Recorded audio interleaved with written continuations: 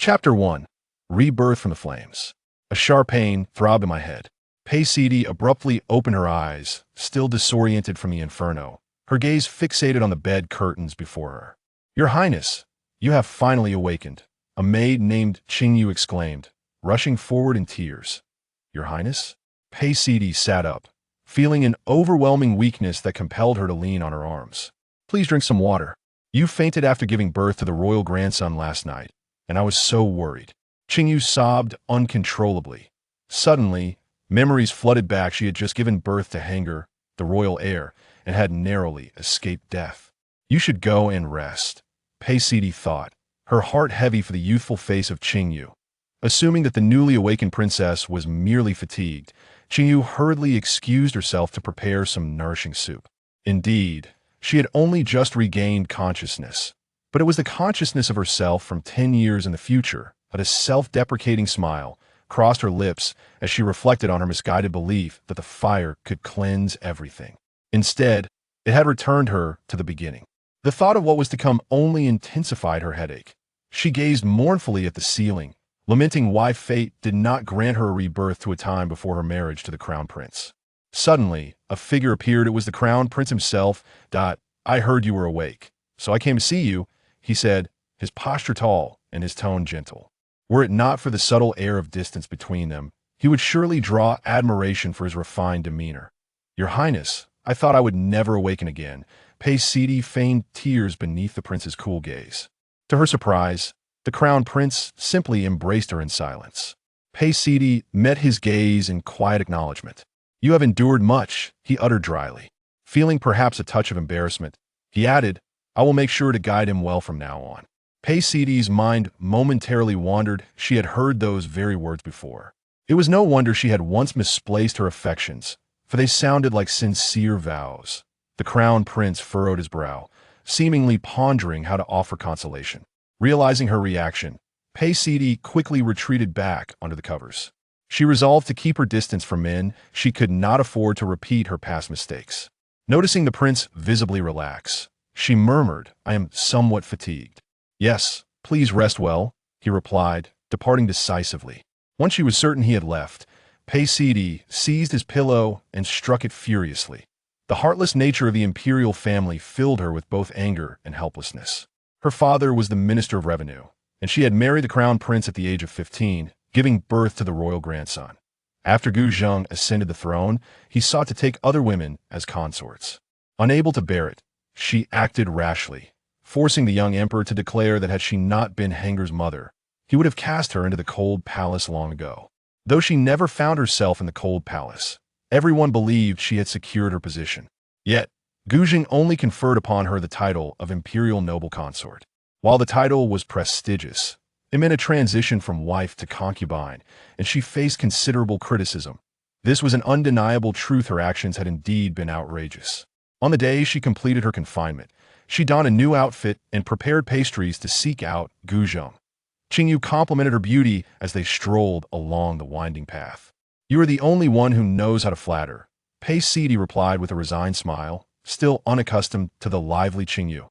Upon arriving at the study, she found Gu Zheng immersed in official duties, leaving her to wait patiently by his side. After a considerable time, Gu Zheng finally paused and glanced in her direction. Silently, Paisidi offered him a plate of pastries, choosing not to speak immediately as the crown prince savored his treat. "Go ahead, speak your mind," Gu Zheng said, fully aware that she rarely approached him without a purpose. Paisidi felt a wave of confusion. Was their relationship truly this relaxed a decade ago?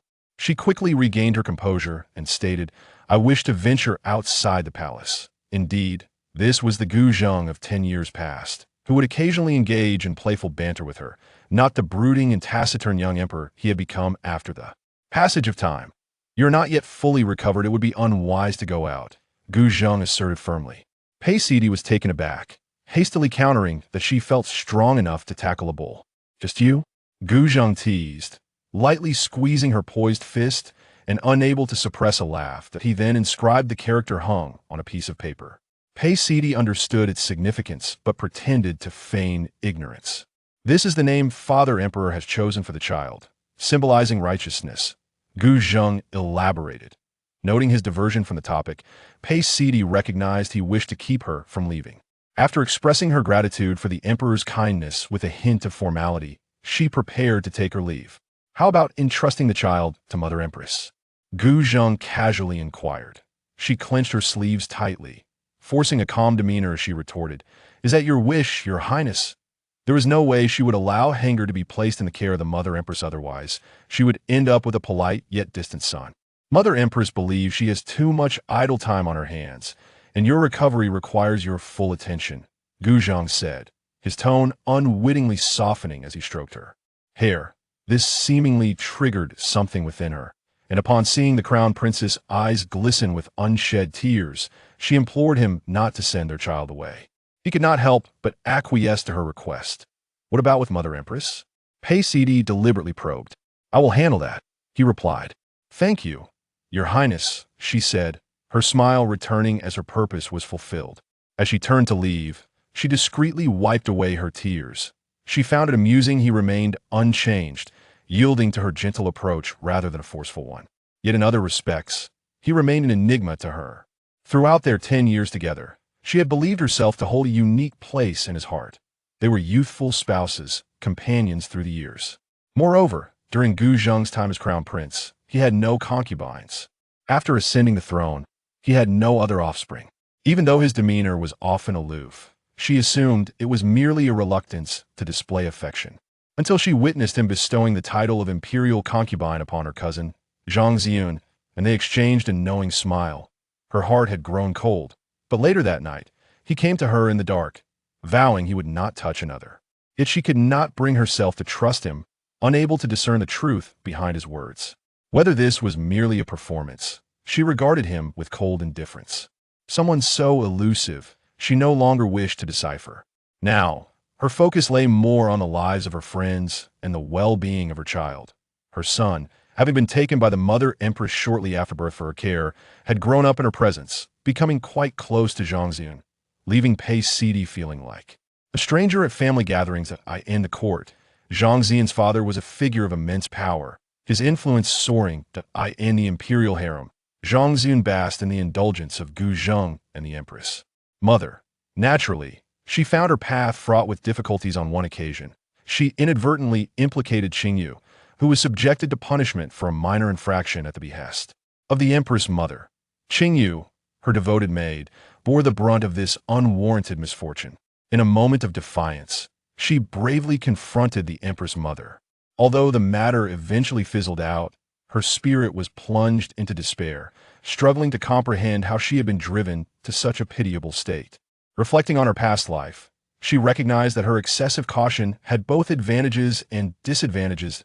At the very least, it had allowed her to survive for a decade within the treacherous intrigues of the palace, despite lacking any formidable allies.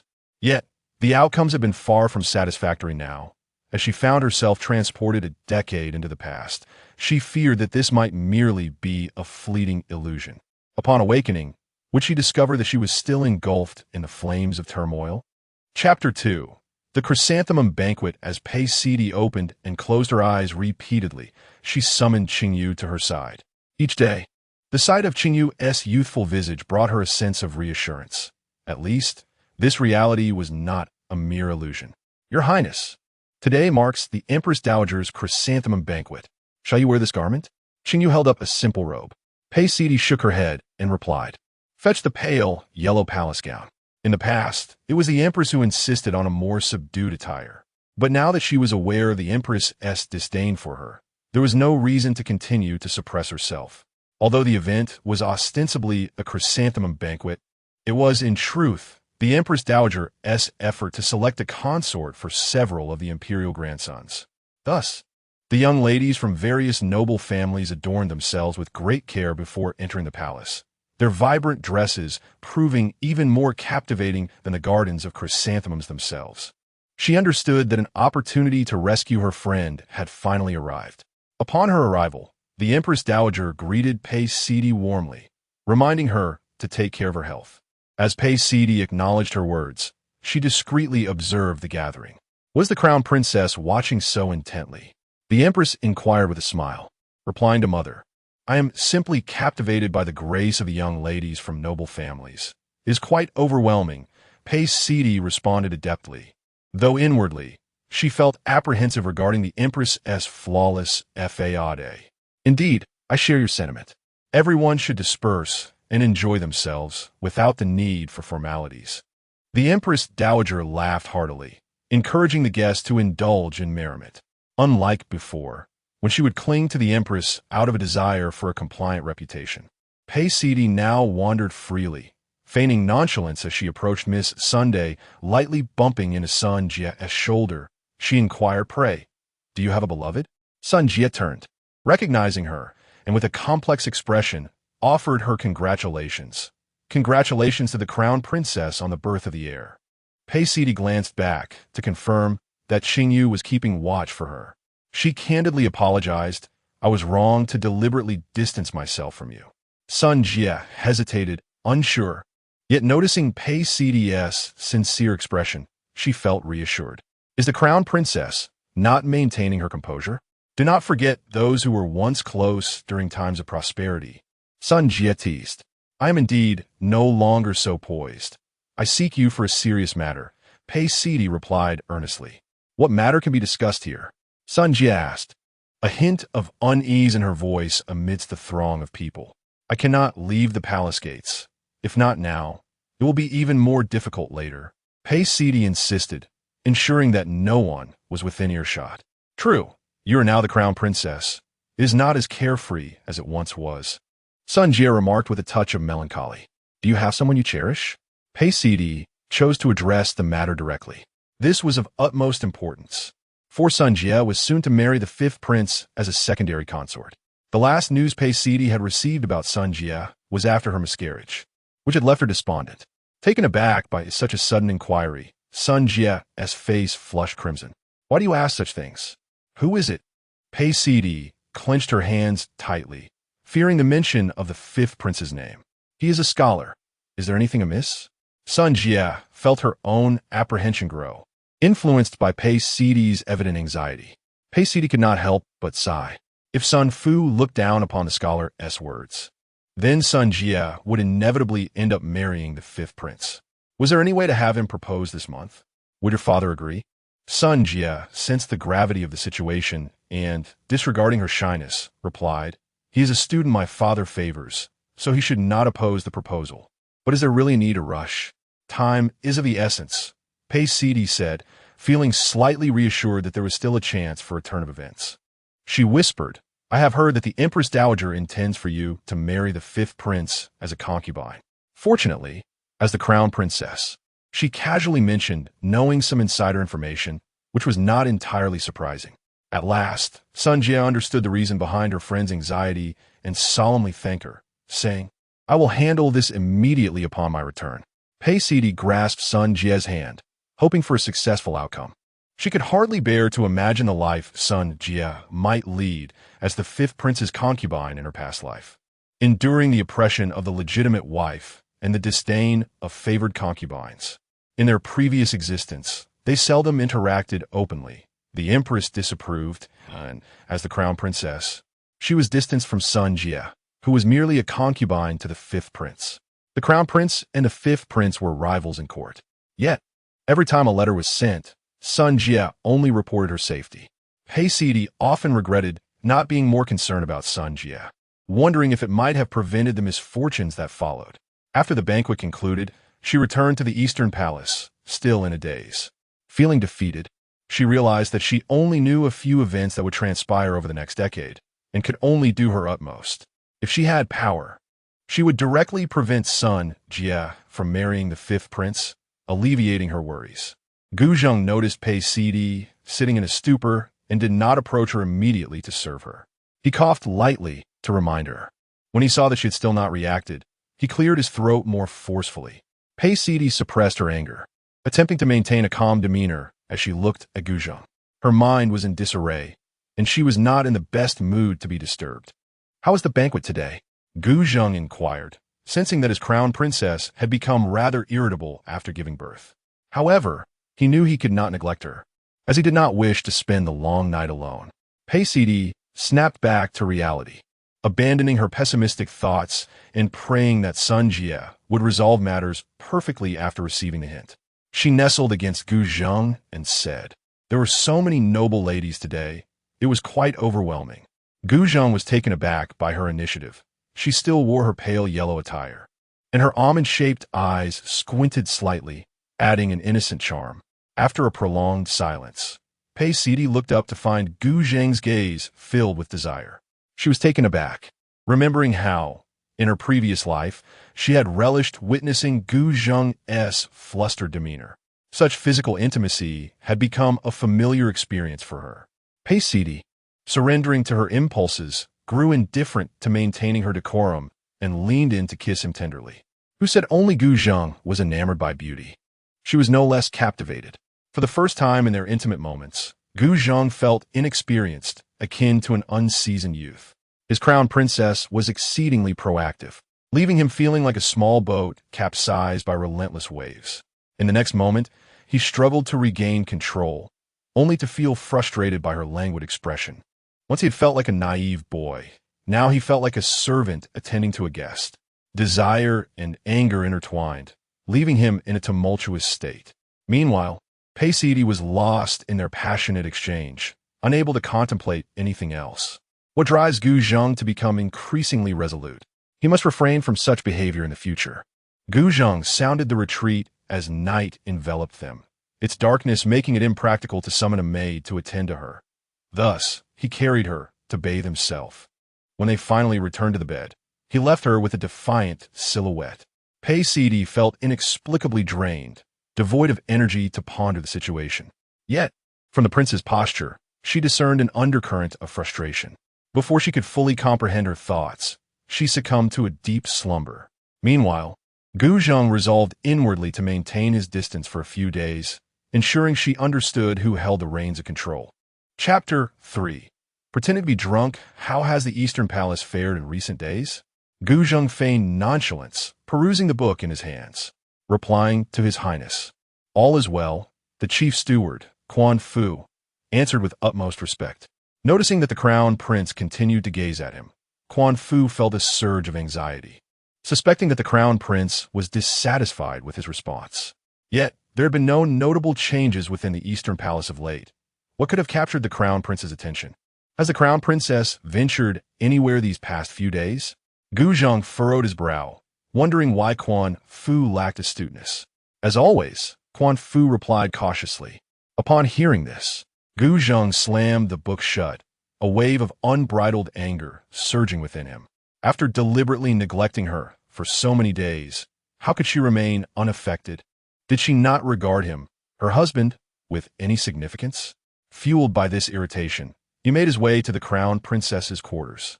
Coincidentally, he encountered Pei Sidi just after she had washed her hair, her tresses cascading like a waterfall, delicate hands gently dabbing them with a silk cloth. Bathed in radiant sunlight, she appeared languid yet at ease, her eyes and brows curving in a gentle arc. Gu Zheng found himself transfixed by her profile, unable to tear his gaze away. His anger dissipated by half. Perhaps if she were to admit her fault, he could find it in himself to forgive her. Unbeknownst to Pei Sidi, Gu Zheng's emotions had shifted multiple times in the few steps that separated them. After performing a verbal greeting, she chose to disregard the suddenly arriving crown prince. A moment of silence passed. "Your Highness, did you come to see Heng'er?" Pei Sidi could no longer contain herself.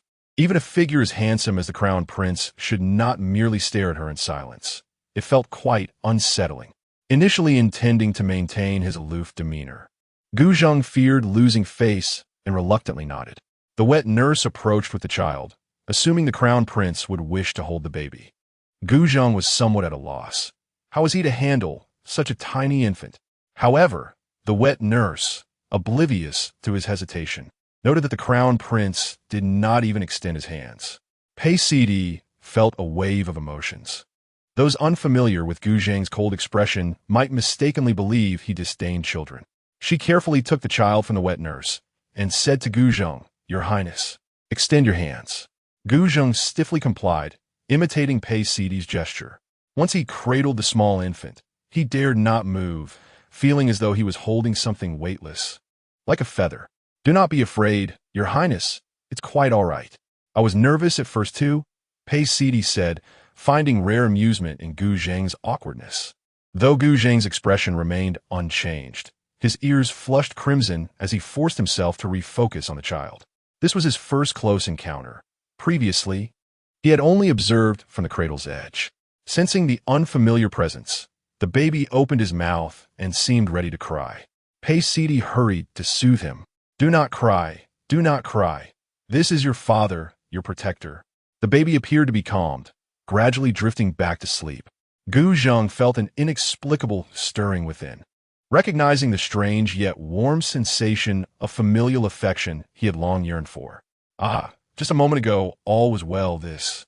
Qingyu could not help but voice her thoughts. Pei Sidi observed Gu Zheng's outward composure, while inwardly he seemed to be on the verge of retreating in disarray. A sense of amusement welled up within her as she observed the aloofness of the prince, whose character was undeniably eccentric. Princess, can you still find humor in this? She mused. Is His Highness displeased? Qingyu fidgeted nervously with her hands. Prepare the evening meal, Pei Sidi remarked nonchalantly, stretching her limbs. She had long since grown accustomed to Gu Zheng's sudden shifts to an icy demeanor. In the past, she might have felt as anxious as Qingyu, but now, she was indifferent. After a refreshing wash, Pei Sidi nestled into her covers, ready to rest, when a voice echoed from outside. His Highness has arrived. She glanced at the ceiling in exasperation, struggled to throw off the blankets, and rose to don simple attire for his reception. Internally cursing Gu Zheng for choosing to arrive just as she had settled in, she barely stepped beyond the screen when she found him already in the chamber. Caught off guard, she noted the lingering moisture on him, a clear indication that he had bathed not long ago. Gu Zheng stood there, waiting for her to approach. But her lack of initiative left him perplexed. He pondered how they had once shared such intimacy so effortlessly, after neglecting Pei Sidi for several days. It felt rather self-defeating to be the one to reach out now. Pei Sidi blinked innocently, fully aware of the true purpose behind the prince's late-night visit. However, she too harbored resentment from their previous encounter, when he had scolded her without cause, compounded by his deliberate absence these past few days. She was no mere clay figurine devoid of emotions. Is your Highness here to discuss something? She inquired, feigning ignorance as she broke the silence. The prince, accustomed to doing as he pleased, now found himself in a predicament. Yet tonight, he could not retreat. He desired to remain. Calmly, he took a seat, rummaging through his mind for topics to converse with the princess. To his dismay, he realized his understanding of Pei Sidi was woefully inadequate. He did not know her preferences or how she spent her days. Noticing his hesitation, Pei Sidi took a seat as well. Her curiosity piqued as she observed his struggle. She intentionally refrained from offering him an easy way out, eager to see what he could conjure. The recent chrysanthemum banquet had been organized by the Empress Dowager to select brides for the lonely princes. After much contemplation, Gu Zheng finally broached the subject. Upon hearing this, Pei Sidi became animated, calling for Qingyu to bring forth the fruit wine. So that's the reason, she continued. I was puzzled as to why so many noble ladies were invited. Gu Zheng downed the wine in one gulp, responding, You have borne the royal heir. Naturally, they are eager. The mothers of his brothers had been taking turns lamenting to the Empress Dowager, who, under pressure, had no choice but to host the banquet, hoping to settle matters in one fell swoop. Yet, the selection of the royal brides must have been long considered by the Empress Dowager. Concerned for the fate of Sun Jie, Pei Sidi cautiously probed further. Surely, the Empress Dowager would not treat such an occasion lightly, merely using a banquet to choose a daughter-in-law. The selection of a prince's wife would have been meticulously planned, with only a few fitting candidates based on family background and age. However, the criteria for secondary consorts were not as stringent, provided their lineage did not surpass that of the primary consort. Seeing her interest, Gu Zheng was more than willing to elaborate, and the effects of the wine began to cloud her thoughts, and she nearly inquired why he had no secondary consort at that time. Curious about my lack of a secondary consort, Gu Zheng's expression suddenly turned solemn. Pei Sidi's head shook like a rattle drum, her expression revealing curiosity. Yet she dare not inquire. Gu Zheng let out a soft laugh, swirling his wine cup, deciding to dispense with trivialities. Fueled by the intoxication, he leaned forward to kiss the side of her neck. Even she, not wholly inebriated, recognized that Gu Zheng was likely in the same state. At this moment, the prince, in a rare display of humility, took the initiative to show goodwill. She could hardly disregard his dignity. The two feigned drunkenness, entangled in a silent understanding, forgetting the unpleasantness of the past few days. Within the warm silk curtains, amid the embrace of a spring night, the mingling of wine began to induce a gentle haze. Pei Sidi even pondered if Qing Yu had mistakenly served her the wrong wine. Otherwise, how could she be so deeply enraptured? Gu Zheng was once again proactive tonight. Yet unlike that previous occasion, he felt no loss of face. In their hearts, they silently agreed that this wine was indeed a delightful elixir. Chapter 4. Deception. Recently, Pei Sidi found herself in a state of unease, burdened by the fear that Sun Jia might repeat past mistakes while simultaneously preparing for her son's full moon banquet. The little one was growing rapidly, though fortunately, he spent most of his time sleeping. As she held the list of invitees, intending to present it to the empress for approval, she was taken aback to find Zhang Ziyun present as well. Why does the daughter of Minister Sun appear on the list, Crown Princess? Zhang Ziyun feigned surprise. The empress remained silent, merely covering the list and placing it on the table. Pei Sidi understood that the empress's silence indicated her tacit agreement with Zhang Ziyun's stance. Not wishing to indulge Zhang Ziyun, she countered, "Does Sister Ziyun imply that the daughter of Minister Sun should not be invited?" Zhang Ziyun bit her lip, tears welling in her eyes as she sobbed. "Crown Princess, that is not my intention." Pei Sidi felt perplexed. The tears seemed inexplicably misplaced. What was the matter? At that moment, Gu Zheng, handsome in his court attire, entered, having come directly from a court. He happened upon Zhang Ziyun, who was tearfully defending herself. "Dear cousin, it's nothing," Zhang Ziyun said, hastily wiping her tears, which only made her appear more pitiable. The empress, unhurried, sipped her tea and remarked, "It is nothing." Ziyun simply spoke out of turn regarding the full moon banquet. Gu Zheng cast a questioning glance at Pei Sidi. She felt wronged, unjustly implicated by the two of them. While the empress appeared to chastise Zhang Ziyun, she was actually implying that she was being petty. Tit for tat, Pei Sidi thought. "It is my fault." She feigned wiping non-existent tears, stating, "We should not have invited the daughter of Minister Sunday." Gu Zheng, overwhelmed by the back and forth, waved his hand dismissively, saying, "It is merely a trivial matter, of no consequence." "But I cannot fathom why Sister Ziyun only mentioned the daughter of Minister Sun," Pei Sidi insisted, unwilling to let the topic slide easily. She caught Gu Zheng's warning gaze but pretended not to notice, fixating on Zhang Ziyun, awaiting a response.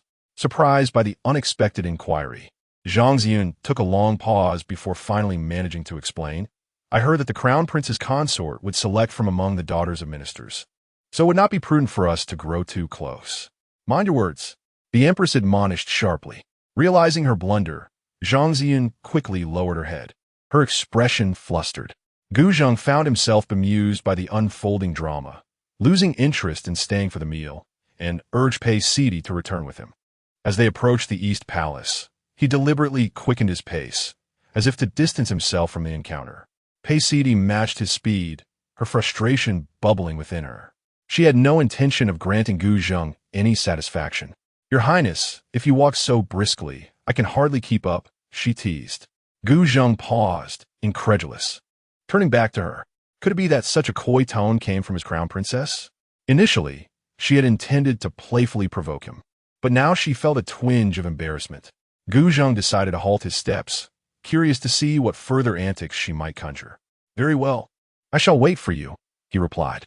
Pei Sidi pondered for a moment, then continued to mimic Zhang Ziyun's tone, saying, "Your Highness is truly considerate. I am so delighted." "Indeed, that is sufficient." Gu Zheng's expression was inscrutable, yet he gradually accompanied her back. Pei Sidi walked with trepidation, for she was well acquainted with that look of his. Every time Gu Zheng concocted a nefarious scheme, it was always accompanied by a pressed lip. Upon returning to the courtyard for a meal, Gu Zheng inexplicably showered her with attention, even reminding her that the soup was hot. Initially, she intended to let it cool before drinking, but his reminder startled her into consuming it immediately. Fortunately, the soup was not excessively hot, though her eyes betrayed a slight glisten. Pei Sidi hesitated to set down the spoon in her hand, repeatedly blinking to alleviate her tension. Although he had not uttered harsh words, an ominous sensation of impending doom loomed over her. She chewed slowly, taking her time. After making his remark, Gu Zheng displayed an unmistakably artificial smile. After their lunch, Gu Zheng waved away the attendants. A long silence ensued, and she dared not speak first, unable to decipher Gu Zheng's thoughts. She believed that saying less meant making fewer mistakes, and remaining silent meant making none. Gu Zheng lightly tapped the tabletop, observing his princess consort sitting quietly, lacking the boldness she exhibited before the empress. In the past, she would only display her cleverness in his presence, and he would indulge her. But now the room was oppressively silent. Pei Sidi could hear the sound of his fingers tapping on the table, her heart seemingly echoing each beat. "Do not weep in the future," Gu Zheng said, lowering his gaze. "Yes," Pei Sidi replied. She had always been adaptable, especially since Gu Zheng only offered her guidance when they were alone. He was not exposing her in front of the empress or Zhang Zian, so she dare not argue with him at that moment. Is that how you respond to this, prince?" Gu Zheng approached her and wrapped his arm around her. "Otherwise, what tone should I use?" The crown prince suddenly leaned closer, exerting an even greater pressure. In her flustered state, Pei Sidi recalled that it was while imitating Zhang Ziyun that Gu Zheng's mood had begun to shift. Could it be that he had a penchant for this? "Yes, I understand," Pei Sidi replied coyly, raising her head to feign shyness. "No, je vous think rempli naïve." "Then how should I express myself?" Pei Sidi surrendered, burying her face in Gu Zheng's embrace. She no longer wished to perform. This man's thoughts were truly inscrutable. Her tone was insufficiently light, as overly heavy words would seem deliberate. Gu Zheng toyed with the ends of her hair, casually addressing the issue. Pei Sidi suddenly looked up, astonished that he was aware of her cousin's tricks, and even more surprised that he seemed unconcerned about Zhang Ziyun. "Why do you appear so fearful of me?" Gu Zheng inquired, a smile playing on his lips, observing her evident disarray with mild surprise. "I am not." Pei Sidi's emotions were tumultuous. The Gu Zheng of a decade ago had been equally challenging to navigate. "Speak the truth. Do not speculate on my preferences," Gu Zheng stated succinctly. His commanding presence prompted Pei Sidi to regain her composure. Gu Zheng was astute. Any lies she told would only be exposed. "It is you, you scoundrel," Ziyun cried inexplicably, "and you suspect me of wrongdoing." Realizing that she could not lie, she chose to vent her frustration instead, playfully striking his shoulder several times. At that moment, Gu Zheng's suspicions began to dissipate. It became clear that she had been wronged. He comforted her, saying, before the empress, "I cannot show favoritism towards you." She gently climbed up to Gu Zheng's neck, burying her head in his shoulder, unable to hold back her tears. Listening to the prince's rare explanations, her heart grew increasingly desolate. It seemed that every moment required careful deliberation. Might she venture out of the palace? The artisan had mentioned needing to confirm some details regarding the longevity lock crafted for her. Pei Sidi quickly dried her tears before raising her gaze to Gu Zheng, hoping to leverage his fleeting sense of remorse to secure permission for a meeting with Sun Jie. Just this once, and without drawing attention. Gu Zheng furrowed his brow. Had it not been for his undeniable debt today, he would have surely denied her request. Though there were no explicit rules forbidding a princess from leaving the palace, an unspoken restraint lingered in the hearts of all. "Thank you, Your Highness." This time, her gratitude was genuine as she embraced him lightly. Gu Zheng felt a pang of discomfort.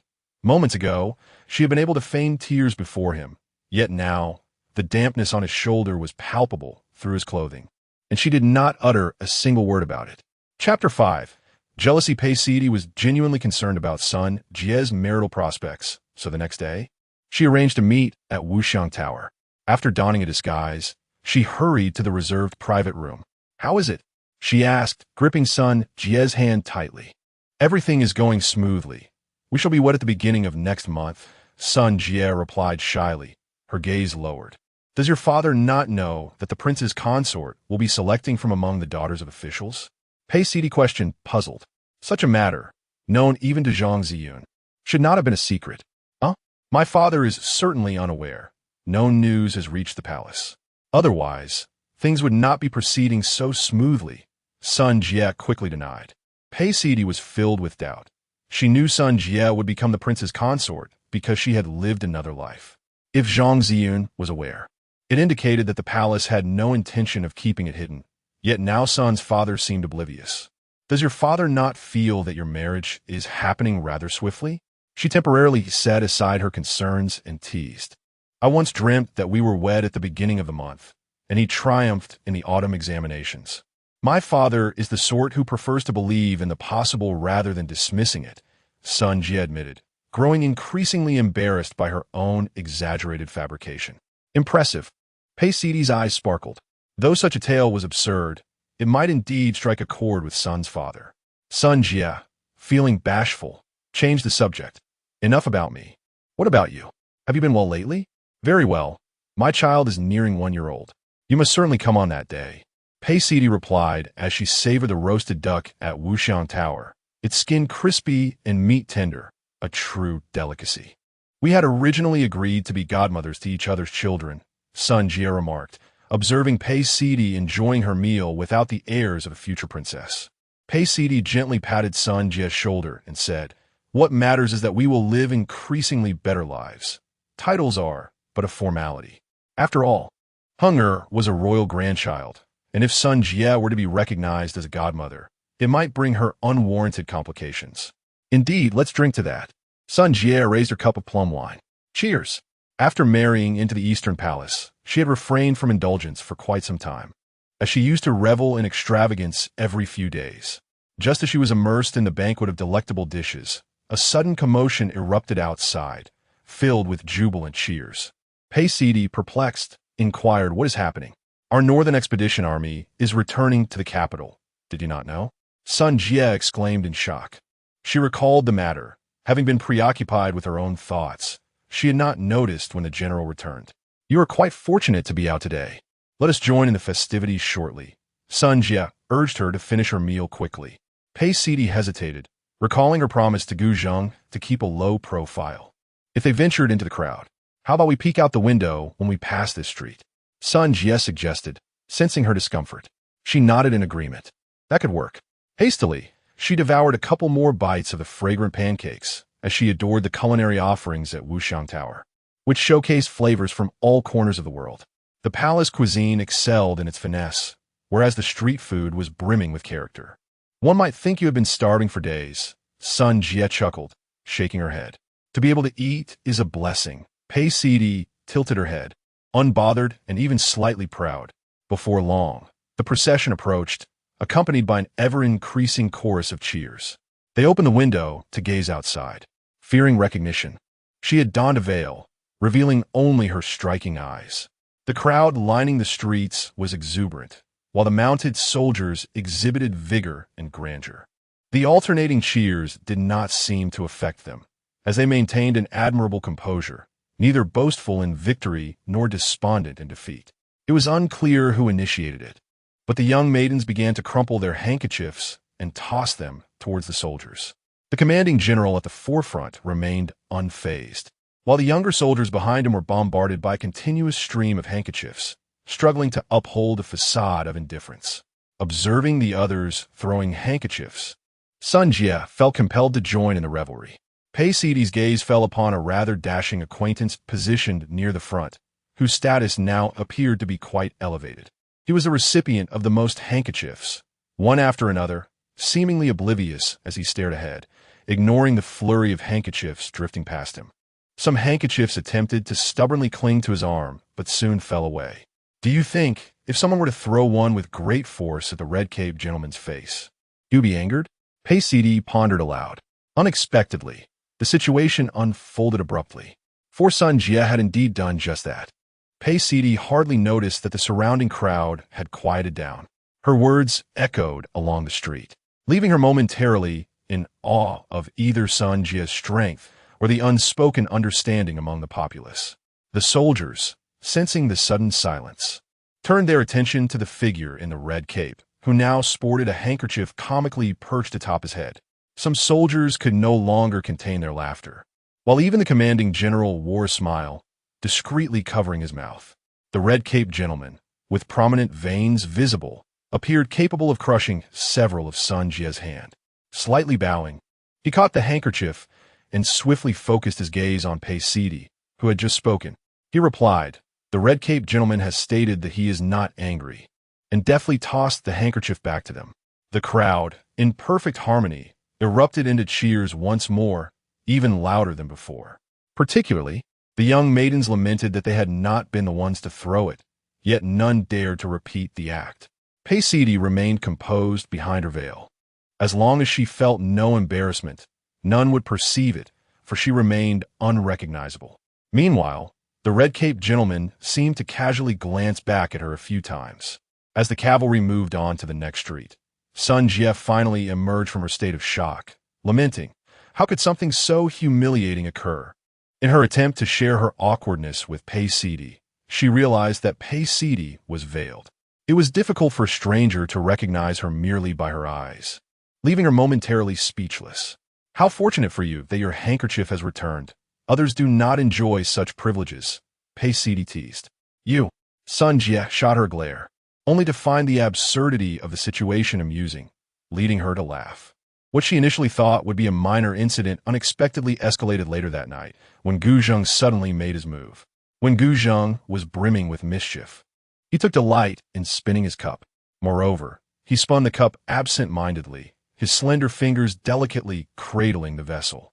Pei Sidi inexplicably thought of the gentleman in the red shawl from earlier that day. Their hands were entirely dissimilar. One was marked by prominent veins, exuding a sense of formidable strength, while the other was long and fair, capable of wielding life and death with a mere stroke of the pen. "Where did you go today?" Gu Zheng inquired calmly. After finalizing the details of Heng'er's longevity lock, she had arranged a small gathering at Wuxiang Tower with the daughter of Lord Sunday.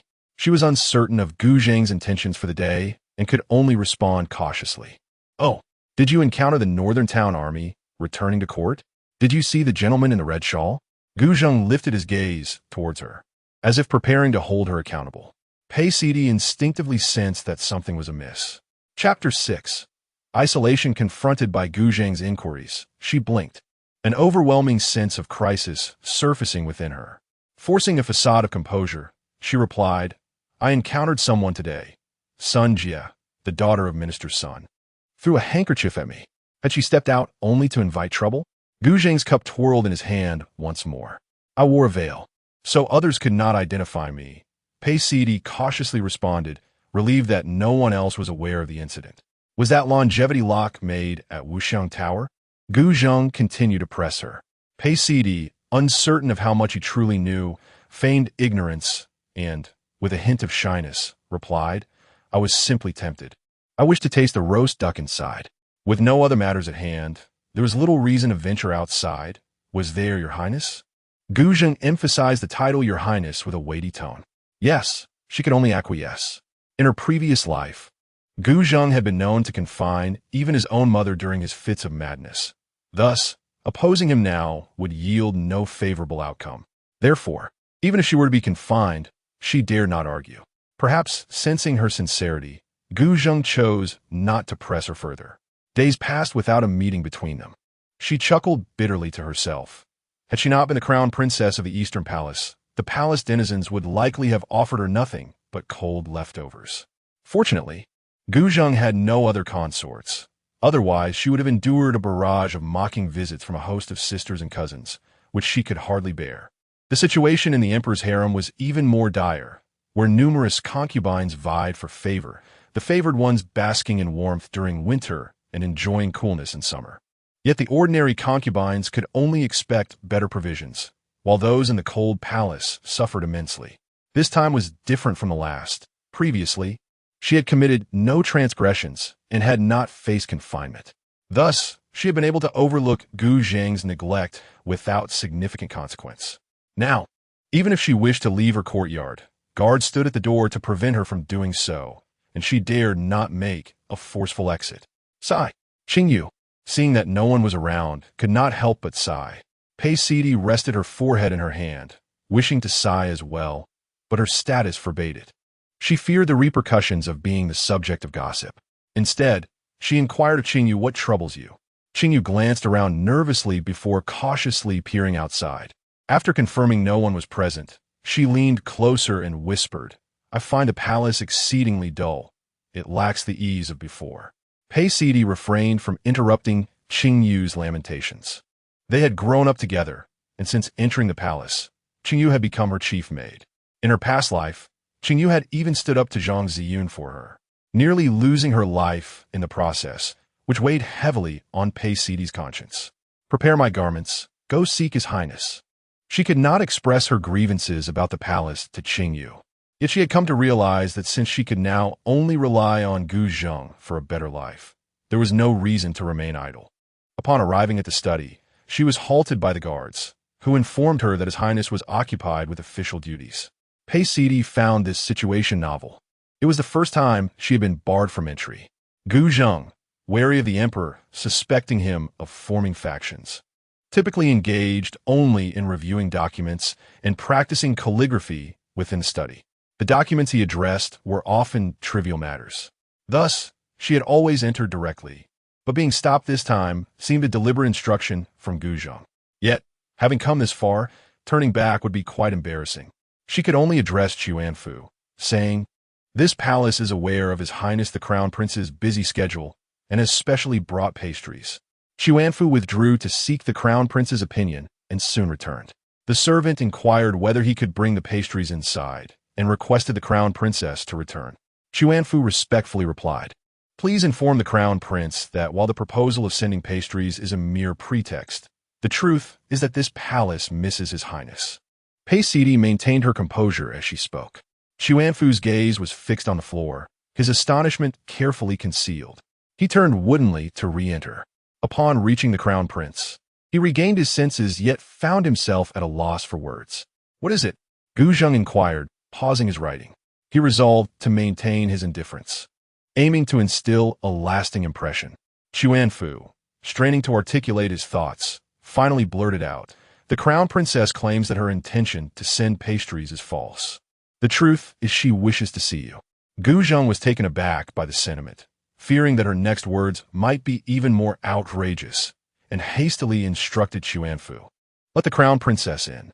With the command given, Chuanfu hurried off, eager to avoid any further romantic declarations, uncertain of what else the Crown Princess might say. As Pei Sidi stepped inside, she heard Gu Zheng admonish, "What an indecorous display. From now on, do not speak recklessly." She chose not to respond. She was well aware that he secretly relished such exchanges. However, had anyone else spoken to him in such a manner, he would undoubtedly have maintained a stoic facade, betraying no emotion. In his previous life, he had abolished the burdensome practice of selecting a consort, earning a reputation for being indifferent to female charm. Hailed as a wise ruler, "Your Highness, do you miss me?" she asked directly, sidling up to Gu Zheng, addressing him with a term of respect instead of referring to herself as a subject. Gu Zheng was momentarily taken aback. While he had intentionally avoided meeting her these past few days due to pressing matters, he had anticipated her indifference to his coldness, much like before. Now that she was closer, he noticed that his crown princess wore a crimson embroidered robe over a sheer garment, her skin as pale as snow, lightly adorned with makeup, rendering her extraordinarily beautiful. Though he initially intended to send her away, now, with her delicate presence so near, he found himself unable to utter the words. Pei Sidi, however, would not grant him leniency. As he leaned closer, she deftly elbowed him away. She softly inquired once more, "Your Highness, do you miss me?" "With all the duties at hand, what is there miss?" Gu Zheng retorted, somewhat irked by her persistence. She placed her other hand on his chest, her fingers lightly tapping, reminding him, "Even amidst your busy affairs, you may still long for your wife." Gu Zheng felt a flutter of unease, wishing to scold her. But upon reflection, he realized it was his own allure that had ensnared him. In rhythm with her gentle touch, his heart seemed to echo her pulse. He grasped her slender hand, contemplating that there was nothing wrong with uttering a few sweet words. Thus he replied, "Of course I do." Observing Gu Zheng's emotional shift, she discerned that he was likely fabricating his response. Yet, it mattered little. He would eventually come to believe his own lies. Gu Zheng was not one to exhibit his feelings openly, and so each time he spoke of longing or affection, he gradually deceived himself. Perhaps this was the reason behind his low threshold for emotions towards her in their previous life. Compelled to lower his head, the crown prince found it difficult to maintain his aloof demeanor. Yet, in the throes of intimacy, her gaze became languid as she inquired, "Your Highness, are you familiar with the turtle? It retreats into its shell at the slightest disturbance to shield itself." Gu Zheng, keenly perceptive, recognized her veiled insinuation and the deliberate misinterpretation of his intentions. While he had been neglecting her, she portrayed him as a turtle, sulking within his shell.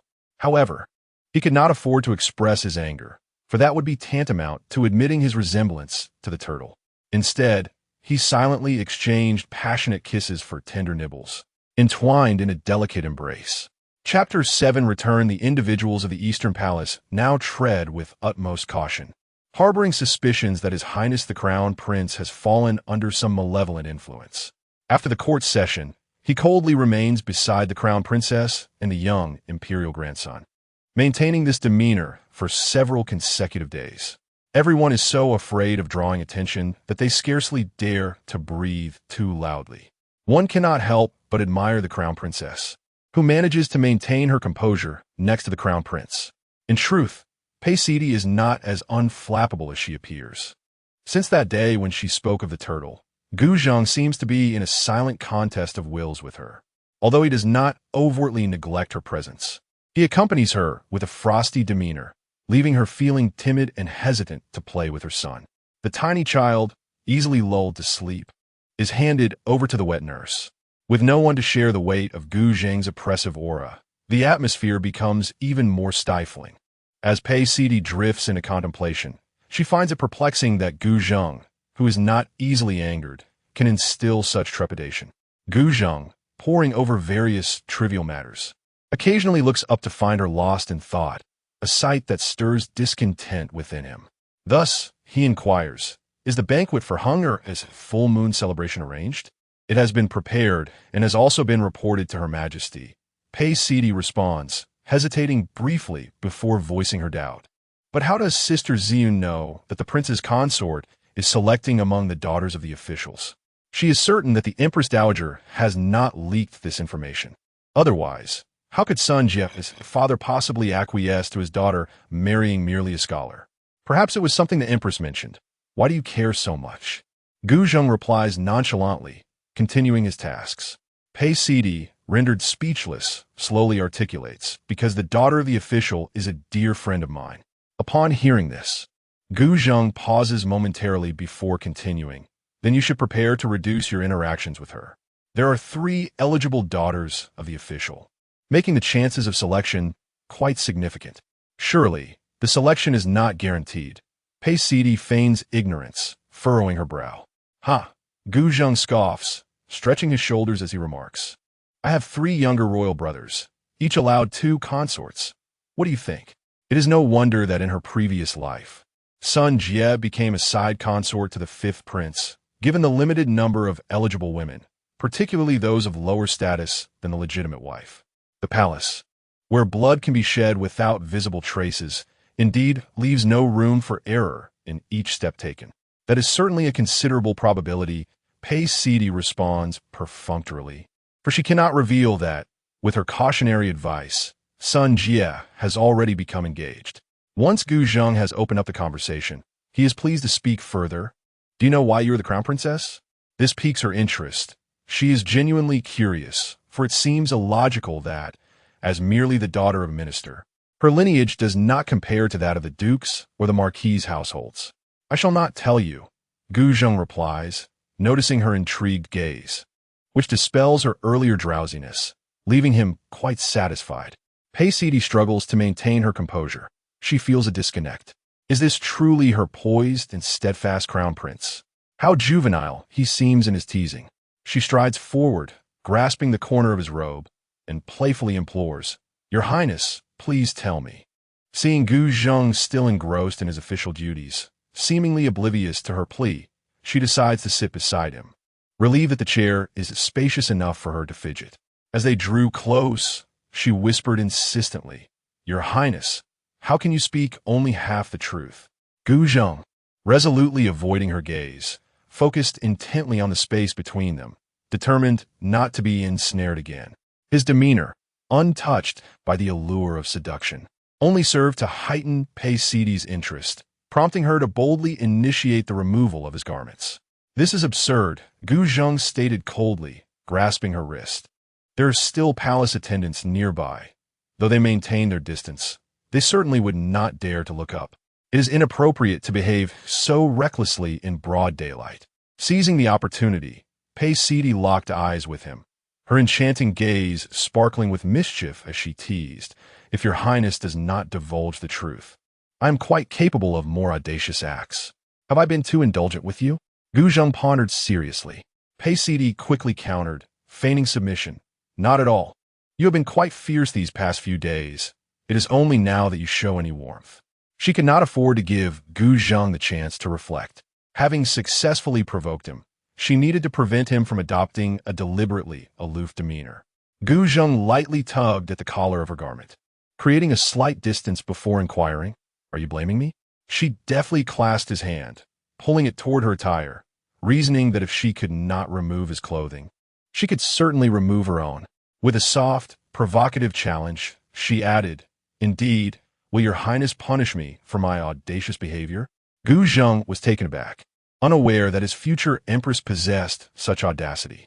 Despite his extensive scholarly background, the only thought that lingered in his mind was the line, "The warm lotus bed through a spring night, the sovereign no longer rises early." Raised in an environment that emphasized propriety, it was shocking to hear his dignified fiancé utter such suggestive words. While he ought to reprimand her for this outrageousness, the warmth of her touch heightened his senses beyond measure.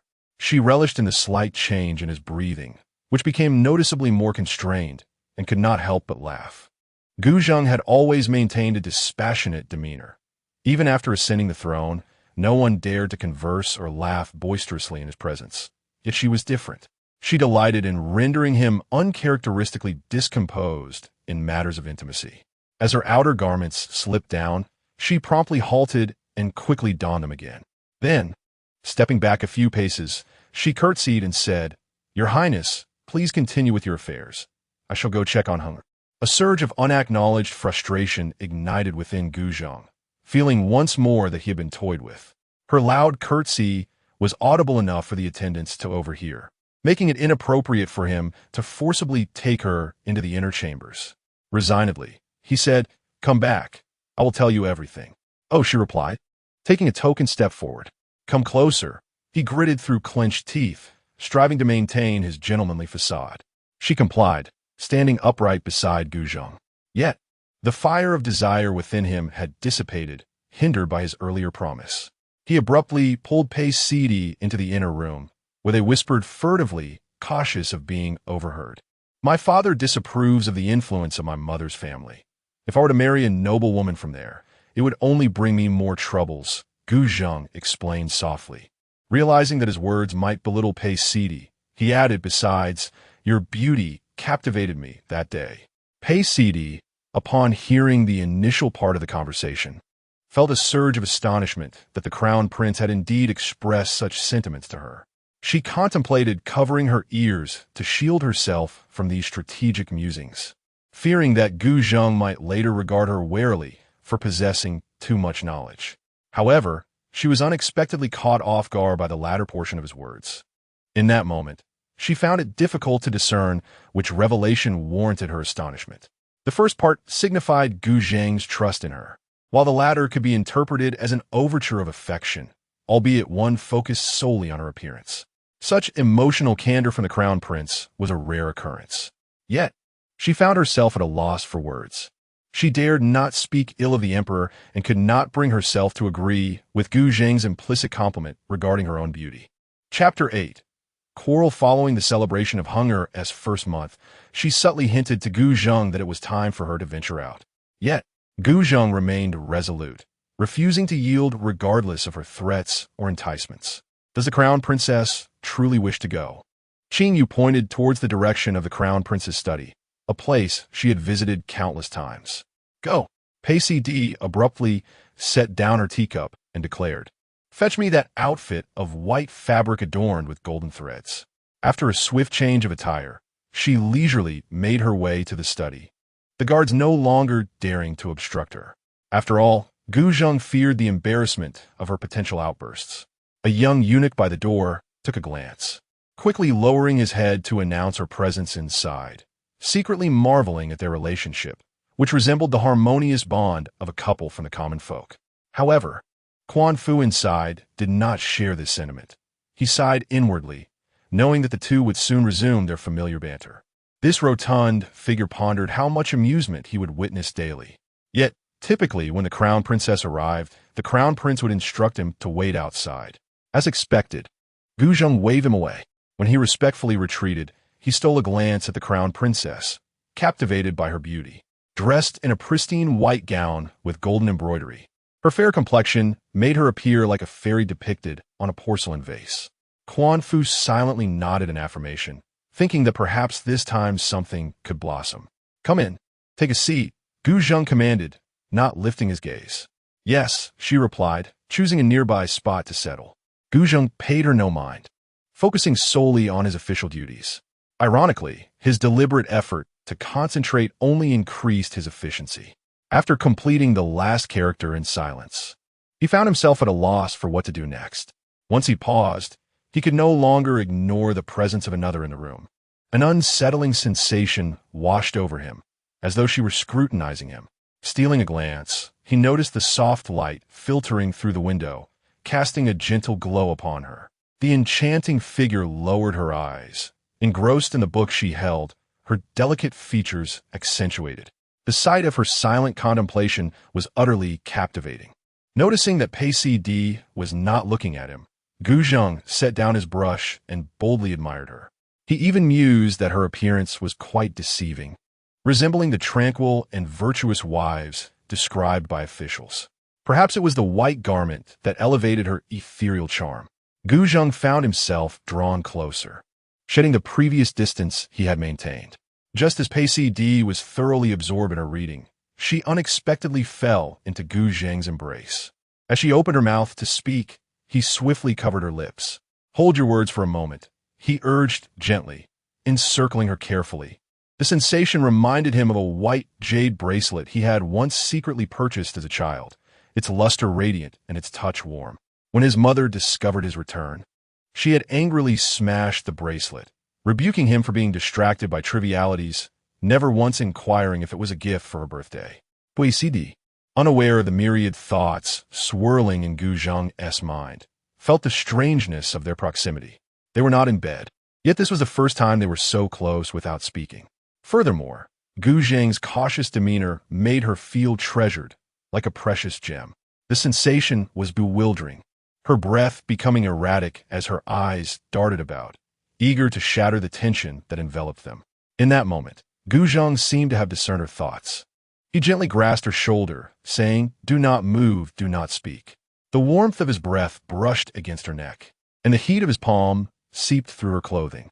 Unconsciously, she ceased her attempts to resist, quietly allowing him to embrace her. "Who are you truly?" Gu Zheng murmured, as if in a dream.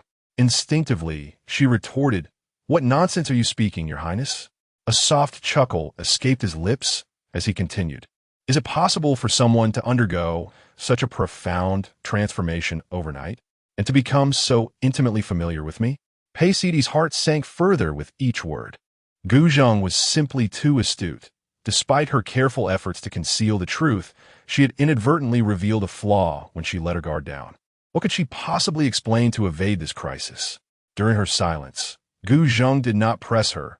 Instead, he seemed lost in thought, reminiscing about the shattered white jade bracelet and how its value had dissipated with its destruction. Did he wish to destroy the one in his arms as well? "Your Highness, the transformation you speak of occurred right after I returned from the brink of death, shortly after giving birth to him." Pacey suddenly spoke up. "I believed I would not survive. Thus I cherish each day that I am granted now, longing to grow closer to you." She articulated each word with a heavy heart. feeling her eyes welling with tears. As for your assertion of a drastic change in my temperament, have you truly sought to understand what my nature is? Gu Zheng was taken aback as he met her tear-filled gaze, which brimmed with despair and mockery. He opened his mouth to defend himself, but found himself at a loss for words in the face of her sorrowful eyes. Pei Sidi forcefully extricated herself from his embrace, stepping back to perform a proper bow. I have erred, Your Highness. From now on, I shall act as you wish. If you remain unconvinced, please grant me a letter of divorce. She wiped her tears away and turned to leave, not waiting for Gu Zheng's response, leaving him standing alone in the silence. Upon returning to her chamber, and after dismissing Qingyu, she finally allowed herself to release her pent-up emotions, weeping silently beneath the covers. Although she had once perished in flames, she had miraculously awakened, even returning to the time just after Heng'er was born. She felt gratitude, yet also profound fear. Each night before sleep, she dreaded not awakening again, fearing she would become a wandering spirit. For so long, she had refrained from engaging with anyone outside of Qingyu, Sun Jie, and Gu Zheng. Even during her son's full-month celebration, she dared not converse with her parents for too long, terrified of revealing that she was a soul from a decade in the future, an anomaly. Gu Zheng's words had snapped the tightly wound string of her anxiety, and with the long-standing fear finally materializing, she felt an unexpected sense of relief. Uncertain if she could deceive him, she chose to gamble on the hope that success would render everything right. Pei Sidi cried until the early hours of the morning, eventually losing track of when she fell asleep. Meanwhile, Gu Zheng was equally troubled, sitting in silence until the midnight hour. When Sheng Fu came to remind him to retire for the night, he simply dismissed him. The following day, in an unprecedented turn of events, the crown prince, after court, deliberately slowed his pace to engage with the younger officials. These youthful scholars were taken aback by his interest in their familial circumstances. My wife and I share a bond of innocent affection, and we have been blessed with a daughter, a seemingly youthful official replied, blushing with shyness. After the initial remarks, the assembled crowd began to chatter animatedly, each extolling the virtues of their wives, gentle and virtuous, and the lively charm of their children. In the midst of this, a sigh broke through the din. It was lamentably noted that one husband, frail in health, had long been confined to his bed since the birth of their child. This individual happened to be the very official who had responded at the outset. Gu Zheng quickly inquired, "What does this have to do with childbirth?" The official, taken aback, replied, "Your Highness, the act of a woman giving birth can be likened to a life-and-death ordeal." Gu Zheng, feeling a pang of guilt, recalled how Pei Sidi had clung to him in fear after giving birth to her. If given a second chance, he would never wish for his wife to face such peril. Once vivacious and full of laughter, she now spent her days consumed by medicine, unable to step outside. As the official continued to lament this sorrowful truth, Gu Zheng silently noted the possibility that childbirth could profoundly alter a person's nature. Chapter 9. Marriage. As Emperor Qin dined with the Empress Dowager, he regaled her with fresh tidings to alleviate her boredom, mentioning matters concerning marriage. Having a wife and children indeed alters one's circumstances, the Empress Dowager remarked with a smile. The Emperor merely chuckled, not echoing her sentiment. Observing his reticence, the Empress Dowager deftly shifted the subject, saying, "It is time for Zheng's 3 younger brothers to wed. Indeed, the prosperity of our descendants is a commendable pursuit. I shall dispatch someone tomorrow to provide a list of unwed ladies for your consideration." "Mother," the Emperor replied, displaying a genuine smile at the mention. "I have some thoughts, but the matter is rather intricate," the Empress Dowager sighed. The Emperor, puzzled, inquired, "Has Mother encountered a dilemma?" She nearly lost her composure, marveling at his feigned ignorance. Was the issue not apparent to all? The crown princess, being the daughter of a minister, did not hail from noble lineage. If a princess of higher status than the crown princess were to be chosen, it could incite controversy. The Empress Dowager spoke slowly, attempting to delegate this conundrum to the emperor. Marriage for the crown prince must be based on virtue. The same applies to his brothers. What does status have to do with it? The emperor deftly returned the question with ease. The Empress Dowager understood he was merely offering platitudes. A woman of lesser pedigree than a minister's daughter would surely invite resentment if she were designated as the crown princess for her grandson. She felt a pang of frustration, questioning why, at her age, she still had to concern herself with such matters. Previously, Gu Jing had voluntarily suggested postponing his marriage, which had delighted her, as it meant his younger brothers could not wed either. However, as the day for selecting a crown princess approached, she had languished in a state of despondency, bombarded daily by the palace maids discussing the backgrounds and virtues of various noble ladies, which left her ears ringing. Fortunately, Gu Zhing reasserted his desire to marry the minister's daughter. She was somewhat surprised. During the banquet, she had observed her and found her indeed beautiful and dignified. Though she did not originate from noble birth, her demeanor was graceful.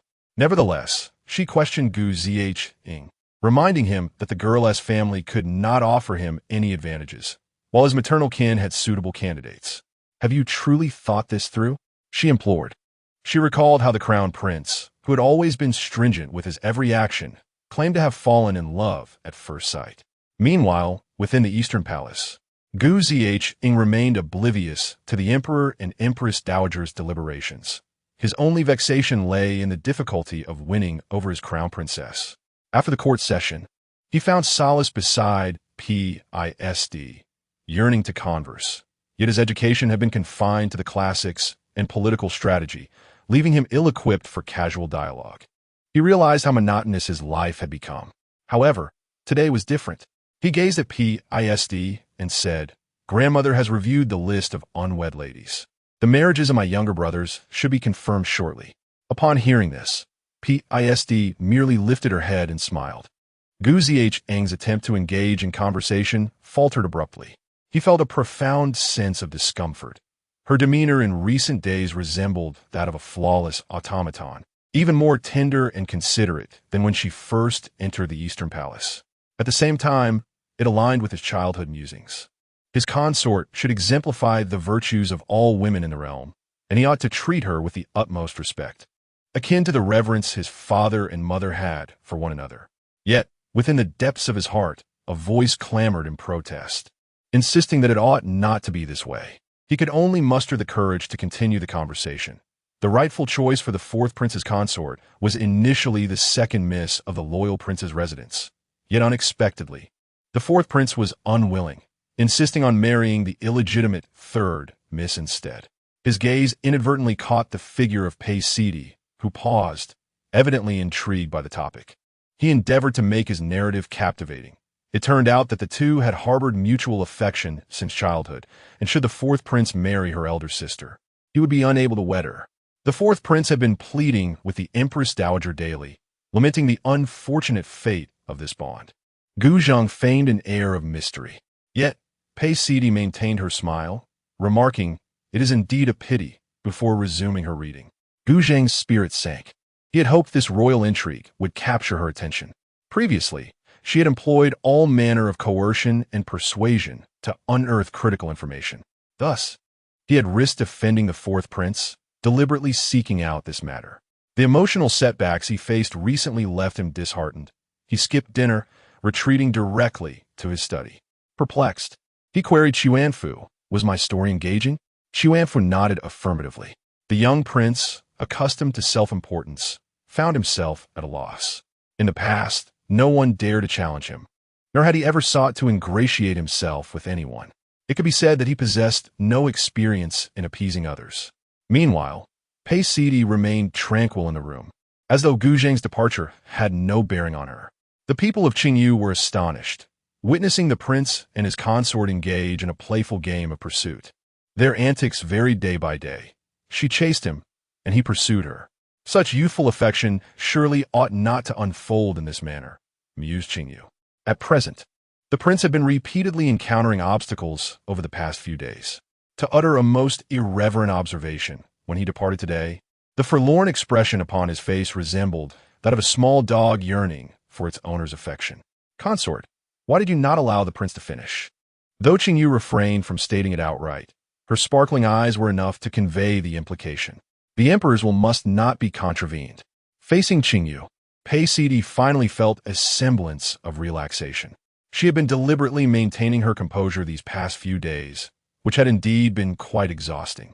If one had not experienced such things, curiosity would naturally arise. However, in her previous life, the fourth prince's consort was the second miss of the loyal prince's residence. Thus, she surmised that the fourth prince's resistance would ultimately prove futile. With no one around, Qingyu whispered, "What if the Empress Dowager decides to grant them her blessing?" "Impossible," Pei Sidi replied with unwavering conviction, shattering this delightful speculation. Qingyu, unconvinced, mumbled, "Yet, how many noble ladies aspired to become the prince's consort back then? And it was still you?" "Aye."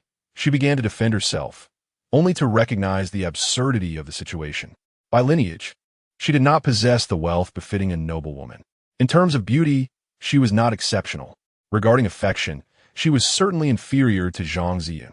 In a few days, when the emperor's decree is issued, you will understand, Pei Sidi decided to abandon further explanation, knowing she could not disclose all of Gu Zheng's reasoning.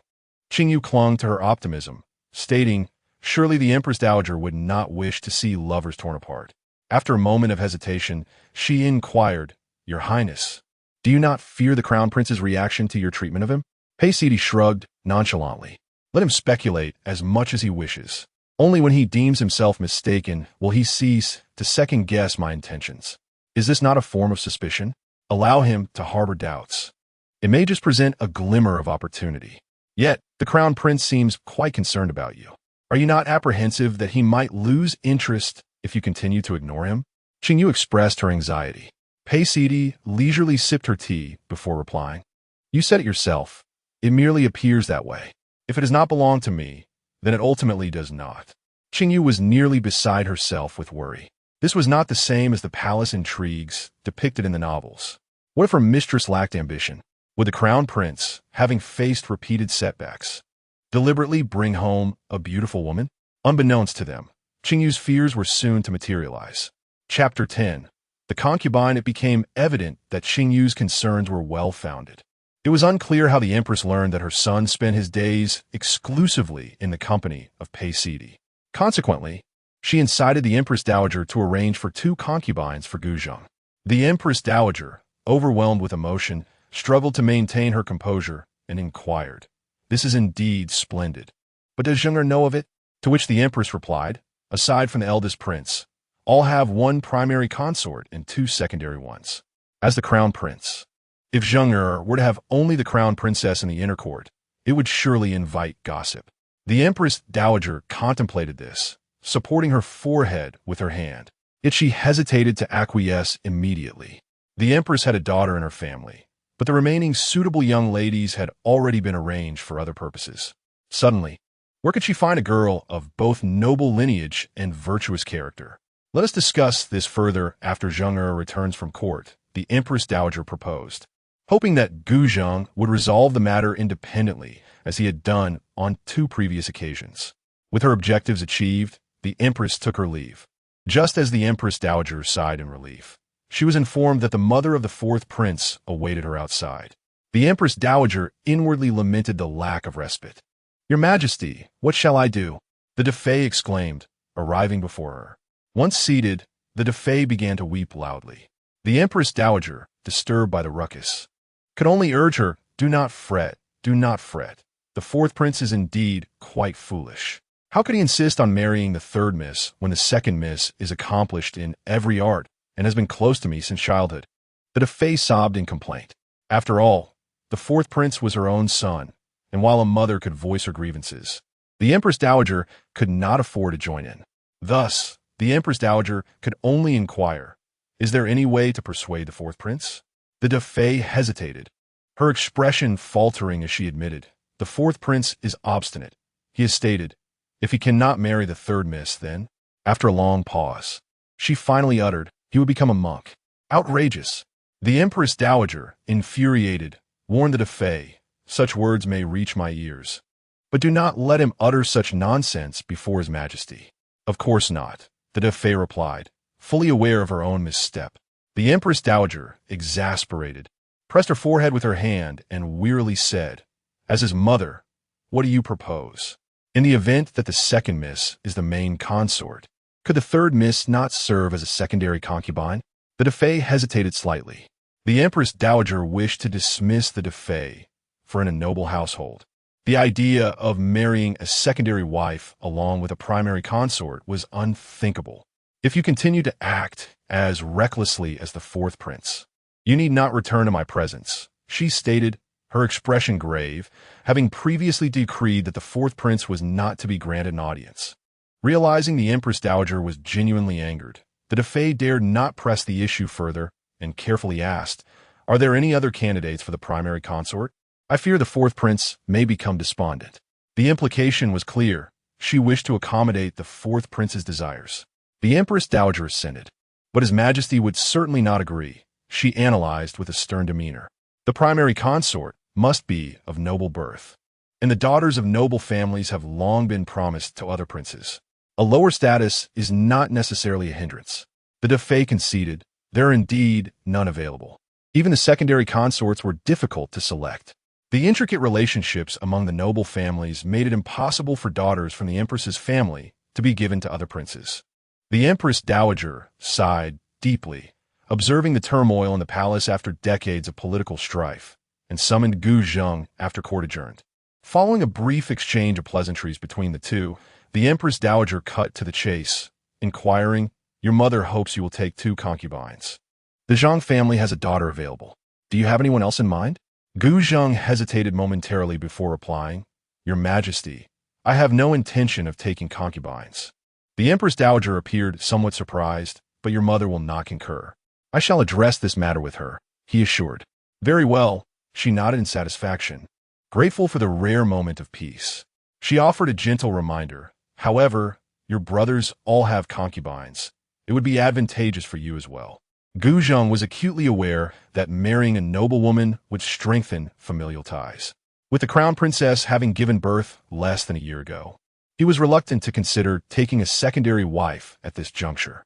The Empress Dowager, appreciating the rarity of such a tranquil conversation, felt compelled to add, "Do not attribute this solely to your concern for the crown princess. Otherwise, your mother may harbor discontent towards her." "Indeed, I understand," Gu Zheng replied, suddenly enlightened. His thoughts had been consumed by Pei CD in recent days, and he narrowly avoided a grave misstep, grateful for the Empress Dowager's counsel. Upon leaving, he immediately made his way to the Queen's quarters. The mother and son dined in silence, each lost in their own thoughts. Gu Zheng eventually spoke up. "I have already informed the Empress Dowager that I will not take a concubine for now." The Queen glared at him, questioning, "But is this not the crown princess's wish?" Gu Zheng remained silent, gesturing for others to leave, indicating that this matter did not concern them. His mother understood his reasons for not taking a concubine. Such nonsense. With Heng'er now born, do you think your mother will believe this? The Queen struggled to maintain her composure, refraining from an outburst. Gu Zheng's gaze remained steady and calm. After taking a deep breath to regain her composure, the Queen suggested, "While others may abstain, what is Ziyun? She is trustworthy and has reached a suitable age for marriage." Gu Zheng stared absently at his teacup. Ziyun was his cousin, and the Zhang family was his support, leaving him seemingly without grounds to refuse. However, with Pei CD currently ignoring him, taking a concubine at this moment would be ill-timed. Your mother understands your predicament. Yet, if you wish for the Zhang family to offer unwavering support, you must provide some assurance. The Queen, seeing he did not yield to her reprimands, began to adopt a more conciliatory approach. Precisely because of the Zhang family, now is not the time to take a concubine. A sudden clarity struck Gu Zheng, prompting him to assert his refusal directly. Even if it were not for the primary wife position, the Zhang family would understand. The Queen remained resolute. "Are you aware of the dangers of overindulgence?" Gu Zheng began to speculate boldly. If several imperial brothers marry, they will be able to attend court, and their brides will be from esteemed families. It is not wise for me to forge any marital alliances at this time. The focus on marrying into noble families was merely an attempt to elevate their status and contest with you. The Queen held disdain for the Emperor's actions. Gu Zheng smiled. "My father is still in his prime. At such a high position, he can be the sole ruler. Those who garner the most attention pose the greatest threat." The Queen instinctively tightened her grip on the teacup, realizing that the emperor was indeed still young. If the princes below were to engage in a fierce struggle, it would paradoxically secure his position even further. When none are willing to yield, all must seek to curry favor with him. However, Ziyun is no longer young. Having watched her grow, the empress is reluctant to simply relinquish her. Mother, Gu Zheng intoned with gravity, a small forbearance can prevent great chaos. Our inaction at this moment is indeed the wisest course. The empress, resigned, chose not to prolong the discussion and promptly dismissed him. Gu Zheng felt a sense of relief. After all, it was merely an excuse, and fortunately, his mother believed him. His sole fear was that Pei Cidi would drift even further away from him. An inexplicable intuition warned him that should he take Ziyun as a concubine at this juncture, his fiancée, he would never again smile at him with genuine warmth. Chapter 11. Eating duck without being a duck. Not long after Gu Zheng entered the courtyard, Quan Fu hurried over, murmuring about how the empress had summoned the crown princess for a private lunch, dismissing the palace attendants for a confidential conversation. At this critical juncture, Gu Zheng surmised that his mother was addressing the matter of the concubine. With a sense of confidence, he pushed open the door, believing that by explaining his decision to reject the marriage proposal, he would surely evoke a sense of appreciation in his crown princess. What woman in the world does not desire to be the sole focus of her husband's affection? Pei Cidi, unaware of the convoluted thoughts swirling in the crown prince's mind, presented the list of betrothal gifts upon his return. Your Highness, these are the items selected from the storeroom. Could you please verify if there are any discrepancies? The storeroom? Gu Zheng inquired while examining the large characters for betrothal gifts inscribed on the red paper. At such a tender age, does Heng'er really need to be betrothed so soon? Pei Cidi refrained from retorting, still mindful of their previous discord. Instead, she merely stated, Your Highness, these are your betrothal gifts. Mine? Gu Zheng countered, but I'm already a husband. Who bestowed these gifts upon me? Unable to endure further, Gu Zheng continued to feign ignorance. Pei Cidi, unwilling to engage any longer, turned to leave. Realizing he had genuinely angered her, Gu Zheng smartly moved to embrace her. Chuckling softly, I have already rejected my mother. I will not take a concubine. Oh, she replied coolly. He had intended to boast a little more. Yet the indifference in Pei Cidi's demeanor filled him with an inexplicable anxiety as he hurriedly met her gaze. With each glance, his heart sank further. Her eyes were difficult to deceive. In truth, his crown princess was not fundamentally different from before, save for the fading affection she held for him. In a moment of clarity, he understood why he felt such disquiet. Previously, Pei Cidi's world revolved solely around him. Even a few words exchanged with Ziyun would provoke her jealousy. How could she now so readily prepare for his taking a concubine? Your Highness, what troubles you? Pei Cidi inquired, lifting her gaze. Nothing, Gu Zheng replied, tightening his embrace, unable to confront the calmness reflected in her eyes, and dared not speculate recklessly. He had erred once before. Tomorrow, I shall take you somewhere, he said, eager to salvage some semblance of their relationship. Very well, Your Highness. Gu Zheng felt an overwhelming sense of sorrow. She did not refer to him as Gu, yet she incessantly reminded him of his royal status. Had he truly wounded her to the point of despair? Pei Cidi, having risen early to prepare herself, was eager to step outside the palace. Yearning for the wontons from the outside world, she cast a discreet glance of disdain at the man beside her, well aware that the noble crown prince would likely not indulge in such fare. Gu Zheng, feeling somewhat awkward, found himself accompanied only by the stoic Pei Cidi. We must keep this discreet. Outside, you may address me as your husband, he said, attempting to sound nonchalant. Pei Cidi's eyes widened in disbelief. What? Is the cost of going out so great? Noticing her reaction, Gu Zheng couldn't help but chuckle, lightly tapping his fan. This was the first time he had witnessed any emotion from her since their quarrel. After they dismounted from the carriage, Pei Cidi was astonished to discover they were in the bustling marketplace, with the longed-for wontons situated nearby. Gu Zheng had initially intended to invite her to join him for breakfast at Wuxiang Tower, where it was said that the newly introduced hibiscus cake was exquisite. However, he was taken aback to find her gaze fixated on the wonton stall. Interested in a taste? Pei Cidi, upon hearing Gu Zheng's inquiry, snapped back to reality, and shook her head. Your husband desires to indulge, he stated resolutely, pulling her towards the stall without further ado. Yet once seated, he surveyed the table and felt an immediate discomfort. Although the surface appeared clean, it was evident that the table had seen better days, even sporting a small hole. Noticing Gu Zheng's fidgeting demeanor, as if ants were crawling over him, Pei Sidi suggested, "Shall we perhaps change venues?" "No, it shall be here," Gu Zheng insisted through gritted teeth. Without waiting for the vendor's inquiry, Pei Sidi instinctively ordered the signature wontons. Gu Zheng silently noted this choice. Amidst his unease, the freshly prepared wontons finally arrived, their thin wrappers revealing succulent meat beneath, the broth adorned with vibrant green scallions. Upon inspection, the dish presented itself quite acceptably, and the aroma was enticing. With wontons on her mind, Pei Sidi wasted no time, scooping up a spoonful, seemingly oblivious to the princely status that Gu Zheng held. Observing her relish in each bite, Gu Zheng wrestled with his own hesitations before gently closing his eyes, preparing to sample the delicacy himself. After a while, Pei Sidi glanced at the prince, surprised to see him enjoying the meal even more than herself. The bowl was nearly empty, a stark contrast to his earlier reticence. Once they finished, she noticed Gu Zheng was intent on ordering another serving, prompting her to intervene. She could no longer eat, and another order from him would be quite tempting. Gu Zheng remained silent, his eyes pleading. She feigned ignorance and proceeded to settle the bill. Gu Zheng felt a surge of frustration. Should he not be the one to take charge? Typically, the guards would handle the payments, but he had forgotten to bring any small change.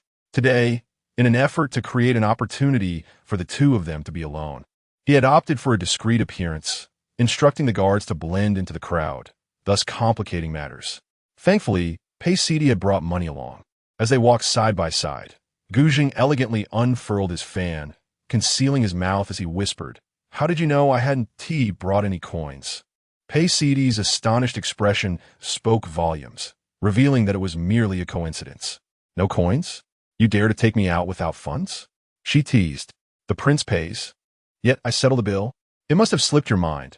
I shall compensate you later," Gu Zheng replied, his voice laced with a hint of guilt. "And where shall we go next?" she asked, her tone lacking the will to argue. "Let's see." Gu Zheng swiftly led her onward. After they had strolled around the vicinity, Pei Sidi realized that the prince had no particular plan. They were merely wandering aimlessly. She shook her head in quiet resignation and sighed. "Shall we return?" Gu Zheng, lowering his head in a moment of uncertainty, resembled a child who had committed a misdeed. He ventured, "Since we've come out, why not visit Wuxiang Tower? They have the new hibiscus cake." Upon witnessing his demeanor, she could hardly remain oblivious to the fact that Gu Zheng was attempting to curry favor with her. Yet, he typically occupied himself with official duties or immersed himself in scholarly pursuits, likely having never indulged in the leisure of casual outings. "Wherever you wish to go, I shall accompany you," he declared, his eyes sparkling with anticipation, fearful of her potential refusal. "Really? Anywhere at all?" she inquired. "Naturally. A gentleman's word is his bond," he assured her. Standing beneath the sign of Wenxiang Pavilion, Gu Zheng was filled with uncertainty, pondering the nature of this establishment. Although it appeared refined from the outside, an uncomfortable sensation lingered within him. A young attendant greeted them warmly at the entrance, leading them to a private room. Once seated, Gu Zheng exhaled in relief. The gaze of numerous female patrons that had passed by moments ago had sent shivers down his spine. Had it not been for the fear of revealing his identity, he would have certainly arranged for some form of reprimand.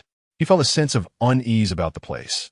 Yet how could the esteemed princess consort be present here? Pei Sidi was about to elucidate that, while this venue possessed certain peculiar characteristics, the aroma of the stir-fried duck was utterly enticing and the flavors boundless. Chapter 12. The puppy suddenly, a voice echoed nearby, unabashed in its volume. The words rang clear. "Next month, I shall welcome you in." Gu Zheng's eyes widened, for the voice unmistakably belonged to a woman. Beneath the imperial city, attitudes towards marriage were surprisingly lenient, largely due to the presence of numerous women engaged in commerce. However, this was the first time he had encountered such a scenario up close. "But does your husband consent?" a male voice inquired. You possess a gentle and considerate nature. I trust you will enjoy each other's company, the woman responded. Laughter followed, a soft ripple of mirth. Paisidi waited for a moment, only to find that the next compartment had fallen silent, which left her feeling somewhat disappointed. Turning around, she was taken aback to see Gu Zheng's eyes brimming with tears, his hands clenching the teacup tightly. What do you mean by that? Gu Zheng slowly raised his doe-like eyes, tears glistening at their corners. What? She subconsciously tightened her grip on her sleeve. The sight of the crown prince in such a woeful state stirred an unexpected dryness in her throat. Oh dear, I wondered why you were so kind to bring me out today. It turns out you merely wished for me to retreat in despair. I'm not as gentle and considerate as they. Gu Zheng's lament was abruptly muffled by Paisidi's hand covering his mouth. The woman from across the way clearly heard this and called out, "Oh dear sister, even if he is not a gentle and considerate man, do not toy with others' affections." Paisidi shot Gu Zheng a fierce glare before responding to the woman. Understood, dear sister. It is my fault. I do enjoy seeing him in such a tearful state. Perhaps her words were a bit outrageous, for the woman across the way refrained from further comment on the couple's peculiar dynamic. You treat me to a meal, and I settle the bill, yet you dare to accuse me first. She seethed inwardly. Gu Zheng feigned ignorance, glancing around as if he did not comprehend the conversation. Then, with a pout, he asked, "Doesn't my behavior align with the elegance of Wenxiang Pavilion?" She began to wonder if the crown prince was on the verge of madness from her antics. Fortunately, once the fragrant duck was served, both she and Gu Zheng indulged heartily, sparing no thought for further disputes. Although the dish was delectable, they were cautious of their figures and only ate until they were 7/10 full. Gu Zheng sipped his tea while contemplating the day's events, concluding that the outcome was quite favorable. The crown princess had displayed a myriad of expressions towards him, albeit all fueled by irritation. Is it the gaze of one who has dined on his own kind, yet cannot forget? Paisidi teased. Having left the confines of the rigid palace, she felt a sense of liberation, even letting go of some of her preconceived notions about Gu Zheng. Gu Zheng blinked in astonishment. Had the crown princess just compared him to a duck? He knew he ought to be indignant, yet the words slipped out effortlessly. "Oh, my lady, please do not be upset. I am truly full," he called out, his voice laced with a whimper. Now, it was Paisidi's turn to escape Wenxiang Pavilion, as Gu Zheng's declarations had transformed her into a villain in the eyes of others. Despite the predominance of female merchants present, many disapproved of her seemingly malicious behavior towards those around her. Only when they boarded the carriage did Paisidi finally stretch her limbs.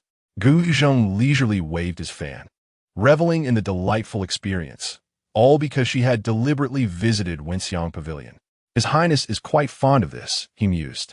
Paisidi spoke with a hint of sarcasm. It's quite good, as recommended by the crown princess. Gu Zheng nodded and displayed a perfect smile. Is that so? Then do you like it? This referred to the time when Paisidi mentioned she adored Gu Zheng's tearful expression while deceiving her elder sister. If you like it, then why not? Gu Zheng was momentarily taken aback by her bold response. Initially, her comment was merely a spur-of-the-moment reaction to provocation. Upon hearing his reply, she immediately turned to scrutinize him. Just don't go too far. Gu Zheng felt reluctant, but could not devise a way to placate her, given that Paisidi was not treating him with disdain. What harm could there be in sacrificing a bit of charm? I dare not. Your Highness need not feel compelled to accommodate me. As the carriage set in motion, Paisidi's thoughts settled, and her demeanor reverted to its original state. Gu Zheng could hardly believe someone could so readily switch from laughter to formality. No need to feel wronged. Whoever backs down is a coward, he declared defiantly. Although he was initially unwilling, Paisidi's indifference ignited a stubborn fire within him. Rationality advised her against falling for such childish provocations, yet her heart whispered, but the crown prince wouldn't play unfairly and later blame me for being excessive. Would he? Surely not. Anxiety gnawed at him. The crown princess should not be overly demanding. The two maintained silence on their return, with Paisidi saying little, engrossed in her own tasks as she prepared to rest. As night deepened and Gu Zheng had yet to appear, she felt no need to remind him. Even if the crown prince faltered, she could not genuinely mock him. While she could jest and scold Gu Zheng, ultimately, she understood the importance of her position as his wife. Moreover, her husband was the crown prince, a status far beyond her reach to challenge. In her previous life, despite being favored like Zhang Ziyun, she had once been punished to kneel in the study. Now, Gu Zheng was merely willing to placate her. If he chose to ignore her, there was little she could do. Suddenly, a noise came from the door, revealing Gu Zheng clad in plain attire. He entered cautiously, as if afraid of being discovered, and quietly closed the door behind him. "Your Highness, do you wish to rest?" Pei Sidi's tone remained cool. Gu Zheng's rebellious spirit flared as he glanced away. Initially hesitant about whether to lower himself, he now felt compelled to change Pei Sidi's attitude. "Tonight, I allow you to disregard me as the crown prince." As he spoke, he approached and began to unfasten his garments. "I dare not. I command you." Seeing Pei Sidi remain still, Gu Zheng had already removed his outer clothing. The remaining inner garments presented a dilemma. Neither removing them nor leaving them on seemed appropriate. Frustration and embarrassment welled within her. How had she placed herself in such a predicament? Gu Zheng raised his gaze, revealing reddened eyes, tears glistening on the verge of spilling. In that instant, Pei Sidi's mind erupted with a flurry of conflicting emotions. Words of reproach danced on the tip of her tongue, clouding her judgment. The crown prince was unaccustomed to showing vulnerability, his inner turmoil evident in his eyes, a mixture of grievance and latent anger that was both raw and captivating. Within mere moments, she made a decisive resolution. She hinted at her fear that Gu Zheng might become enraged and target her, convincing herself that she must play along in this performance. With only his white undergarment remaining, Gu Zheng was abruptly pulled over by her, tumbling onto the bed. Just as he marveled at her unexpected strength, he was suddenly pushed down. Pei Sidi swiftly stripped away half of the prince's undergarment, revealing his bare skin, and provocatively inquired, "Since you have been chosen, does that mean anything goes?" Gu Zheng, still dazed, nodded in agreement, feeling the warmth of her touch sending tingling sensations across his skin. Surely there are limits?" Pei Sidi quickly gathered Gu Zheng's undergarment, preparing to dismiss him. "I can." He hastily grasped her hand, expressing his resolve. After a night of fulfillment, Pei Sidi felt rejuvenated. Bound by her status, she could only instruct Qing Yu to bring her hot tea, opting to substitute wine with a modest cup. In contrast, the prince bore chaotic yet enchanting red marks on his skin. He had yet to awaken, his brow furrowed, as if he had endured countless grievances. She suppressed her desires, reflecting that she had not been overly audacious. Noticing signs of Gu Zheng's awakening, she promptly lifted her teacup, pretending to savor it delicately. Once Gu Zheng had roused, he quietly groomed himself before approaching her from behind, gently enveloping her in his embrace, and inquired, "Did the guest find satisfaction last night?" He seamlessly adapted to the role, displaying no hint of awkwardness. Pei Sidi's mind erupted in a flurry, her blood rushing, leaving her feeling both exhilarated and numb. After a cautious swallow, she replied, "Quite satisfactory. I shall require your services again." Chapter 13. The affectionate drink to satiety, he bore both good and bad news. The good news was that his beloved consort no longer treated him as if he were invisible. The bad news was that the sight of her now conjured memories of that absurd night. Lost in his thoughts, he was suddenly jolted back to reality by the call. Your Highness, the Emperor is inquiring about you."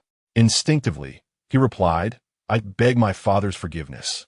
The Emperor furrowed his brow, noting that even the usually composed crown prince had begun to disregard his words. In a fit of rage, he declared, "I see you all have grown up and developed wings." Startled, Gu Zheng hastily bowed in apology, fully aware that he was entangled in the troubles of his fourth brother. "You have 3 days. If you cannot persuade your fourth brother to change his mind, then you shall bear the consequences," the Emperor commanded, leaving no room for refusal as he dismissed Gu Zheng. This left Gu Zheng in an even deeper state of melancholy, beset by misfortune. Upon returning to the Eastern Palace, his furrowed brow drew the attention of Pei Sidi, who observed him intently. "What troubles you, your Highness?" Pei Sidi inquired delicately, hoping he might take the hint and leave her in peace. Gu Zheng rose and gently embraced her, lamenting, "How wonderful it would be if we were but a couple of ordinary folk. If that were the case, your highness could only be a minor figure." Pei Sidi replied nonchalantly, "Are you being cheeky?" Gu Zheng shot her a quizzical glare.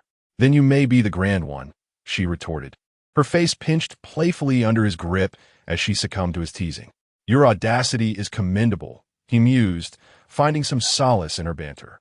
He did not expect Pei Sidi to assist him, but merely stated, "Father has instructed me to persuade the fourth prince to behave, and I have only 3 days to do so." Pei Sidi blinked, recognizing the gravity of the situation. The fourth prince had even declared intentions to renounce the world.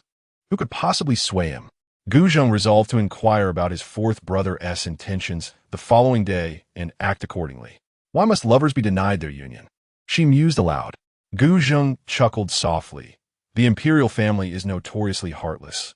The fourth prince may have affections for the third miss, but the empress dowager desires a legitimate heir from the duke of Loyal's household. How intricate!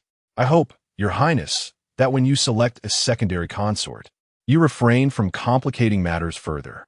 Pei Sidi stretched languidly. Observing her expression, Gu Zheng sensed her sincerity.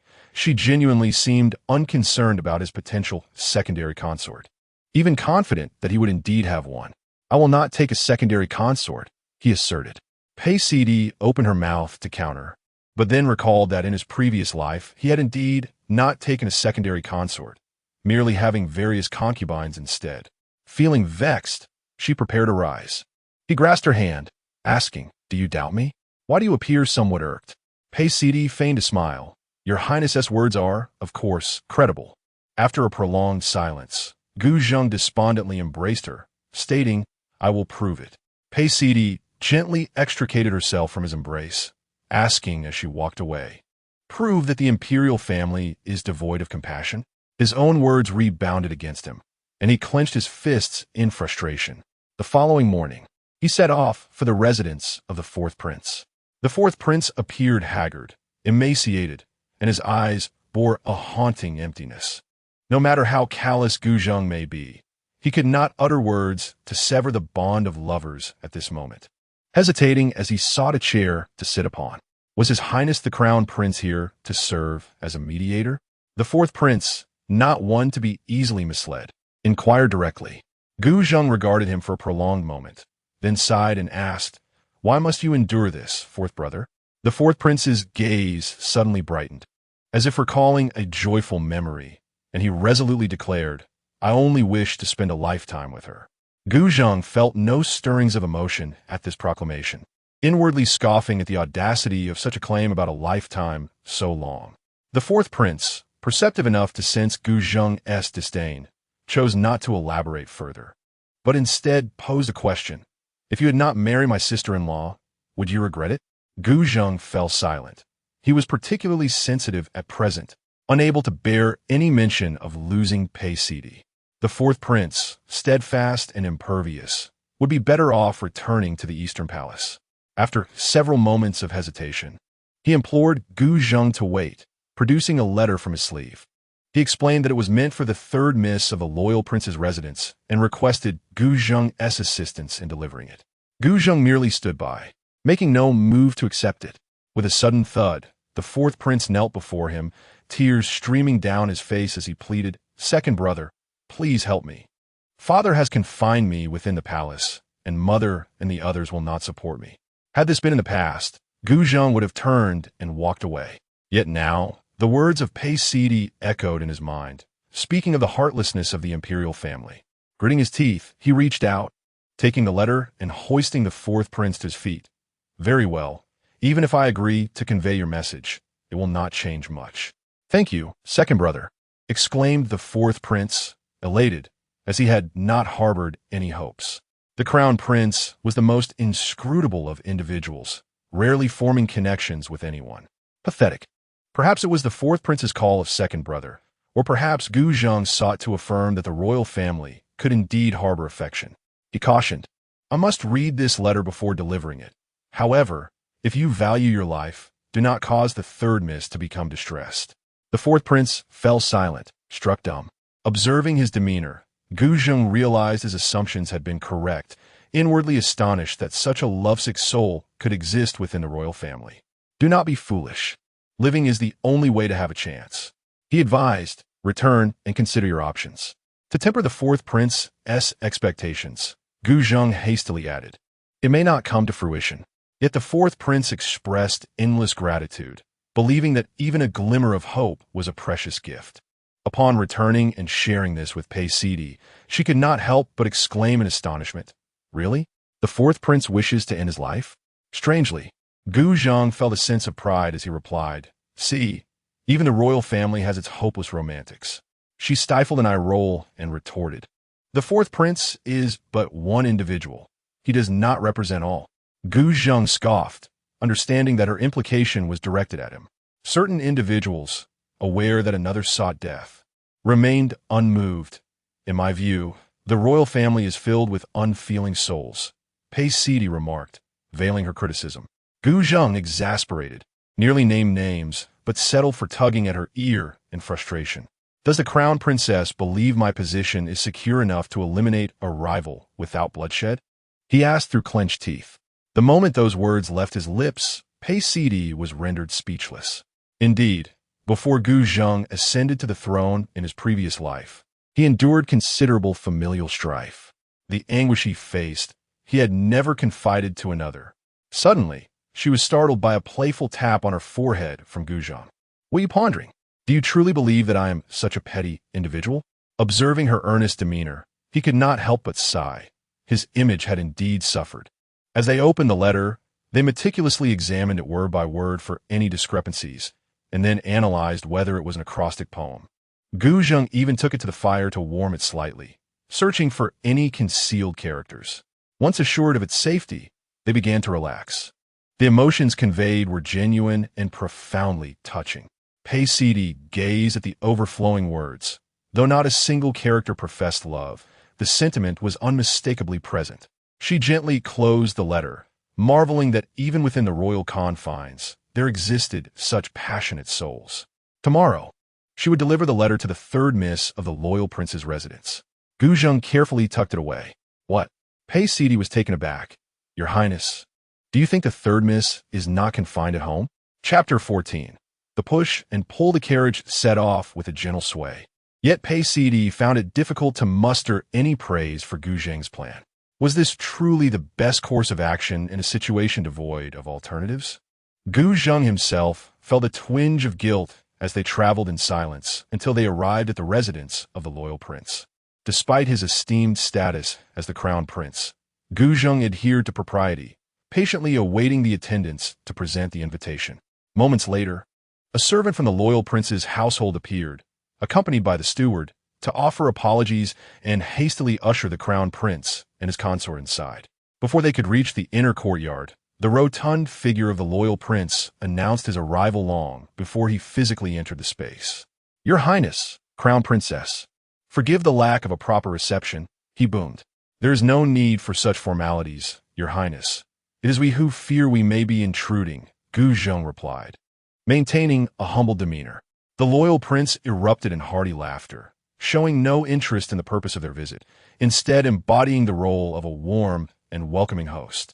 The loyal princess, well acquainted with her surroundings, took Pei Sidi by the hand and guided her to the family's rear courtyard, where the female relatives awaited to receive the crown princess. Upon entering the courtyard, due to the esteemed status of the crown princess, nearly all the women came forth to offer their company.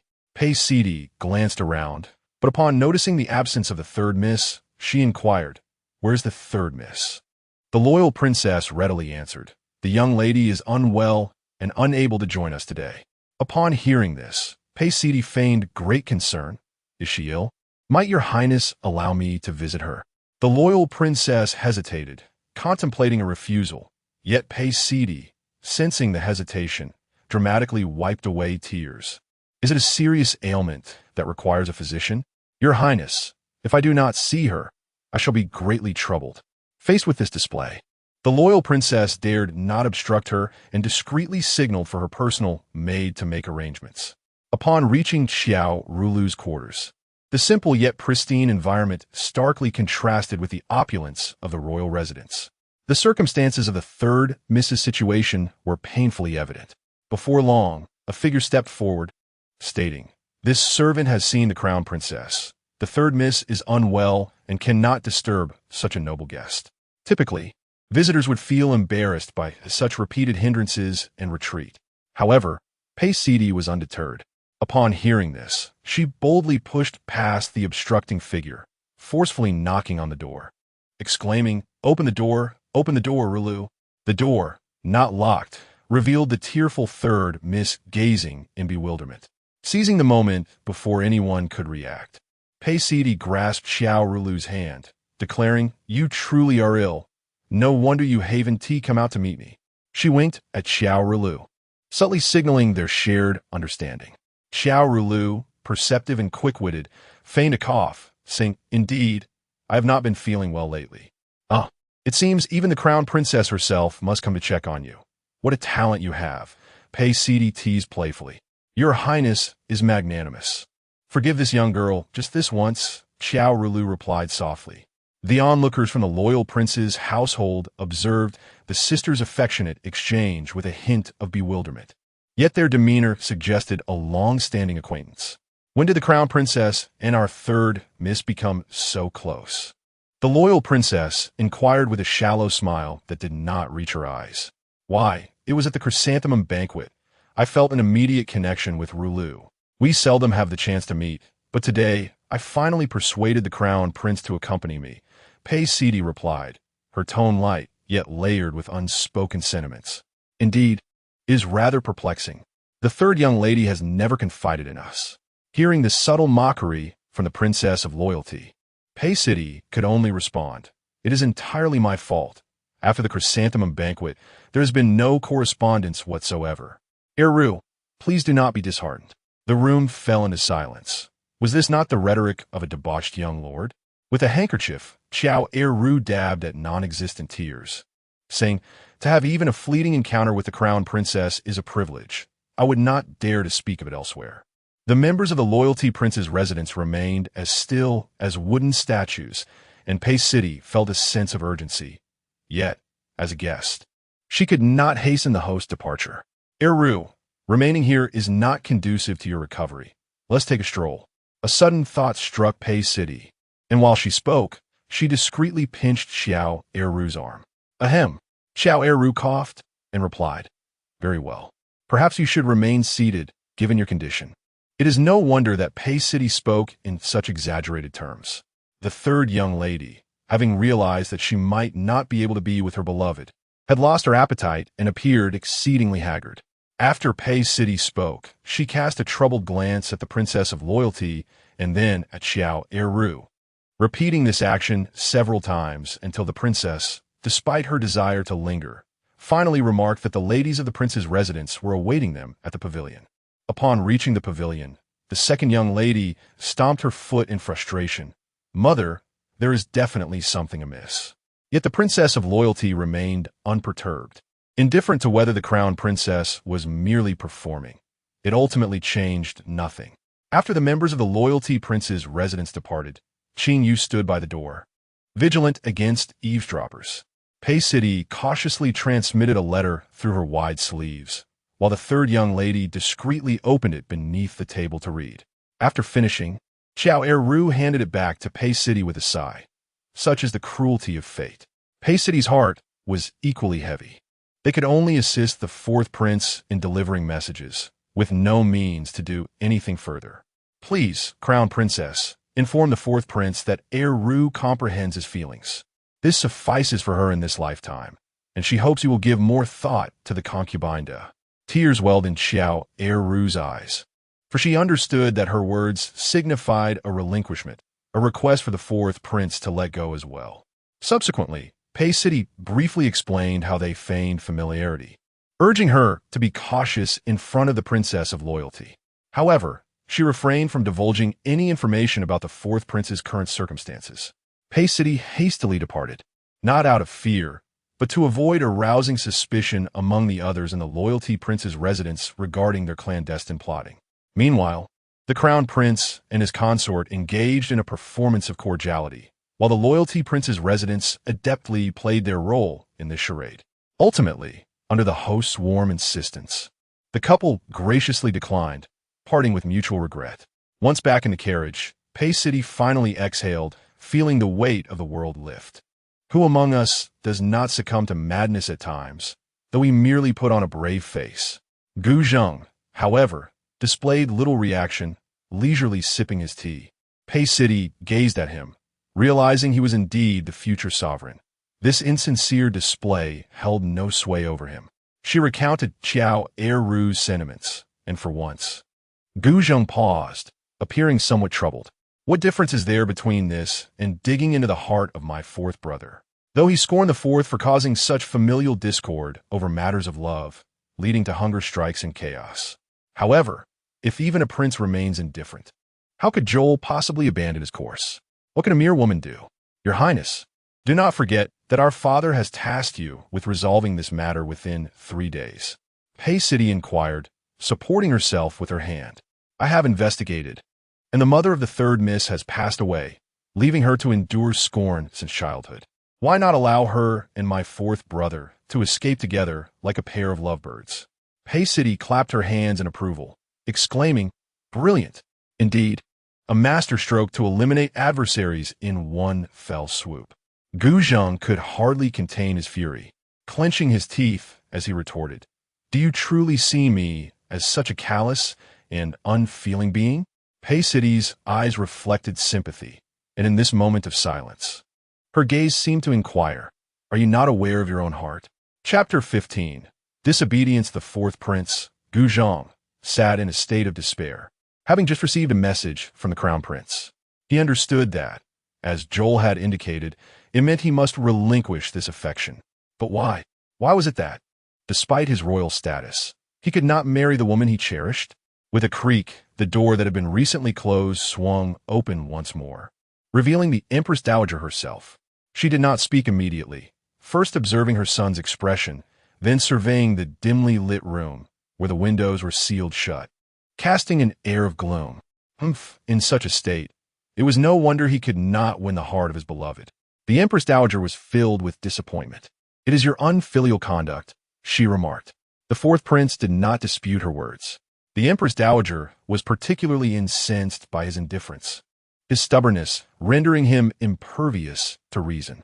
In a few days, an imperial decree will be dispatched to the residence of the second miss of the loyal king. You must rid yourself of this infatuation. Gu Zheng stared blankly ahead. Outside the window, the sunlight shone brightly, something he had not seen in a long time. It was as if his soul wandered in that light, lost and unaware of his own actions. Suddenly, the Empress Dowager delivered a sharp slap to his face, her voice rising in fury. You reckless fool. He had just asked if it was true that his father had never shown affection to his mother, thus rendering her unaware of its significance. He stiffened, the corners of his mouth twitching. Indeed, that was an outrageous thought. The Empress Dowager, enraged, stepped closer, grasping his collar. Do you think you live in luxury and comfort without reason? Without me, would you have survived this long? But mother, I never asked you to bring me into this world, Gu Zheng replied, tears streaming down his face.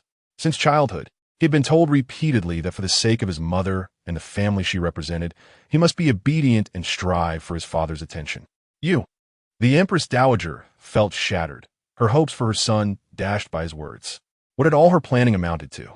For the sake of a single woman, could he truly disregard the years of nurturing he had received from her family?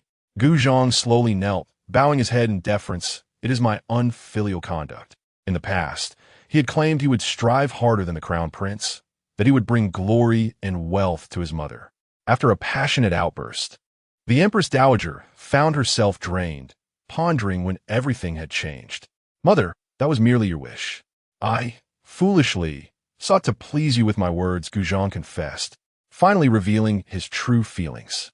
The Empress Dowager unconsciously rubbed the back of her hand, questioning whether everything had turned out as she desired.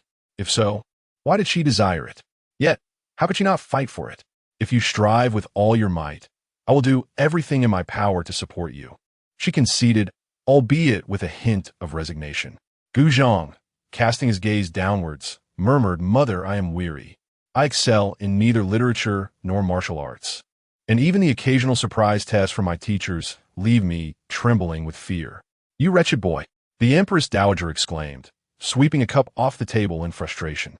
"You wish to marry the woman you desire, yet you lack the ability and refuse to put in the effort." At that moment, Gu Zhang found himself at a loss for words. The truth was indeed harsh.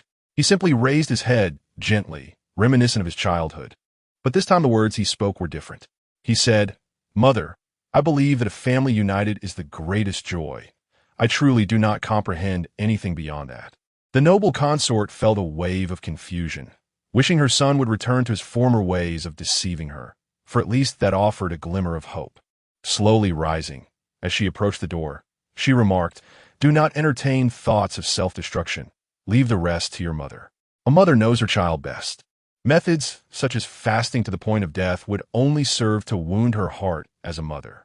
Gu Zhang, behind her, bowed deeply, sincerely exclaiming, "I am an unfilial son." He remained unable to rise for a long while, weeping profusely.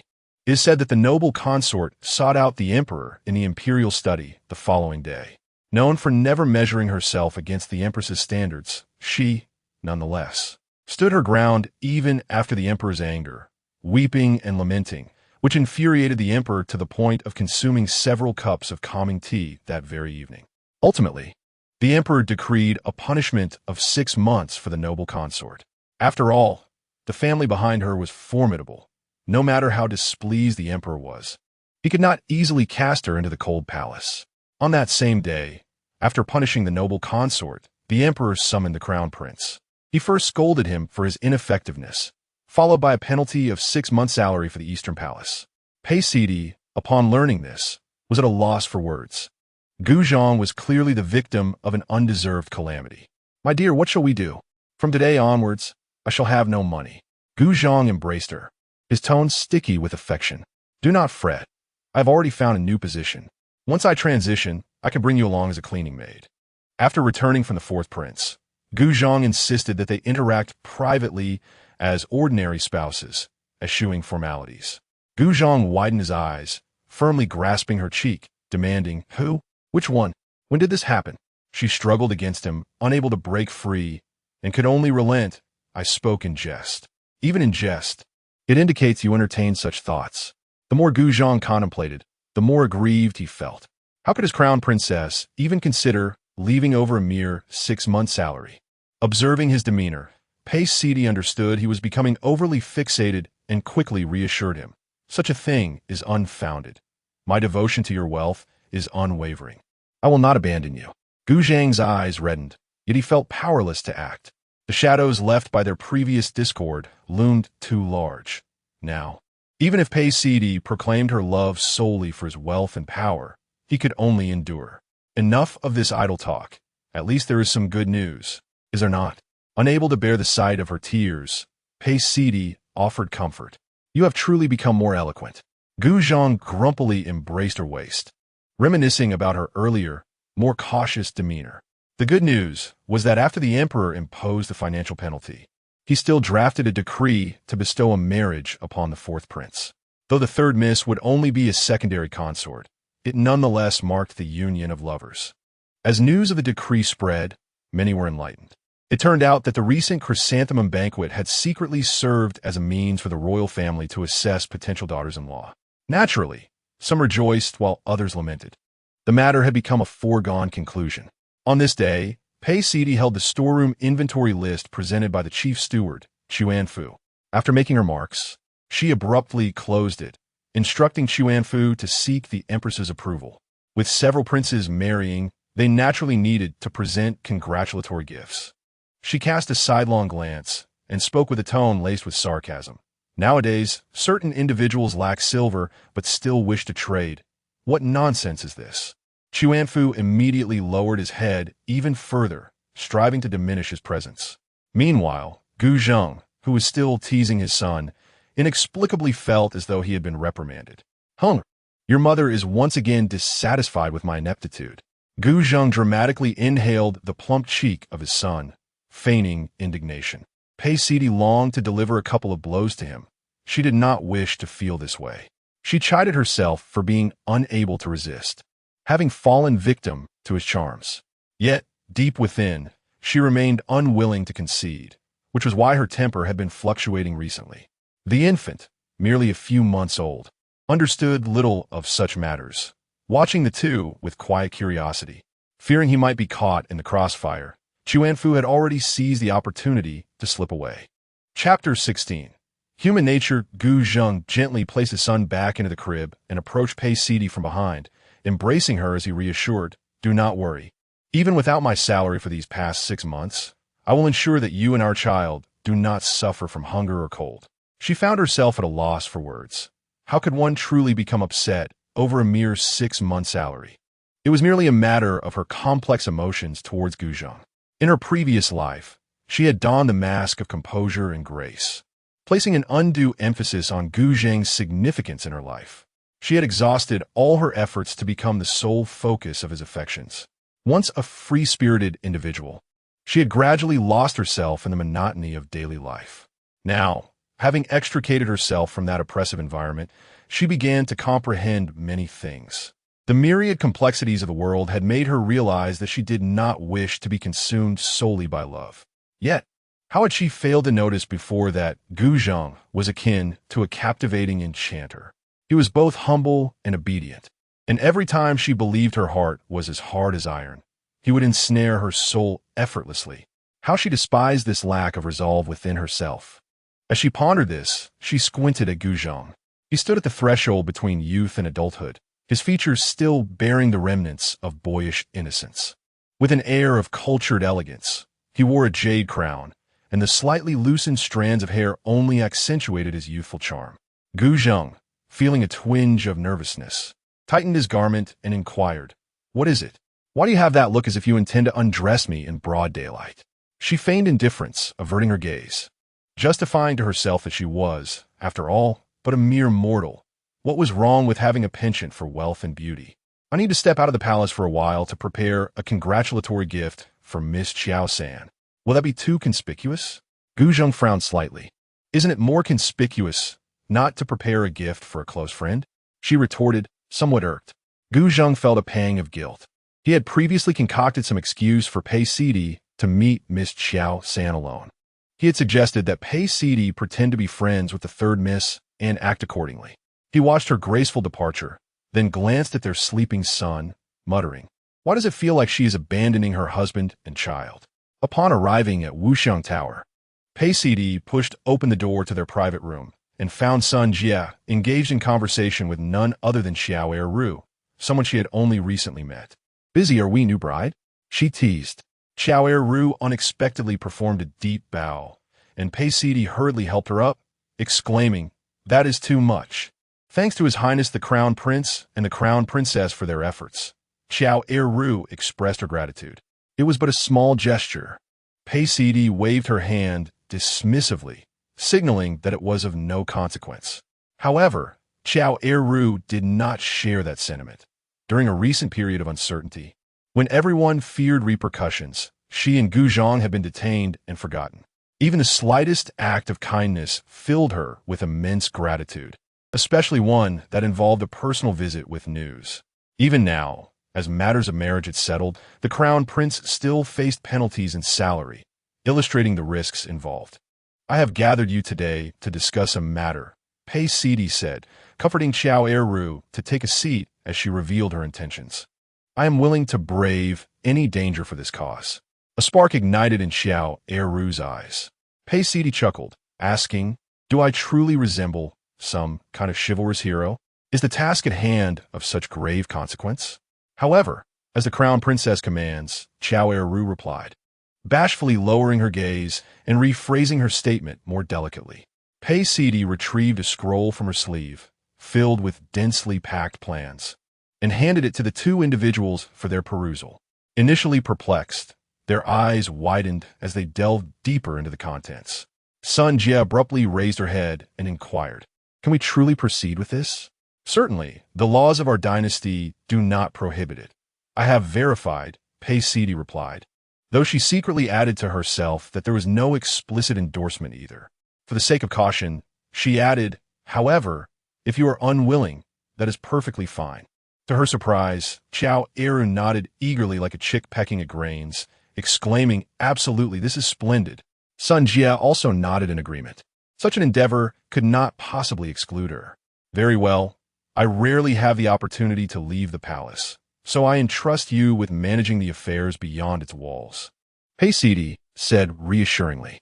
The scroll detailed the blueprint for their commercial venture. Since her rebirth, she had pondered deeply, unwilling to remain a caged bird, yet lacking the wings to soar. The thought of the impending challenges filled her with anxiety. To surmount these obstacles, one must possess either wealth or power. While she did not possess riches rivaling nations, her influence was limited to the nominal title of crown princess. One day, a brilliant idea struck her to establish a tavern. She drafted a few proposals and gathered students' opinions on these matters. Where there are people, there exists public sentiment. With the voices of so many scholars, she would undoubtedly wield influence. The royal family, in fact, places great importance on reputation. Even a minor rain could provoke whispers of divine displeasure. She envisioned using the tavern to build momentum, a bulwark against future injustices. Initially, she worried that while Sun Jie could openly manage the tavern, she lacked the authority to quell disturbances. Fortuitously, she had met Xiao Eru, who, after marrying the fourth prince, could establish her own household. Although Xiao Eru was a secondary consort, she would be the sole mistress of her residence, granting her significantly greater freedom. Moreover, Pei Sidi harbored another concern. The fates of Sun Jie and Xiao Eru had already been altered. She feared the potential negative repercussions for them. Thus, she resolved to transform the events of her past into something entirely unrecognizable, hoping to combat poison with poison. "As a crown princess, I will certainly execute this well," Xiao Eru declared with determination. "Exercise utmost caution." Pei Sidi was not overly anxious, understanding that to gain influence among the populace would require considerable time and groundwork. The three of them chatted and dined, swiftly finalizing details. To Pei Sidi's delight, Sun Jie demonstrated a keen understanding of tavern operations and menus, while Xiao Eru offered insightful management perspectives. This endeavor was undoubtedly on the path to success. Sun Jie patted her shoulder and remarked, "How else could we enjoy this venture together? I had originally intended to open a small shop to pass the time." Xiao Eru merely smiled, refraining from revealing her expertise in management.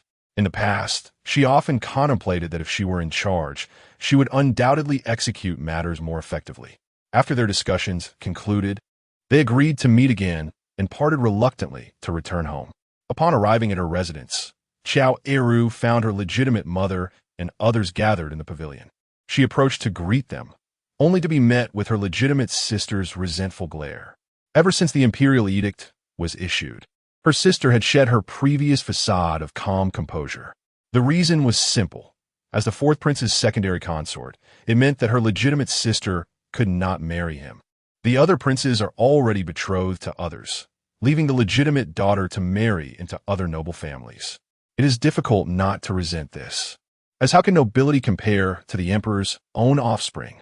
Her father seems indifferent, perhaps due to the prospect of the fourth prince marrying her. The situation has escalated too dramatically before the emperor, resulting in the prince losing his favor.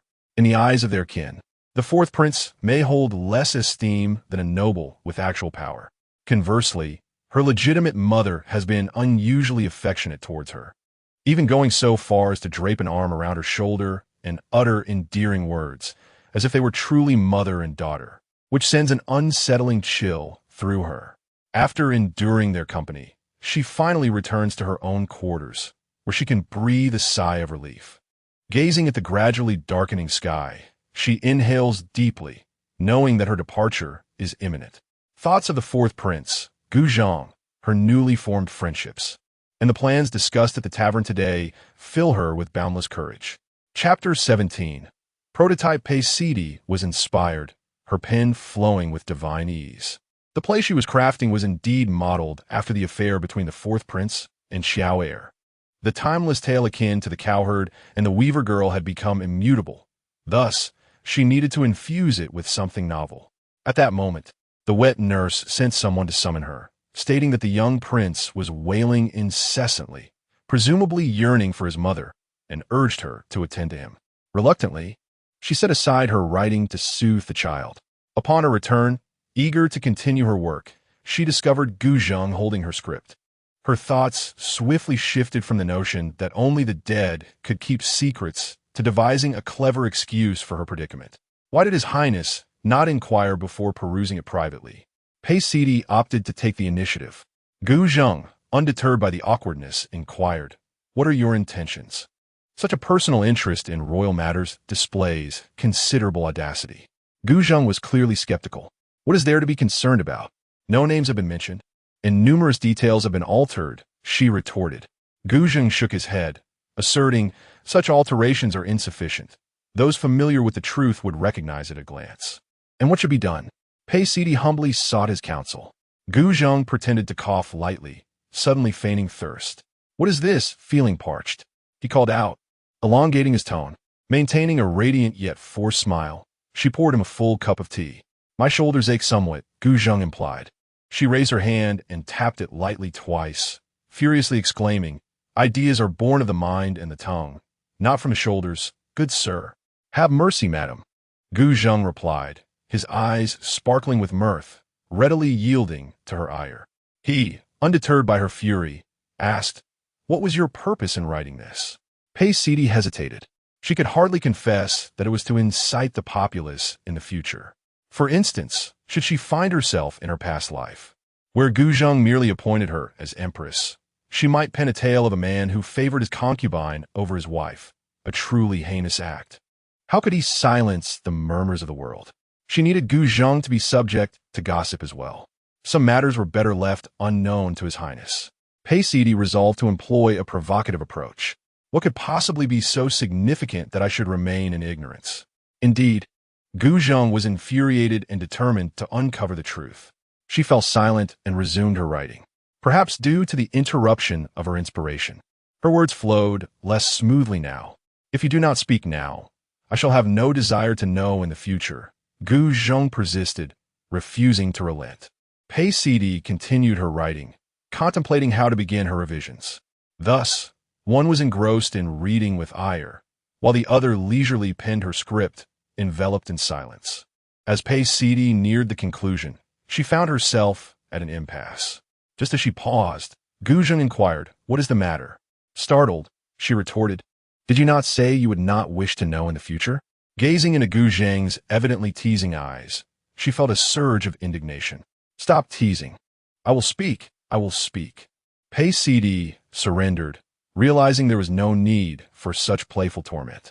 "I plan to open a tavern and then compose some scripts.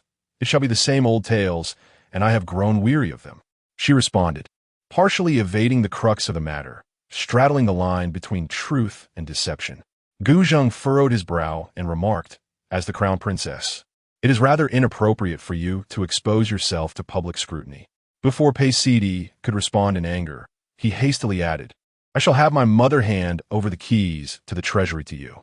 "It is different, Gu Zheng," she insisted, addressing him by his full name for the first time. With utmost seriousness, she declared, "I am confident in my ability to handle this. I do not wish to wait idly for your assistance." Gu Zheng's lips curved into a smile, leaving ambiguous whether he believed in her capabilities or not. Pei Sidi, with a hint of annoyance, pinched his cheek. "I do not wish to confine myself to embroidering flowers and birds in the seclusion of the inner chambers, nor do I want to witness the endless back and forth of performances." A glimmer of amusement sparkled in Gu Zheng's eyes. He too was curious to see the extent of her capabilities. The two engaged in a lengthy discussion, Gu Zheng pointing out the illogical aspects.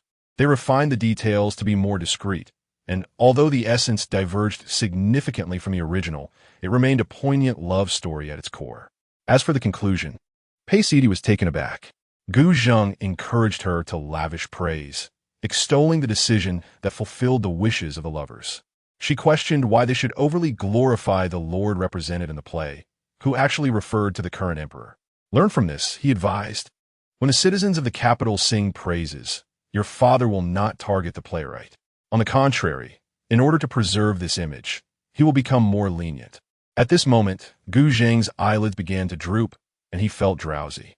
She quietly noted that once the theater troupe performed, they would need to arrange for someone to spread the word about the enlightened reputation of the Lord. Her aim in managing the tavern and writing the play was to sway public opinion. However, she pondered, but Sun Jie is your close friend. Can we trust Miss Qiao?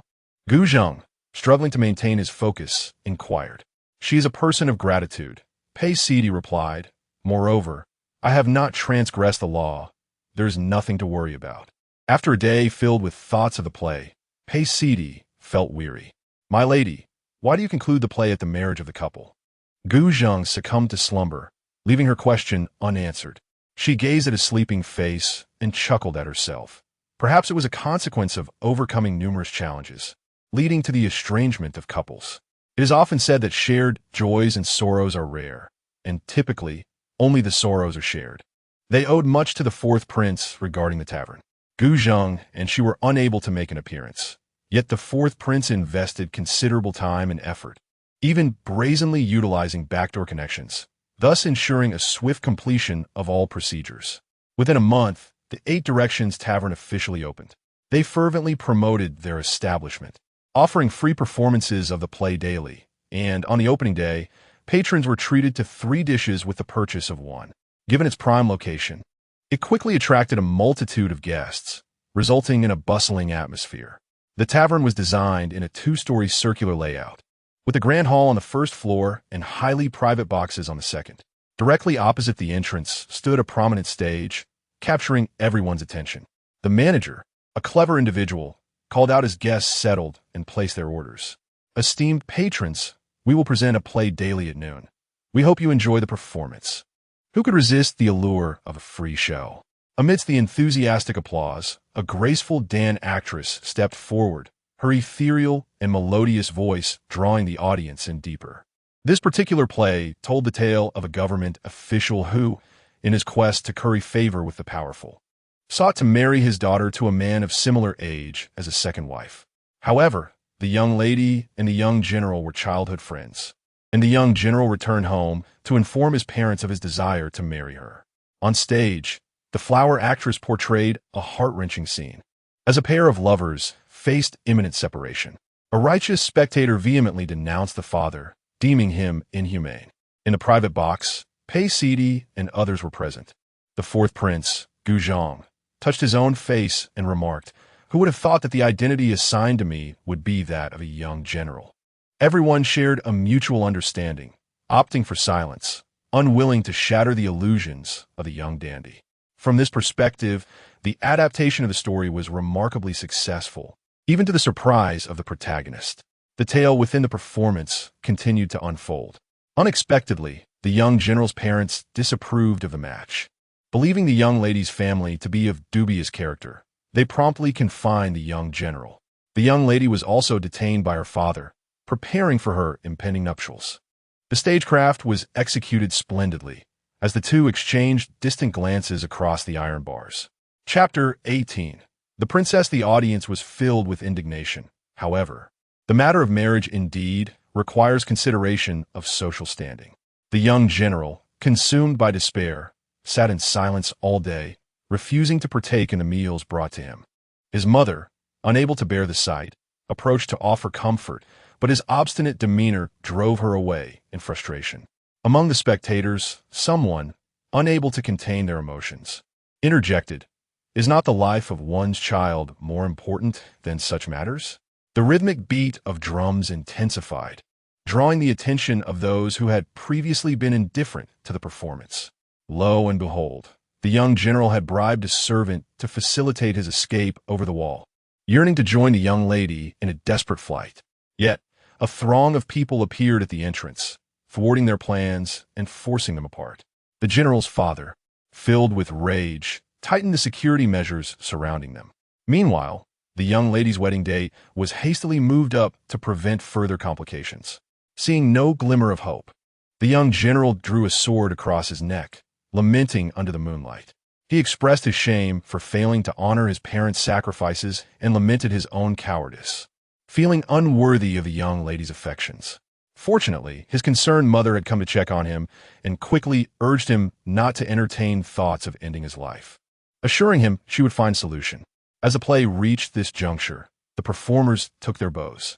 The audience, naturally discontented, began to pound their tables demanding an explanation. The innkeeper, unruffled, ascended the stage to clarify. "Gentlemen, please do not rush.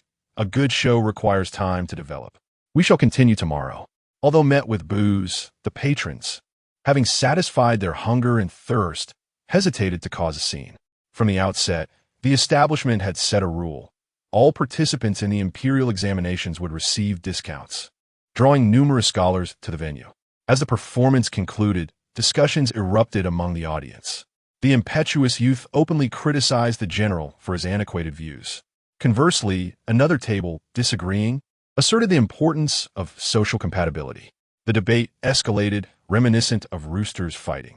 The fourth prince, Guzhong, glanced over and discreetly inquired of Qiao Eru, "Are we truly to ignore them?"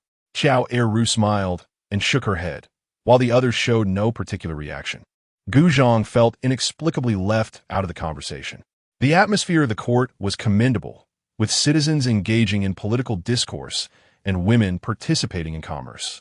Scholars, devoted to their studies, relished the opportunity to share their insights, for the more they spoke, the greater the chance of encountering a patron or kindred spirit. At an opportune moment, the innkeeper interjected to restore order. "Ladies and gentlemen, may I have your attention? The proprietor has decreed that we may wager on the outcome. Those who believe that the lovers will ultimately unite shall bet on yes, while those who think otherwise shall bet on no." A servant produced a stack of betting tokens. There was an unspoken consensus on this matter. The establishment boasted an intellectual ranking list that would be published at the end of the month, granting monetary rewards to the top 10. The scholars exchanged knowing glances. Monetary gain was undoubtedly enticing. More importantly, the intellectual ranking list was widely recognized, given the establishment's royal connections. In short, this presented yet another opportunity for instant fame.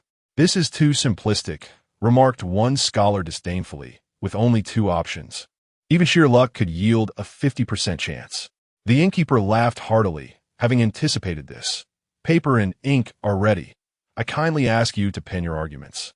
Everyone understood this meant they were to compose essays. Some began eloquently, citing the age-old dictates of parental authority and the role of matchmakers, applying layers of filial piety as pressure. Others penned thoughts on the brevity of life, expressing a desire to emulate the lovebirds rather than immortal beings, lamenting that if one could not preserve their chosen companion, existence itself would be rendered rather tedious. After gathering the writings of the crowd, a group of scholars began to bicker. The innkeeper promptly invited them onto the stage, directing them to stand apart according to their differing viewpoints. It remains a universal truth that everyone is drawn to the allure of free discourse, regardless of the grandiloquent debates of the scholars. As long as the discussions do not veer into pedantic territory, the audience finds great pleasure in spectating. A young attendant, with a semblance of authority, struck a gong, alternating between the two sides as they spoke. The fourth prince, Guzhong, became increasingly entranced by the rhetoric on the stage, unable to contain himself as he remarked, "Why is it that every time they conclude, I feel compelled to reconsider my stance?" Sun Yu smirked. "Your Highness, that makes you a fickle-minded observer, swayed by the wind." Qiao Ruju cast a cold glance. "Reconsider your stance?" Guzhong, flustered, clung to Qiao Ruju in supplication, insisting that is not the case. "I am steadfast in my belief that true lovers will ultimately unite." Indeed, Guzhong, on the verge of marriage, had been conferred the title of Prince of Joy. The emperor had deliberately arranged for only Qiao Ruju to be granted the title of a secondary consort, bestowing upon her a seemingly jestful title, which served as a stern warning to the consort and others about the consequences of defiance. The eloquent speakers, led by none other than Lin Hanxiu, who had once captivated the royal sister 3 years prior as the top scholar, were indeed compelling. Pei Sidi, observing intently, found it difficult to fault the fourth prince for his wavering stance. Even she felt persuaded by her own writings. Gu Zhang, in a languid manner, explained. He is the one favored by the princess. Pei Sidi, intrigued by the potential for gossip, encouraged Gu Zhang to elaborate further. Gu Zhang's expression shifted, hesitantly inquiring. Has the princess taken a liking to him? Lin Hanxiu, possessing both elegance and intellect, was not without merit. Xiao Ruju, with a complex expression of disdain, remarked. Sidi is evidently eager to craft a theatrical piece. Pei Sidi, unperturbed, watched their interaction with keen interest, noting how Xiao Ruju exhibited a starkly different demeanor when addressing the fourth prince, being notably reticent in the presence of others but unabashedly candid with Gu Zhang. Realizing they were the subject of amusement, Xiao Ruju quickly masked her emotions, feeling somewhat embarrassed, and urged Gu Zhang to continue recounting the events. Gu Zhang, somewhat bashful, stated, "To speak of others behind their backs is unbecoming of a gentleman." The group hesitated, taken aback by this layer of insight. "Shall I summon the princess?" "You could inquire directly, dear sister," Gu Zhang suggested at an opportune moment. "Is the sixth princess also present?" Pei Sidi asked in surprise. "Indeed, I noticed her carriage earlier." Followed closely by Lin Hanxiu, Gu Zhang confirmed, having observed them for a while. Pei Sidi, unable to restrain her excitement, was determined not to miss this captivating story. Being less acquainted with the sixth princess, Gu Tang, she realized that once back at the palace, it would be even more challenging to uncover the truth. Gu Zhang rose to seek out the innkeeper, relieved that it was his own establishment, where he could discreetly inquire about the whereabouts of the young women in attendance. Otherwise, it would be akin to searching for a needle in a haystack. Soon, the sixth princess arrived, offering a polite nod to Pei Sidi while sweetly addressing the others as sisters. Gu Tang, having just celebrated her coming-of-age ceremony, still bore the youthful innocence in her eyes, untouched by the complexities of the world. "Little Tang, what do you think of today as performance?" Pei Sidi initiated the conversation. It was quite convoluted and tumultuous. Gu Tang replied. Gu Tang candidly expressed that initially, the young lady's father compelled her to marry, followed by the disapproval of the young general's parents, which drove him to contemplate a drastic measure. "Do you consider the outcome to be favorable or unfavorable?" Gu Tang cautiously surveyed the room, observing the gleaming eyes of everyone present. She replied, "The conclusion should indeed be positive, though the spectacle is rather overwhelming." Gu Tang was aware that this establishment was owned by the fourth prince and his future concubine. Moreover, the narrative, at its core, intertwines themes of filial piety and affection, paralleling her fourth brother's drastic decision to renounce worldly ties and embrace a life of asceticism. Those gathered understood the implications of the princess's words. Yet they chose to take a calculated risk. According to Gu Zhang, if it fails, they can always start anew. Chapter 19. Unrequited love. Lin Hanxiu, typically so austere, surprisingly took the side of support this time. "What has come over him?" Gu Zhang teased. "How would I know?" Gu Tang, filled with a mix of embarrassment and anger, felt exposed as her fourth royal brother revealed her feelings before so many sisters. "Don't be shy. Consider it a casual sisterly chat," the fourth prince, Gu Zhang, winked mischievously.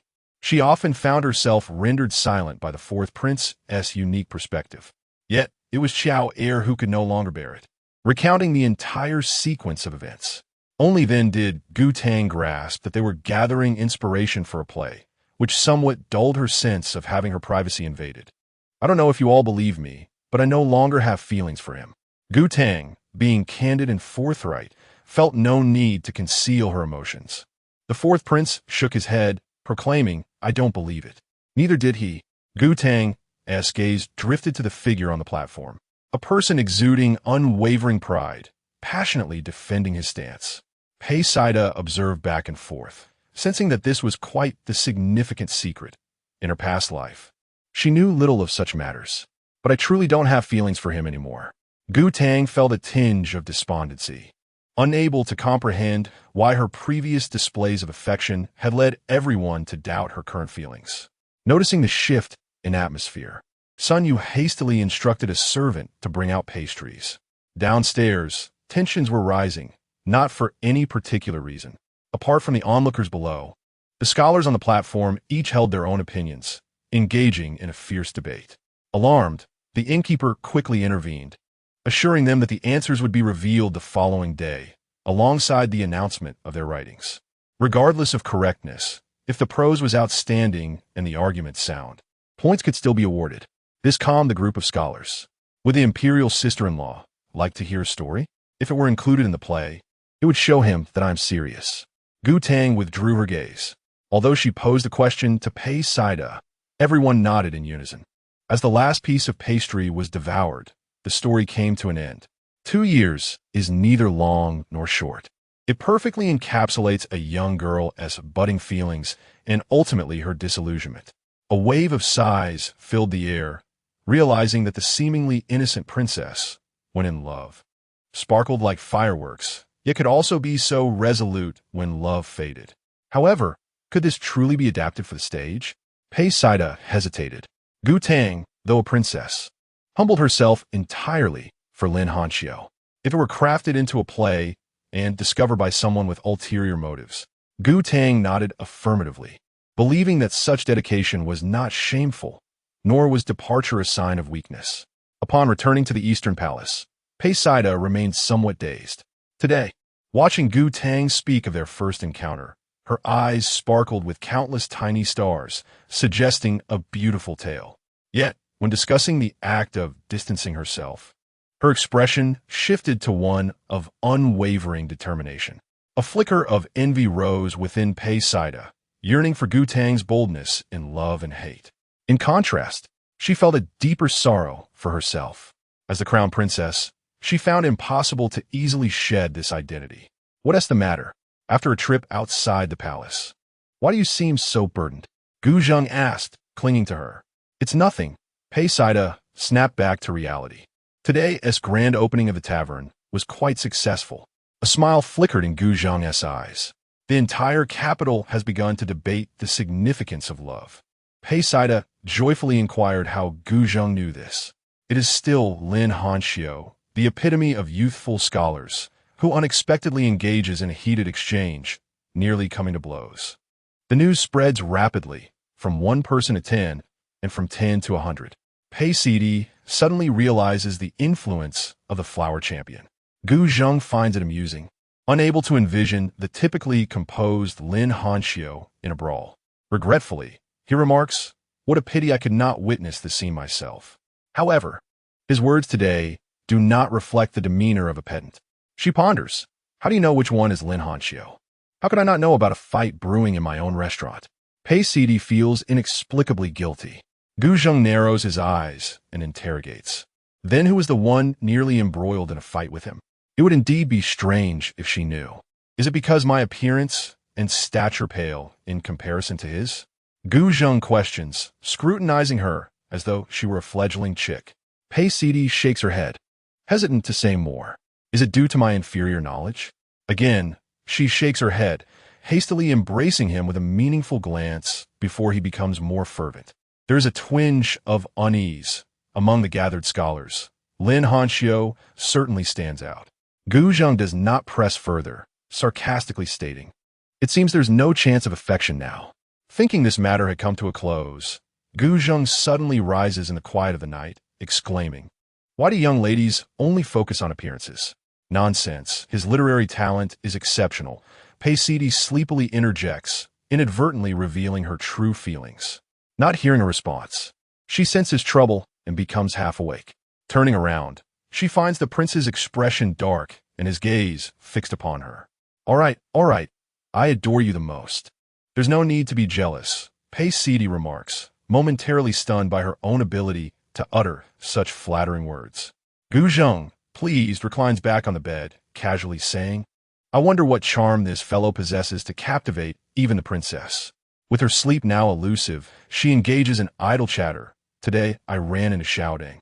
She claims she no longer likes Lin Hanxiu. Impossible, Gu Zheng responds, incredulous. Although 2 years is not a short span, it is still conceivable to stop liking someone. Pei Saida counters nonchalantly.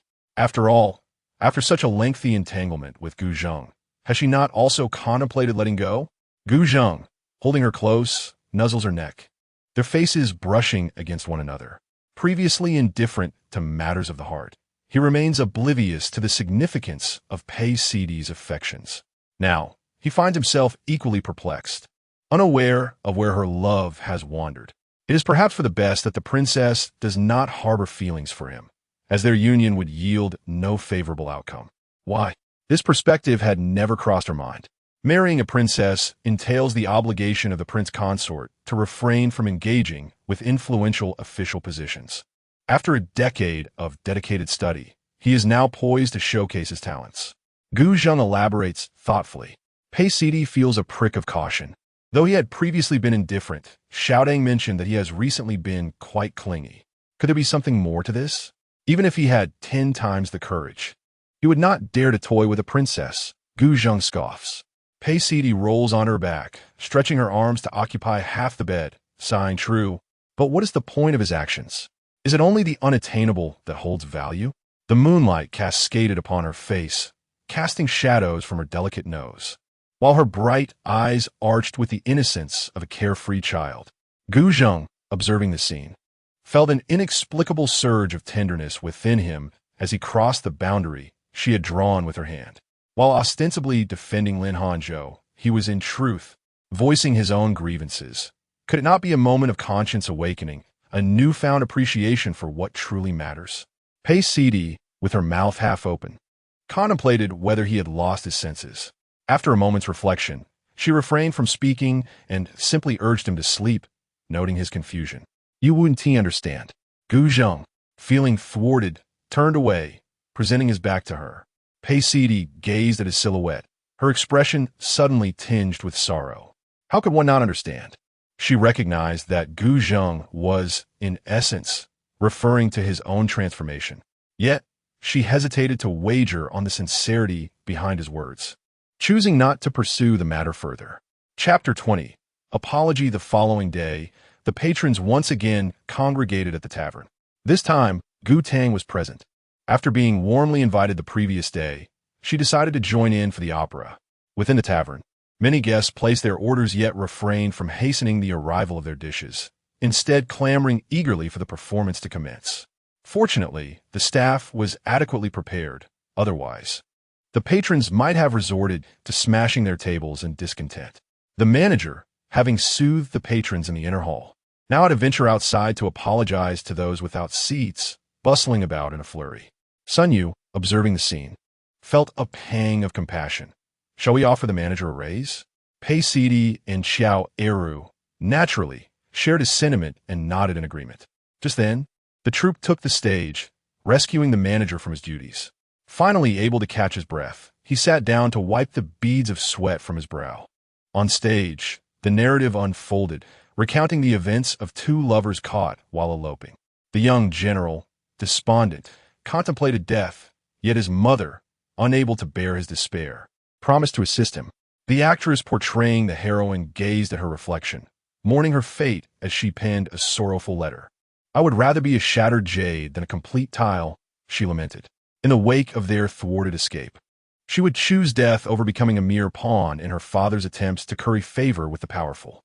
Upon witnessing this, Gu Zheng anxiously grasped Xiao Eru's hand, seeking to ascertain whether she harbored similar reckless thoughts. Xiao Eru, silently reciprocating his grip, understood his concerns. Her previous refusal of Gu Zheng was born from a desire for his survival. She felt as though her own existence had become unbearable. Thus, she held deep gratitude for the Fei, the crown prince, and Pei-Sidi. Had she not developed feelings for Gu Zheng, acquiescing to her father's matrimonial arrangements would not have posed a challenge. Yet, with love in her heart, she could not bear to become a mere puppet. After spending considerable time together, even in silence, Gu Zheng could discern her unspoken sentiments.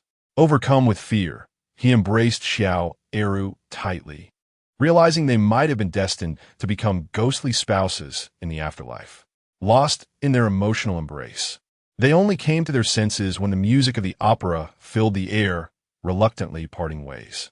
Noticing the other patrons who pretended not to see them, fixated instead on the stage, their eyes unblinking, Gu Zheng felt a mixture of embarrassment and warmth. On stage, the young general's mother lamented before his father, recounting the struggles she had endured over the past 20 years, from her youthful days to her gradual aging. Seeing her husband unmoved, she began to recount how her son had revered him since childhood, striving for his approval. The general remained seated, exhibiting no reaction. Some in the audience grew impatient, deeming the general's demeanor excessively callous towards his wife and child. Yet, others supported his stance, arguing that as the head of the household, he should have the authority over his son's marriage. The young general's mother, seeing her softer approaches fail, erupted in anger, overturning tables and accusing her husband. With a melodious voice, she proclaimed, "For 20 years, we have shared our lives as husband and wife. From this day forth, our bond is severed." She turned to leave, but the general, finally realizing her intent, intervened and began to analyze the situation. He understood that if his son married a girl whom he deemed unworthy due to her family's ambition, it could spell disaster for them. Yet, the young general's mother cared little for such considerations. Her love for her son was paramount. She vowed to keep a vigilant watch, ensuring that if any hint of trouble arose, she would take immediate action to protect him. The general sighed repeatedly, lamenting that his son was only acquainted with matters of the heart, while his wife indulged him excessively. Silence enveloped both the audience and the private box. One could empathize with the general, feeling the weight of familial misfortune. Gu Zhang's face alternated between pallor and flush as he pondered whether he had acted too childishly, resorting to thoughts of self-destruction as a solution to his troubles. His mother had scolded him as a coward, and indeed, her words held truth. As the operatic melodies resumed, it became apparent that the young general, having managed to escape confinement, knelt before them, sincerely apologizing for his selfishness. He openly acknowledged his failure to repay his parents' kindness and his inability to protect his feelings for the young lady, confessing his inadequacy and seeking guidance toward a clearer path. The general dismissed him with a wave of his hand, urging him to sever such emotional ties. With tears streaming down his face, the young general recalled how his father had provided him with proper guidance since childhood. His father's omnipotence had allowed him to grow up carefree. However, the girl he cherished had once been solely hers.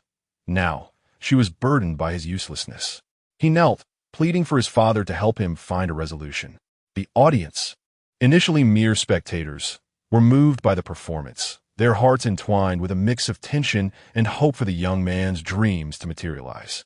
Reluctantly, the general commanded him to rise, once again assuming the role of his guiding light, the key to breaking the impasse. The general first accompanied him to propose, granting the necessary respect while simultaneously applying pressure. The young lady's father, aware of the gravity of the situation, could not afford to offend the general. Fortunately, he had not yet engaged with another powerful family regarding marriage. Thus, he cheerfully entertained the idea of an alliance. In the end, the young general and the lady locked eyes and embraced tightly. The performer's mastery of the art resonated with the audience. As the curtain fell, thunderous applause erupted, with heartfelt cheers for the couple's union. After the crowd calmed, the innkeeper took to the stage to congratulate the students who had successfully predicted the outcome. Offering solace to those who had not, he announced that the outstanding pieces of writing had been displayed, while also posing today as question: was the general's approach correct? One scholar queried, "Now that the play is over, what remains of right or wrong?" To which the innkeeper gently replied, "Fear not. Both right and wrong are permissible.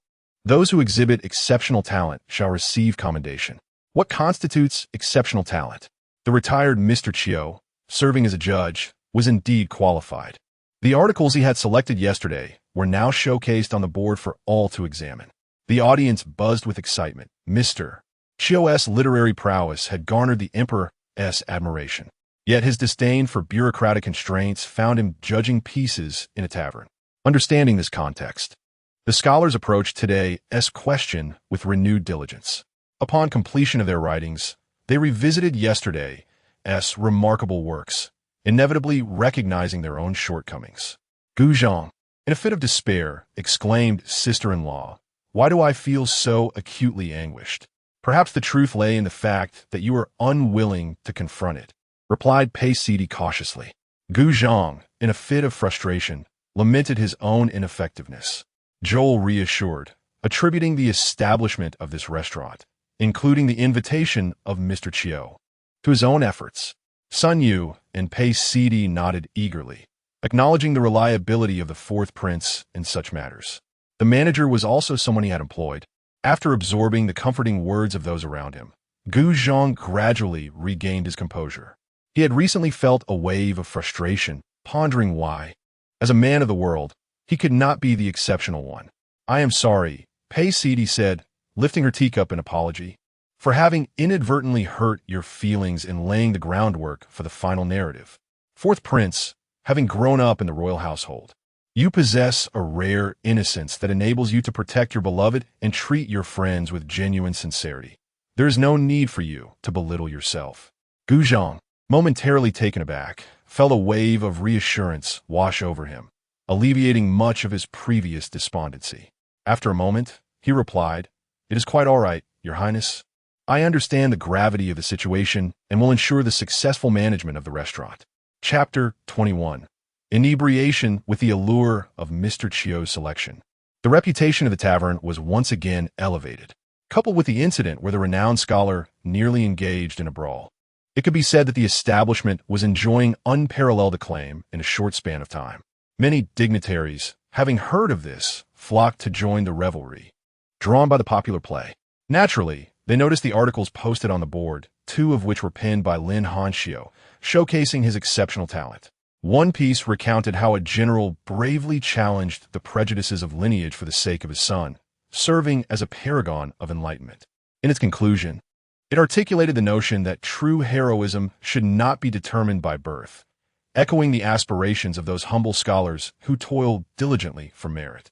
The aristocrats scoffed, while the common scholars resonated deeply with the sentiment. Birth circumstances may be beyond one's control, yet they still had the opportunity to distinguish themselves through the imperial examinations, thereby realizing their ambitions. Some students diligently transcribed the latter part of the article, reciting it as a source of encouragement. Among the top 3 in the palace examination, Lin Hanxiu stood out as the sole young scholar, his talent and appearance making a resounding impression, and his words proved to be particularly inspiring. Simultaneously, gossip circulated regarding the marriage prospects of the princes. The most notable was that of Prince Huan, the fourth prince, who had only one secondary consort. This revelation caused quite a stir, and it was soon learned that the emperor, recognizing their mutual affection, faced the dilemma of Miss Qiao's status as a concubine, limiting her to such a role. The emperor even encouraged the fourth prince to emulate the crown prince by seeking a solitary bride. This aligned perfectly with the current popular narrative, where the general was depicted as an enlightened sovereign. Students immediately connected Lin Hanxiu's assertion that heroism should not be judged by lineage with the emperor's progressive views on appointing officials and marital arrangements for his children. Some voices of dissent arose, questioning the appropriateness of such a sentiment, particularly regarding the rather amusing title of Prince Huan. Yet, these opposing opinions were swiftly drowned out, as it was deemed prudent to lavish praise upon the emperor. Consequently, the title of Prince Huan evolved into a reflection of the emperor's desire for the fourth prince to find happiness. As this theatrical tale spread throughout the land, it concurrently propagated the notion of the emperor as an enlightened ruler. The aristocracy, perplexed, outwardly perceived the fourth prince as being sidelined. However, the widespread rumors led them to believe that the fourth prince enjoyed substantial imperial favor. Unbeknownst to them, the emperor was seething within the palace. Except for his eldest son stationed at the borders, the other 4 princes stood in line, heads bowed, fearful of being singled out by the emperor. The emperor exclaimed, "Fourth, I have truly underestimated you," as he cast the memorial to the ground.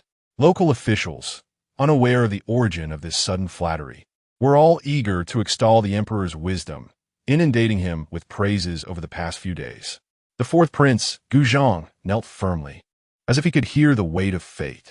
This initial step was to control public opinion. What would come next? The emperor's cold smile suggested ominous intentions.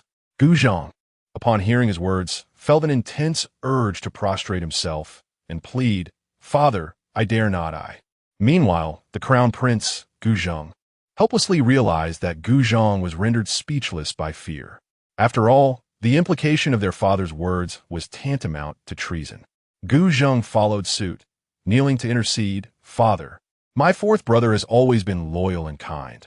I beseech you to see clearly. The emperor, with a somber expression, inquired, Is it not him? Then is it you? The hearts of several princes tightened, aware that an inappropriate response could lead to severe punishment from their father. At this moment, in the grand realm of great use, students, merchants, and even farmers extolled the virtues of their admirable emperor. Gu Zheng straightened his back and replied, articulating each word, Your Majesty, I share the sentiments of the people. It is your deeds that inspire such heartfelt admiration. The emperor's demeanor softened. He had indeed enacted these policies and was willing to accept the accolades. However, he had intended to warn Gu Zheng, De Fei, and others, but the outcome was contrary, leading the officials to believe he was deliberately supporting them. The emperor's expression shifted from dark to bright, then back to grim, as he impatiently gestured for them to depart. He recognized that the rumors were undoubtedly fueled by Gu Zheng and Gu Zhang, yet he could not impose any punishment, at least not at this moment. Upon exiting, the princes collectively sighed in relief, for it is often said that serving a sovereign is akin to walking with a tiger. None could predict who might be next to suffer. Gu Zhang refrained from expressing gratitude to his second brother for the timely intervention, fearing that the emperor's spies might witness it, thus implicating his brother further. He hurried back to his residence, needing to soothe his frayed emotions. Meanwhile, Gu Zheng returned to the courtyard where Pei Cd was, finally relaxing as he sat on a stone bench. He had not anticipated such a strong reaction from the emperor and had nearly faltered in his response. The thought of potential repercussions sent chills through him.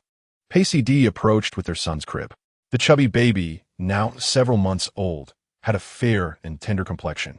When he smiled, he resembled her, his eyes curving slightly at the corners. Today, Heng'er could lift his head for a brief moment, gently assisting his son to turn over. He beamed as the child obediently raised his head, chuckling, his short neck adding to the charm. Gu Zheng couldn't help but laugh at his innocent and lively son, lifting him in his arms and playfully coaxing him, which alleviated some of his earlier gloom. They frolicked together for a while, and as darkness enveloped the sky, he finally set the child down for dinner. As he prepared for bed, the earlier merriment faded, leaving Gu Zheng enveloped in an overwhelming sense of solitude. He struggled to comprehend his father, having never experienced selfless maternal love. It felt as though he had lost Pei Cd, leaving his heart heavy with sorrow. Shall we drink? He asked, noticing Pei Cd producing a wine jug seemingly out of thin air. He nodded in agreement. After a few cups of light wine, Gu Zheng smiled and queried, What is the occasion today? Pei Cd, with a hint of stubbornness, replied, I simply wish to enjoy a few drinks on this fine day. Gu Zheng chuckled softly, choosing not to divulge the events of the day, fearing it would only add to their troubles. As they continued to drink, Pei Cd grew increasingly unable to move. She retained some awareness, but feared that standing would lead her to collapse. Fortunately, they were merely enjoying a few jugs within the confines of their room. Otherwise, the rumors of the crown prince and crown princess being inebriated would be scandalous. Gu Zheng was uncertain whether he was truly intoxicated, but he embraced her, whispering tenderly, his warm breath brushing against her neck and shoulders. I will protect you and Heng'er, he declared solemnly. Pei Cd lowered her gaze, meeting his earnest eyes. His eyes sparkled with a myriad of stars, filled with earnestness. She was too weary to ponder further. You do not believe me, Gu Zheng said, his expression forlorn. Pei Cd discerned that he was genuinely intoxicated, and she soothingly replied, I believe you, I believe you. The inebriated Gu Zheng abruptly sat up, grasping the hand of the person before him, declaring, You still do not believe me. His demeanor was one of pitiful grievance. How is it that a drunken person is even more difficult to placate? Before she could utter a word, Gu Zheng had already consoled himself. He leaned back against her, murmuring, It does not matter if you do not believe me. I shall make you believe. She felt a twinge of headache. The drunken Gu Zheng was quite the chatterbox, rambling on with her about various matters. Yet, having partaken in libations herself, her senses dulled, and she could not comprehend a single word. Gu Zheng, with a mixture of feigned anger and sorrow, lamented, "I have grown old, lacking the handsomeness of other young masters." The crown princess grows weary of the old and seeks the new. She resolved to continue feigning ignorance, bemused by Gu Zheng's penchant for fabricating imaginary rivals. A quirk of his she could not fathom. Gu Zheng persisted, tugging at the hem of her garment, determined not to relent until he received an answer. He inquired, "Are you feeling pity for me today?" Pei Sidi, exasperated, thought of him merely as a drunken fool. "Yes, I do feel pity for you. Now, please rest." The sincerity of her words mingled with a degree of pretense, a truth only known to Pei Sidi herself. Chapter 22. Self-recommendation last night. Neither of them consumed the hangover remedy, and upon rising this morning, both were afflicted with excruciating headaches. The sorrows and melancholy of life paled in comparison to the discomfort of a hangover. Gu Zheng pondered. No wonder it is said that inebriation alleviates 1,000 woes. It seems this is the true remedy. Are we still going to the restaurant today?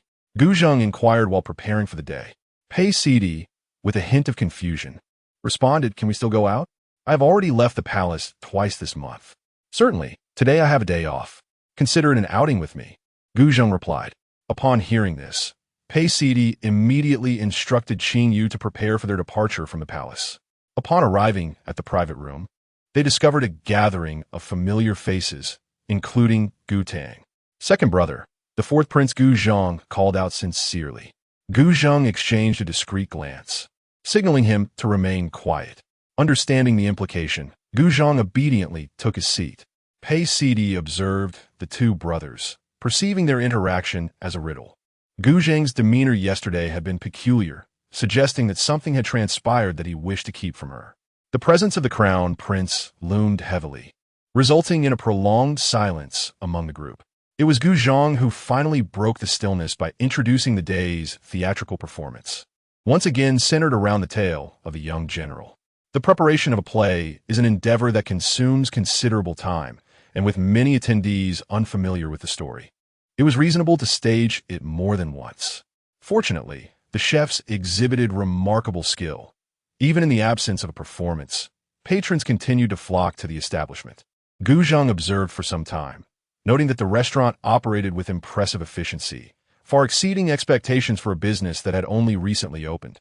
He had initially believed that a group of inexperienced individuals would struggle to make a mark.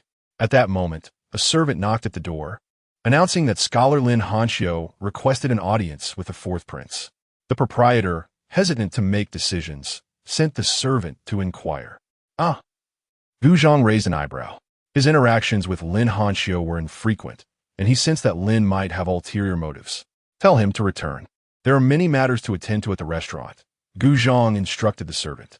As the performance commenced, the group swiftly forgot about the interruption.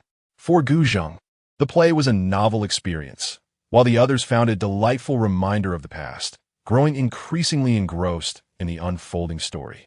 In the absence of such tranquility, the guests relaxed and began to engage in light conversation, primarily revolving around the affairs of the restaurant. Pei Sidi and Gu Tang discussed the next theatrical production, while no one dared to disturb His Highness, the Crown Prince. The play, divided into 2 acts, concluded swiftly, and the discussions surrounding its organization reached a general consensus on how to proceed. The servant returned to knock once more, stating that Scholar Lin wished to discuss matters concerning the intellectual rankings. Gu Tang, aware that her fourth brother might be apprehensive about her presence, took the initiative to speak. "Fourth brother, perhaps we should allow him to enter. Scholar Lin may have valuable suggestions." After some hesitation, Gu Zheng consented, permitting the servant to usher Lin Hanxiu into the room. Upon entering, Lin Hanxiu first offered a brief salute. Then he specifically addressed Gu Tang, saying, "What a coincidence. I did not realize the 6th princess was also present." The others internally judged his acting as rather clumsy. Lin Hanxiu, however, appeared dejected, lowering his gaze, realizing the princess still seemed disinclined to engage with him. "Ahem," Gu Zheng gently cleared his throat as a subtle reminder. "Fourth prince, I have a suggestion," Lin Hanxiu said. regaining his composure and adopting a serious tone. On that day, upon the lofty platform, each scholar expressed their opinions. Might this be incorporated into the scoring of the advisory board? On what day? The day when academician Lin, disregarding his image, engaged in a brawl? Gu Zheng showed no mercy. Lin Hanxiu lowered his head, feeling the heat rise from the ground, rendering his face crimson. Academician Lin, you are an astute individual. Since the fallen blossoms are indifferent, why should the water hold any sentiment? Gu Zheng's words dripped with insinuation. If one has no desire to wed the princess, what is the purpose of feigning affection? Lin Hanxiu's complexion turned pale, having never faced such ridicule. Ultimately, he was guilty of his own misdeeds and had no grounds for rebuttal. Second brother, perhaps we should first heed academician Lin's counsel. After all, having once harbored affection, Gu Tang was reluctant to see Lin Hanxiu in distress. Gu Zheng, exasperated by his younger sister's soft-heartedness, mused that if she could be as resolute as her sister-in-law, he would have fewer worries. Gu Zheng maintained his composure while feeling a surge of irritation, focusing on his meal as a means to withdraw from the affairs at hand. Academician Lin, please, Gu Tang gestured. Lin Hanxiu felt a pang of bitterness. The princess's current gentleness left him utterly mortified. Previously, he had feigned ignorance to avoid her, inevitably drawing the attention of others. Competitions could be held every 5 days, with the tavern serving as the source of questions. Contestants would have the duration of an incense stick to prepare, divided into 2 teams, with the side garnering the most supporters receiving additional points. Lin Hanxiu lifted his gaze, alleviating the heaviness in his heart. The assembly brightened at this suggestion, recognizing it as a splendid idea.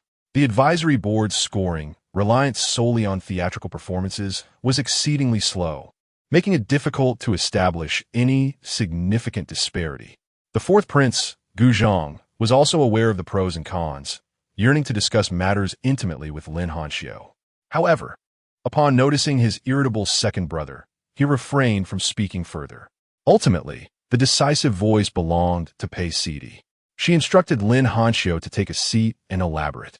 Lin Hanxiu complied, selecting a position distant from Gu Tang, and meticulously deliberated on how to amend the rules. In the end, Sun Yu finalized the particulars, considering the potential number of participating scholars, and opted for a lottery system. The victorious side would be exempt from entry fees, while the defeated side wishing to compete again must pay. When Sun Yu proposed this suggestion, he was met with disdainful glances.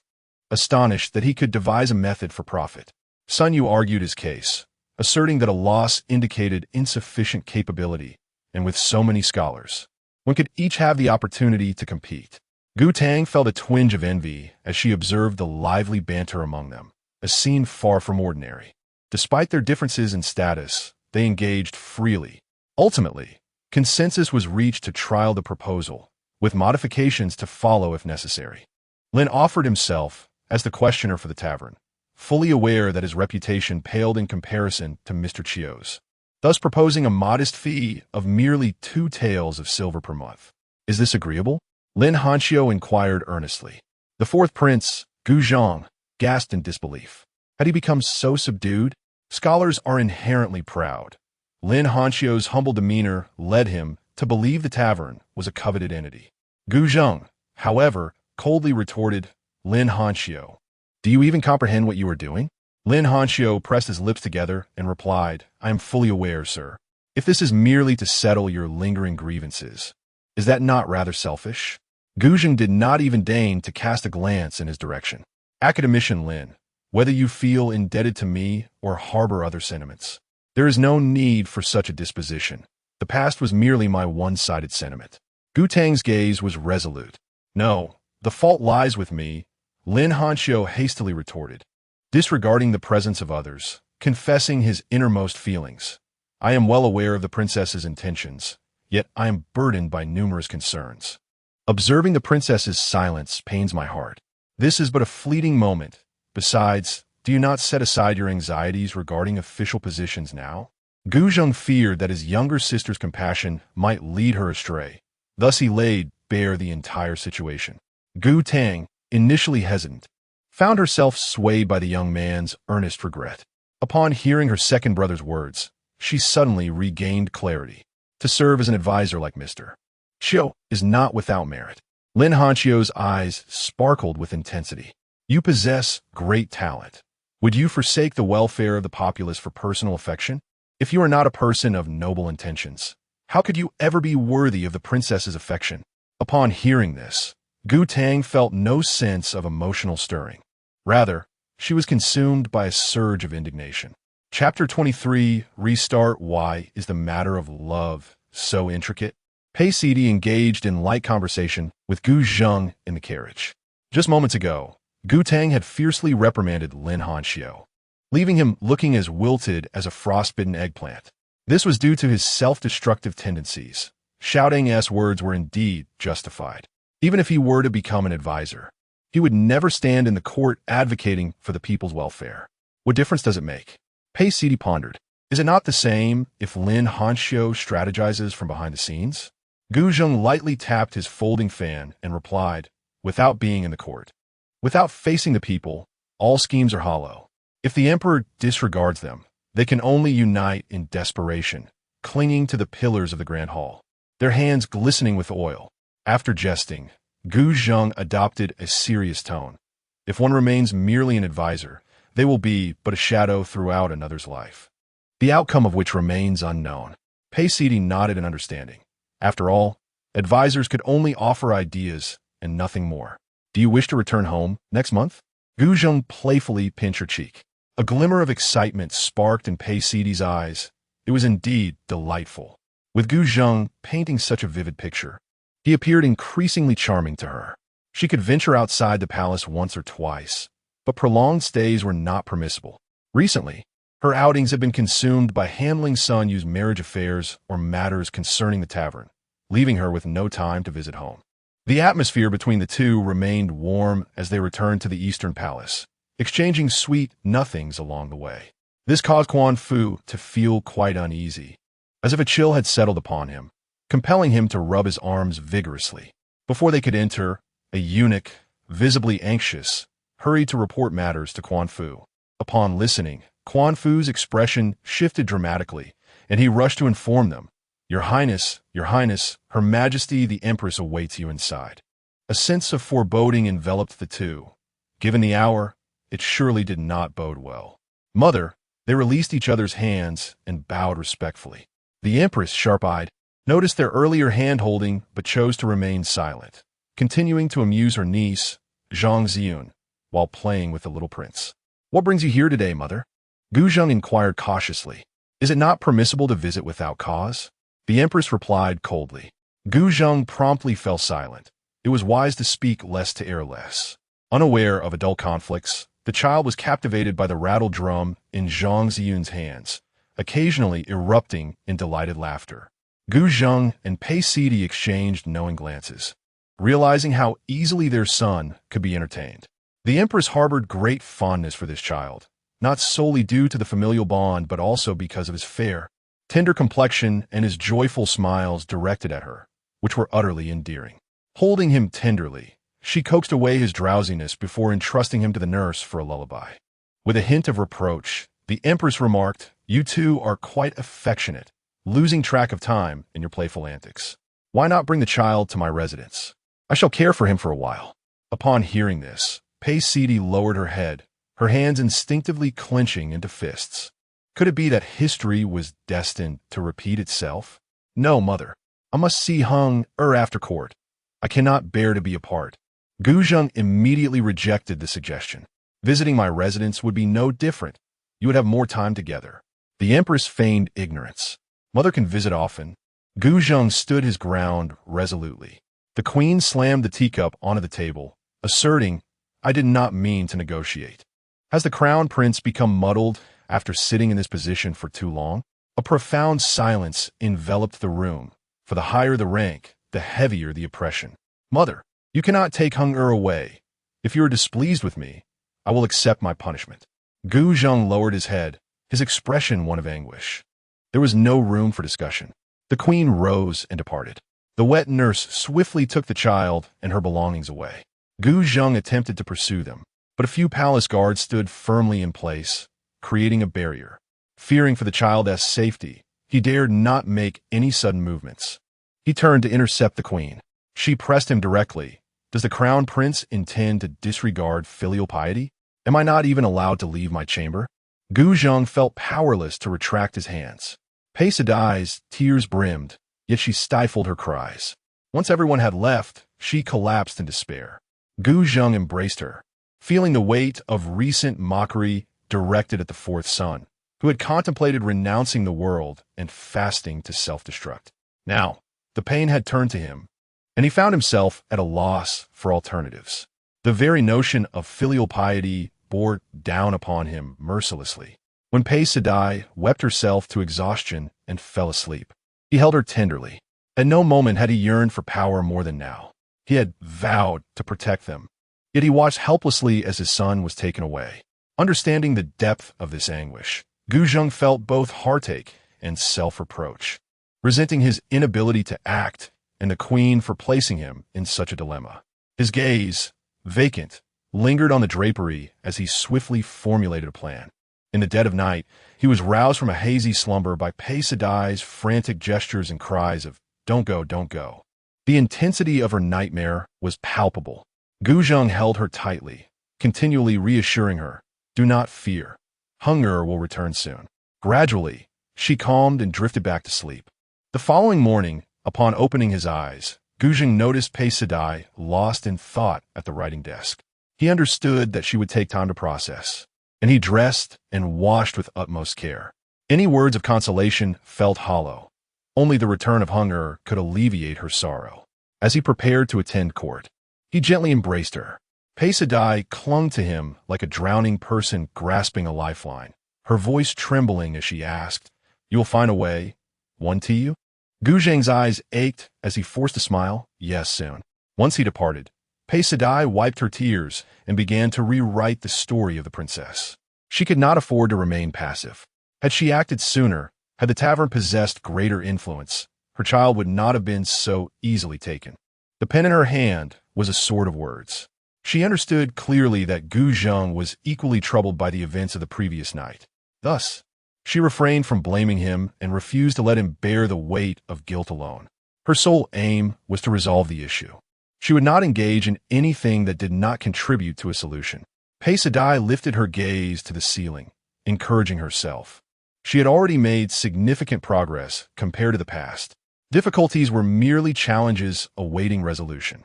Meanwhile, in the pepper room where the queen resided, such concerns were absent. "Look at him, how adorable he is."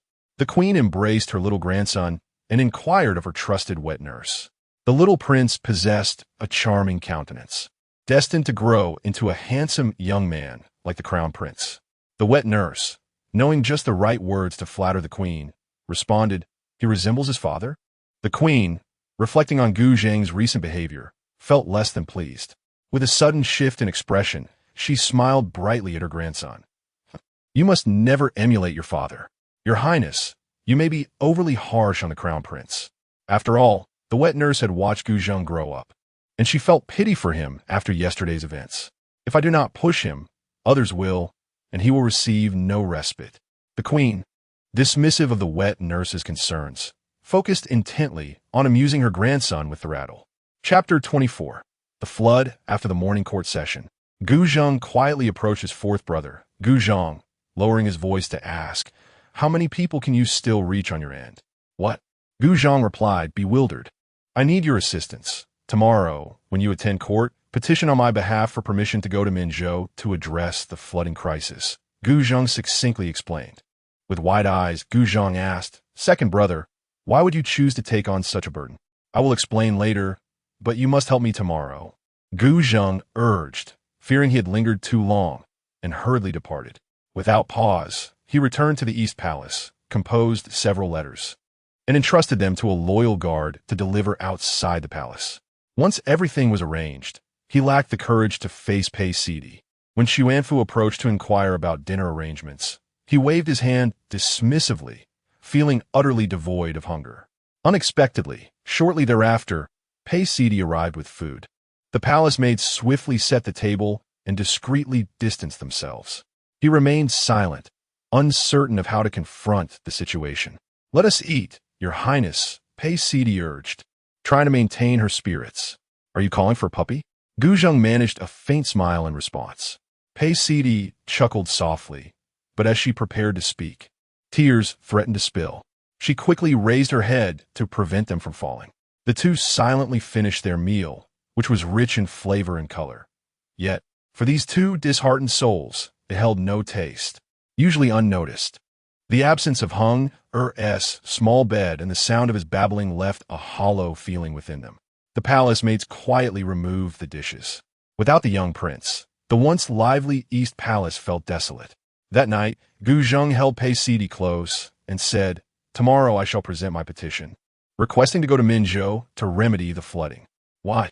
Pei Sidi responded, equally astonished. She recalled the flooding in Minzhou, where the embankment had collapsed during the flood season. Fortunately, the area was sparsely populated, and the evacuation had been swift. Although there were no casualties, the court allocated funds annually to reinforce the embankments, and this collapse surely indicated that some officials had embezzled funds. Gu Zheng frowned. "How long will you be away?" Pei Sidi asked anxiously. After a moment of contemplation, he answered, "At least a month, perhaps two. The local officials are entrenched in a web of intrigue, and I will require additional time to gather evidence." "I wish to accompany you." "Absolutely not." Gu Zheng immediately rejected the idea. The journey was perilous. "Gu Zheng," Pei Sidi called him by his full name, questioning, "Heng'er is no longer by my side. Are you asking me to remain in this palace alone for such an extended period?" Gu Zheng recalled her nightmare for the previous night and realized he had been too hasty, neglecting her feelings. Seeing his resolve wavering, Pei Sidi quickly added, "Once we arrive in Minzhou, I shall stay at the relay station and go nowhere else." She had not only dreamed of her son's departure, but also of the myriad events from their past lives. If she were to remain alone in this silent palace, constantly reminded of her sorrow, she feared she might lose her sanity. Very well, Gu Zheng relented. If all went smoothly, they would return and be reunited with Heng'er. He must take this gamble, yet he cannot let her know, lest she be left with empty hopes. The two of them nestled together, finding a measure of warmth amidst the long, desolate night. The following day, the emperor sat upon the dragon throne, surveying his court, inquiring who would volunteer to manage the flood crisis in Minzhou. The civil and military officials remained motionless, not out of lack of desire, but because a court official sent to the provinces was akin to a fish out of water. This was undoubtedly a thankless task. While local officials feigned hospitality, they would obfuscate when asked about certain matters. A decree issued would be delayed for days, ultimately resulting in nothing but false reports. A skilled cook cannot create a meal without rice. Yet this was not even the direst of fates. The worst aspect was the inevitable return, only to be reported for failing to accomplish tangible results. Gu Zheng stepped forward, proclaiming, "I am willing to go." The emperor was poised to agree when the fifth prince, Gu Jie, similarly stepped up, expressing his willingness. "What do the esteemed ministers think?" The emperor posed to his officials. "I believe His Royal Highness the Crown Prince is more suitable. The fifth prince is new to the court and may lack the requisite experience for such a task," spoke the fourth prince, Gu Zheng. A chorus of voices erupted below, many being supporters of the Crown Prince and fourth prince, while others merely wished to align themselves. Knowing the ultimate decision lay with the emperor. Observing this situation, the emperor confirmed Gu Zheng's appointment to Minzhou, while assigning a lucrative task to the fifth prince, Guyi. The fourth prince, Gu Zheng, silently scoffed, realizing he was once again sidelined.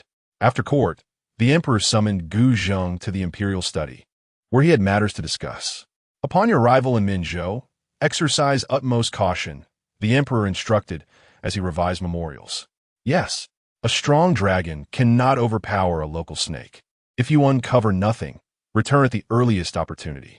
The emperor engaged in idle conversation. "Yes." The emperor then set aside his memorials, inquiring, "Do you harbor any discontent towards me?" "I dare not," Gu Zheng stammered, hastily offering his apologies. "Is it dissatisfaction with your mother?" The emperor recalled visiting the empress's palace yesterday and encountering a chubby child, realizing he had been forcibly taken. Guzheng tightly pressed his lips together, shaking his head. The emperor observed his stubborn demeanor, reminiscent of his childhood, and felt a rare pang of sympathy. He advised, when local officials arrange performances, you should attend. When they host banquets, you should partake. The more upright you appear, the more they will fear you. It is preferable to lower their guard. After all, you cannot command them. Conduct your investigations discreetly. As he spoke, he continued annotating the memorials. These were his words of wisdom, born from experience. In his youth, his excessive straightforwardness had led to a 6-month ordeal, only to return and be blamed for inefficiency.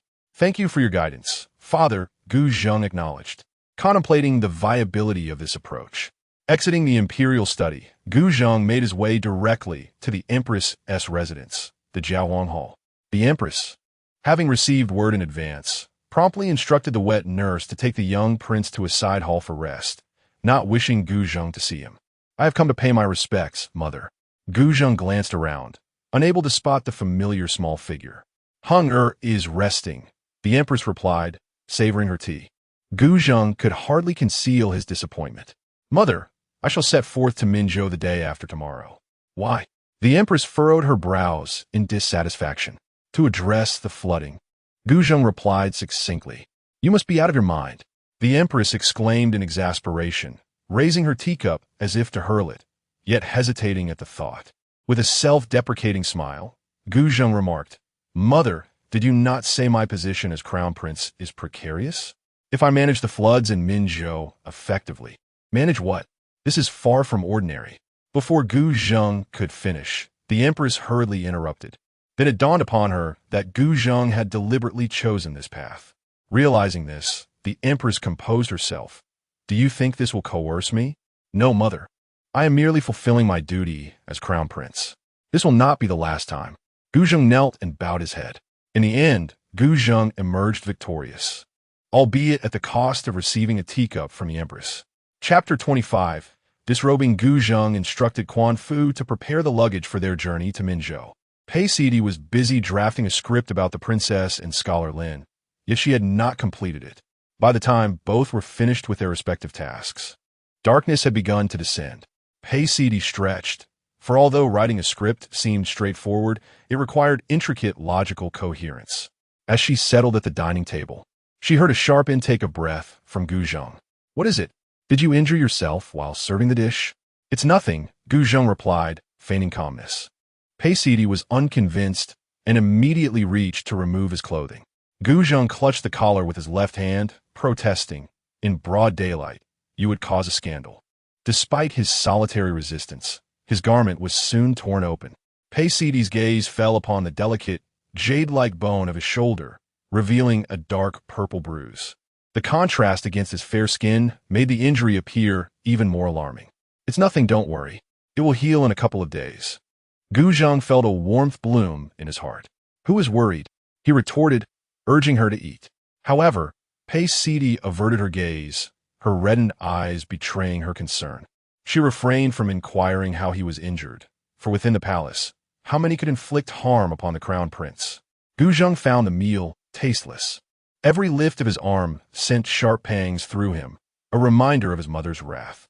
There was no doubt that had she not feared he might be rendered senseless, the teacup would have been aimed squarely at his head. As night fell and preparations for bed were made, Guzheng was about to lie down when he sensed Pei Sidi emerging from the shadows, an inexplicable feeling washing over him. Are you going to sleep? He asked cautiously. First, disrobe, she insisted, her expression obscured by the darkness. Is that wise?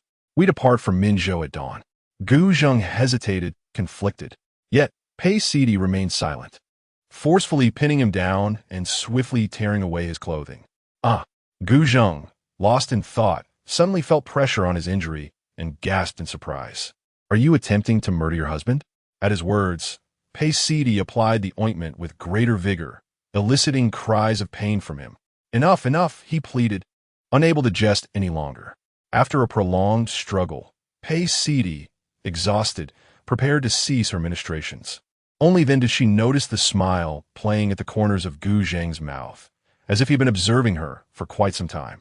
The crown prince, with his striking brows and bright eyes, sincerely inquired, Why do you appear more distressed than the one who is injured?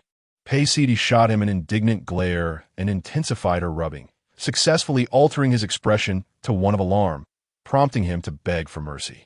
Satisfied, she finally ceased her efforts and, after washing her hands, returned to find the crown prince already asleep, a smile still gracing his lips. She shook her head in resignation, wondering how Gu Zheng could be so easily pleased. A mere application of ointment had brought him such joy.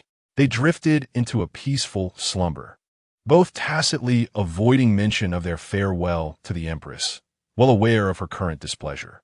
As the caravan set forth, Paisidi gazed longingly towards the royal city through the curtain. Gu Zheng, in silence, embraced her, offering comfort. Within the palace, young Gu Heng remained unaware of his parents' departure from the royal city. Surrounded by an abundance of new experiences, he was kept entertained and cheerful.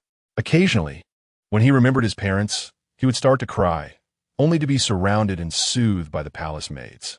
In an unusual turn of events, the emperor had once again visited the Jiaofeng Hall today. The queen rose to greet him, and once the emperor took his seat, they engaged in casual conversation, mentioning that the crown prince had left the imperial city. The crown prince, youthful and impetuous, had ventured far, accompanied by the crown princess. Upon this remark, the emperor furrowed his brow. The queen, though internally dissatisfied, felt compelled to defend her son. With a smile, she remarked, "The couple is in the throes of passion, reluctant to part even for a moment. I trust that Heng'er will not let this interfere with his duties." At the emperor's words, a long-forgotten memory suddenly surfaced. "Your Majesty?" The emperor's prolonged gaze made her uneasy, prompting her to touch her cheek, wishing for a mirror to check for any imperfections. "What of Heng'er?" The emperor awkwardly shifted the topic. After over 20 years of companionship with the queen, their relationship, though lacking in fervor, had moments of genuine connection. However, their feelings were muddled by too many complexities, preventing them from being completely candid with one another. When the conversation turned to the young prince, the queen couldn't help but smile, asking for the little one to be brought forth. The emperor was taken aback. The queen, typically so composed, rarely displayed such emotion. When a wet nurse brought the child, the queen eagerly inquired, "Will your Majesty hold him?" Initially, the emperor had merely asked out of courtesy, lacking the inclination to indulge in child-rearing. Yet, upon seeing the queen's unchanged beauty and the fine lines at the corners of her eyes, which only deepened her smile, he found himself acquiescing. The queen, however, tempered her expression, surprised that the emperor had genuinely agreed. As the emperor took the child from the wet nurse, he failed to notice the shift in the queen's demeanor. The child, just awakened, was soft and barely opened his eyes, smiling as the emperor held him. The emperor felt as if a sudden arrow had pierced his heart. No child could compare to his own in charm. Unconsciously, he began to engage in playful antics. As it had been over a decade since a child had been born in the palace, making Heng'er's presence a refreshing novelty. "Can he sit up yet?" the emperor inquired. The wet nurse replied that he could only sit for a short while. The queen, eager to take hold of the child, had only had him for 2 or 3 days and had not yet had her fill of his company. Upon hearing this, the emperor, unwilling to risk giving him up, continued to cradle the child, chatting with the queen while amusing the little one. "Your Majesty, are your arms tired?" The queen feigned concern. She felt that the child appeared particularly adorable when held by someone else. "No," the emperor pretended not to understand, leaving the queen fidgeting beside him. He did not grasp that the queen could see him every day, while he had only held the child for a brief moment. A strange sense of rivalry was ignited within him. He had intended to stay only a short while, but found himself lingering until mealtime. The emperor typically dined alone, and the queen's expectant gaze could no longer be concealed as she awaited his departure. She no longer needed to rely on the emperor's presence to feel secure in her position. To her surprise, the emperor showed no intention of leaving, even managing to lull Heng'er to sleep. Realizing that she would not be able to play with her awake grandson today, the queen's demeanor turned indifferent. The emperor, sensing her coolness, felt a twinge of pride. Pretending to be oblivious to the unspoken dismissal, he ordered the meal to be served. The empress suppressed her emotions during the meal. While the emperor appeared to be in high spirits, engaging her in conversation from time to time. After satisfying his hunger, the emperor rose to return to his chambers. Throughout the duration of the meal, the empress had already composed herself, and upon their parting, she reverted to her aloof demeanor as the imperious empress. Back in his chambers, the emperor could not contain his amusement as he recalled the empress's moment of embarrassment.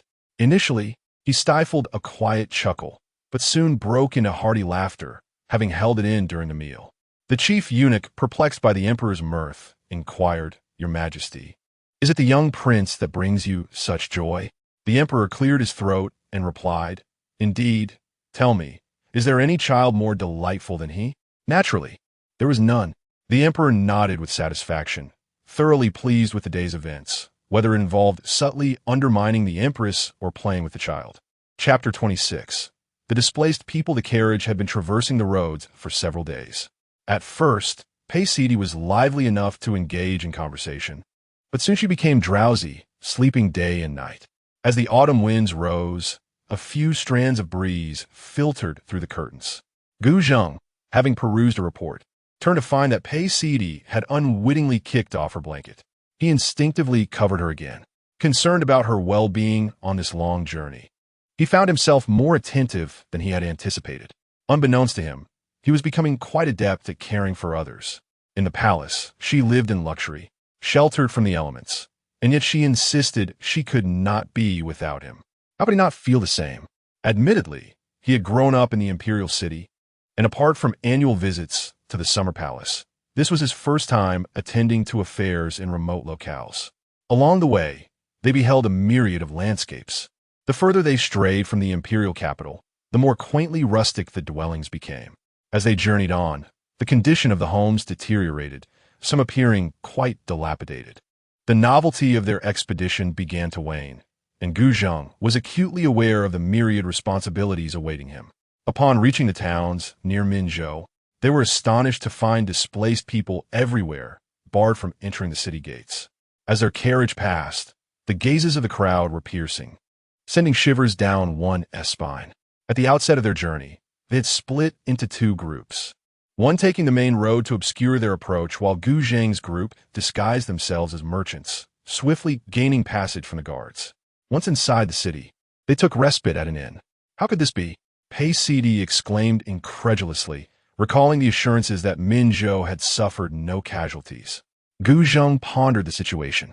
This was a town near Minzhou, and most of the displaced were likely fleeing from there. He had already sent word back to the palace, hoping for reinforcements. "I shall send someone to escort you back to the palace," Gu Zheng declared decisively. "No, your manpower is already stretched thin.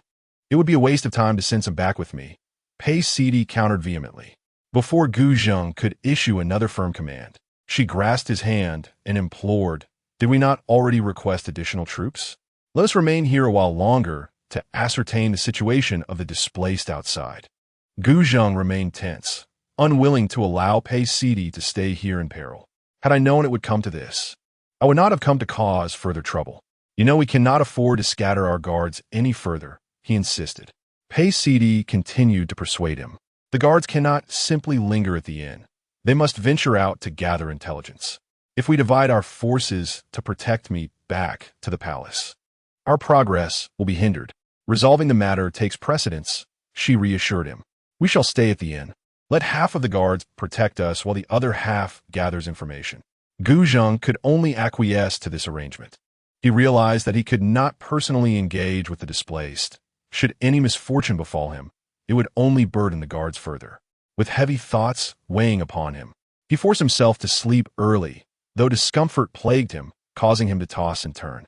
The beds at the inn were significantly smaller than those in the palace. Even when Gu Zheng turned carefully, Paisidi could still sense his movements. With a resigned sigh, she turned away, recognizing that unless she soothed him to sleep, her own rest was a distant hope. "Have I disturbed you? Perhaps I should sit on the stool for a while," Gu Zheng offered as he began to rise. "It is of no consequence." Paisidi pressed someone down and said, "Let me tell you a story." Gu Zheng chuckled lightly. "Do you take me for a mere child of 3? Then it is your turn to narrate." Paisidi did not shy away from the challenge. Gu Zheng pondered for a moment. His past life was indeed rather mundane. He ultimately conceded, Let us sleep then. I cannot conjure anything. This diversion allowed him to momentarily forget the worries of the morrow. After a long and exhausting journey, his weary body succumbed to restful slumber. At the break of dawn, they set out.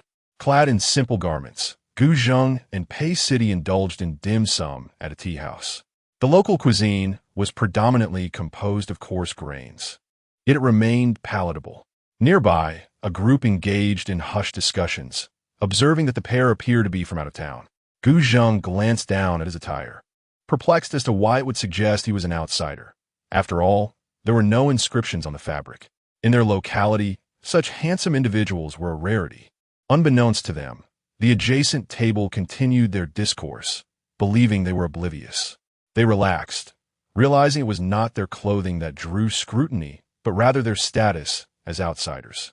It was indeed a matter of fortune.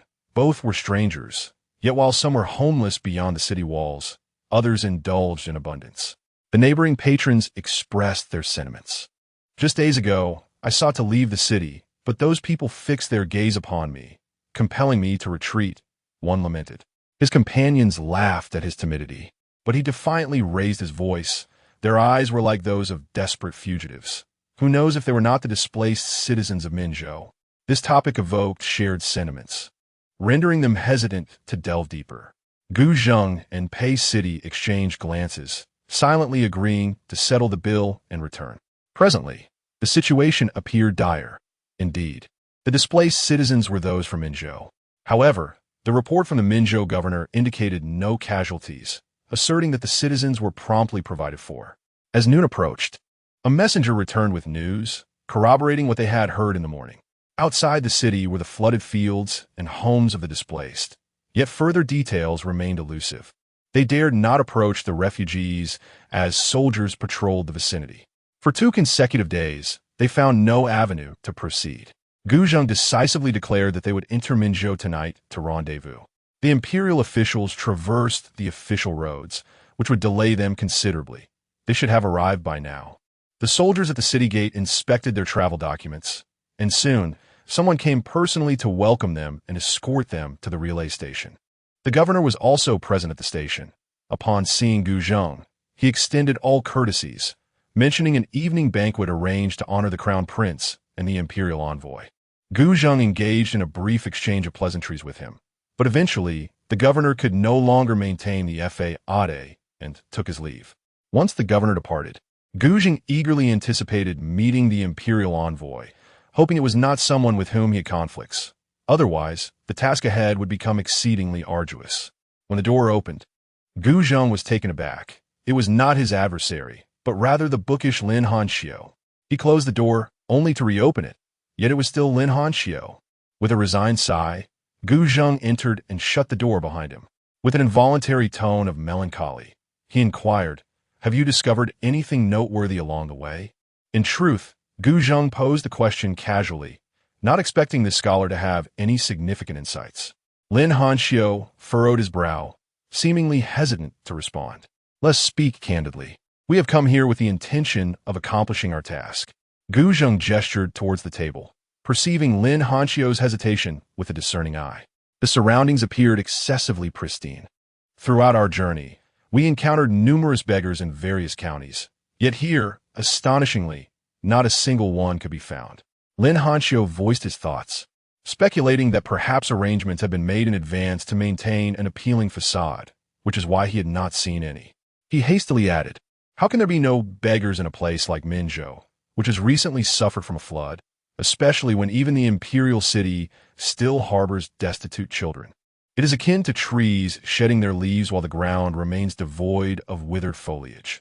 Such a scenario is simply illogical." Gu Zheng revealed his understanding of the situation, stating, "They must have relocated the people to other towns. Is that truly the case?" "This is troubling," Lin Hanxiu exclaimed upon hearing this. Chapter 27. The welcoming banquet, what errors lie within? Gu Zheng humbly inquired.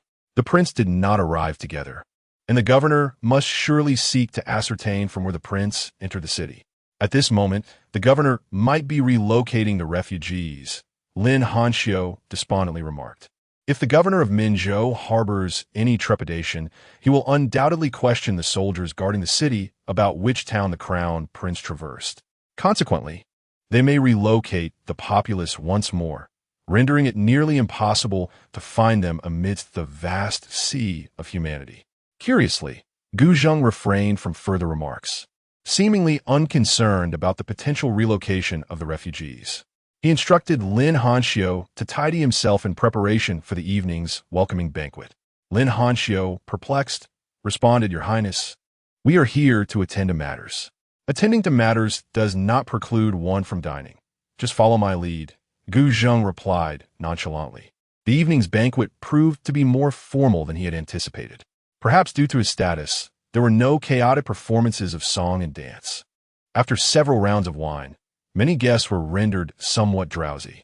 The governor inquired with concern, why did His Highness the Crown Prince not arrive with the esteemed envoy? Everything appeared novel along the way, which delayed our journey. Gu Zheng feigned drunkenness. Did the Crown Prince visit any nearby towns? The scenery is quite delightful. The governor cautiously probed. Not at all. I surmise Lord Lin has nearly arrived and hastened here directly, Gu Zheng replied, drinking deeply. Sensing that he might glean the information he desired, the governor relaxed and engaged Gu Zheng in more animated conversation. As time progressed, Gu Zheng, realizing he could extract no further information, took the initiative to excuse himself for rest. A throng of individuals departed in unison. Gu Zheng, reeking of alcohol, returned to the inn. "Do not come closer. I shall overwhelm you with the stench," he cautioned Pei Sidi, who was on the verge of approaching. "Drink this. A hangover remedy," Pei Sidi said, unpretentiously returning to her bedside. Gu Zheng gulped down the concoction, feeling somewhat relieved. The discomfort from overindulgence struck him anew, prompting a sudden thought: send a bowl of hangover remedy to Lord Lin as well. A voice responded from outside, promptly preparing the request. Why the sudden kindness towards him? Pei Sidi wondered, surprised.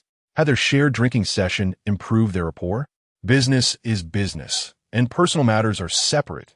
Gu Zheng appeared somewhat dazed, his almond-shaped eyes half closed, long lashes casting shadows. Pei Sidi observed him, finding him captivating, provided one could overlook the potent aroma of alcohol. She had continually requested hot water, now instructing Gu Zheng to bathe himself. Surprisingly obedient in his inebriated state, he tended to his own needs. After ensuring that the scent was less pronounced, he dutifully retired to bed. He slumbered soundly until dawn, awakening with a lingering headache. Pei Sidi called for him from the dining table. Accustomed to the coarse grain bread, Pei Sidi could not help but exclaim, "In but a few days, I have come to find this quite delectable." Gu Zheng chuckled, nodding in agreement. The simplicity of their fare and the modest room possessed an unexpected warmth. As Gu Zheng stepped outside, he discovered that Lin Hanxiu had yet to emerge. He had no choice but to lower himself and personally knock on the door. "Lord Lin, it is time to rise." With a sudden thud, footsteps approached unsteadily, and the door swung open, revealing Lin Hanxiu, his attire disheveled. "This?" Gu Zheng involuntarily glanced into the room, wondering if someone had delivered a lady to Lin Hanxiu's quarters last night. Lin Hanxiu welcomed the guest inside, eager not to keep His Highness waiting. While he hurriedly tended to his grooming, Gu Zheng surveyed his surroundings, contemplating how swiftly the person had departed. Once Lin Hanxiu was finally dressed, he was met with a barrage of teasing remarks from Gu Zheng. The scholar seemed to relish the warmth of the spring night, lingering in comfort until the sun had risen high. Gu Zheng, however, remained unsettled by Lin Hanxiu's demeanor towards Gu Tang. "Your Highness, do not speak recklessly," Lin Hanxiu replied, his complexion pale. He lamented, "I am not one to handle liquor well. Even the hangover remedy proves futile." Repeatedly, he reminded himself, "This is my future brother-in-law. This is my future brother-in-law." Gu Zheng scoffed, refraining from expressing disbelief, urging him to hasten his departure. However, the officials below would only feign cooperation. They took a long detour, ultimately leading to a previously flooded area. By the time they emerged, the sky had darkened. It was an egregious affront. Lin Hanxiu's eyes burned with indignation at the local officials' deceit.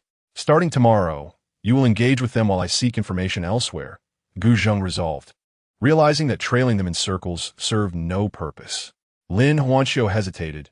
Your Highness, are you aware that this vicinity is swarming with their people? At this juncture, they could not afford to tread the usual path. A bold approach was necessary. Gu Zheng had initially intended to feign compliance, yet he feared that delaying further would result in the destruction of evidence.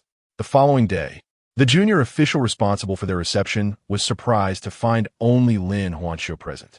Lord Lin, shall we await His Highness? He inquired. There's no need.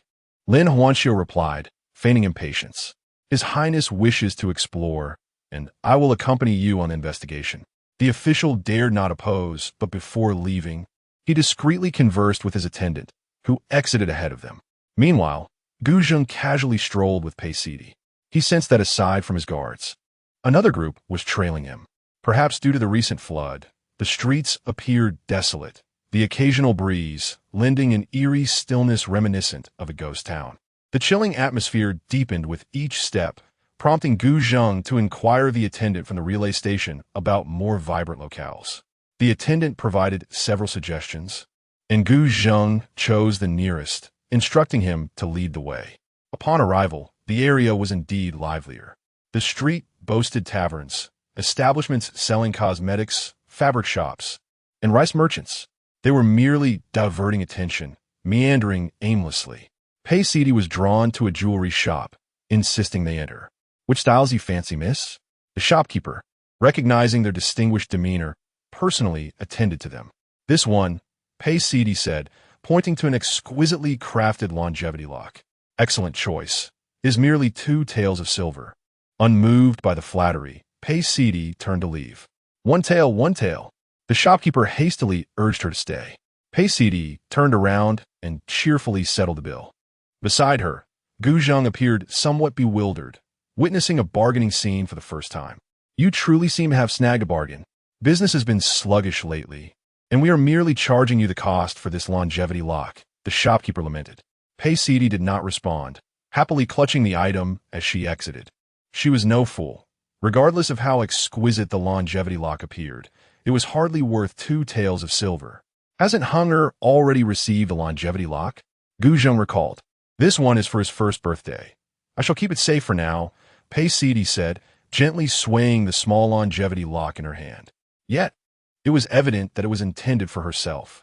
This seemingly insignificant episode took a turn when Gu Zheng laid eyes on the rice shop, his gaze fixated. A weathered wooden sign proclaimed, 20 sheng of rice for 500 won. What does this imply?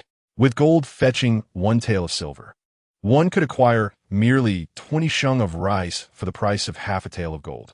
It was as if they had carved the act of robbery into the very wood of the sign.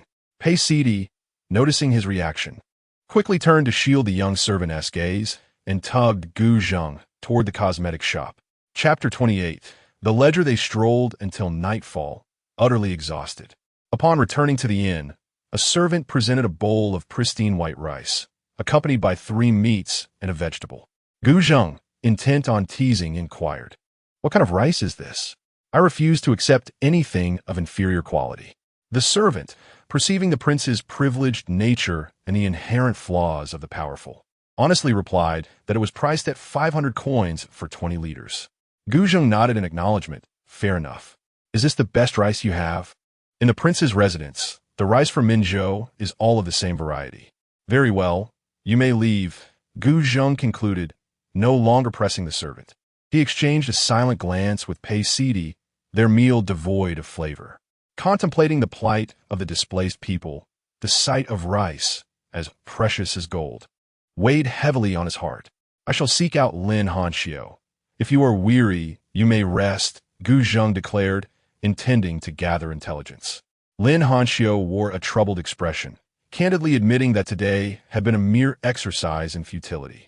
He proposed to inspect the repairs on the riverbank, but a minor official claimed it was too perilous to approach. Have you had rice to eat today? Gu Zheng asked. Yes, but could it possibly be poisoned? Lin Huanxiu's complexion shifted dramatically. They do not possess such audacity, Gu Zheng scoffed, continuing, however, this rice is priced at 500 coins for 20 liters. This revelation ignited Lin Hanxiu's indignation. In the imperial city, 40 liters of rice was merely 500 coins. Your Highness, what must I do? Lin Hanxiu was eager to act, yearning to bring these wrongdoers to justice. Gu Zheng reassured him, you need only continue to engage with them, and later, report truthfully to His Majesty. The Emperor would not have sent you here without reason. Your integrity and impartiality render your words trustworthy.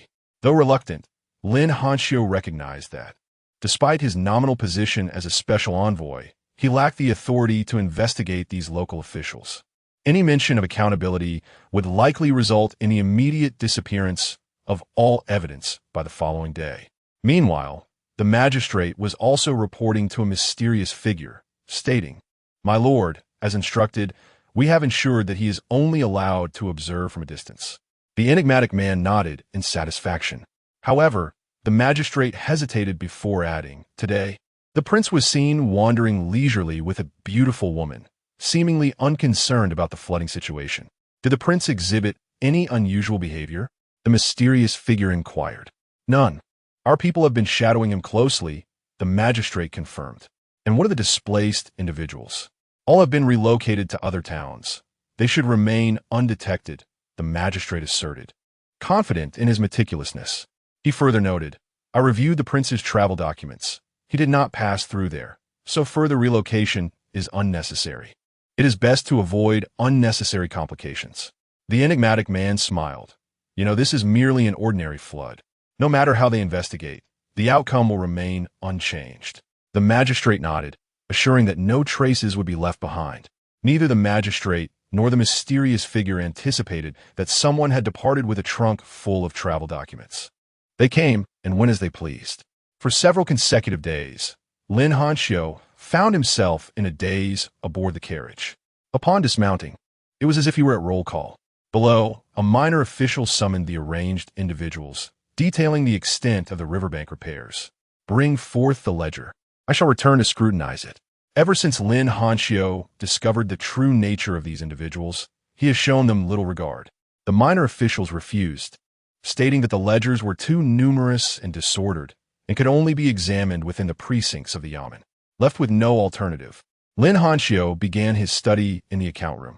He was aware that these documents had been manipulated, yet he found himself unable to approach the riverbank directly. Ultimately, he did uncover discrepancies. Although the court allocated annual funds for reinforcement, the levy ought to have risen incrementally. Yet the height reported to the court this year matched that of 2 years prior, indicating that no fortification had occurred over the past 2 years. The ledgers, however, recorded labor and material expenses.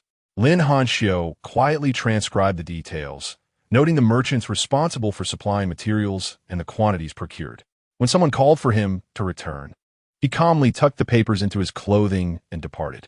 Upon returning to the relay station that evening, he smoothed out the documents. Gu Zheng, observing him, could not help but question whether this was indeed the same person he knew. Scholars often held themselves in high esteem, disdainful of petty thievery. Lin Hanxiu glanced up and noted the prince's unguarded expression, responding nonchalantly, Those destined for greatness do not concern themselves with trifles. He articulated the details of his observations. After listening, Gu Zheng fell silent. No wonder Lin Hanxiu had discreetly concealed the findings. Thus, if we were to obtain the genuine ledger, the issue would be resolved effortlessly. Gu Zheng asserted with a tone of certainty. Lin Hanxiu remained speechless, deeming the prince's remark trivial. The following day, Gu Zheng produced the authentic ledger and urged him to flee for his life. The circumstances were as follows. That morning, Gu Zheng, utilizing his princely authority, pressured the local officials to accompany him on a hunting expedition. The inspector and others were unwilling, citing pressing matters and the fear of incurring the emperor's wrath should they delay. Gu Zheng revealed a token from his robes, declaring that to behold the token was akin to encountering the emperor himself, thus compelling everyone to comply. The local officials, accustomed to indolence, soon lamented the arduous task of writing. "Your Highness, I am unwell. I beg your pardon," gasped the inspector. Gu Zheng merely cast a sidelong glance, reining in his horse to inquire, "What does the inspector mean?"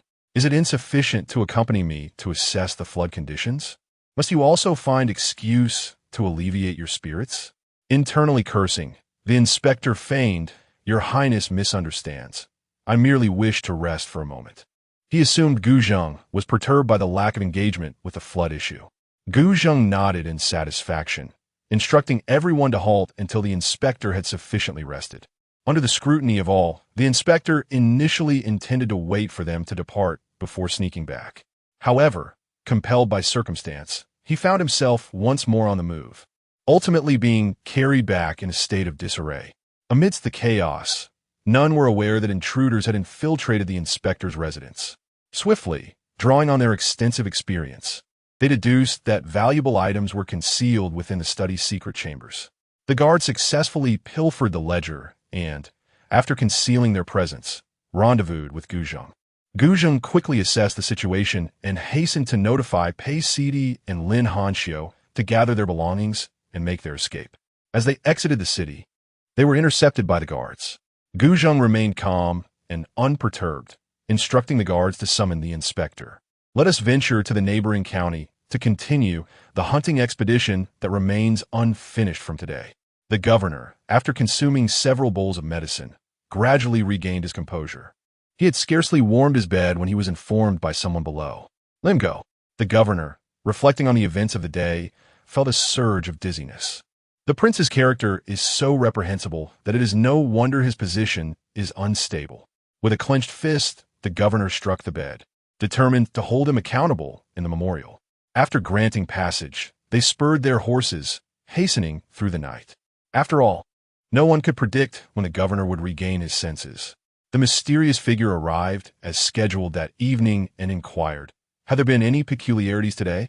Replying to "My lord, the prince summoned us today to accompany him on a hunting expedition, and in the afternoon, still unsatisfied, he ventured to the neighboring county." The governor remained indignant. "Fool, do you truly believe he is merely a hedonist?" The mysterious figure erupted in fury. Chapter 29. The bandits. Perhaps it is time to consider whether something has been uncovered. The enigmatic figure longed to crack open the mind of the governor. Being a mere glutton, assumed that all were as he. The governor, taken aback, resolved to dispatch someone to intercept. They could not have strayed far. "Intercept? It would be best if you truly could." The mysterious individual scoffed, having made up his mind that Gu Zheng must perish, and the blame must be placed upon the governor. After pacifying the mysterious figure, the governor stumbled toward the secret chamber.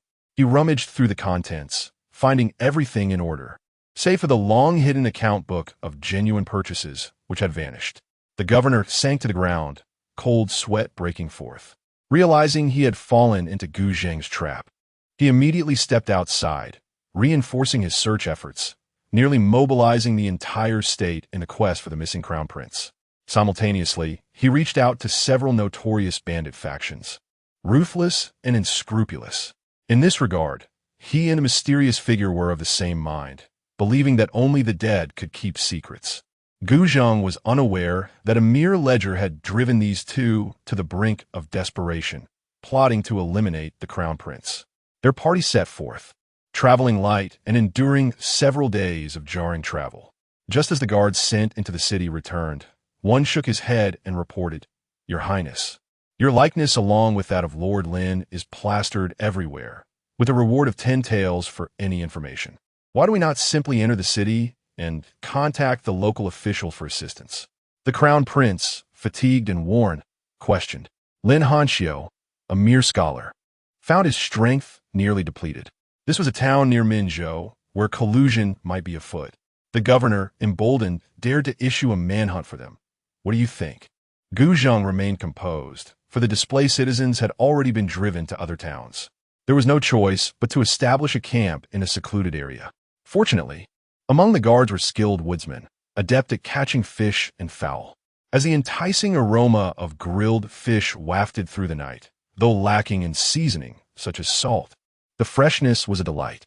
The fish skin was crispy, crackling with each bite, infused with the sweetness of the flesh. Pei Sidi had little appetite these past few days, confined within the carriage. Yet, the horse's pace was brisk, and she dared not voice her discomfort for fear of hindering their mission. At that moment, the mouth-watering scent finally stirred her appetite. Grasping a branch fashioned as a makeshift spear, she deliberately turned her back to the guards for modesty's sake. Gu Zhang could not help but smile, though the mirth quickly faded as he considered Pei Sidi's delicate constitution, never having endured any hardship. The jostling of the carriage was far from pleasant. "What are you doing?" Perhaps it was the outdoor setting that made Pei Sidi shed her gentle demeanor. As she boldly exclaimed, "You're foolish to endure this suffering." Gu Zhang, despite his teasing words, was filled with concern for her well-being. Pei Sidi, feeling a tad uncomfortable, dusted off her hands and remarked, "Who could have imagined that our crown prince's outing for governance would turn into a great escape? You must not venture far again with me." Gu Zhang tidied the remnants. "Of course. Do you wish for a long life?" After their meal, they followed the guard's directions to locate a small stream. Gu Zhang scrutinized the surroundings, ensuring no one was in sight, and urged Pei Sidi to wash and dress quickly. When it was his turn, Gu Zhang leapt into the water with a splash, nearly shouting from the shock of the frigid temperature. "Why didn't you remind me?" Gu Zhang's gaze, filled with lament, turned towards her. Beneath the moonlight, the partially disheveled fabric of his attire revealed a hint of his shoulder and chest, glistening with a subtle sheen. Pei Sidi met his gaze, and with practiced ease, she offered an apology, saying, yes, it is my fault," while ostensibly expressing regret. Her eyes remained fixated on Gu Zhang. It was not merely an apology. She would acquiesce to anything he said. She wiped away her drool. Gu Zhang was at a loss for words, dismayed by her ravenous demeanor. After speaking, he quickly composed himself, preparing to return with Pei Sidi. The guards, having toiled for several days, required cleansing as well, but as a woman, Pei Sidi was not permitted to accompany them. She dismissed the notion of drool.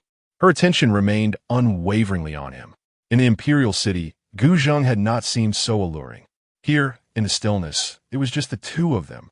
The wind rustled through the dry grass. She found herself captivated by his beauty, yet burdened by other considerations.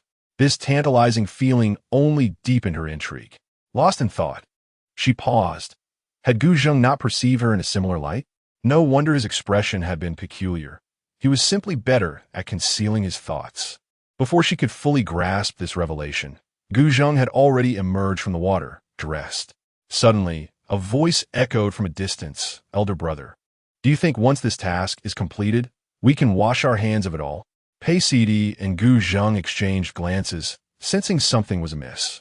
They quietly concealed themselves in the thicket behind them and hastily tossed their soiled garments into the stream. Fortunately, the moonlight offered sufficient cover to keep them hidden.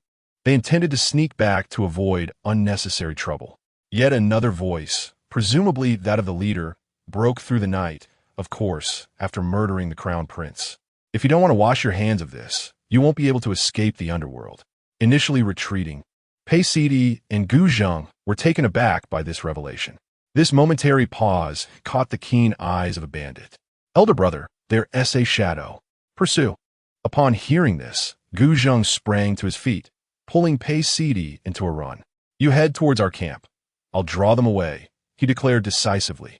The wind whipped around Pei Sidi, chilling her heart. "It's safer to return together," she urged. "There's no time," he replied. Gu Zhang, possessing keen hearing, recognized that the bandits were drawing near. Spotting a sturdy ancient tree with lush foliage, he intended to push Pei Sidi up into its branches, regretting not having taught her survival skills. He had prepared for the worst.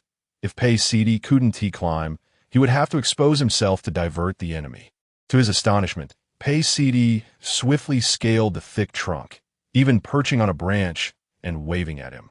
The instinct for survival eclipsed all other reactions, leaving Gu Zhang momentarily stunned. How could a future princess consort climb a tree with such agility?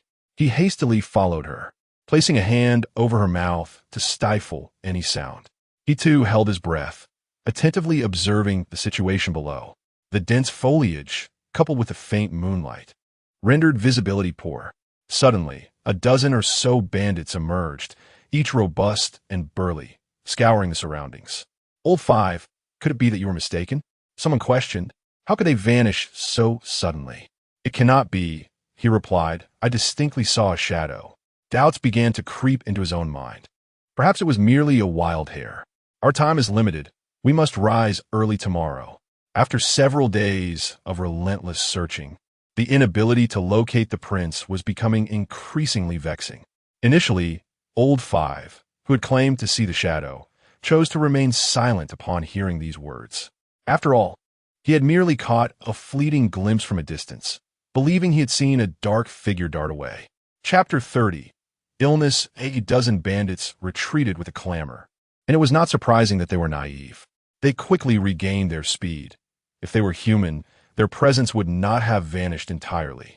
Once they departed, Gu Zheng cautiously released his grip, yet he remained vigilant, continuing to observe. After confirming there was no imminent danger, he promptly descended the tree, pulling Pei Sidi along with him. The two raced against the wind, disregarding their quickening heartbeats, hurrying back to the camp. They fortuitously collided with the guards who had come out searching for them. Due to their prolonged absence, the guards feared the worst. We must change our location immediately, Gu Zheng commanded, still catching his breath. Although the others were unaware of the events that had transpired, they dared not ask questions upon seeing the couple's hasty escape, swiftly packing their belongings. As night deepened and visibility diminished, they eventually found a cave. Only then did Gu Zheng relax slightly, aware that bandits were pursuing them. Lin Hanxiu, utterly astonished, remarked, "Your Highness, with enemies in pursuit and bandits behind us, we should enter the city tomorrow. It is preferable to facing the bandits." Gu Zheng nodded in silence, recognizing that entering the city was indeed a last resort. After organizing a watch rotation, the others forced themselves to sleep, knowing that if the bandits discovered their location, they would lack the strength to resist. As dawn broke, Gu Zheng sent one of the guards into the city. To his dismay, the situation was far from optimistic. The guard, stationed outside the city gate, reported observing several suspicious figures lurking about, seemingly waiting for someone. Had we been discovered? Gu Zheng absent-mindedly toyed with a branch in his hand. No, my subordinate has returned to report the situation, refraining from taking any rash actions. The guard replied, looking down. With no clear path into the city, remaining in their current position was perilous. Gu Zheng suppressed his emotions as he explained the circumstances to Pei Sidi. However, Lin Hanxiu appeared to recall something. "Your Highness, why don't we allow a portion of our group to enter the city? The imperial reinforcements should be arriving soon." Gu Zheng suddenly understood. Realizing that concern can lead to confusion, he and Lin Hanxiu could not enter the city, but others could. He immediately instructed two of the more astute guards to enter the city and await the reinforcements to rescue them. The remaining members began to search the vicinity for additional cover. As time passed, enduring the long, dreary night, the guards sent the previous day had not returned. They dared not build a fire or move about freely. Everyone could only nibble on wild fruits to stave off hunger, fearful of detection. It was impossible to gauge how much time had elapsed, only that daybreak and darkness continued to cycle. In the cramped space, a sense of despair inevitably emerged. Gu Zheng cursed himself for being too impulsive. He should have approached the ledger issue with more circumspection to avoid such perilous circumstances. The evening sky bore no promise of salvation. Lin Hanxiu, with a weary tone, said, "Your Highness, should fortune allow us to return alive, I wish to seek the hand of the princess in marriage." His yearning was not mere bravado. They had fled for several days to reach this cave, and now he could not ascertain how much more time had passed. Xiao Tang would never agree, Gu Zheng reminded him. Yet Lin Hanxiu's eyes sparkled with determination. Shining like stars, resolute as rock, he replied, "In these fleeting moments between life and death, my greatest regret is not having cherished the princess." "Enough," Gu Zheng interjected. Gu Zheng interrupted with a stern expression, "Spare me your farewell speeches. You won't survive. Do you think the bandits will let me go? Stop playing the emotional card, and do not imply that Xiao Tang shares your feelings." He added with a fierce tone, "Until Xiao Tang consents. Keep your affections to yourself, and do not give others a chance to gossip." Lin Hanxiu did not expect Gu Zheng to comprehend his sentiments. However, he had indeed intended to convey a farewell. He could feel the frailty creeping into his body. The night was filled with a biting cold that permeated their very bones, and they could not light a fire for warmth. Observing Pei Sidi shivering, Gu Zheng, disregarding the presence of others in the cave, tenderly pulled her into his embrace. As the morning dew fell, Pei Sidi's body began to warm. Gu Zheng, in a half-dream state, realized the urgency of their situation. He could no longer delay. He would send 2 guards into the city to procure medicine. It was not that he was unwilling to enter the city, but rather that they might be intercepted and killed before they could even set foot inside. Many elderly officials returning home had met their silent demise along the way. Gu Zheng twisted the handkerchief in his grasp to cool Pei Sidi. Feeling utterly powerless, he lamented that not a single person he wished to protect was safe. Even as she fell ill, they could still only hide. A wave of despair enveloped him, instilling a sense of unbearable pain. His thoughts were chaotic, yet he understood he must maintain clarity. With pale lips, Gu Zheng urged, "Stay awake, we will soon return." "Is that so? How wonderful," Pei Sidi murmured, her fever muddling her thoughts. "Do not sleep." Gu Zheng held her tightly, the warmth of their clasp contrasting with the chill that gripped his heart. "Your Highness, once we return, please take care of our child," Pei Sidi uttered weakly. "Together, we will go back together," Gu Zheng replied, trembling. Pei Sidi, clearly disoriented from her fever, sensed that she might not endure until their return. "Gu Zheng," she scarcely called his name. She continued, "If you have other children in the future, do not let them quarrel among themselves. I have told you, there will only be Gu Zheng reassured her, yet he sensed her breath growing shallower. Whether she believed him or not, Pei Sidi could no longer hold on and lost consciousness. Gu Zheng was taken aback, hastily twisting the handkerchief to continue cooling her. After a while, Pei Sidi stirred back to consciousness. "Do not sleep. Once we return, whatever you say, I will obey," he insisted, constantly changing the cloth. He could not help but pray fervently to the heavens and the spirits of the mountains. Pei Sidi's gaze was unfocused. She merely sensed someone was murmuring. "Did you hear? If we return alive, I will give you anything you desire," Gu Zheng said, losing control of the strength in his grip, then quickly loosening it. Pei Sidi, just regaining some awareness, misinterpreted his words, thinking he was offering his heart. Finding it dull, she retorted, "I do not want your heart." Gu Zheng felt a mix of frustration and amusement. "If you do not want my heart, then what do you desire?" "I want you to let me and Heng'er go. The palace is too suffocating, and I'm not accustomed to it." Pei Sidi curled up. "Change it, even if it meant comforting a gravely ill person." Gu Zheng was reluctant to acquiesce to this request. "There is nothing left." Pei Sidi closed her eyes, unwilling to engage. "What else is there?" Gu Zheng was relentless, unwilling to allow Pei Sidi to succumb to slumber. When one is unwell, a muddled consciousness may hinder the ability to discern the source of discomfort, potentially exacerbating the ailment. For instance, when one is parched yet loses consciousness, the ensuing fever may lead to a painful throat. Pei Sidi, in her vexation, feigned sleep, yet was persistently aware of a voice incessantly prattling. She firmly grasped the collar of the individual, exclaiming, "In addition to this, I wish for you to silence yourself." The authority in her words was palpable, though it would have been even more compelling had her hand not rested upon his chest. Unbeknownst to Pei Sidi, she was oblivious to the intricacies of the situation.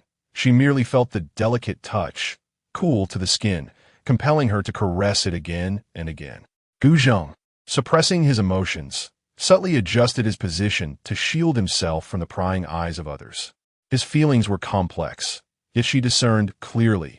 Genuine affection could be set aside, but the physical connection remained desirable. Chapter 31. Touch. When Pei Sidi awoke once more, she found herself back at the inn. Uncertain whether she had been captured and brought back, she sat up abruptly, only to succumb to fatigue and collapse once again. Just then, Gu Zheng returned, swiftly approaching to support her, urging, "Do not move about." "What has happened?" Pei Sidi inquired, noticing the dark circles under Gu Zheng's eyes, clearly a sign of insufficient rest. "You fainted in the cave, but fortunately, reinforcements arrived in time," he recalled, still feeling a sense of dread. "Has the matter been resolved?" Pei Sidi felt a surge of relief. She had feared for her life. Gu Zheng gently shook his head, saying, "Not yet. For now, we have merely restrained the governor. We still need to uncover the mastermind behind this." He then brought over a bowl of congee, preparing to feed her. "I can manage myself," Pei Sidi said, a hint of panic in her voice, as she was neither incapacitated nor helpless.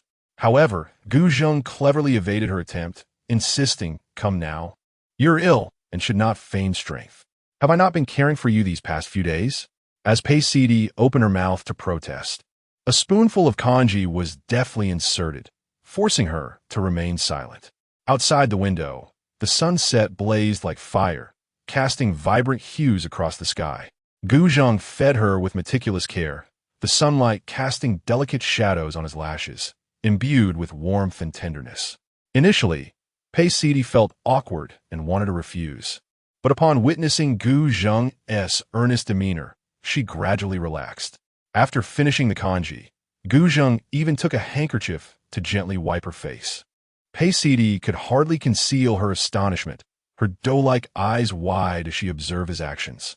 This shift in his character rendered her utterly unaccustomed.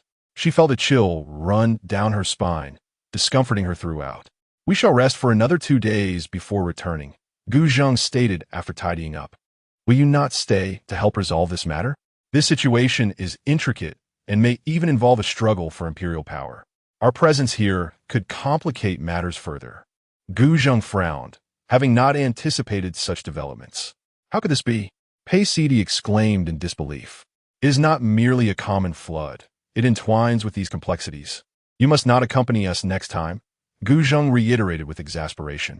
Pei Sidi nodded vigorously, akin to a chick pecking at rice, resolving that even if bound, she would not follow. The more she contemplated the absurdity of it all, the more she pondered her condition during the cave incident. Speaking of which, Gu Zheng's expression grew intricate. He replied with difficulty. It was a combination of exhaustion and exposure to the cold. Pei Sidi's lips twitched in disbelief. Was it truly just that? In her memory, Gu Zheng had been in a state of lamentation, leading her to believe she was on the brink of death, akin to imparting her last words. "Do not underestimate this," Gu Zheng explained earnestly. "Had we not administered medicine in time to reduce your fever, becoming a fool would have been the least of your ailments. Indeed, considering their near-total lack of resources in the cave, it was a wonder they managed at all." Were there ice blocks in the cave? Pei Sidi suddenly recalled having touched something that felt exquisite. Gu Zheng, in a somewhat exasperated manner, took her hand and guided it into his clothing. Pei Sidi gasped in protest, in broad daylight. "Just recovering from illness. You touch it. What does it feel like? Does it not resemble the ice blocks you mentioned?" Gu Zheng guided her hand, leading her into an unexpected moment of intimacy. Pei Sidi felt a surge of heat, noticing that her skin was cool to the touch, delicate yet resilient. She pinched herself to confirm her sensations. Startled, Gu Zheng widened his eyes, exclaiming, "Another pinch?" He hastily tore off the collar of his shirt, baring his chest and back, accusingly stating, "You've left me in this state. How do you intend to take responsibility?" In an instant, Pei Sidi felt her embarrassment dissipate, her courage swelling as she boldly explored him.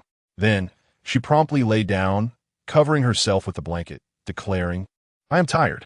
Gu Zheng, both amused and exasperated, was unwilling to let her off so easily and attempted to pull her from the warmth of her cocoon. Pei Sidi had been gripping the corner of the blanket tightly, but when Gu Zheng tickled her, she could hardly contain her laughter, evading him playfully. "You are being unreasonable." Her muffled voice emerged from beneath the blanket. To dodge Gu Zheng's hand, she twisted and turned under the cover, resembling a pupa. Seeing no other option to coax her out, Gu Zheng leapt forward to embrace her. Through the fabric, he urged, "Come out. If you do, I shall allow you to touch." The blanket ceased its struggle, embodying a moment of tranquil anticipation before breaking free. "You may explore as you wish, but count to 3, and the opportunity shall vanish," he whispered seductively. 1, 2. Gu Zheng sat up partially. Pei Sidi lifted a corner of the blanket, catching sight of his half-undone attire. She contemplated how to make her move, but when her gaze met the gentle smile in his eyes, her resolve faltered, and she retreated into the blanket once more. Gu Zheng teased her. "Are you truly not coming out? This chance may not come again. You look at me, yet I cannot act." Pei Sidi clenched her teeth, suppressing her desires. Unbeknownst to her, Gu Zheng wore a tender smile. "I shall cover my eyes," he declared. Pei Sidi felt the bed shift lightly, accompanied by the sound of fabric rustling. After a while, she heard him say, "All right." Initially skeptical, she cautiously peeked from her cocoon, surprised to find Gu Zheng genuinely blindfolded with a clean hair tie. Not a sound made as he adjusted.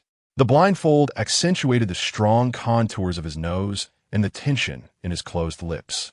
Pei Sidi seized a moment, sitting up to caress his exquisite shoulder and neck. They often shared their thoughts candidly, yet this intimate exploration felt utterly different. As she delicately traced downward, the prince, accustomed to martial arts, shivered at her touch. Recalling that night by the stream, Pei Sidi scrutinized him closely, feeling an insatiable urge to explore further. With Gu Zheng unable to see her bold gaze, she felt emboldened. The sun illuminated his shoulder and neck, showcasing their graceful lines. Hesitating, she leaned closer to the hollow of his shoulder, transitioning from gentle licks to playful nibbles. Gu Zheng gasped involuntarily. Pei Sidi quickly attempted to retreat, fearing his reaction. Yet, Gu Zheng was swift. The blindfold did not hinder his movements as he wrapped his arms around her, just as she was about to question whether he could handle the game. She heard him whisper near her ear, "I apologize. I previously misjudged you without understanding the circumstances." With a hint of self-mockery, she lamented, "I have failed to protect you." Pei Sidi felt a pang in her heart. The current Gu Zheng, at the prime of his youth, embodied the fervent passion of adolescence. He was willing to bare his soul, to wholeheartedly win her affection. Had she been the person she once was, perhaps she could have reciprocated with equal sincerity. But she was not. Her heart had long since grown numb. From Gu Zheng's perspective, this must have been a painful reality, his deep feelings consistently met with unfulfilled longing. Yet, she could not articulate these thoughts to him. All she could do was embrace him weakly in return. Gu Zheng, unable to perceive her inner turmoil, mistook her silence for a wordless reproach. He repeatedly uttered apologies. No need to say more, Pei Sidi interrupted, her voice thick with emotion. She had indeed been moved. When pursued by bandits, Gu Zheng had clearly intended to divert their attention, willing to risk his life for her sake. She was not devoid of feeling. Who among us can claim to be heartless? Chapter 32. The net tightens as they nestle together. A knock at the door interrupted their reverie, causing them to separate as if awakening from a dream. Pei Sidi raised her head, hastily wiping away her tears and taking a deep breath to calm herself. What a display of emotions in broad daylight. It was clearly his lustful intentions. Gu Zheng, feeling aggrieved, removed his hairband, for this was not how he intended things to unfold. Pei Sidi shot him a glare, ignoring who had been the initial seducer, and instead accused him without basis. When Gu Zheng approached the door to inquire, it turned out to be the physician. Upon entering, the doctor examined her through the curtain, confirming that she merely required time to recuperate with no serious issues at hand. Only then did Gu Zheng feel the burden lift from his heart. He could not forgive himself if Pei Sidi were to suffer lasting afflictions. What transpired while I was unconscious? Please elaborate. Now that her life was no longer in jeopardy, Pei Sidi relaxed entirely. After you fainted, I prepared to head into the city, Gu Zheng replied, his lips pressed tightly together. Pei Sidi grew anxious. Venturing into the city was decidedly unwise, as they might encounter other bandits on the road, and the dangers within the city were even more uncertain. Just as they had not yet traversed halfway, they fortuitously encountered reinforcements. These were the guards who had been sent into the city earlier. They had waited several days before finally being able to connect with support, which had delayed their arrival. Gu Zheng felt a sense of gratitude. The guards sent to procure medicine had been discovered by the bandits. What about them? Pei Sidi asked, her heart aching. Fear not. They used the terrain to shake off the bandits. Gu Zheng reassured her with a smile. Fortunately, both of them possess formidable skills. Had the bandits discovered our hiding place in the cave? Pei Sidi envisioned the scenario, realizing that she and Lin Hanxiu were the weakest links. If found, it would indeed be disastrous.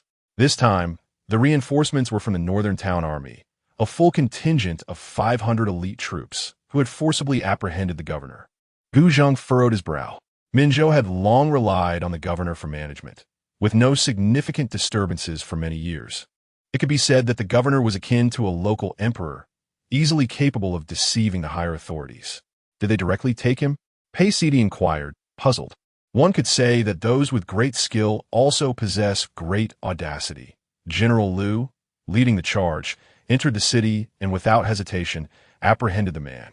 Although they faced counterattacks from the governor's subordinates, they ultimately succeeded in capturing him. Gu Zheng spoke with admiration. If General Liu had been one to hesitate, they would likely have awaited assistance in vain. Thus, this matter was undoubtedly complex. A mere governor daring to offend imperial authority likely meant he was acting under someone's influence. Gu Zheng pondered deeply. Fortunately, it is we who arrived. It alleviates some suspicion, Paisidi exclaimed, recognizing their good fortune. In such precarious circumstances, whoever drew the emperor's suspicion would be in dire straits. Indeed, it could be considered a fortunate accident. Otherwise, as the crown prince, I would surely be among the first to be suspected.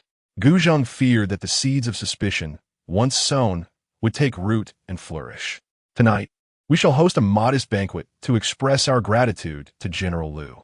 Would you care to join? Gu Zheng inquired.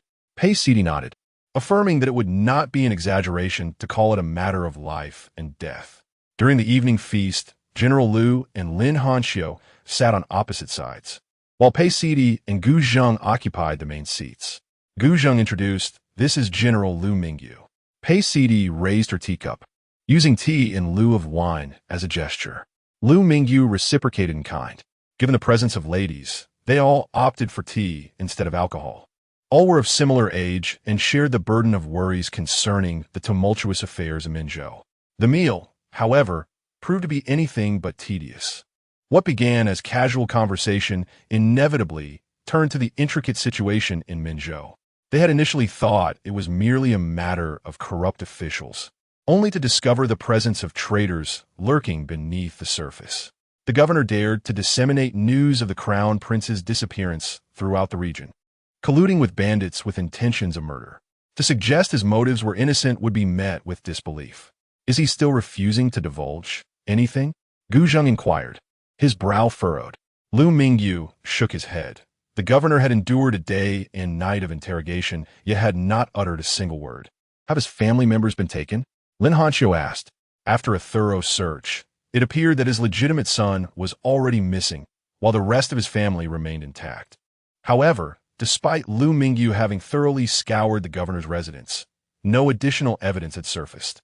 The key lies in the wealth he amassed. There must be a destination for it. Paisidi suggested at an opportune moment.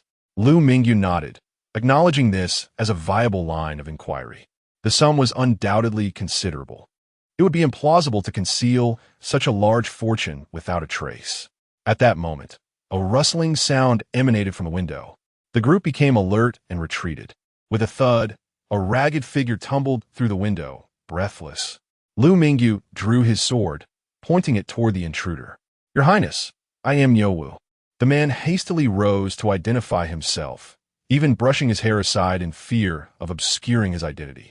Gu Zheng focused intently and confirmed, indeed it was Niuwu. Confusion clouded his thoughts.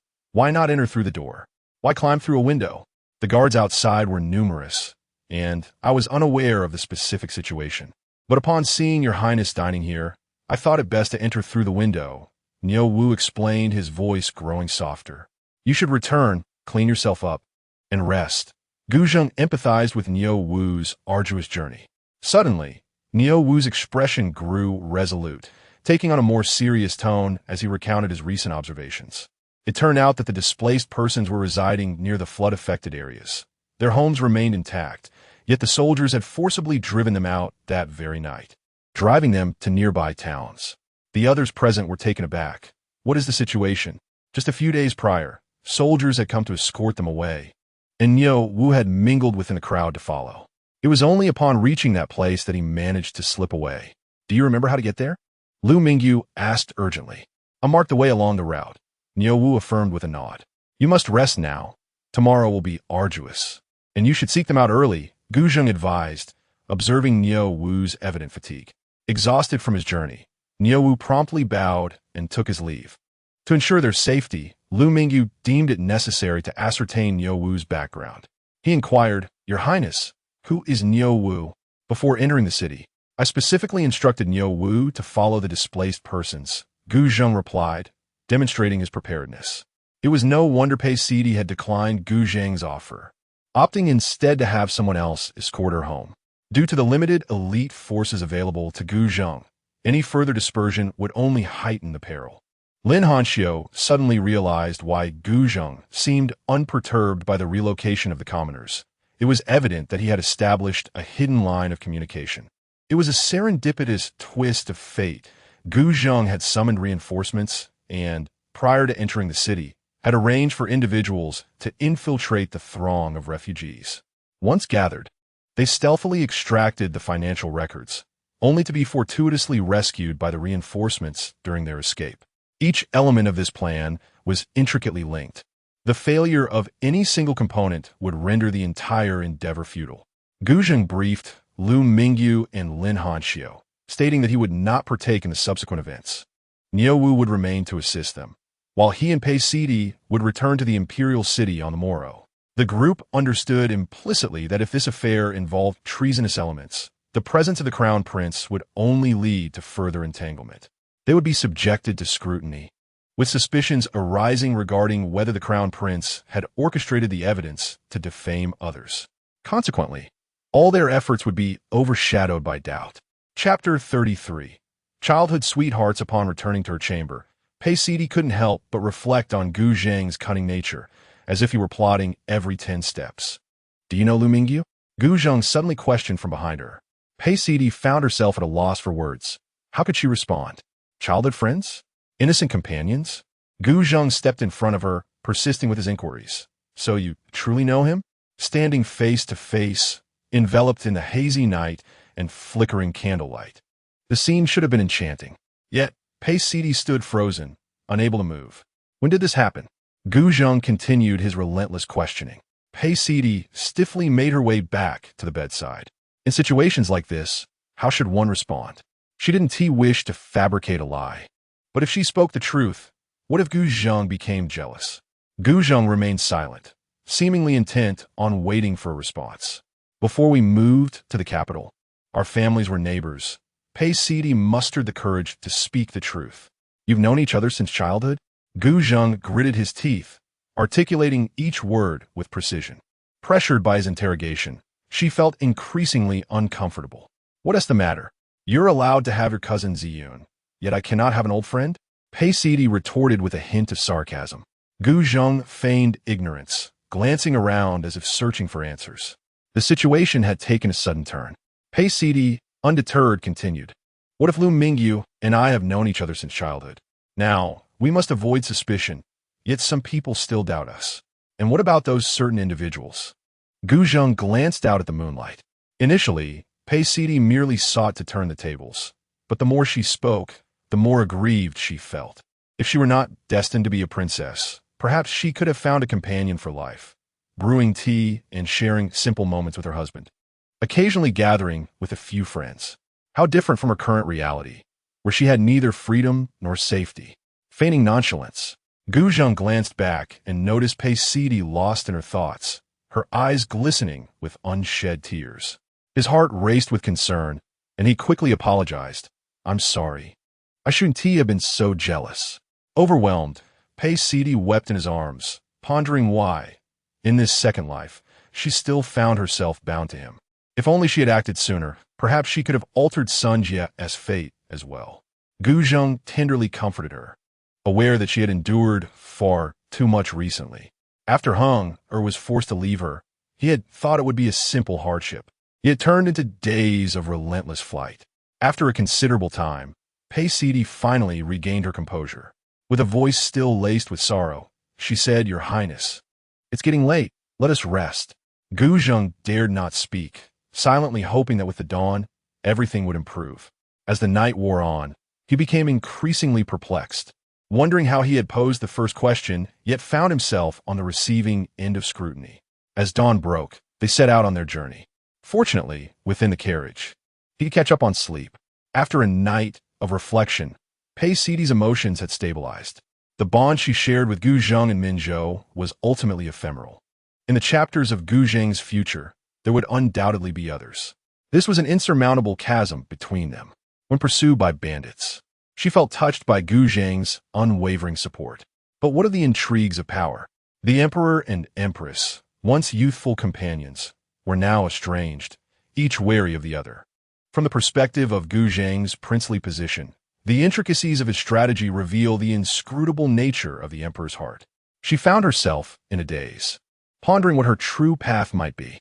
As they were on the return journey, there was no need to rush, and the group ambled along, their mindset markedly different from when they had set out. To his surprise, Gu Zhang noticed that Pei Sidi did not regard him with disdain. He had anticipated a few days of coldness. When he inquired, Pei Sidi merely scoffed. "Do you think I am like you, easily offended?" She did not forget to add a hint of sarcasm. Indeed, you are magnanimous." Gu Zhang refrained from mentioning that it was she who had maintained this silent treatment to a degree that had left him fearful. Naturally, Pei Sidi replied with grace. She had come to realize that since their time together was fleeting, she ought to relish it fully, knowing that loss was inevitable. There was no reason to cling too tightly. Once lost, letting go would be necessary. Just as now, Gu Zhang could not promise to be by her side forever. What significance would it hold to force him into a commitment or to cast him a disapproving glance? Such actions would only breed resentment, making their interactions unpleasant. Gu Zhang, occasionally stealing glances, remained unconvinced that Pei Sidi would so easily forgive him. Noticing his cautious demeanor, Pei Sidi boldly produced a small packet, pouring its contents into her teacup. After stirring it, she directly offered it to Gu Zhang, urging him to drink. "What?" Gu Zhang exclaimed, alarmed. "It's merely a bit of croton powder." Pei Sidi replied with a stoic expression. Gu Zhang hesitated, torn between refusal and the fear of angering her. If he declined, he might embarrass himself with an upset stomach. "Do you truly expect me to drink this?" he asked timidly. Pei Sidi nodded. "I really did drink it." Gu Zhang closed his eyes, preparing to gulp it down. Seeing that Pei Sidi did not intervene, seemingly indifferent to his plight, he felt a pang of sadness and ultimately consumed the tea. To his astonishment, the taste was sweet. Though mingled with the aroma of tea, it was rather peculiar. Gu Zhang opened his eyes in delight, realizing that the flavor was distinctly that of sugar, not the expected bitterness of croton powder. Pei Sidi, amused, rested her chin on her hand. "This is your punishment for doubting me. When I say it's fine, it truly is." Gu Zhang felt relieved, acknowledging that he had harbored the thoughts of a petty person judging a gentleman's intentions. Thus, he embraced Pei Sidi, playfully murmuring, "I must tread carefully. What if you remain displeased?" Pei Sidi responded in a teasing tone, "If I am unhappy, does that mean you can refrain from marrying anyone else?" Gu Zhang hesitated before nodding. "That might be a challenge, but I shall do my utmost." Pei Sidi did not pursue the matter further, shifting the conversation. Matters of the heart are most splendid when feelings are mutual, and Gu Zhang was at least sincere in his intentions. Throughout their journey, the two engaged in lively conversation, momentarily shedding their defenses and discovering a delightful rapport. "How is it that you can climb trees?" Gu Zhang recalled the night when he had nearly been pursued by bandits, grateful that Pei Sidi had swiftly ascended a tree. "When I was young, I would sneak out to play, either through a dog hole or by climbing trees." Pei Sidi explained, somewhat embarrassed. Gu Zhang chuckled. "Once we return to the palace, I shall arrange for someone to teach you some skills for self-preservation. Is that agreeable?" Pei Sidi was genuinely interested, though not to the extent of scaling walls. She merely wished to survive. Naturally, enhancing her physical strength was also commendable. Gu Zhang had already contemplated several potential instructors in his mind. Pei Sidi couldn't help but reminisce about her previous life, when Gu Zhang, after ascending to the throne, became exceedingly occupied and often avoided everyone. Relying on her ability to climb trees, she would frequently ascend to a vantage point where she could glimpse the imperial study. The palace attendants below were terrified, encircling her as she warned them not to make a sound. For several consecutive days, she maintained this distant vigil. She had attempted to enlist the help of a young eunuch to convey her messages, but Gu Zhang consistently replied that he was too busy.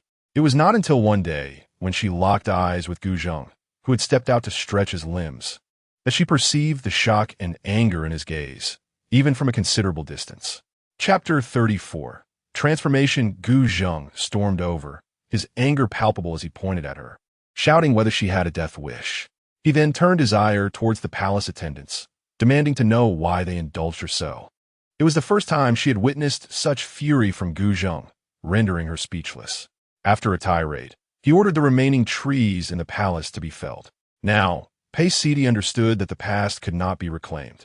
Yet, at this moment, gazing at Gu Zheng, who was attempting to gently placate her, felt like a dream from which she could not awaken. Different choices had led to divergent paths. Lost in thought once more, she observed the young nobleman. Warm and gentle as jade, his eyes filled with her reflection. She longed for Heng'er, Pei Sidi lamented. Upon returning to the imperial city, memories flooded back. Tomorrow, she would return to the East Palace, yet her son would not be there. Rest now.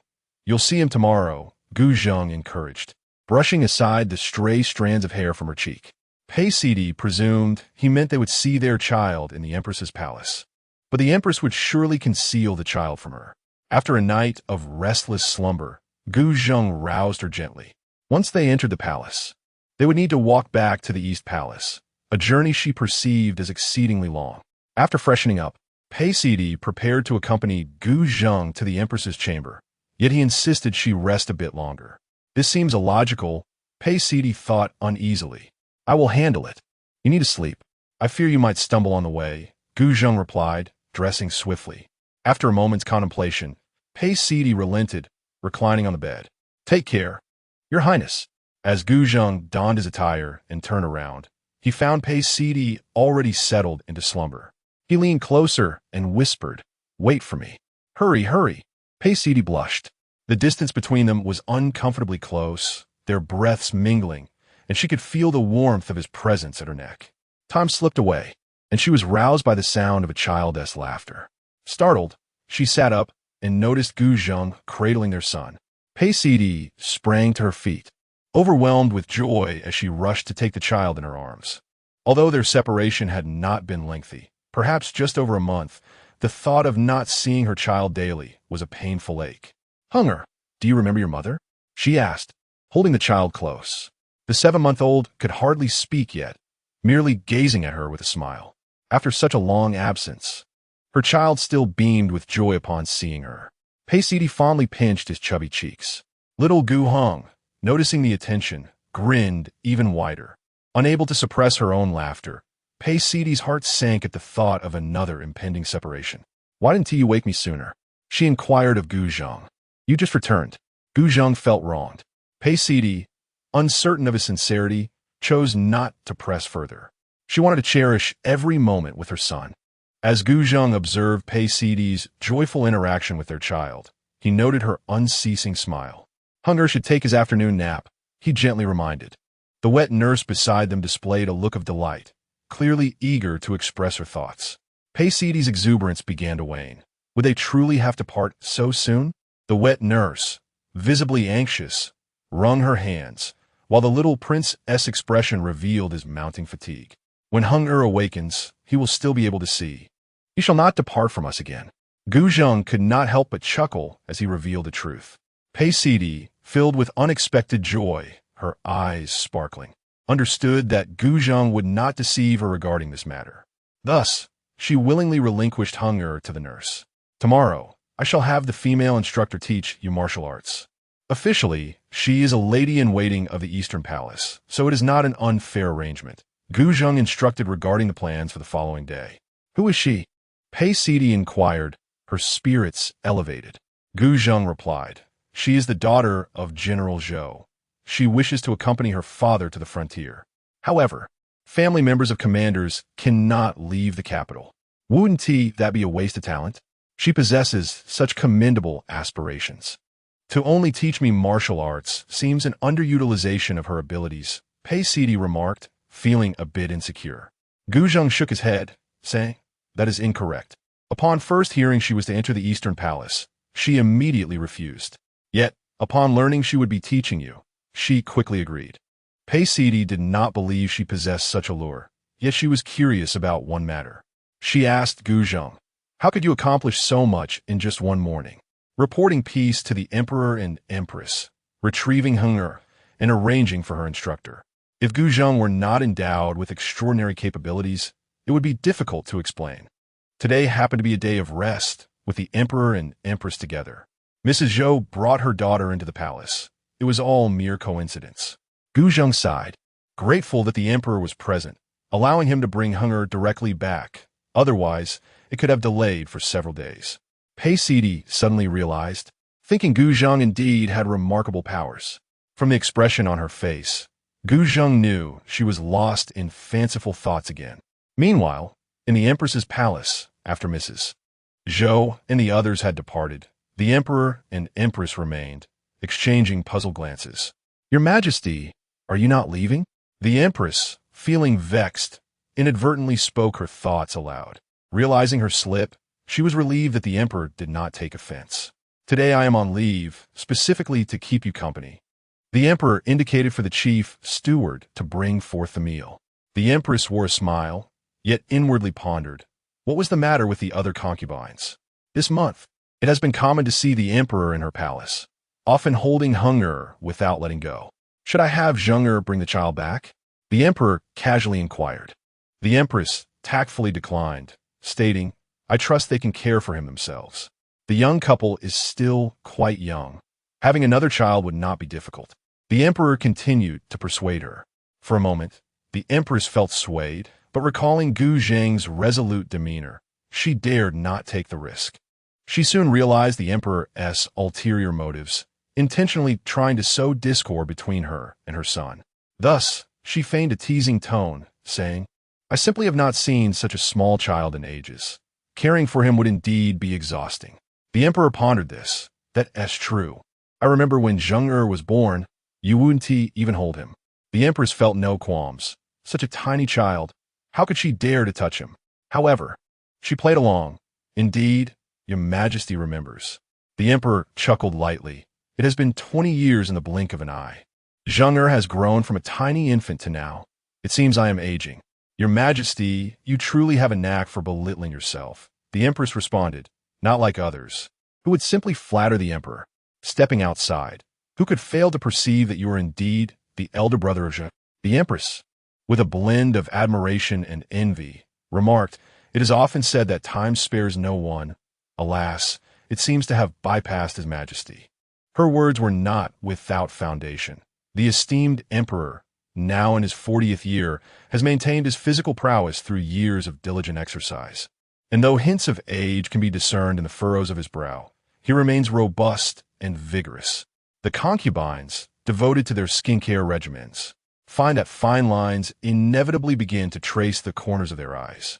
The emperor found the empress's slightly acerbic tone more pleasing than the flatteries of others. Their recent interactions had indeed rekindled memories of days long past. "I understand, Empress. I shall stay the night," he mused, contemplating whether the passage of time renders one's heart softer. How is it that after a brief sojourn with the empress and the young prince, he has developed a flicker of warmth? The empress felt a rush of embarrassment. She could not articulate that her thoughts were far removed from such sentiments. After many years of marriage, the novelty in their relationship had long since faded. Chapter 35. Secrets. Pei Sidi stumbled upon a remarkable revelation that left her in a state of discomfort, as it implicated her mother-in-law, the empress. Whispers circulated throughout the palace regarding the empress's unprecedented favor. For an entire month, the emperor had remained in her chambers. This was an extraordinary occurrence, as the emperor had always been equitable, never showing favoritism to any consort, not even to consort Jing. The concubines, desperate and frantic, resorted to various excuses to deliver nourishing soups and meals, with some even feigning illness just to catch a glimpse of the emperor. The emperor, however, accepted the offerings but sent imperial physicians to attend to the ailing. Remarkably, not a single consort had succeeded in seeing him after a month. Some resorted to waiting outside the empress's quarters, hoping for a chance encounter. Yet, the emperor consistently evaded their attempts, leaving the concubines acutely aware that he was deliberately avoiding them. Those with offspring refrained from pressing forward, while those without progeny resigned themselves to the situation, discreetly conveying messages to their families, insinuating that the empress was the sole favorite. It was no wonder that the inner court and the outer court were so intertwined. For the first time, the emperor received a memorial suggesting that he should distribute his affections evenly, lest he alienate the hearts of the other consorts. He crumpled the memorial in anger, exclaiming to his chief steward, "Is this reasonable? Must matters of state intrude upon my harem?" The steward concurred, remarking that the ministers were indeed overstepping their bounds. The profound bond between the emperor and the empress was not to be questioned. The emperor scoffed, reflecting that since the birth of the sixth princess, he had not fathered any children. No matter how the harem courted his favor, it only felt like daggers to his heart. In contrast, he preferred to indulge in a game of chess alone. Historically, he had maintained a fathom for the sake of appearances, adhering to the protocol of the respectful service room. Though only one minister had penned a memorial, it was a blatant affront to him. At his age, did they truly expect him to father more children? The empress, now transformed into the favored consort, found herself at a loss. Unaware of the emperor's thoughts, she felt caught between two worlds. Once revered as a virtuous empress, she was now swiftly becoming associated with the absence of new life in the palace, threatening her reputation. Clenching her handkerchief, she contemplated the emperor's cunning strategy to make her the target of public disdain. In the palace, entertainment was scarce, and the courtiers had honed their skills in whispering gossip. It was Qingyu who informed Pei Sidi of the empress's preferential treatment. Coughing abruptly as she sipped her tea, Pei Sidi was taken aback by the news. The maid, concerned for the little prince, had been attentive to the happenings in the empress's palace and was astonished by the widespread rumors. Qingyu explained that directives had been issued prohibiting discussions about the matter. Yes, Qingyu affirmed, promptly setting about to enforce the order. Yet, in the blink of an eye, the source of the gossip remained elusive. By the time they sought to contain it, the rumors had already spread, embellished, beyond the palace walls. Outside, the public spoke more freely, suggesting that the emperor's enduring affection for the empress was unwavering. Eventually, the palace ceased the selection of new candidates, with some questioning the empress's jealousy, speculating that this was the reason for the lack of newcomers and new births. Among the ministers, some received overtures from other princes but began to decline them.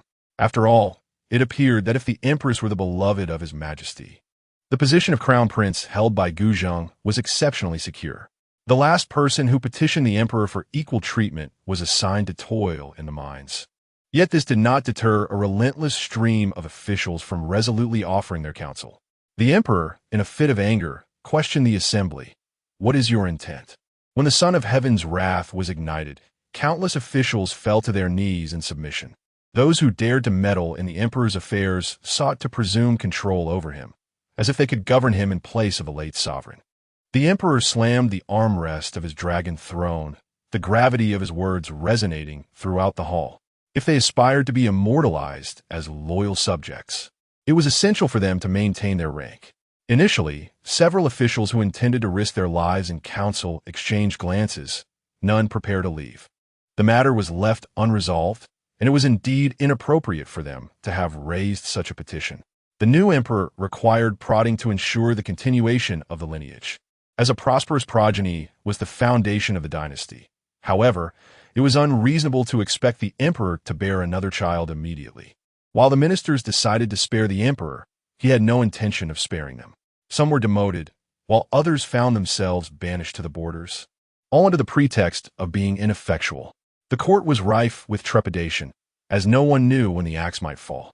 After enduring a lengthy session, the emperor, in a fit of pique, imposed penalties on nearly one-third of the court officials. Following the court session, the emperor, in a huff, retreated to the empress's palace. The empress, suspicious of the emperor's intentions, deliberately made herself a target, ignoring him after performing her ceremonial duties and engrossing herself in grinding cochineal. The emperor, conversely, found solace and ventured to another palace, with a concubine's gazes fixated upon him. At that moment, he felt vexed and sought to evade their attention. Thus, a peculiar scene unfolded in the empress's palace. The empress busied herself with flowers while the emperor played chess alone, both engrossed in their respective pursuits, devoid of any interaction. Should a curious observer witness this, they would undoubtedly question the empress's supremacy within the harem. Due to the rampant rumors, The empress had imposed strict regulations within the palace. Anyone found disseminating inappropriate gossip would face severe punishment. After concluding his game, the emperor glanced out the window, realizing that dusk had fallen. He inquired, "Why has the meal not been served?" The empress calmly explained, "I observe your majesty so absorbed in the game that I refrained from interrupting." The empress's personal maid hastily summoned the meal. "Has Gu Zheng spoken to you about his experiences in Minzhou?" The emperor, having only learned of their perilous situation from Lin Hanxio's reports, was taken aback. "No," the empress replied, shaking her head. "Let him share it with you in person." The emperor, troubled by the mastermind behind the undiscovered plot, was reluctant to publicize the events in Minzhou. The empress listened, perplexed, sensing that significant matters had transpired. Meanwhile, in the Eastern Palace, Pei Sidi entertained her son with a rattle. After the court session, Gu Zheng remarked, "Things have been unsettled lately. We must exercise caution. I have instructed everyone in the Eastern Palace to avoid contact with outsiders and to maintain strict vigilance." Pei Sidi assumed Gu Zheng referred to the gossip. "You were aware of it too?" Gu Zheng was astonished by how swiftly news of the court's affairs had spread. Pei Sidi felt somewhat embarrassed. After all, who did not know of the empress's exclusive favor in the harem? Observing Pei Sidi's expression, Gu Zheng realized they were not discussing the same matter. He could only conclude that Pei Sidi had unwittingly stumbled upon the truth. "How did your martial training feel today?" Gu Zheng, engaging in casual conversation, chose not to linger on the previous topic, expressing a sense of fatigue. Pei Sidi, although verbally asserting her weariness, exhibited a sparkle in her eyes. In the early stages, one must prioritize safety. Haste can lead to injuries, which are no trivial matter, Gu Zheng cautioned. "Of course, but the new play I have penned is set to premiere, and I find myself unable to attend," Pei Sidi lamented. The new play refers to the tale of the princess and Lin Hanxio. She had hastily completed it last time, and the troupe had been rehearsing for over a month, with performances scheduled for early next month. Yet, at this critical juncture, she hesitated to venture beyond the palace gates. Chapter 36. Digging a pit. "Wait until my day off, and I shall take you out," Gu Zheng remarked nonchalantly. Pei Sidi brightened at the prospect, showering her son with affectionate kisses. "Did you kiss the wrong person?" Gu Zheng questioned, puzzled. Pei Sidi shot him a glare. Just then, a voice from outside announced, "Your Highness, the Crown Princess, His Majesty has sent word that a family banquet will be held in the palace tomorrow. Your attendance is required." The couple exchanged glances, both bewildered by the purpose of such a gathering during this sensitive time. Little Gu Hong, caught in the middle, looked from one to the other, unable to comprehend the situation. As night fell, and only Gu Zheng and Pei Sidi remained in their cozy bed, she tossed and turned, troubled by the unclear intent behind the banquet. "Can't sleep?" Gu Zheng inquired. "Tell me, it's neither a significant festival nor anyone's birthday. Why suddenly host a family banquet?" Pei Sidi voiced her confusion. "There's no need to speculate. We shall find out tomorrow," Gu Zheng replied, gently ruffling her hair. The following evening arrived. Except for the eldest prince stationed far at the borders, everyone else had gathered at the banquet. Pei Sidi and Gu Zheng arrived later, and many had already taken their seats. The crown prince has made remarkable strides recently, truly a model for his brothers, the mother of the fifth prince remarked. "Your Highness, you flatter me.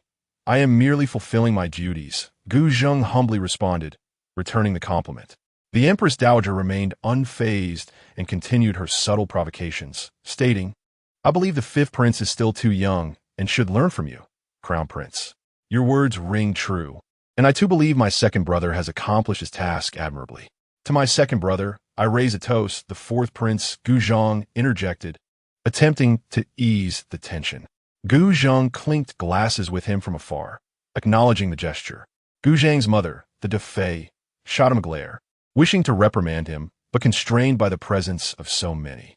Why meddle? Everyone can see the Empress Dowager is stirring trouble, she thought. Gu Zheng pretended not to notice the warning glance, reasoning that he had no ambition for power. It was wiser to cling to his second brother's support. One wonders how the Empress instruct her children. Perhaps you could enlighten us, so we may learn. The Empress Dowager shifted the topic. The Empress understood immediately that the remarks were aimed at her. She replied coolly, "In the blink of an eye, my dear Zheng has grown up and married. I'm still coming to terms with it. Your Majesty speaks so well. No wonder His Majesty enjoys conversing with you lately. For us, it is a challenge just to have an audience. The Empress Dowager feigned a jest. At that moment, aside from the musicians and dancers feigning ignorance, no one dared to move, fearful of drawing attention. The Empress Dowager was openly challenging the Empress, effectively implying the latter's dominance over the Emperor. First, she praised the Crown Prince, then subtly hinted at the Empress's adeptness in manipulation, skillfully exploiting the darker aspects of human nature, while her own failures were disheartening. The successes of others provoked even deeper distress. The Empress Dowager insinuated to the others that the Empress and her son were the common adversaries they all faced. Some concubines, eager to curry favor, began to praise in a cacophony of voices. As the saying goes, 3 make a tiger. They momentarily rendered the Empress speechless. It was only the Empress Dowager who could no longer bear the spectacle. "You lot, temper yourselves, lest you frighten my granddaughters-in-law." Upon her intervention, the concubines relented. The banquet was organized at the Emperor's behest, and as long as their behavior did not become overtly excessive, the Empress, regardless of her ire, would not dare to express her displeasure during the feast, for that would be tantamount to appending the Emperor's table. Given that it was a family gathering, the princes attended in pairs. The new royal brides, upon witnessing the subtle strife, were indeed taken aback, realizing that while everyone appeared jovial, their words were laced with dissonance. Chiru, the concubine of the 4th prince, was originally unqualified to attend, but due to Gu Zhang lacking a primary consort, she was permitted to join. Since taking her seat, she felt a cloud of gloom envelop her, yet she dared not reveal her emotions. In her daily life, she had only interacted with Gu Zhang, never perceiving her status as a secondary consort as particularly different. However, upon arriving here and seeing the other princes accompanied solely by their primary consorts, she could not help but feel a pang of sorrow. If Gu Zhang were to take a primary wife in the future, how would she navigate her own position? This banquet illuminated the precariousness of her status. She recalled her mother, who, despite being a concubine, led a life marginally better than that of servant. Even her noble family experienced such disparities in treatment. Gu Zhang was a prince. If he were to acquire a princess consort, how would she, as a secondary consort, be regarded? Doubt crept into her heart. Was their love, won through contention, truly justified? Noticing Qiaoru's downcast demeanor, 4th Prince Gu Zhang gently took her hand, intertwining their fingers. "Have you been frightened?" "Do not worry," he whispered, momentarily shaking off her thoughts. Qiaoru mustered a smile and replied, "It's nothing. Merely that the food does not quite suit my palate." Gu Zhang squeezed her hand, aware that this was not the true cause of her discontent, yet recognizing the inappropriateness of probing further in such a setting. He resolved to inquire more thoroughly once they returned home. As the atmosphere grew tense, the Emperor arrived. Despite being the host of the family banquet, he was the last to make his entrance. "I sincerely apologize for my tardiness. I was delayed by state matters," the Emperor stated candidly, to the surprise of those present. "Your Majesty must indeed be busy with affairs of state. A slight delay is of no consequence." Only the Empress Dowager dared to respond. "What were you discussing earlier? I could hear snippets of it on my way here." After taking his seat, the Emperor feigned casualness. The Empress Dowager chose to lower her head and sip her drink, savoring the fragrant peach blossom wine, which was pleasantly mild yet flavorful. The Emperor surveyed the room, and everyone hastily averted their gaze. Initially, few had touched their food, but it seemed that suddenly, everyone had found dishes they desired. With no one responding, the Emperor remained unperturbed. He turned to the mother of the 5th prince, saying, "Consort Jing, it seems I heard your voice. Pray tell, what were you discussing?" The concubines who had spoken wished they could silence themselves, fervently hoping the Emperor would not call upon them to answer. Consort Jing deftly sidestepped the question. "We were merely inquiring of the Empress how she has managed to raise the Crown Prince so exceptionally well." "Oh, have you gleaned any insights?" The Emperor appeared intrigued. Consort Jing sought to conclude the topic swiftly. "It is only natural for a sister of such grace to nurture the Crown Prince so admirably." The Emperor, with a radiant smile, instructed his personal steward to draft an edict, bestowing upon the Empress and the Crown Prince a number of newly acquired jade treasures and several bolts of silk. Those present were utterly bewildered. Was this truly the proverbial adage of serving a monarch akin to courting a tiger? The emperor's previous oppression of the empress's faction seemed to have vanished without a trace. After the empress expressed her gratitude, she quietly took her seat, her heart heavy with apprehension, pondering whether calamity was imminent. After all, unusual occurrences often herald mischief. The empress and Gu Zheng, undeniably mother and son, exchange a glance, both minds racing towards ominous interpretations. Meanwhile, the emperor, seemingly oblivious to the tempest he had stirred, cheerfully urged everyone to enjoy the feast and drink heartily. Chapter 37. The emperor's heart. No one dared to criticize the emperor, leaving the court in a state of unease. Who could enjoy their meals in such an atmosphere? The emperor lifted his goblet, took a sip, and inquired, "This wine is exquisite. From which establishment does it originate?" Within the palace, there was no designated place for brewing, as the requirements for ingredients and storage were stringent. Thus, purchases were generally made from taverns outside the palace. The chief steward stepped forward to reply, "Your Majesty, it is brewed by the newly opened Eat All Directions Tavern." Eat All Directions? The name seemed vaguely familiar to the emperor, who furrowed his brow. The chief steward glanced at the emperor and then at the fourth prince before responding, "Your Majesty, it is indeed the establishment owned by the fourth prince." The emperor paused, his expression inscrutable. "Fourth, have you indeed profited at my expense?" It was merely because the peach blossoms were in season and the tavern had prepared only this limited batch, hoping to allow everyone to savor a new experience, answered Gu Zheng earnestly. The emperor remained silent, his attitude unclear. The empress dowager observed the tense atmosphere, genuinely feeling unable to eat. Although it was termed a family banquet, it was more perilous than a banquet of the hegemon. Thankfully, there were musicians and dancers feigning ignorance. Otherwise, the oppressive silence would have consumed the air itself. After a prolonged silence, the emperor seemed to regain his awareness, reminding himself that this was a family gathering. He spoke up, "Is this rice palatable?" The attendees halted their mechanical motions, lifting their gazes to the emperor.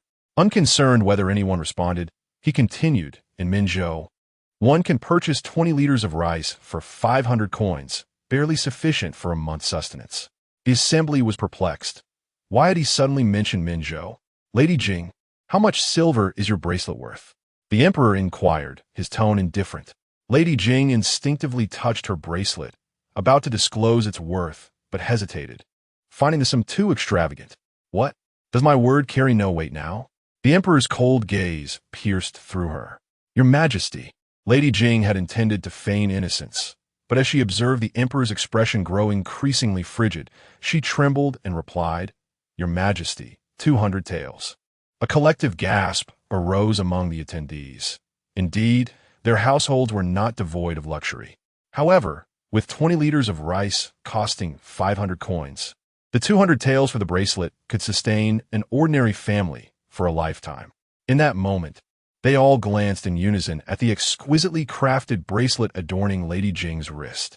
Lady Jing felt the weight of the bracelet grow heavy and scorching, as if it were burning her skin, and she longed to remove it immediately. In a flurry of desperation, she attempted to explain, "Your Majesty, this bracelet is—" The emperor interrupted her, stating, "During this period, you shall remain in your own quarters. I shall have someone investigate the origins of your bracelet." The situation in the hall shifted dramatically. The once arrogant Lady Jing was now reduced to a quivering quail, while the fifth prince dared not intercede. The once elegantly adorned concubines shrank back, fearful that their own jewels would be scrutinized for their worth. They regretted donning their gold and silver today, their minds racing in anxiety. Unexpectedly, it seemed as though the emperor was solely targeting Lady Jing, neglecting to question anyone else. The assembly found themselves entertaining an absurd notion. Could it be that the emperor was avenging the empress? Was it solely due to Lady Jing's earlier disparaging remarks towards her? After a rather tasteless meal, Pei Sid and Gu Zheng returned to the Eastern Palace, finally able to relax their rigid postures.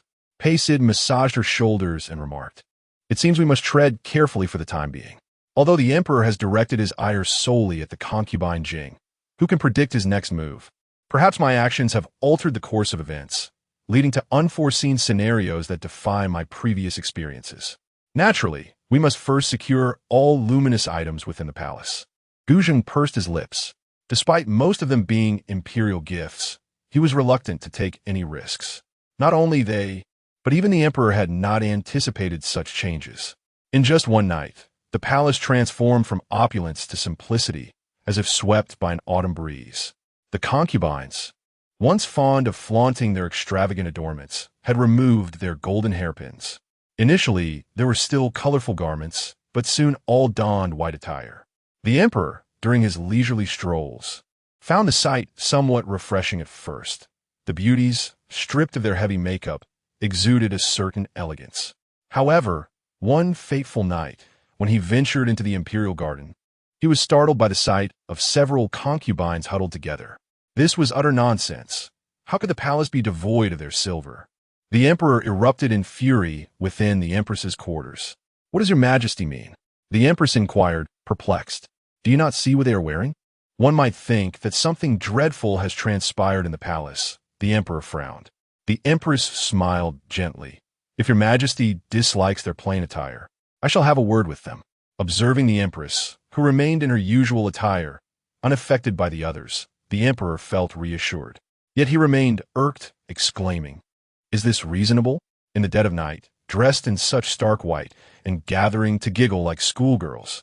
The empress did not chime in nor seize the opportunity to criticize.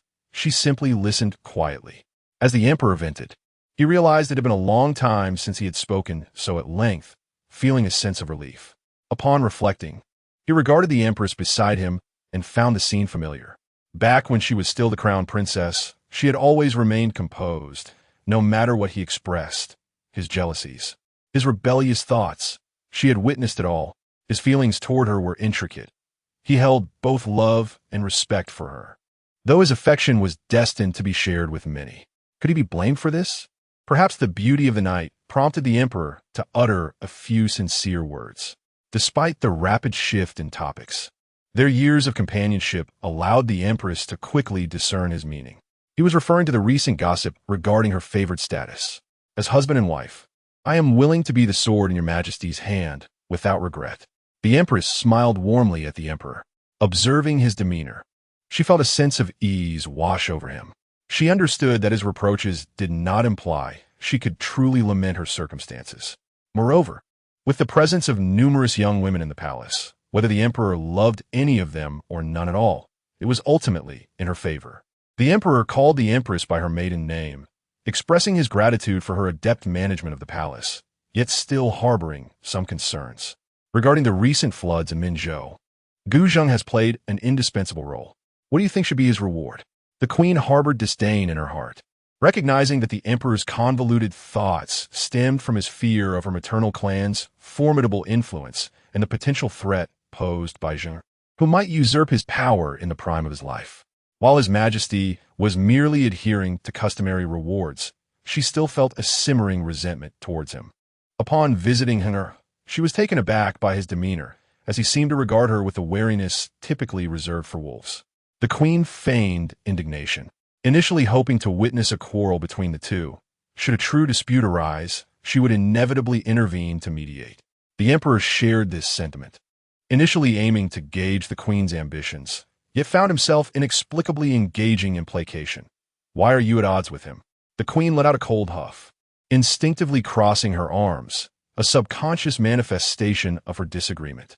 "Should we have another child?" The emperor found this notion somewhat amusing. Although the queen was fully aware that the emperor could not father any more children, she nonetheless felt her cheeks flush with embarrassment. Chapter 38. The male pet. Early in the morning, the sixth princess, Gu Tang, arrived at the Eastern Palace.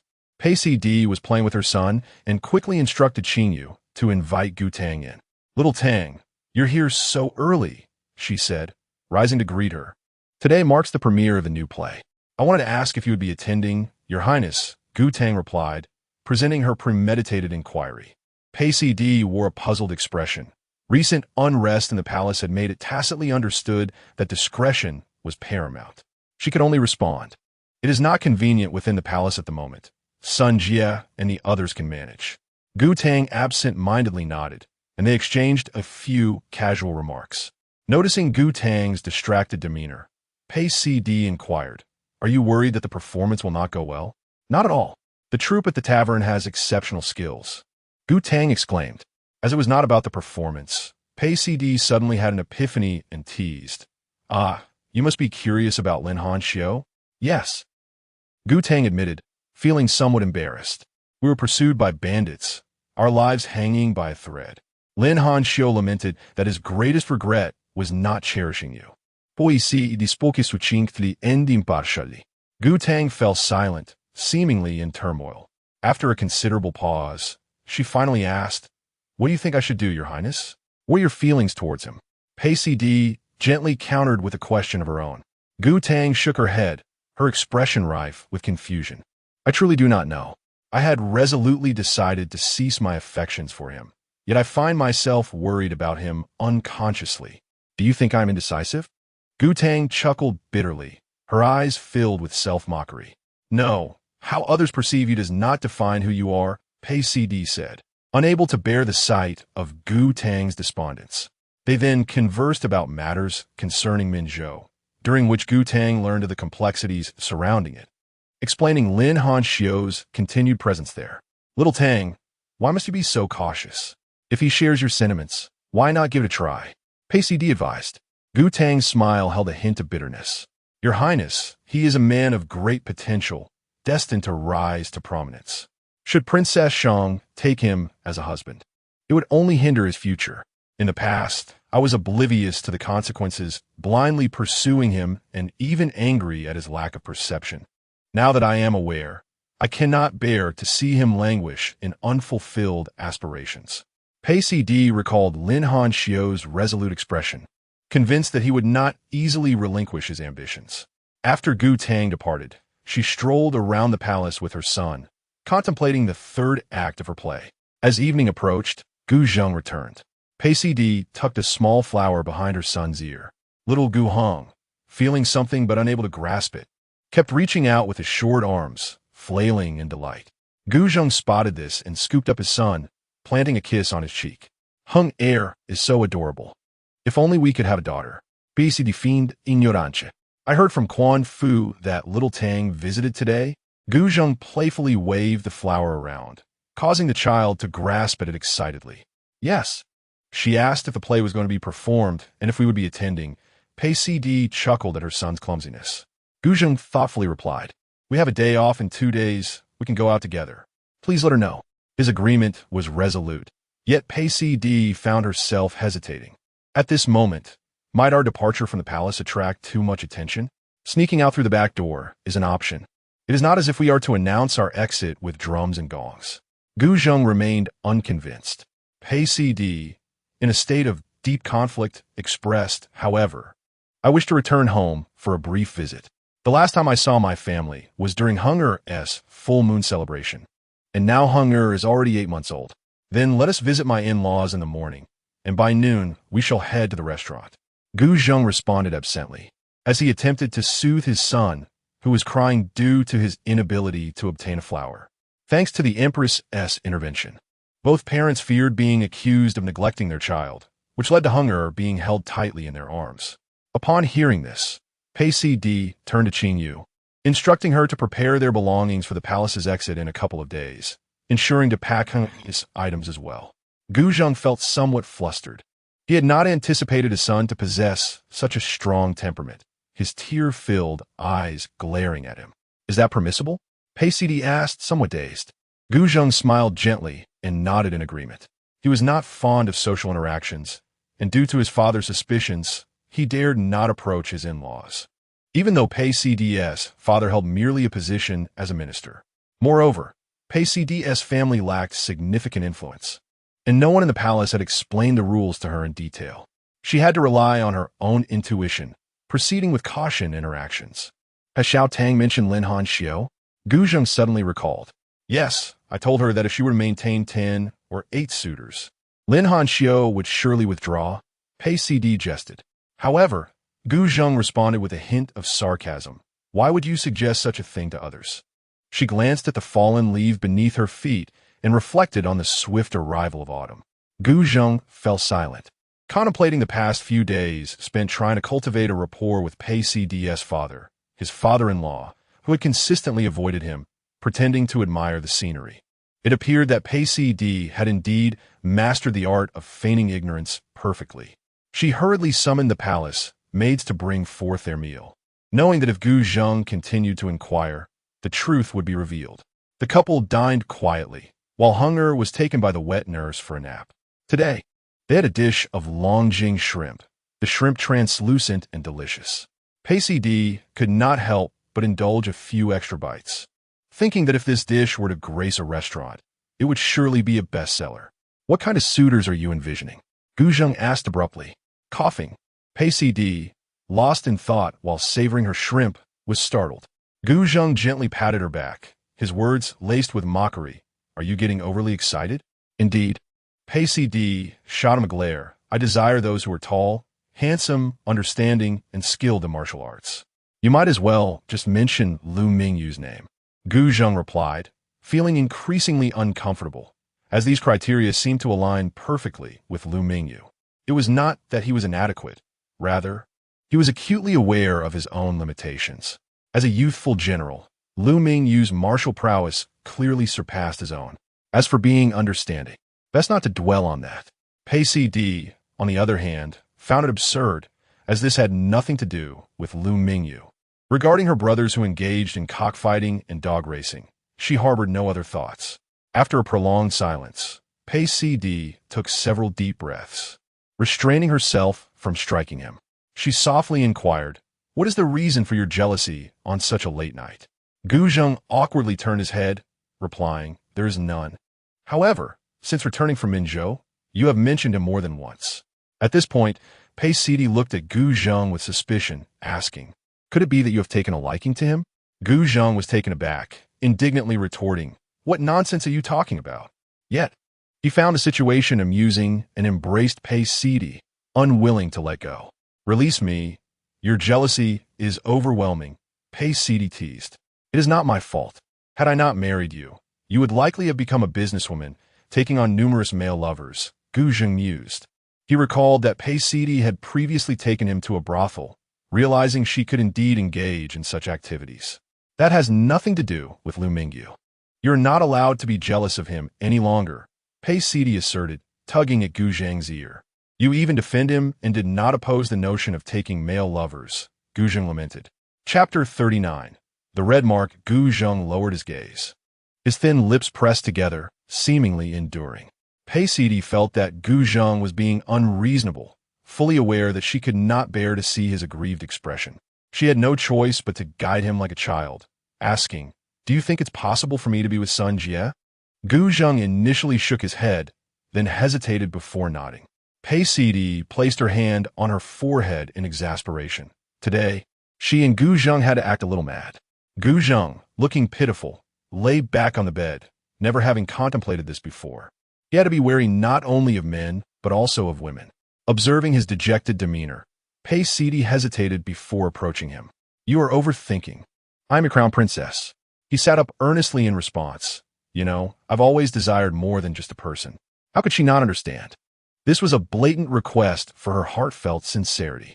Pei Cd cradled his face, enunciating each word. Then, "Being as clever as you are, you should know what to do." With a flushed face, Gu Zheng quietly unbuttoned his clothing. Pei Cd was perplexed by the turn of events, having intended to discuss matters with Gu Zheng in detail. However, she soon found herself overwhelmed with the unfolding situation. After their passionate encounter, Pei Cd breathlessly chastised him. "Why are you only thinking of these things? Don't you like it?" Gu Zheng turned to her, his shoulders marked with traces of desire, his expression one of innocence. Pei Cd pressed him down and quickly tucked him in. His self-taught abilities were not to be underestimated. Although it seemed Gu Zheng had forgotten their previous conversation, Pei Cd hesitated before speaking again. "If you and your brother crawled through a dog hole together, what would you do as you grew older? Would you threaten him not to speak of it?" Gu Zheng instinctively replied. Pei Cd nodded. "That is how it is with Lu Mingyu. We wouldn't harbor any other thoughts towards each other. You are the sovereign, and he is your subject. You cannot entertain such notions. It would be unfair to him." Gu Zheng felt dazed. He had only heard of the phrase sharing a pair of pants, never of crawling through a dog hole together. Was climbing trees also something he taught? Suddenly, Gu Zheng became alert. Pei Sidi glared at him, realizing that her earlier words had been in vain. After a moment of eye contact, Gu Zheng softened first, mumbling, "It's just a pity I didn't meet you sooner." Pei Sidi was not swayed by this sentiment, turning away to say, "What difference would it make if you had met me earlier? The esteemed Crown Prince Wun Ti be able to scale walls or crawl through dog holes with me? Would he?" Fearing her anger, Gu Zheng dared not say more and could only hold her as they drifted off to sleep, at least content with her presence beside him. Upon waking, Pei Sidi found herself alone by the bed. Gu Zheng must have left early for court. She called for Qing Yu to come in, preparing to freshen up. When Qing Yu hurriedly ushered the other maids out, "What happened?" Pei Sidi asked in confusion. "Crown Princess, you should see for yourself," Qing Yu said anxiously, bringing over a bronze mirror. Pei Sidi felt a wave of panic. Qing Yu's face was as flushed as if it had been scorched. Had she forgotten to dress? Pei Sidi glanced down. Her clothes were still intact. Upon taking the bronze mirror from Qing Yu, she felt an overwhelming urge to summon Gu Zheng and reprimand him. There, on her neck, were large red marks, unmistakably the result of someone's passionate attention. If it wasn't Gu Zheng, then who else could it be? Qing Yu was at a loss about where to look. "Please bring me the ointment," she requested, as Pei Sidi sought an urgent remedy. Once the two had applied the ointment, they tried to conceal the marks. Scarves and similar accessories appeared too conspicuous. Only a hat with a brim could offer some subtlety. However, walking through the palace wearing such a hat seemed utterly absurd. After a lengthy pause, they had no choice but to abandon the endeavor. Fortunately, there was nothing that required them to venture outside that day, so Pei Sidi resigned herself to spending the entire day in her chamber. She contemplated her next theatrical piece, pondering that the story might be somewhat audacious. Engrossed in her thoughts, she lost track of time until she noticed Gu Zheng seated before her on a stool. He resembled a refined gentleman, his hair neatly bound with a hairpin, and he was perusing something in his hands. His long fingers, with distinctly defined knuckles, suggested he had come across something amusing, as the corners of his lips curled into a smile. Pei Sidi, momentarily entranced, forgot her earlier intention to chastise him. It wasn't until Gu Zheng lifted his gaze and caught sight of the redness on her neck that he awkwardly averted his eyes. Pei Sidi felt as if she had been scorched, instinctively covering the mark, only to realize that it was indeed his doing. "Your Highness, do you not owe me an explanation?" she asked, her eyes blazing with indignation. "The night was too dark. I didn't realize it would be so evident." Gu Zheng replied softly, justifying himself. Upon awakening that morning and seeing the mark, he had immediately slipped away, hoping that by evening it would be less noticeable. Pei Sidi was not convinced and took a couple of steps forward, intent on retaliating. Gu Zheng, chuckling, evaded her, saying, "Spare me. I must meet my parents-in-law tomorrow." After a day of reflection, Pei Sidi found herself less perturbed. Suppressing a laugh, she replied, "It's all right. My parents will understand." Seated on the chair, Gu Zheng found it impossible to escape as he dramatically pulled aside the fabric of his right shoulder, saying, "Then bite here." Just then, Qing Yu and the others were preparing to bring in the meal, not yet having crossed the threshold.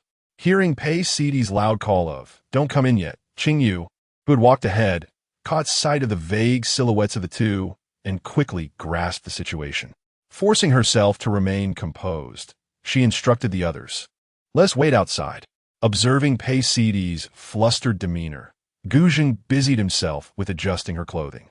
He leisurely remarked, "Once you're dressed, you must refrain from any further actions." Pei Sidi, feeling unjustly singled out in her fear of discovery, playfully pinched Gu Zheng's slender waist. "Ouch!"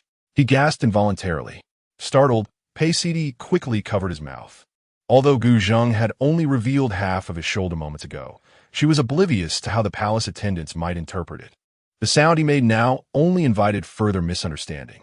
Once they had both composed themselves, Pei Sidi allowed Qing Yu to lead them back inside. The maids, well trained, kept their heads down, efficiently setting out the dishes before swiftly exiting. It was only when the space was occupied solely by Pei Sidi and Gu Zheng that she exhaled in relief. She focused on savoring the delicacies, ignoring Gu Zheng. The two dined in silence, behaving as though the earlier commotion had never transpired, presenting themselves with utmost decorum. After finishing their meal, someone came to clear the table. Gu Zheng approached Pei Sidi's desk and cast a glance at the script she was composing for her new play. As he observed, his eyes widened in surprise. Is opening a wine house no longer your intention? Do you aspire to be a court official? His tone shifted noticeably. Is it that obvious?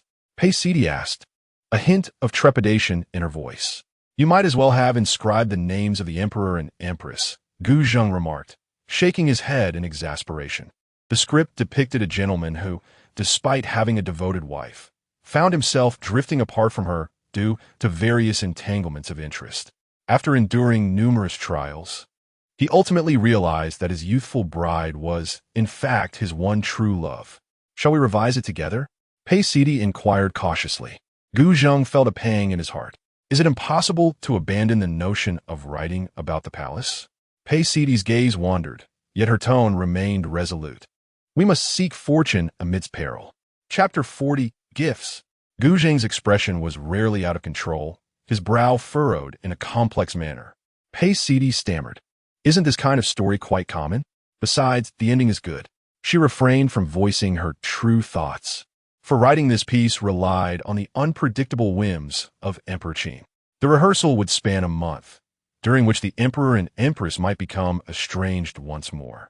Her continuous focus on royal secrets stemmed from her original intention to leverage the influence of taverns on public opinion to one day counterbalance imperial power. She aimed to navigate this path gradually, laying the groundwork step by step. For instance, her previous performance had sparked discussions among scholars about the significance of love versus parental arrangements.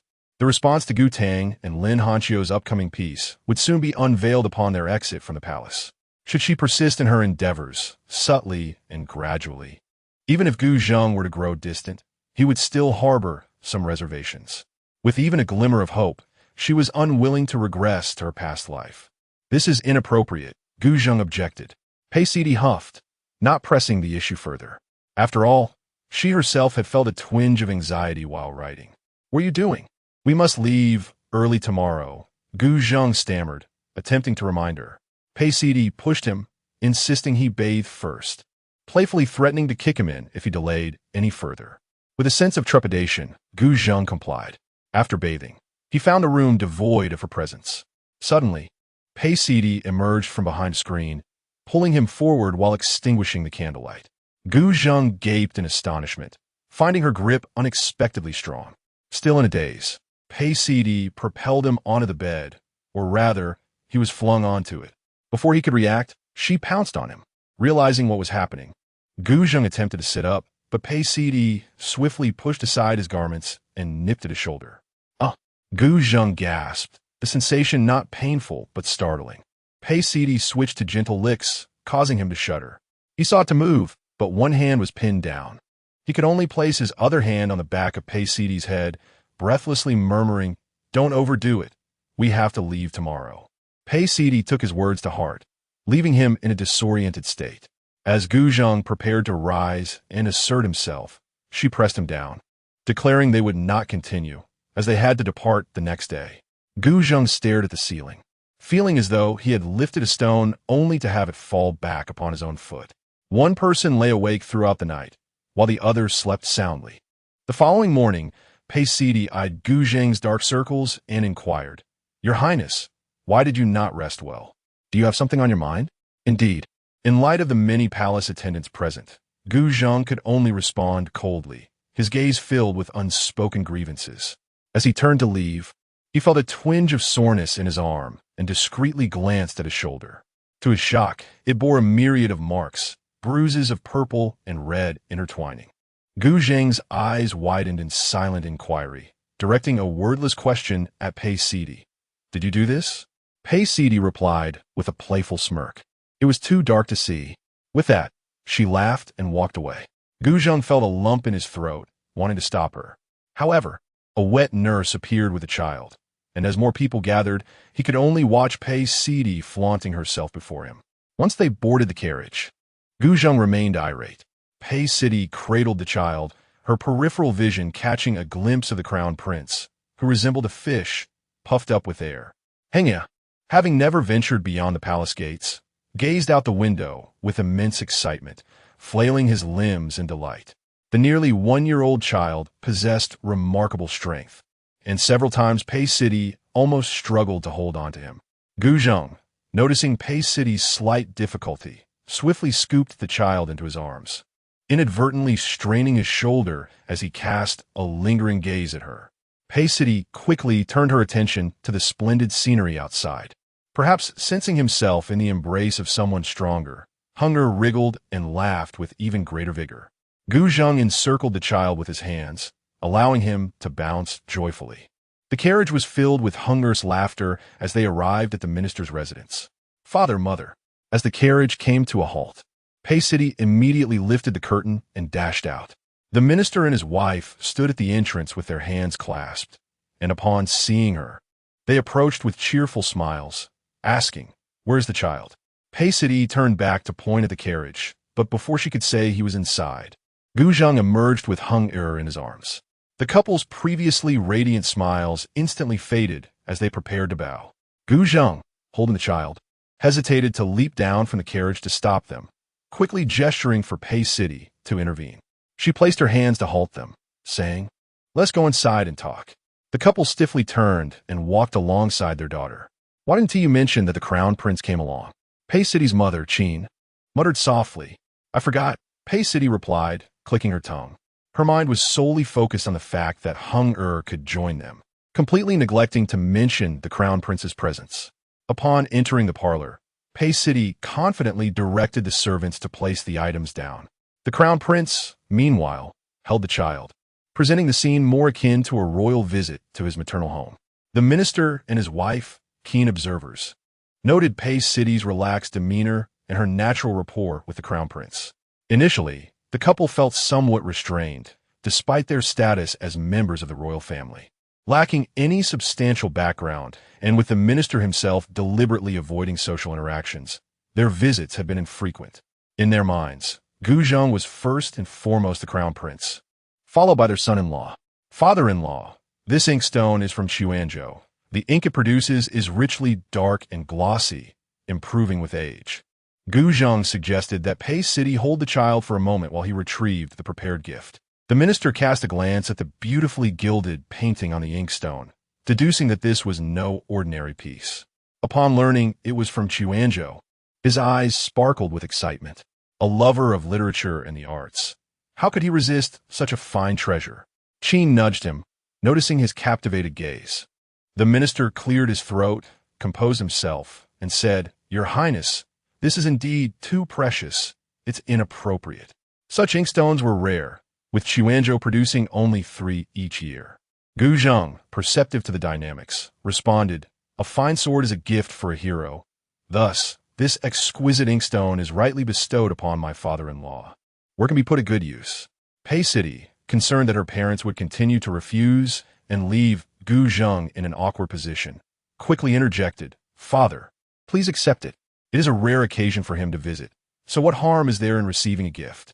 Upon hearing this, the minister, recognizing the validity of her reasoning, felt at ease to accept it.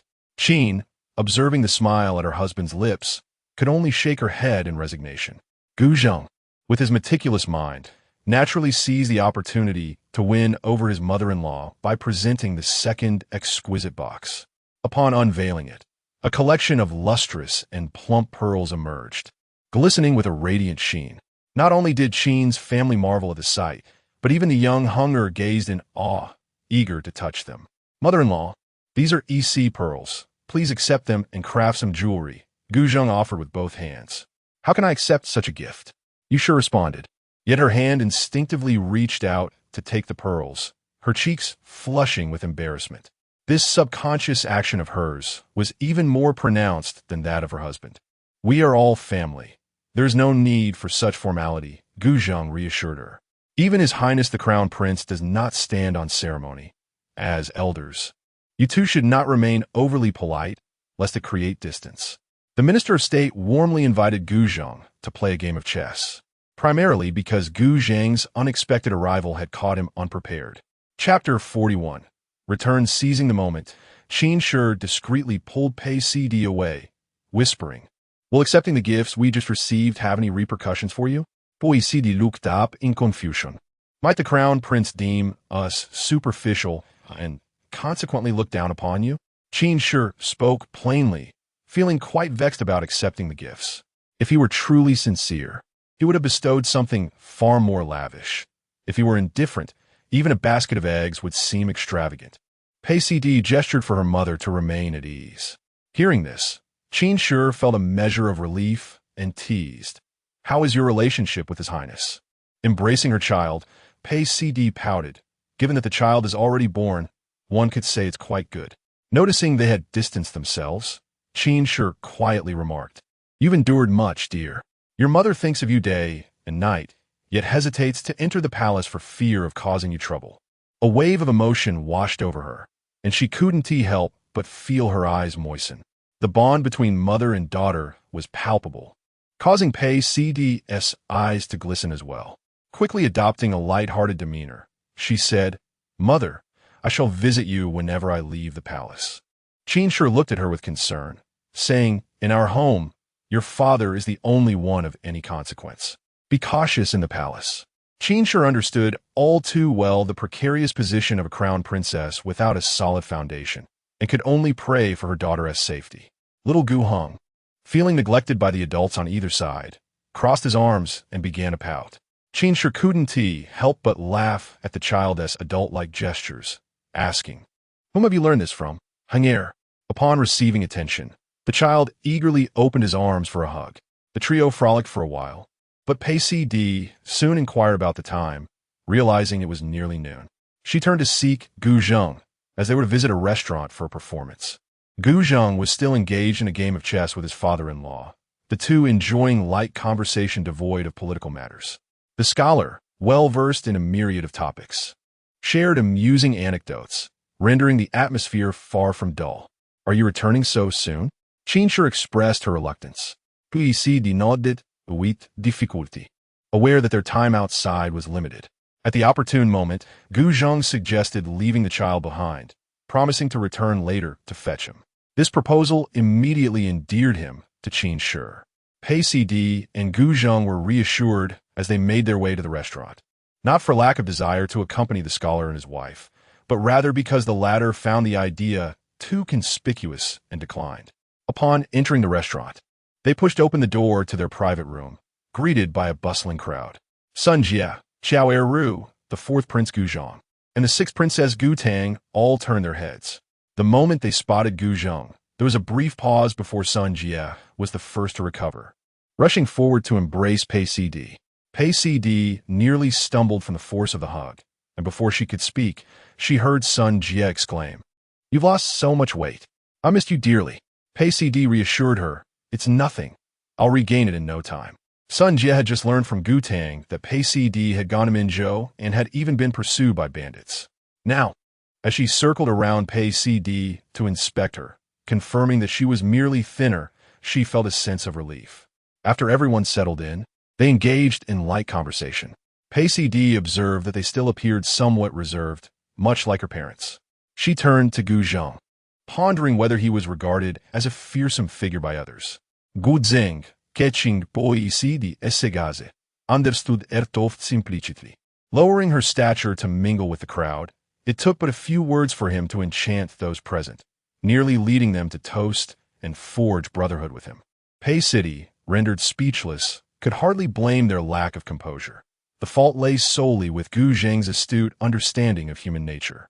At that moment, the performers ascended the stage, and, as the gongs and drums resounded, the performance commenced. The tale of the princess commenced with the familiar trope of the noble maiden falling for a destitute scholar, focusing primarily on the maiden's endeavors. The noble maiden relentlessly sought opportunities to encounter the scholar, showering him with warmth and concern, while he remained indifferent and even evasive. Undeterred by societal judgment, she pursued him with fervor, her affection unwavering. Many in the audience, having just witnessed this, were perplexed. If a stone remains cold, why not seek another? Some, viewing from a scholar's perspective, found the maiden's actions excessive. His continued silence clearly indicated his desire for solitude. Yet, there were those who admired the maiden's bravery and profound devotion. Pei City, hearing the murmurs from the audience, glanced at Gu Tang, anxious that she might feel disheartened by their words. Noticing Pei City's gaze, Gu Tang smiled back, saying, "The bystander sees clearly. The one involved is perplexed." Observing the audience's intent to console her, Gu Tang quickly gestured for them to continue watching the performance. On stage, the maiden learned of the scholar's singular ambition to achieve academic success and serve as a magistrate for the people. In that moment of enlightenment, she recognized that a heart dedicated to the welfare of the populace deserved her own devotion to be concealed, no longer intruding upon his aspirations. The final scene depicted the maiden bowing to the scholar from afar, their paths destined to diverge. As the performers took their bows, many in the audience remained oblivious. Calling out for an encore, the manager hurried onto the stage to reassure them, saying, "To gather is fate, to part is destiny. Never meeting again may not be a misfortune after all." He then announced the theme for the month. Within the private box, the guests had nearly finished their meal and began to bid farewell. Gu Tang rose first to open the door. Upon doing so, she beheld a tall figure framed against the light, gazing in her direction. It was Lin Hanxiu, who should have been in Minzhou. His expression bore a hint of disappointment as he looked upon Gu Tang. Despite his best efforts to appear presentable, the weariness and dark circles under his eyes betrayed the fatigue of a long journey. Compelled by an inexplicable intuition, he had returned to the capital just yesterday and felt an overwhelming urge to visit the tavern today. Spotting Gu Tang's carriage outside, his heart raced with excitement. He had quietly observed the performance, and being as astute as he was, he could not fail to decipher the narrative. Distressed by the public's commentary on the princess, he approached the box, yet hesitated to send a servant to announce his presence. Now discovered, Lin Hanxiu parted his lips, unsure of how to initiate the conversation. The others, initially standing behind Gu Tang, halted their steps, sensing the unusual atmosphere between the two. "Lin Scholar, what a coincidence," Gu Tang greeted awkwardly. "Unfortunately, I happened to encounter the princess," Lin Hanxiu replied, pursing his lips. The fourth prince, Gu Zhang, nearly sent someone to apprehend Lin Hanxiu for daring to follow the princess. Displaying audacity beyond measure, Gu Tang turned to intervene, urging everyone to return as she wished to speak with Lin Hanxiu privately. Gu Zhang, infuriated, approached Lin Hanxiu and deliberately bumped into him, causing him to stagger. The others, exhibiting a greater sense of decorum, silently made their way outside. Once everyone had departed, the two of them entered the private room and closed the door securely. "Congratulations on your return from Minzhou, academician Lin," Gu Tang remarked, maintaining a careful balance. However, Lin Hanxiu, with a bitter smile, inquired if I were to be buried in Minzhou with the princess. Before he could finish, Gu Tang interrupted him, her voice laced with anxiety. "Be cautious with your words." "Princess, I seek an answer," Lin Hanxiu replied, his scattered thoughts now focused and his gaze resolute. "Will seeking guarantee a response? In the past, when I sought, did you ever reply?" After her words, Gu Tang hurriedly pushed the door open and rushed outside. Lin Hanxiu reached out to stop her, but upon witnessing her almost frantic retreat, silently withdrew his hand. Chapter 42. Hand in hand, Pei Sidi and Gu Zhang returned to the minister's residence to fetch their child. The minister and his wife watched the carriage leave, their eyes glued to it. Pei Sidi gazed out the window, her vision blurring as their figures grew smaller, her eyes stinging. The couple did not turn away until the carriage was completely out of sight. Qin sighed, suppressing her melancholy, and praised, "His Highness the Crown Prince is indeed meticulous." The minister smirked, teasingly responding, "Isn't it the large and round East Pearl that was gifted?" Qin shot him an annoyed glare, and they exchanged a knowing smile. They understood that the Crown Prince was aware of their reluctance. He would rather circle back to pick them up, allowing the child to stay with them a little longer. "Do not be disheartened. We shall have opportunities to meet again." Gu Zhang held the sleeping child with one arm while gently patting Pei Sidi's shoulder with the other. Though the tears in her eyes had yet to fade, she smiled and nodded. Upon entering the palace gates, The three of them, followed by their nurse and attendants, discreetly avoided the bustling crowds. "You all take the little prince back first," she suggested, spotting a lovely scene that she wished to admire. The nurse acquiesced, stepping forward to take the child, and proceeded with the other palace attendants towards the Eastern Palace. With no one else around, save for 1 or 2 guards tasked with their safety, Pei Sidi quietly took Gu Zheng's hand. He raised an eyebrow, surprised by her initiative. This was a rare occurrence. Such tender gestures had never been exchanged between them before. Pei Sidi feigned nonchalance as they continued walking. They held hands in a silent yet harmonious manner. The gentle breeze stirring a few fallen leaves, and smiles danced at the corners of their mouths. By chance, a leaf fluttered up and landed atop Gu Zheng's head. Before he could react, Pei Sidi was already on her tiptoes, removing it for him. "Take it back and press it," she said, twisting the stem of the leaf in her fingers. Gu Zheng took her hand again, tilting his head to inquire, "Is this one different from the others?"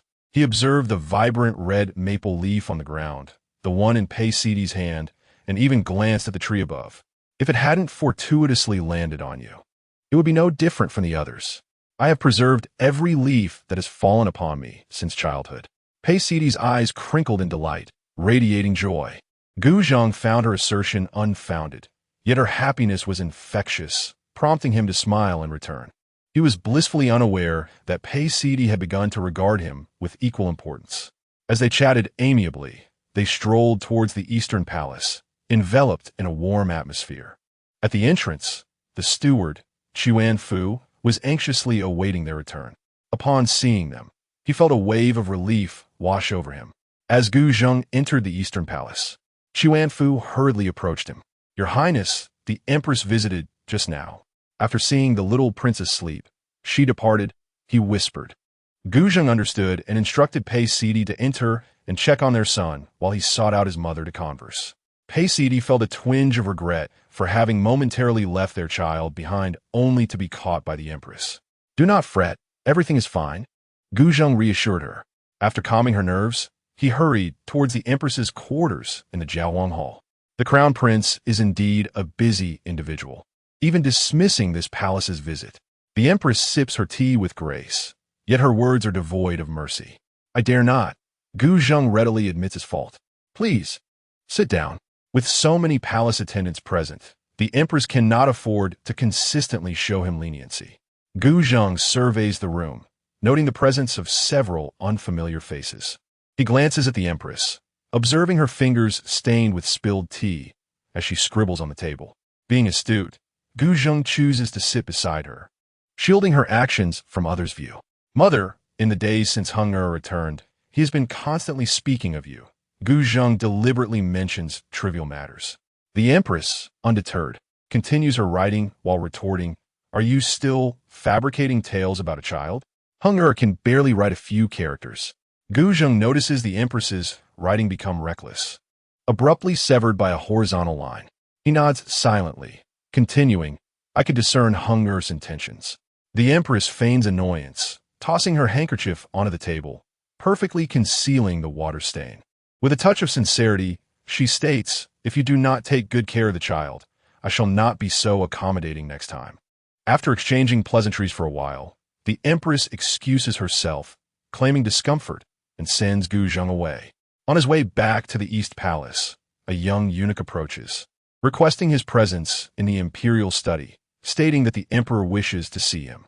It dawns on him that he has been on a journey all day. Although feeling discontent, Gu Zheng dutifully bows before the emperor. The emperor, neither warm nor cold, inquires, "You performed admirably in the matters of Minzhou. What reward do you desire?" Without waiting for a response, the emperor muses aloud, "Your secondary consort's position remains vacant. I shall have your grandmother select 2 virtuous young women for you. How does that sound?" Gu Zheng collapses to his knees, tightly clenching his fist to suppress an immediate refusal. "Father, I have little interest in other women. I would prefer that you grant me the shop in the city." The emperor silently scrutinizes Gu Zheng, causing him to feel an icy chill. "You desire a shop, wealth?" The emperor states, each word measured, his emotions inscrutable. Suddenly, Gu Zheng realizes that the flooding in Minzhou has caused widespread repercussions. with the emperor particularly concerned about the lost finances. Father, Heng'er's first birthday is approaching. I wish to make proper arrangements. He silently apologizes to his son. The emperor snorts coldly. So, you imply that I have wronged you? You cannot even procure funds for a birthday celebration? With a feigned air of helplessness, he reminds, Father, I was penalized by having my salary withheld for 6 months and have incurred the empress's displeasure. It is quite challenging at present. The emperor furrows his brow in contemplation, seemingly recalling the incident. As the crown prince has recently entered court, rewards are meant for royal use and cannot be privately disposed of. It would indeed be difficult to secure a substantial sum for the birthday celebration in a short time. The funds required for the celebration can be drawn from my private treasury as a gift from me. I shall ponder the matter of the shop further. The emperor's demeanor finally softens. After only a few exchanges, he dismisses Guzheng. He calls for the guards and instructs them to relay the happenings within the palace. After listening to their report, the emperor sends him away. He remains alone in the imperial study, lost in thought, before finally making his way out. Your Majesty, tonight? The chief steward inquires softly. To the Jiao Feng Palace, the emperor commands with a wave of his hand. When Emperor Qin entered the empress's palace, she was partaking in her evening repast. He glanced over and noted the modest offerings of 3 dishes and a soup, not particularly few, yet certainly not abundant. A frown creased the emperor's brow. If the crown prince lamented their financial strains, why must the empress also embrace such frugality? Coupled with the recent sight of the palace's occupants clad in white, resembling a realm sustained solely by ethereal grace, an inexplicable indignation surged within him. Was the empress's meager meal a veiled insinuation of his neglect? In his displeasure, the words he uttered were laced with ire. The palace attendants bowed their heads, hesitant to move. Meanwhile, the empress, seemingly oblivious, calmly remarked, I have grown weary of the braised pork knuckle we had yesterday. Chapter 43. The banquet Emperor Qin was aware that he was being unreasonable. The empress, accommodating his whims, spoke in agreement, which made him feel somewhat embarrassed as he took his seat at the dining table. An observant palace maid promptly arranged the chopsticks and bowls. Your Majesty, shall I notify the imperial kitchen to prepare the dishes? The chief steward inquired. Emperor Qin nodded. The offerings on the table were rather plain, and he found them unpalatable. The empress had no choice but to set down her chopsticks and wait alongside him. I just discussed with the crown prince about bestowing upon him 2 concubines.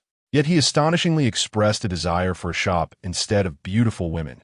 Emperor Qin recounted, still incredulous. What could he possibly want with the shop? The empress was taken aback, having just advised Guzheng to tread carefully, only to find him disregarding his father's authority. Emperor Qin's expression shifted to one of peculiar contemplation. He claims he has been punished with a half-year salary deduction and has upset you, leaving him without funds to host his son's first birthday celebration. The empress chuckled softly, realizing, I see now. I was concerned that the young crown princess had not yet been entrusted with the treasury's finances. With that, Emperor Qin's doubts were entirely alleviated. It was indeed a matter of genuine poverty. Meanwhile, in the Eastern Palace, Guzheng returned to his courtyard, a hint of fatigue evident in his demeanor. Having traversed numerous locations in a short span, he felt somewhat disoriented. He paused to collect himself before entering his quarters. Spotting Heng'er blissfully unaware and running about, he scooped the child up with a flourish. Little Guzheng, not comprehending much, simply reveled in the sudden lift, grinning from ear to ear. Guzheng played with the child for a considerable time before entrusting him to the wet nurse. I'm nearly starving, he remarked, yet he ate at a leisurely pace. The two savored their meal, and as night fell and the lamps were lit, Guzheng found his mind increasingly troubled. How could he be so forcefully thrust into the company of others? It seemed to be a recurring theme. You must continue writing that story and have the troupe perform it, Guzheng said, gently caressing Pei Sidi's cheek. Upon hearing this, Pei Sidi found herself unable to sleep, sitting up with newfound energy. Guzheng, recognizing her enthusiasm, reluctantly rose as well.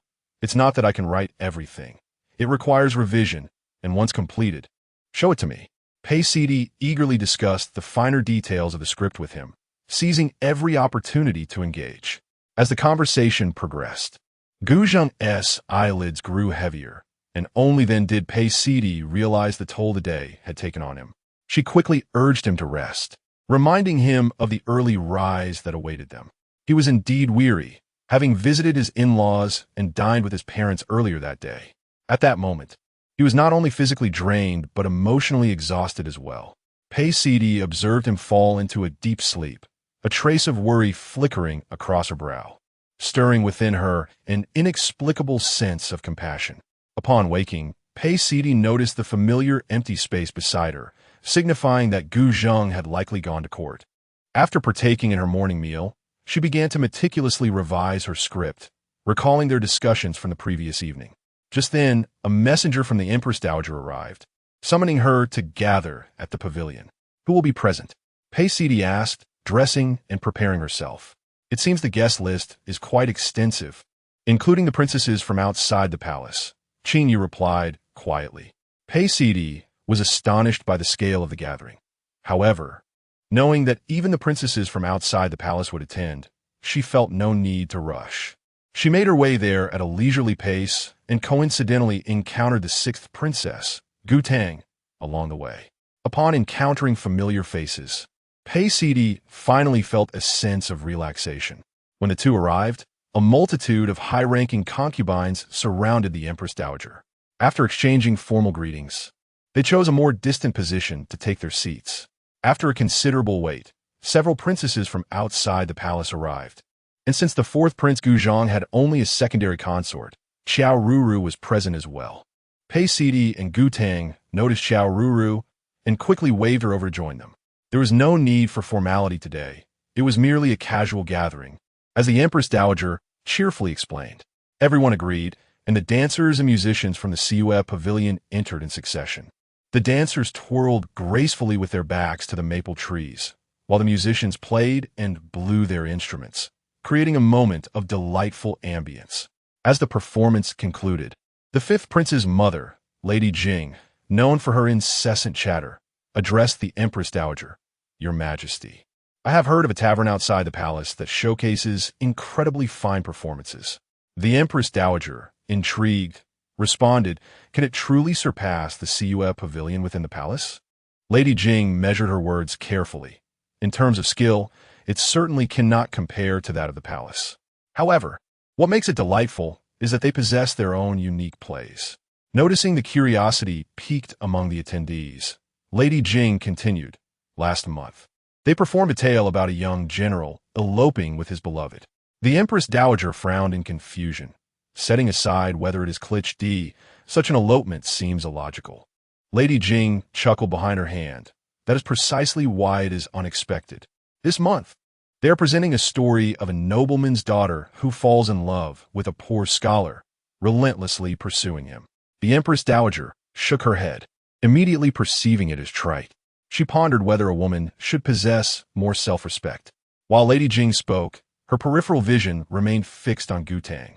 From a distance, Gu Tang's complexion paled upon hearing this. Pei Sidi anxiously fidgeted beside her, perplexed as to why Lady Jing's words rendered the situation so unbearable. Lady Jing was well aware of Gu Tang's prior affection for Lin Hanxiu, a fact that added to the embarrassment of a distinguished lady clinging to a mere scholar. Xiao Ruru felt a chill, realizing that Gu Tang and Lady Jing had no conflict of interest. It was merely the circumstance of sitting together that led to this humiliation. The Empress Dowager suspected Lady Jing's ill intentions and refrained from engaging. Matters of the heart are best understood by oneself. I am curious to see what allure this play possesses. She instructed her personal maid to summon the entire troupe. Which tavern is it? The Empress Dowager inquired. It is the 8 Directions Tavern of the Fourth Prince, Lady Jing replied, taken aback by the Empress Dowager's unexpected course of action. The Empress Dowager raised an eyebrow, recalling the excellent peach blossom wine from the tavern. She commanded her maid to arrange for some of the tavern's renowned dishes to be brought back for sampling. Meanwhile, the fourth prince's mother, concubine Duan, clenched her teeth, realizing the implications of this tavern. Having overheard Lady Jing's comments, she sensed trouble ahead. Nevertheless, as it was a summons from the Empress Dowager, the troupe arrived promptly. They had already set up a rudimentary stage in advance, and the troupe leader introduced the performers to the noble guests. The upcoming play would depict the story of the nobleman's daughter and the poor scholar. As the gong sounded, the performance commenced. The actors, despite being in the presence of esteemed guests, displayed no signs of timidity. Particularly, the flower actress portraying the nobleman's daughter delivered her lines with such conviction that it penetrated deeply into the audience, embodying the character's determination. As the performance concluded, the Empress Dowager initiated the applause, instructing the attendants to reward the performers with silver. Once the entertainers had exited the stage, she engaged in a disapproving discussion with Consort Jing. It was evident that the noble young lady possessed a remarkable sense of propriety and an understanding of righteousness. How could her words be interpreted as a lack of self-respect? The Empress Dowager, typically a mediator who seldom targeted individuals, found herself genuinely entertained this time. Consort Jing could only smile apologetically, saying, "I heard it through the grapevine and never anticipated it would be so delightful." The Empress Dowager nodded in agreement and turned to Consort Duan, exclaiming, "I had no idea that Zhang possessed such talents, with fine wine, exquisite food, and such an exceptional troupe." Consort Duan graciously accepted the compliment. Chapter 44. Medication. To her astonishment, the banquet had concluded, and night had fallen. Upon returning to the East Palace, Pei Sidi found Chuanfu waiting at the entrance. "Your Highness, please persuade His Royal Highness," Chuanfu said, his expression laden with concern. "What has happened?" Pei Sidi inquired, her brow furrowed in confusion. His Highness was perhaps overly fatigued yesterday. He nearly fainted upon returning from the morning court, Chuanfu whispered. Wary of eavesdroppers, Pei Sidi's mind echoed with alarm as she asked, "Is there no physician summoned?" Chuanfu shook his head urgently. "No, your Highness forbade it."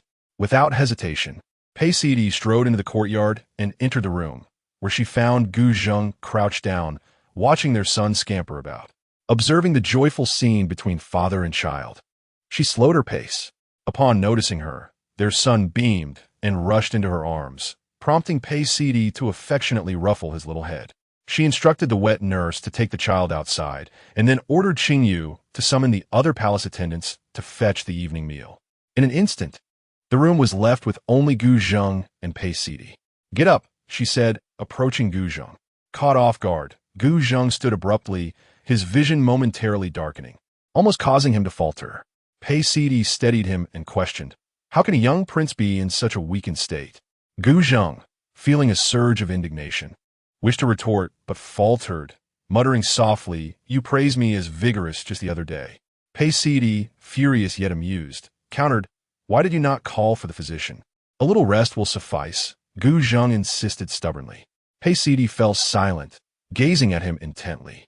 As their eyes met, Gu Zheng soon yielded, realizing he needed to concede. "Your condition worries me," she expressed gently. Upon hearing her words, Gu Zheng surrendered entirely. No perilous battlefield could rival the gentle persuasion of her affection. "Chuanfu, summon the physician," Gu Zheng called out toward the door. Chuanfu mumbled under his breath, so jubilant, one might think there is joyous news. As the maidservants arranged the evening meal, the two took their seats. Not long after they finished dining, the physician arrived. Seizing the moment while the physician retrieved his medicine box, Gu Zheng discreetly whispered to Pei Sidi, "He will most likely prescribe ample rest and some mild remedies, 2 doses a day." Indeed, after a thorough examination, the physician echoed Gu Zheng's predictions, even specifying the twice-daily dosage. Pei Sidi raised an eyebrow in surprise, but refrained from voicing her doubts. Once the physician departed, curiosity welled up within her, barely contained. "He always says that. I truly only need rest." Gu Zheng did not prolong the suspense. Pei Sidi remained silent, yet she insisted on having the medicine prepared according to the prescription. When the dark concoction was presented, Gu Zheng's previously stoic demeanor faltered, becoming noticeably uneasy. "The taste is strong. You should wash up first," he urged Pei Sidi to leave. "You must drink it all," Pei Sidi said, her concern palpable. Gu Zheng assured her he would finish it once it cooled. Pei Sidi, still skeptical, walked into the inner room. Once assured of her absence, Gu Zheng scanned the surroundings, seeking any signs of onlookers. Unexpectedly, he locked eyes with Chuanfu, who was peering in from outside. In a flash, Xuanfu discerned the prince's intention to brew the medicine and immediately sought to intervene. Gu Zheng made a gesture to silence, followed by a motion of slicing his throat. Xuanfu immediately lowered his head, indicating that he had seen nothing. Only then did Gu Zheng relax, lifting the medicine bowl to pour it onto the indoor plants. The crown prince exhibited a refined disposition, watering them late at night. Pei Sidi unexpectedly spoke, startling Gu Zheng, who nearly lost his grip on the bowl. "It's too hot. It's cooler here." Gu Zheng forced a smile. Pei Sidi did not expose him, but instead took a seat, clearly intending to wait with him. Seeing no hope of pouring the medicine, Gu Zheng held the bowl, his brow furrowed. Initially, he intended to gulp it down, but upon tasting it, he nearly retched. Hearing Gu Zheng gag, Pei Sidi stood up and inquired what's wrong. Nothing. Gu Zheng instinctively thought Pei Sidi was angry and tried to force himself to drink. Pei Sidi snatched the bowl away, saying, "If you can't drink it, then don't force yourself." Gu Zheng looked up, incredulous that he had been so easily let off the hook. "If you don't drink the medicine, you need to rest well." Pei Sidi tugged at Gu Zheng, leading him to bathe. Immersed in the warm water, Gu Zheng felt a sense of daze. Could it be that Pei Sidi had truly let him off? She hadn't coerced him into taking the medicine? Even until he drifted off to sleep, he remained somewhat disoriented.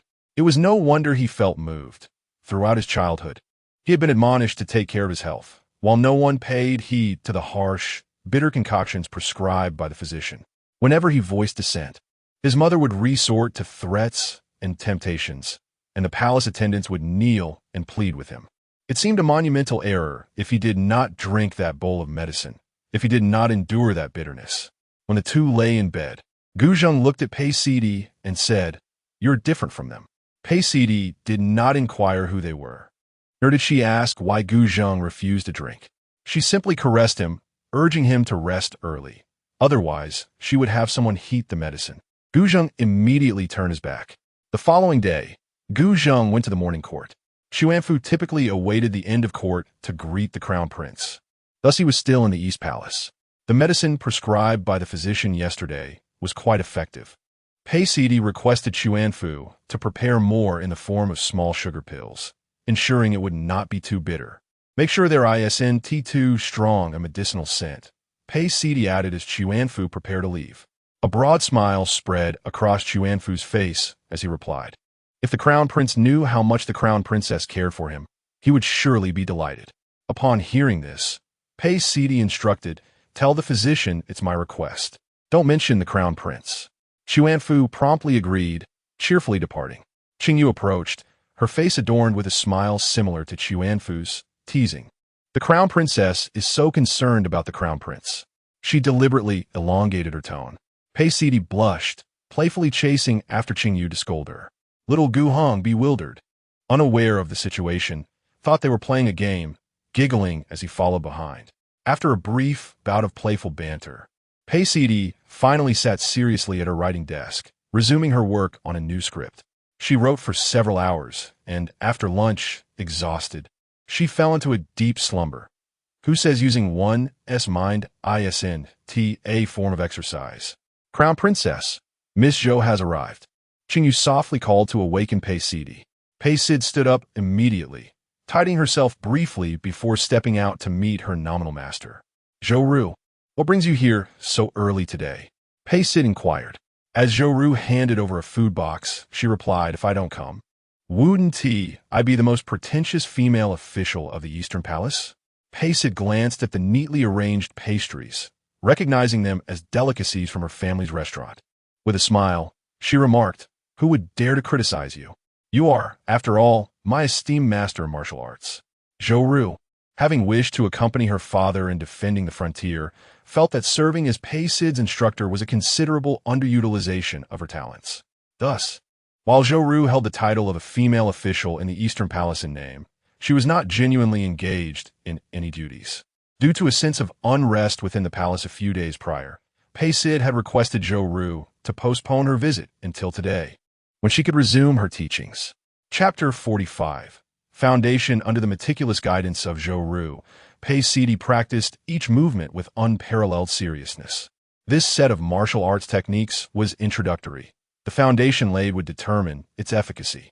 Zhou encouraged her from aside. Pei Sidi nodded, continuing her practice.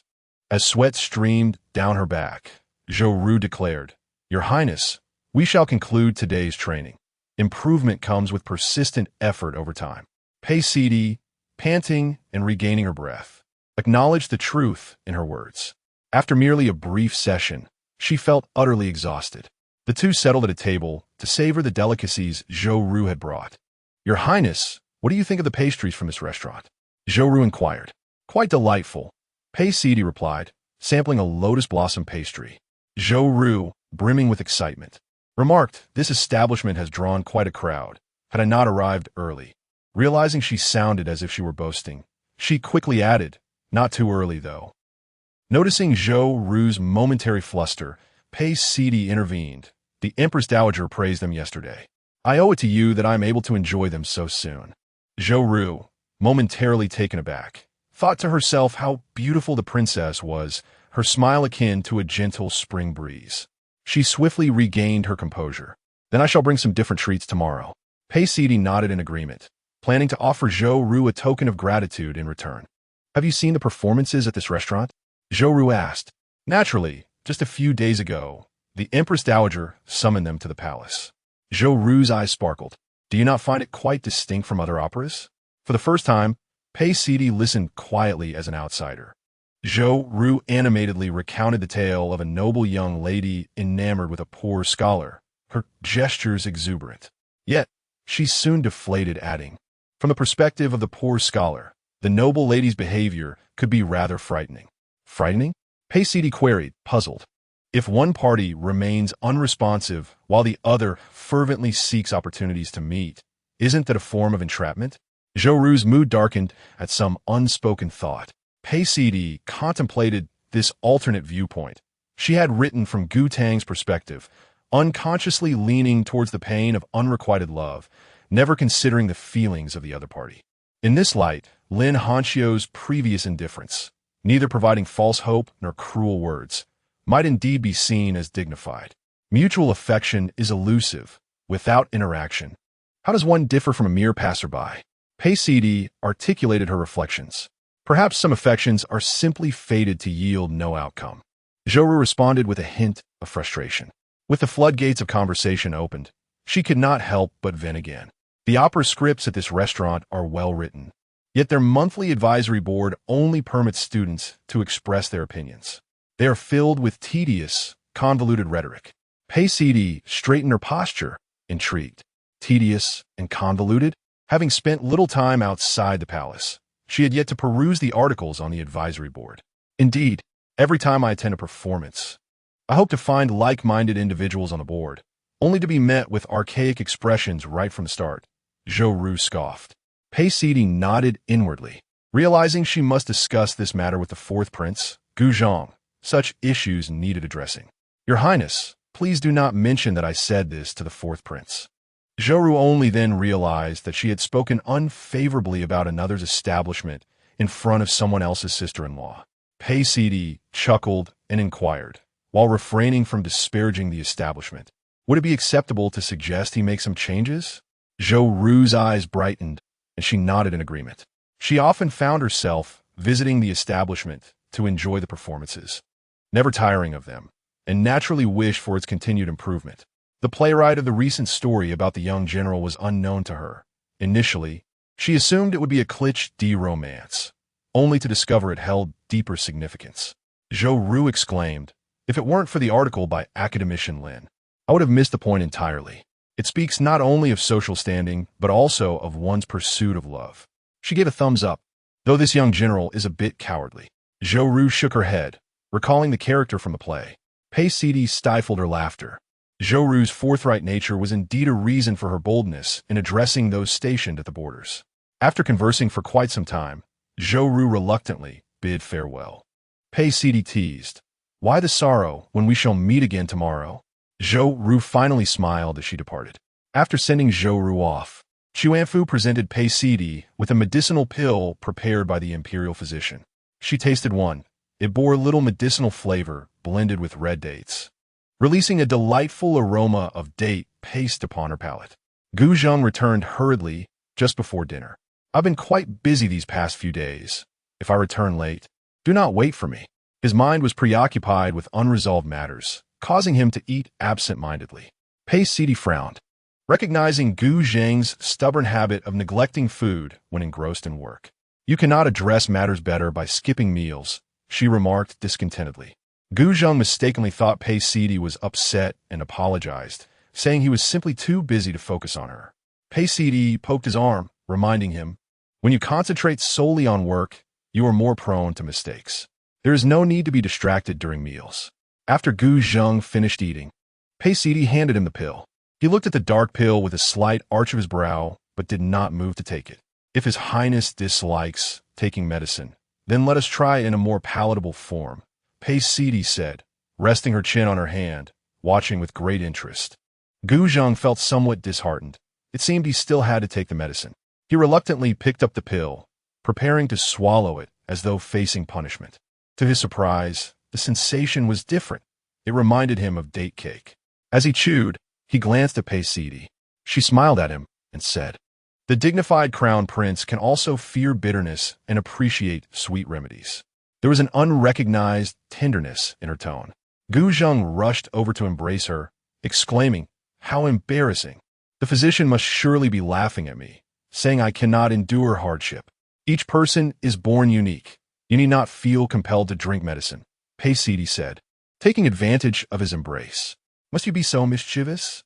Gu Zheng seized her playful hand, countering her antics with a reasonable retort. Pei Sidi, unable to continue her mischief, settled down obediently. Initially, Gu Zheng was touched, but now he found himself both amused and exasperated. If she would not tease him, he would cease to engage. With a swift motion, he lifted her effortlessly. "Put me down." Pei Sidi's soft exclamation was a hushed plea, fearing the palace attendants might overhear. Gu Zheng, unusually silent, guided her toward the bed, their bodies brushing against each other, igniting Pei Sid with a fervent warmth. After an extensive training session, her weary body succumbed to the tide of sensations. In the throes of confusion and passion, Gu Zheng whispered in her ear, "I have taken a liking to today's pill. Consider it a token of gratitude. The remainder will be compensated once my tasks are complete." Pei Sid felt a delightful shiver at his words. And turning to glare at Gu Zheng, she felt a mix of embarrassment and indignation. What sort of gratitude was this? Gu Zheng planted a gentle kiss on her cheek, adjusted his attire, and proceeded to attend to his duties. Upon his return, Chung Fu informed him that the crown princess had specifically instructed the physician, claiming the remedy was of her own volition. He had even anticipated the risk of being accused of being unable to endure hardship. Gu Zheng felt as though his heart had transformed into the sweetened juju paste of the pill, melting away into sweetness. Chapter 46. Despair in the ensuing days. Gu Zheng indeed kept himself extraordinarily occupied, as he had mentioned. Pei Sidi seldom caught sight of him. When he did return, their conversations were but brief. After completing her lessons one day, Zhou Ru expressed her concerns to Pei Sidi with a heavy heart. "Your Highness, I have been feeling unwell these past few days and fear I may not be able to enter the palace." Pei Sidi, well aware of the underlying tensions, replied, "Please take care of your health. I shall lay the groundwork for our lessons in the meantime, awaiting your return." Zhou Ru nodded in agreement, her brow furrowed with worry, and reminded Pei Sidi to be cautious before she departed. Pei Sidi waved her off, watching her leave. Not long after, guards arrived and surrounded the East Palace. Quan Fu quickly stepped forward to block their way, exclaiming loudly, "How dare you? Do you know where this is?" The leader glanced around and announced to those in the courtyard, "An imperial decree has arrived." The courtyard fell silent as everyone knelt down. Upon the decree's reading, its content shocked them. It accused the crown prince of colluding with officials, ordering that no one within the East Palace be allowed to communicate with the outside world. The sudden turn of events left Pei Sidi unable to seek clarification from Gu Zheng. With the guards encircling them, escape seemed impossible. Quan Fu was in a frenzy, akin to an ant on a hot pan. "Search!" commanded the lead guard with a sweeping gesture, prompting his men to enter in a single file. "Hold on." Pei Sidi sat upright. The guard, feigning respect, replied, "Your Highness, my subordinates are merely following orders." Pei Sidi retorted with sarcasm. Pray tell, whose orders might those be? Naturally. It is the Emperor's, the guard responded, bowing deeply. What ulterior motives lie behind your superficial compliance? Pei Sidi's expression darkened. Does the decree grant you the right to search the East Palace? The guard, upon reviewing the decree again, realized his earlier misinterpretation and broke into a cold sweat. We shall remain here, without leaving the courtyard, until the truth is ascertained. The Emperor will clear the Crown Prince's name in due time. I expect you to exercise caution during this period, Pei Sidi stated firmly, her words deliberate. Yes, the guard acknowledged with newfound respect, gesturing for his men to remain outside. Pei Sidi rose, her voice resolute. Should anyone be found colluding with outsiders, they shall face execution. Any instigators shall have their tongues cut out and be sent to the Yetting Bureau. Understood, the palace attendants responded in unison. Pei Sidi strode purposefully into her quarters, signaling for Qingyu and Quan Fu to follow. Your Highness, what shall we do? Quan Fu wrung his hands anxiously. Fear not. We must wait. At least we are safe for now. Inform the others that their attire must be kept simple, Pei Sidi instructed calmly. Quan Fu nodded and left to convey the message. Qingyu, have the wet nurse bring Heng'er to sleep beside me in my chamber, Pei Sidi requested. Once the others had departed, she allowed her composure to falter, revealing her anxiety. Until then, she had been merely holding herself together, unwilling to show weakness in front of others. When Quan Fu returned, Pei Sidi quietly inquired, is there any way to communicate with the outside? Quan Fu shook his head. Understanding dawned upon Pei Sidi. It was clear that their predicament was far more complicated than she had anticipated, especially given the guard's boldness in surrounding the East Palace. The queen remained eerily silent, likely having been subdued herself. Her thoughts, however, were consumed with concern for Gu Zheng, uncertain of his current safety. Through a sleepless night, Pei Sidi suppressed her sorrow, staying by the child's side. The atmosphere within the confines was dismal, as the occupants were barred from leaving. The devoted guards stationed at the gate diligently delivered meals each day. The inhabitants of the Eastern Palace had never felt time stretch so interminably. Daylight morphed into an endless night, and the night enveloped them in a world devoid of light. Despite the efforts of Qingyu and Quan Fu to soothe them daily, the spirits of the people continued to plummet. One of the palace maids, lost in her stupor, inadvertently spilled the meal. Quan Fu, in a fit of anger, admonished her. How clumsy can you be? The maid fell to her knees, trembling with fear, pleading, I apologize, Your Highness, I did not mean to. Observing her tear-streaked face, Pei Sidi gestured for her to rise. Yet, the maid seemed trapped in her own world, oblivious to the command, continuing her frantic pleas. Pei Sidi struck the table, asserting, stand up. The maid, startled into lucidity, rose amidst her sobs. Qingyu interjected, positioning herself protectively before the maid, saying, Your Highness. Chun Tao is quite young and overly anxious. Chun Tao, how old is she? Pei Sidi inquired, noting the maid's youth. I am 13, fifth among my siblings. Chun Tao replied in a torrent of words. Qingyu swiftly tugged at Chun Tao's sleeve, signaling her to cease further comments. Why are you so terrified? Pei Sidi questioned, puzzled, as her inquiry was merely routine. Chun Tao hesitated, pressing her lips together in distress. Speak, or I shall hold you accountable. Pei Sidi warned, her tone firm. Under Qingyu's urgent gaze, Chun Tao, in a breathless rush, revealed, I overheard passers-by say, that His Highness the Crown Prince has been imprisoned in the House of Elders, and his fate remains unknown. Pei Sidi gripped the handkerchief tightly, her heart racing with anxiety. Considering your youth, I shall overlook this instance. Do not let it happen again. You may leave. The other maids began to tidy the floor, while Qingyu wished to remain by Pei Sidi's side, only to be half-dragged out by Quan Fu. In the vast emptiness of the room, Pei Sidi found herself alone, the silence so profound that even her own breath echoed.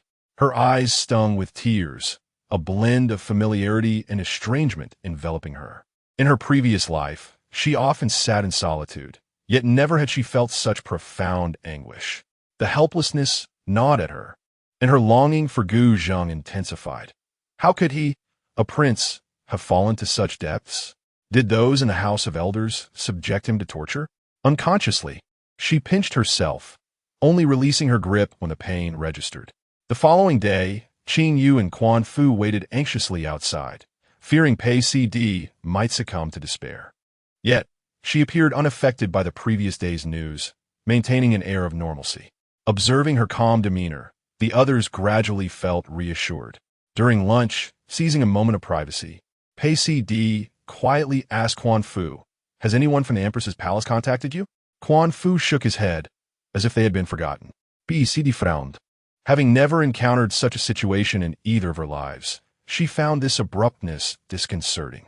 Among these guards, are there any members of the Crown Prince's maternal family? Chuanfu shook his head in despair. Not a single familiar face appeared among the guards. The events had unfolded so abruptly that they were unable to send word, and no one from the outside had reached out to them, leaving them feeling akin to birds trapped in a cage. In the eastern corner of the courtyard, there was an opening concealed by weeds. If an unforeseen event were to occur, you and Xingyu must take Heng'er and seek out the Empress Dowager. Pei Cd calmly instructed, handing a banknote to Chuanfu. Your Highness, this. Chuanfu felt the weight of this responsibility was overwhelming. Pei Cd tightened her grip on the teacup. Gu Zheng was certainly not colluding with officials. If it were a matter of the Emperor's inscrutable intentions, what then? She and Gu Zheng would undoubtedly be implicated. In such a scenario, if she could buy some time, Chuanfu and Xingyu could escape with the child, thus preserving a glimmer of hope. Chapter 47.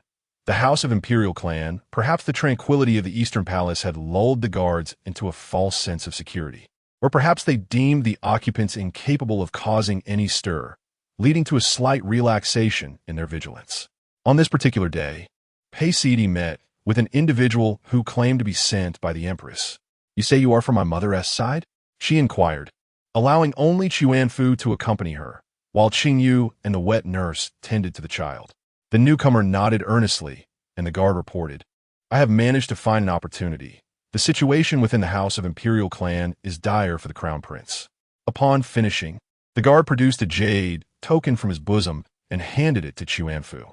After a careful examination, Chuanfu nodded at Pei Cd, confirming that it was indeed a token from the Empress's palace. Pei Cd's heart tightened with anxiety as she asked, What has happened to him?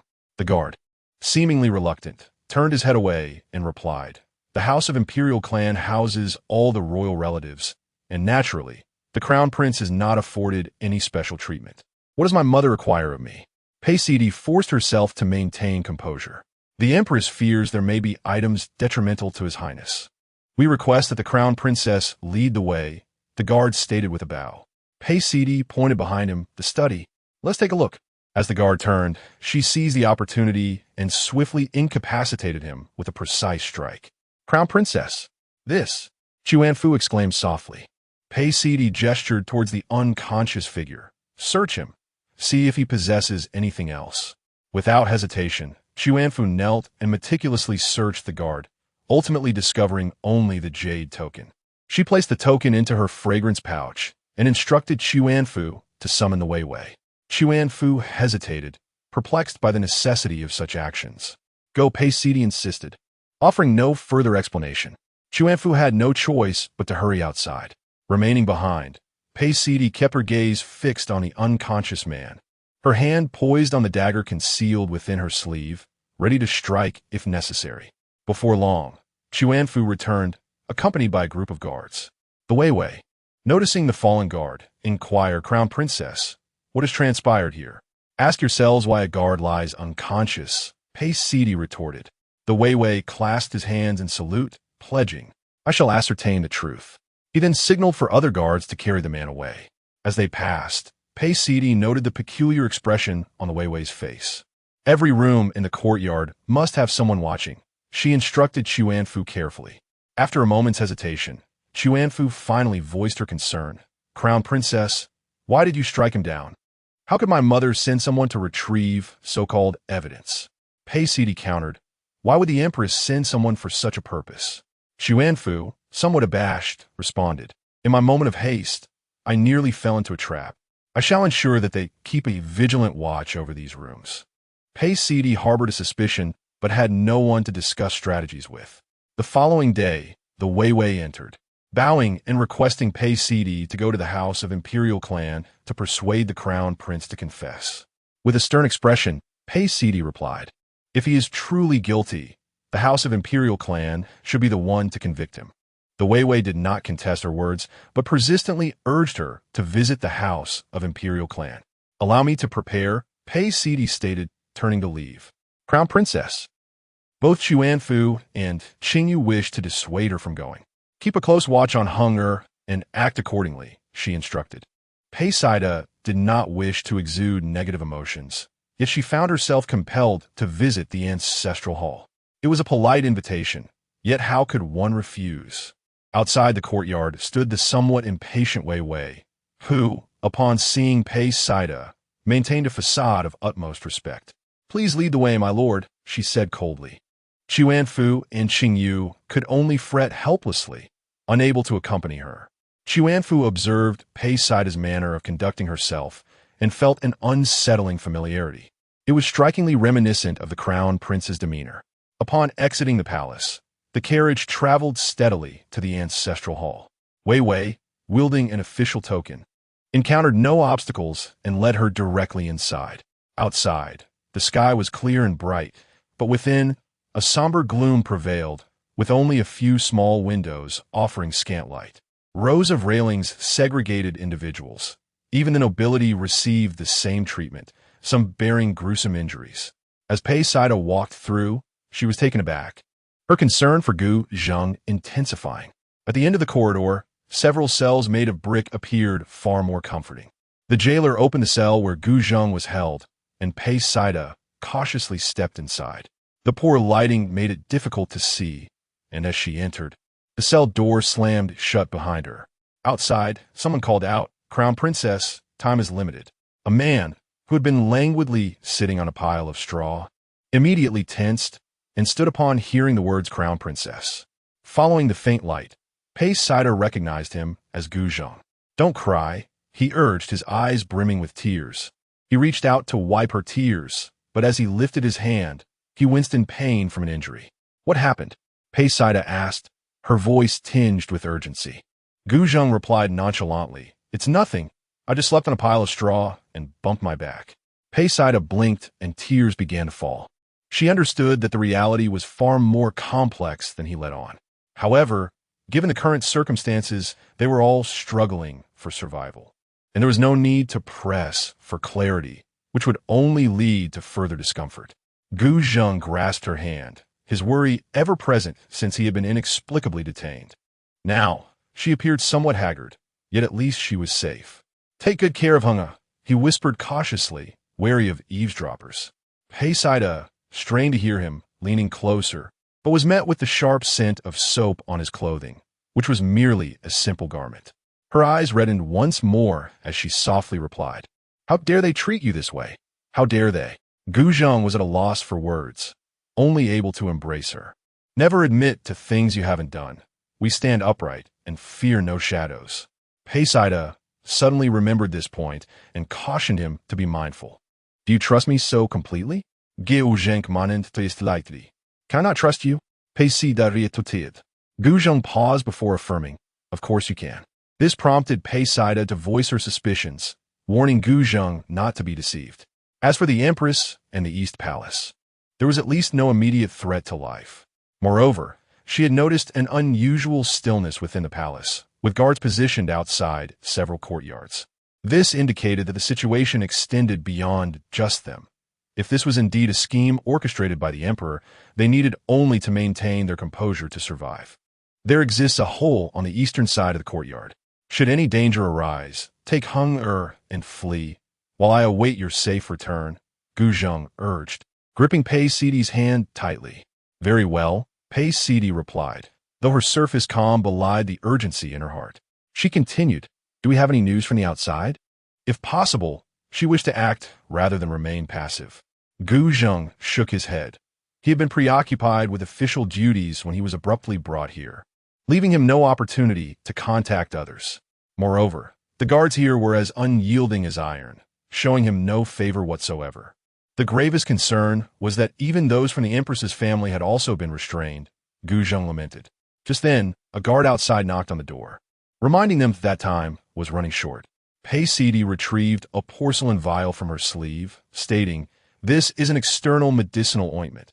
Keep it hidden." Gu Zheng held it tightly, watching her depart. Chapter 48. The Empress Dowager, as Pei Sidi stepped outside. She was startled by a commotion emanating from the cell in front of Gu Zheng. A voice called out, "Imperial sister-in-law, Imperial sister-in-law."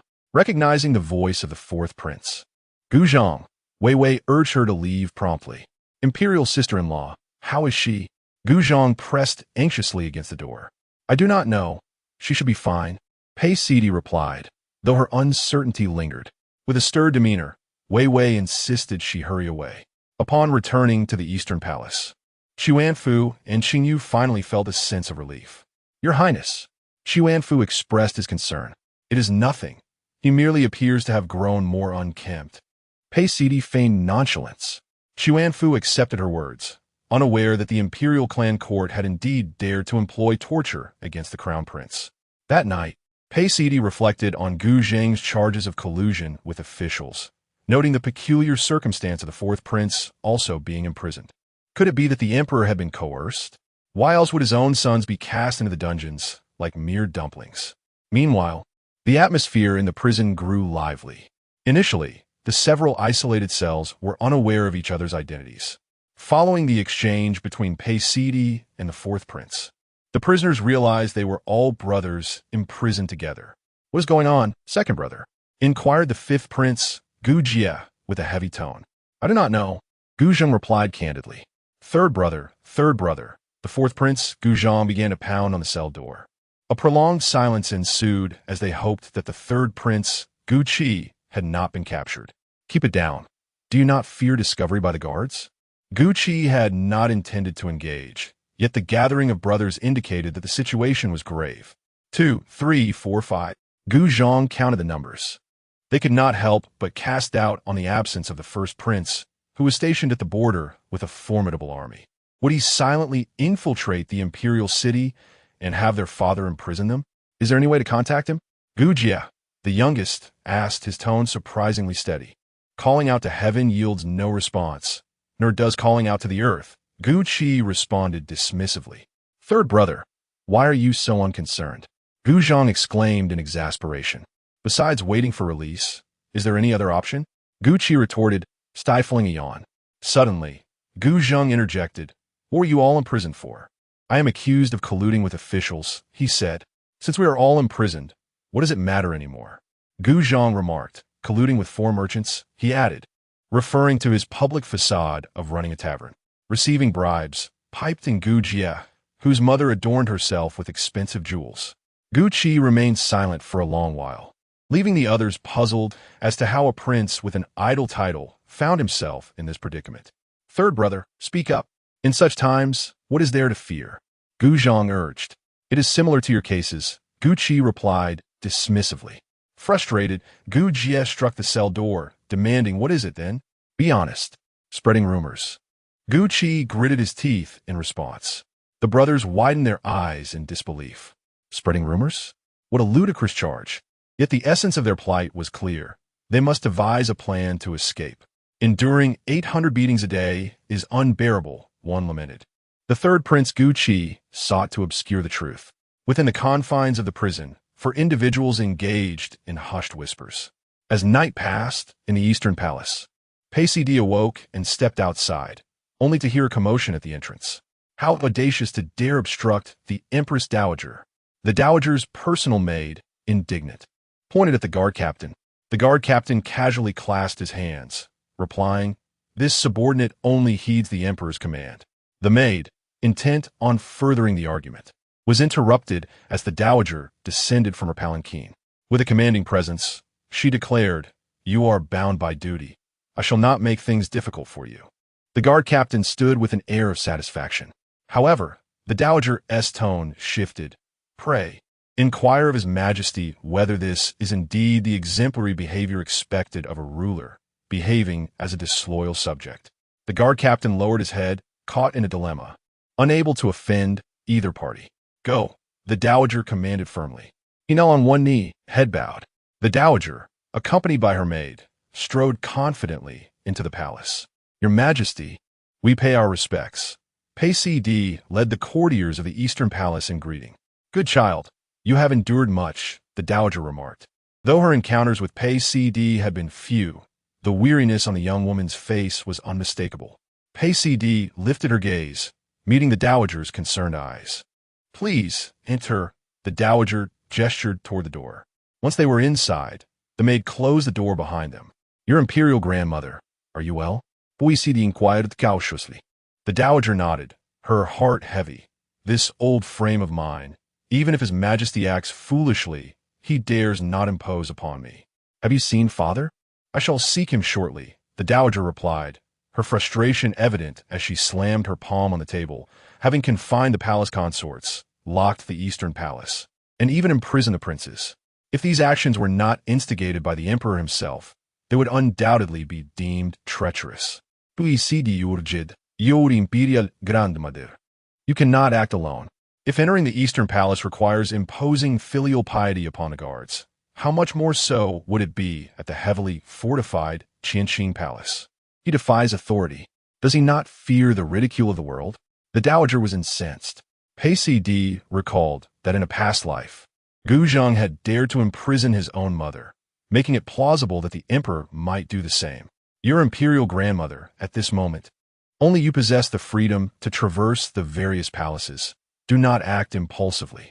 Pei Cd reasoned, yesterday they summoned me to the house of imperial relatives, urging the crown prince to confess, which indicates they possess no evidence. The dowager scoffed. Aside from the eldest prince stationed far away at the borders, the rest of the brothers languish in prison. Even the higher-ranking consorts are under house arrest. The dowager's agitation grew. She yearned to confront the emperor for clarification immediately. Pei Cd anxiously interjected, Your imperial grandmother, do not act rashly. What is the current state of affairs outside? The dowager reluctantly calmed herself, pouring several cups of tea before she spoke. The stance of the noble families remains ambiguous. Several elder ministers united in petition, but were summarily dismissed by the emperor through the house of imperial relatives. Is father so easily dismissing them? Pei Cd exclaimed in astonishment. His Majesty most fears the influence of maternal kin. The families supporting the princes dare not plead for mercy, and now the populace is rife with anxiety. The dowager's heart ached with sorrow. Pei Cd fell silent, realizing why the prince's imprisonment had stirred no upheaval. It was due to the fear of igniting further conflict. If necessary, I shall gather troops to besiege the city, the dowager stated with resolute determination. Pei Cd silently implored, If you possess such capabilities, why do you not swiftly apprehend His Majesty? The Empress Dowager rose, and in that moment, illuminated by the radiant light, her eyes brimmed with unwavering resolve, faintly reminiscent of her youthful grace. She had languished in the palace's silence for far too long, yet even a famished camel is larger than a horse. This empire was forged by her and the late emperor. She could not abide by the notion of the kind emperor treating it as a mere jest. Grandmother, might you take Heng'er with you? Pei Cd pleaded as she knelt.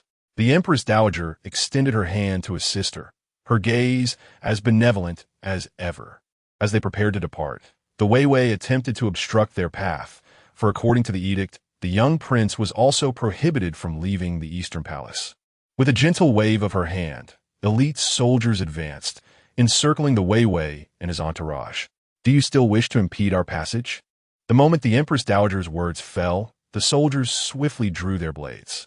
The Wei exchanged glances with the guards beside him, both instinctively taking a step back. With another wave of her hand, a grand procession departed. Chapter 49. The palace coup. No one anticipated that the usually discreet Empress Dowager would act with such swiftness. On the same day, she summoned the ministers and assembled elite soldiers, pressing towards the emperor's study. Mother? The emperor's countenance darkened as he rose to cast a stern gaze upon the assembly. The ministers and guards exchanged anxious glances, instinctively looking towards the dowager. What? You can seize your own son, yet I cannot. The dowager spoke nonchalantly, preparing to command the elite soldiers forward. Hold on. The emperor, realizing that the dowager was serious, interjected to halt her.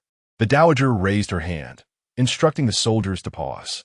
With a resigned sigh, the emperor said, "Mother, please enter. I shall explain everything to you." The dowager stepped forward into the room, and the emperor signaled for the chief steward to close the door. With a commanding presence, the dowager inquired, "Does Your Majesty have anything to conceal?" The chief steward found himself in a predicament, glancing at the emperor for direction. Impatiently, the emperor waved his hand, dismissing them all. No one could hear the details of the conversation between the emperor and the dowager. They only knew that, upon its conclusion, she appeared unperturbed and instructed everyone to return to their respective homes. The veteran ministers were left discontented. What kind of explanation was this? "Your Majesty is indeed wise. We have been overly concerned. In a few days, His Majesty will clarify matters for us." The dowager resumed her previous amiable demeanor. Since the dowager had spoken thus, the ministers, fearing the emperor's scrutiny, hastily returned to their residences. As the dowager made her way back to her palace, she sensed an unusual footstep behind her and turned to look. It was Minister Pei, the father of Pei CD, who hurriedly approached her. He clasped his hands respectfully and asked, "I have the honor of meeting Your Majesty. I wish to inquire about the well-being of the crown princess." The dowager recognized Minister Pei and was surprised to see him today. He was among the old loyalists she had contacted, accompanied by friends and students. "I saw her this morning. She appears somewhat thinner, but there is no need for excessive worry," the dowager reassured him. Upon hearing the dowager's words, Minister Pei felt relieved, thanked her, and swiftly departed, as he was an outsider and could not linger in the palace. Returning to her chambers, a small child suddenly dashed towards her, nearly causing her to lose her balance. It was her grandson. The wet nurse behind him was quite alarmed. The dowager bent down to embrace the child, playfully pinching his cheeks. "You are quite familiar, aren't you?" Little Gu Heng had been cooped up in the Eastern Palace for an unknown duration, and after a day of aimless wandering, his face was flushed, adorably resembling an apple. The dowager felt fortunate that the child was still young. Otherwise, witnessing his grandfather imprisoning his father might have left him psychologically scarred. With affection swelling in her heart, the dowager's feelings for the child intensified. This led even the emperor to ponder how the dowager, who typically treated all evenly, displayed evident favoritism towards Gu Heng. In this harmonious atmosphere, the dowager did not forget about Pei CD. She instructed the wet nurse to send word to the crown princess, assuring her not to worry about the child. Upon receiving the news, Pei CD felt as though a heavy stone had been lifted from her chest. However, she couldn't help but wonder why the dowager had left with such fervor, yet now seemed untroubled. Could it be that the dowager was unable to contend with the emperor? Pei CD inquired of the palace maid relaying the message. Did the empress dowager mention when His Highness the Crown Prince might be released? The maid shook her head. Pei CD did not impose any difficulties upon her, allowing her to return and report back. Chuanfu sighed deeply, lamenting, "When will this end?" Even someone as seasoned as Chuanfu could no longer withstand psychological pressure. One must do their utmost and leave the rest to fate. Pei CD remained remarkably rational. As night fell, the silvery moonlight poured through the window, casting slanted shadows. With autumn's chill creeping in, Pei CD touched the beam of moonlight, finding a bittersweet solace in the thought that Gu Zheng must also be gazing at the same moon.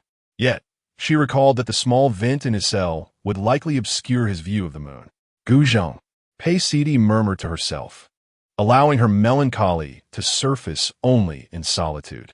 Their brief separation intensified their longing for one another. Meanwhile, Gu Zheng, in his cell, caught glimpses of the porcelain vase Pei CD had brought him, a sardonic smile curling at the corners of his lips.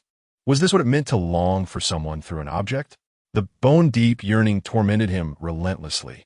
The darkness of the prison magnified his inner turmoil, compounded by the disorienting passage of days. The fourth prince, Gu Zheng, was the first to succumb to the pressure, pounding on the cell door and proclaiming his innocence. Demanding an audience with the emperor, the imperial clan court was a place dedicated to managing royal family affairs. The guard showed no fear, delivering a swift kick to the door while mockingly retorting, Every soul here claims to be wronged. Frustrated and powerless, Gu Zhong seethed with rage. After the guards departed, the fifth prince, Gu Jie, urged, "We cannot sit idly by. We must devise a plan to escape." The confinement was so stifling that not even a fly could escape. Despair washed over Gu Zhong. When someone enters, we can incapacitate them and swap identities to flee. Gu Zhong spoke unexpectedly. The other three brothers fell silent, realizing he was serious. "Second brother, if it comes to that, please reconsider. Escaping from prison is a capital offense and could lead to collective punishment," Gu Zhong cautioned. Swallowing hard, Gu Qi and Gu Jie, awakened to the gravity of the situation, quickly joined in advising caution. They had witnessed the crown prince's escape attempt, which could implicate them all. After much earnest persuasion, they managed to dissuade Gu Zhong. Who would have thought that the seemingly genteel crown prince was the most extreme in action? This time, he would likely face dire consequences. Could it be that father has hidden treasures among the common folk, expecting us brothers to clear the way for him? Gu Qi lamented, momentarily losing control of his tongue. Realizing he had just disparaged their father and could not retract his words, despair gripped him. If these brothers turned against him, he would be finished. Gu Zhong clicked his tongue, feeling that their third brother's imprisonment was just. What was spreading rumors in comparison? The third prince had directly slandered their father. Gu Qi wished he could bow to his brothers, pleading them to remain silent, yet feared that doing so would only draw their attention. Gu Zhong heard, but dismissed it. The fifth prince, Gu Jie, appeared quite intrigued. For a moment, the atmosphere in the cell was thick with varying thoughts, yet it fell into an unusual silence. Meanwhile, in the Eastern Palace, an unusual occurrence unfolded. "Crown Princess, Crown Princess," Qingyu called out from the entrance. Pei Sidi was awakened by a disturbance and, glancing out the window, realized that dawn had arrived. In the past few days, she had been oblivious to how she had succumbed to slumber. "What is it?" Pei Sidi inquired. Upon hearing her response, Qingyu promptly entered the room and swiftly closed the door behind her. Pei Sidi was somewhat surprised. It was uncommon for Qingyu to act so uncharacteristically. "The emperor has sent someone to summon you," Qingyu said while rifling through her garments. Upon hearing this, Pei Sidi set aside her concerns and hurriedly prepared herself with Qingyu's assistance. Just before they were to leave, Qingyu's anxiety was almost palpable. "Do not worry," Pei Sidi reassured her. "What is meant to be a blessing will not turn into a curse. If it is destined to be a misfortune, it is unavoidable." Chapter 50. The poisoned wine. Pei Sidi awaited outside the imperial study. Shortly after, several royal consorts arrived. Among them was the fourth prince's concubine, Xiao Eru, who had unexpectedly come as well. A palpable tension hung in the air as they were ushered into the study. The emperor sat high upon his throne, the vastness of the palace amplifying the oppressive atmosphere. The voice of the chief steward, sharp and piercing, filled the silence. "The daughter of Minister Pei, Pei Shi, has been wed to the crown prince for many years and has borne him a son, Gu Hong." Pei Sidi felt a chill run down her spine. The gravity of the situation felt as though it were recounting her life-esque story. Upon finishing, the chief steward retreated into the shadows. "Yesterday, what did the imperial guard say when the crown princess visited the ancestral hall?" The emperor inquired, as if engaged in idle conversation. "Your Majesty, he said he wished to persuade the crown prince to confess." Pei Sidi replied, maintaining her composure. "Why not counsel him otherwise?" The emperor's gaze swept over the room, exuding authority. Lowering her head, Pei Sidi responded firmly, "The crown prince acts with integrity. What sin has he committed that he requires persuasion?" The emperor remained non-committal. "Even if I believe so, others may not. Among the civil and military officials, some have steadfast principles and often express their resolve through death." As his words lingered, a palace attendant approached, presenting a cup of wine before Pei Sidi. It was evident to all that this wine bore ill intent. Pei Sidi remained silent, while those beside her were visibly shaken. The crown princess drank this poisoned wine, swearing by her life. "Thus I may account for the civil and military officials," the emperor stated, his expression unchanged. Life and death hung in the balance. Pei Sidi met the emperor's gaze directly and said, "If we are to compare with the civil and military officials, may I ask, Your Majesty, Are they dying for a just cause? The emperor's countenance darkened. Paisides' words hinted at his implication that one could die for principle. If you were a wise sovereign, the sacrifice of loyal subjects would be acceptable. Yet, if you believe the crown prince is guilty, then the deaths in the eastern palace would prove futile. Paisides straightened her back. Flattery was of no use. There was but one path ahead. The emperor's voice lowered, resonating with the weight of his authority in that vast space. Paisides found it laughable that Gu Zheng was innocent, yet the emperor had wrongfully imprisoned him, in pursuit of his own reputation. He sought her death as proof of the crown prince's innocence.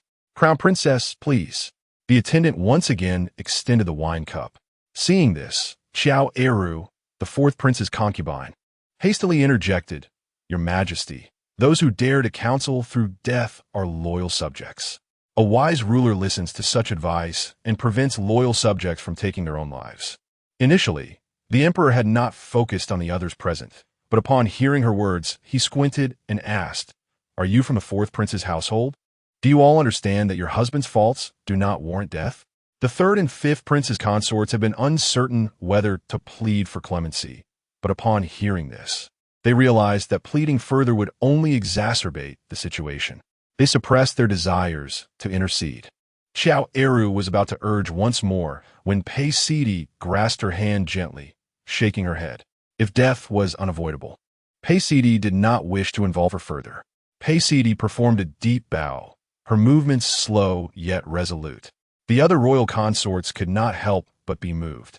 Their eyes glistened with unshed tears, resonating with a sense of sorrow for the plight of the innocent. Acting with a clear conscience, her husband, as crown prince, remained loyal to his country, deserving of neither blame nor condemnation. Paisides felt a heart-wrenching pain, yet her words remained clear. Upon finishing her statement, she intended to lift her wine cup and drink it all in one go.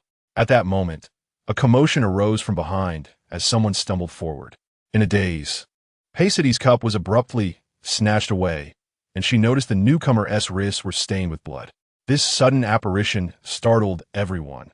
The figure appeared disheveled, with hair unkempt and clothing in tatters. Blood splattered across the thin fabric, resembling a messenger from the underworld. Only by gazing into his eyes could the crowd recognize him as His Highness the Crown Prince. Behind him, the guards who had followed knelt in apology. The incident unfolded so unexpectedly that they had not anticipated the Crown Prince had managed to break free from his bonds. Emperor Qin waved his hand, dismissing the guards. "What is the meaning of this, Your Highness?" he inquired nonchalantly. "Father." Gu Zheng's voice was hoarse, exhausted from his struggle to free himself. "If I am innocent, why must I commit such a heinous act?" Gu Zheng replied with a restrained intensity. "Innocent? Are you implying I am in error? Do you intend to force me to write a self-incriminating edict?" Emperor Qin rose abruptly. The emperor, as the son of heaven, embodied supreme authority and would not easily admit to a mistake. Gu Zheng gritted his teeth, his expression a blend of resilience and fragility, murmuring, "What if I were to confess?" Emperor Qin, taken aback, asked incredulously, "Do you comprehend the gravity of your words?" Gu Zheng bowed his head, articulating each word with deliberate clarity. "What if I were to confess?" Emperor Qin's face contorted in fury, unable to respond as he pointed at Gu Zheng, speechless. The chief steward hurried to support the emperor, fearing that at any moment he might command the prince to be dragged away and executed. "You have been taught to read and write, and trained in the art of warfare. As the heir apparent, are you truly willing to renounce everything by confessing?" Emperor Qin found the notion utterly absurd, raising his voice in disbelief. "I would only be exiled if I confess," Gu Zheng stated firmly. "The title of crown prince was bestowed by my father and mother. I would simply be returning it. If I do not confess, I will be eternally separated from them, and my heart will never find peace in the midnight hours." Upon uttering these words, Gu Zheng fixed his gaze upon Emperor Qin defiantly for the first time. He had endured palace intrigues and fraternal conflicts, yet he deemed himself deserving of such trials. As the crown prince, he bore the weight of these tribulations. If Emperor Qin's oppression led to the sacrifice of his beloved consort, it was an injustice beyond measure. Unable to save his wife, he would be rendered utterly useless. Emperor Qin, infuriated to the brink, suddenly regained his composure. Observing Gu Zheng's eyes, reminiscent of a leopard poised to seize power in the jungle, he felt a pang of reflection. Perhaps he truly was aging. The onlookers turned to Emperor Qin in unison. Had it been anyone else, they might have felt the weight of the moment, unsure of how to navigate the situation. Yet Emperor Qin erupted into laughter, declaring, "Rise, all of you." The crowd exchanged glances, none daring to stand. In that moment of uncertainty, they feared that rising at differing heights might lead to dire consequences. The chief steward tactfully stepped in to ease the tension, urging everyone to get up quickly. Gradually, the kneeling figures stood, albeit hesitantly. Emperor Qin instructed the chief steward to bring forth those who lingered at the rear, and the steward hurried off. As for those in the hall, they dared not meet the emperor's gaze, focusing instead on the ground. Gu Zheng, disregarding the pain in his wrist, firmly held on to her. The concern in Pei Sidi's eyes was unmistakable. The crown prince was indeed handsome, yet his predicament was equally evident. The several princes who had been brought forth, before Emperor Qin could utter a word, had already knelt down in compliance. "Rise and release your bindings," the emperor instructed, rubbing his temples in exasperation. The chief steward, wishing to assist one of the nearby princes, tugged at the bindings with all his might, only to tighten them further, causing the third prince, Gu Qi, to cry out in distress. The steward hastily relinquished his grip, signaling the guards to come forth and assist. Even the guards struggled for some time before finally freeing him completely.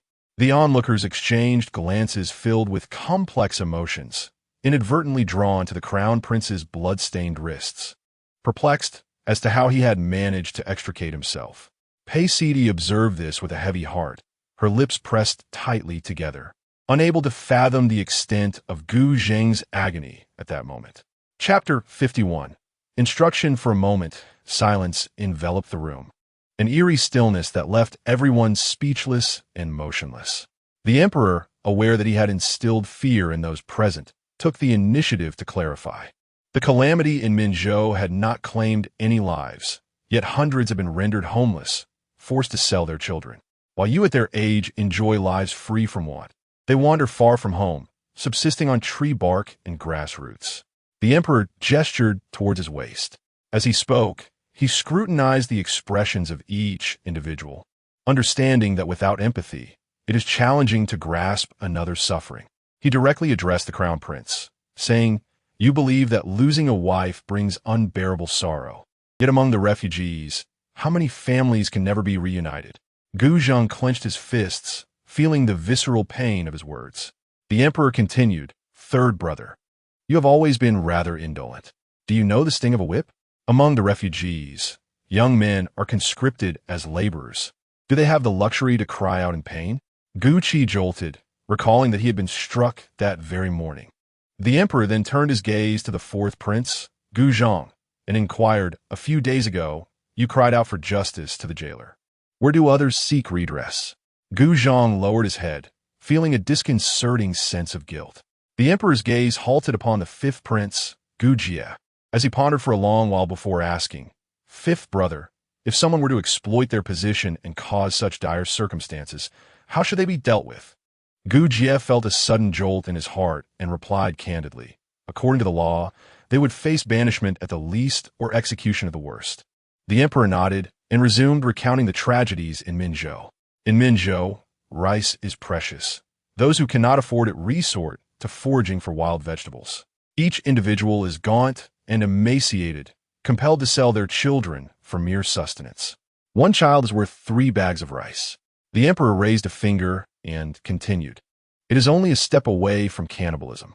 All of this stemmed from a corrupt official who colluded with numerous petty officials. Even when the floodwaters did not inundate the homes of the common folk, they allied with bandits to forcibly evict them, plundering their wealth.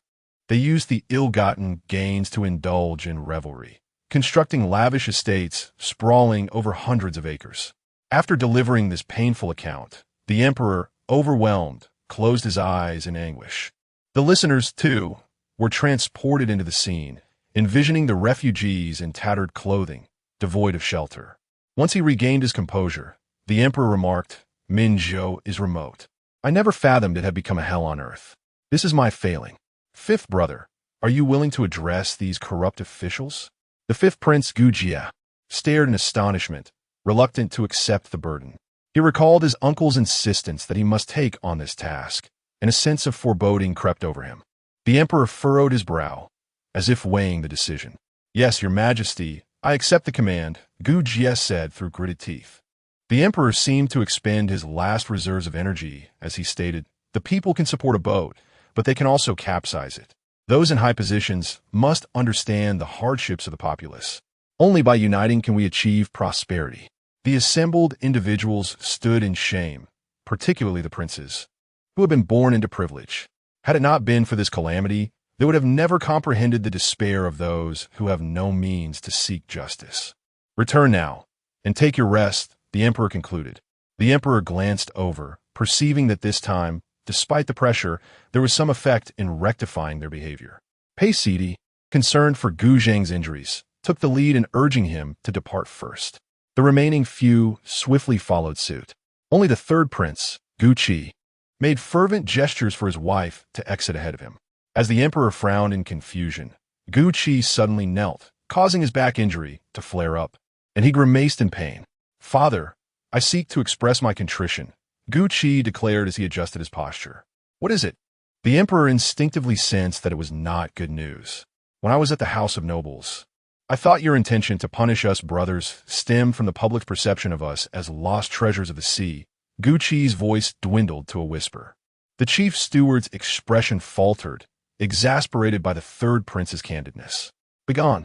The emperor's countenance darkened. Gu Qi immediately rose, stumbling as he hurried outside, nearly colliding with the guard. Upon seeing her husband emerge, the princess was about to speak, but he grasped her hand tightly, propelling her toward the palace exit as if a ferocious beast were on their heels.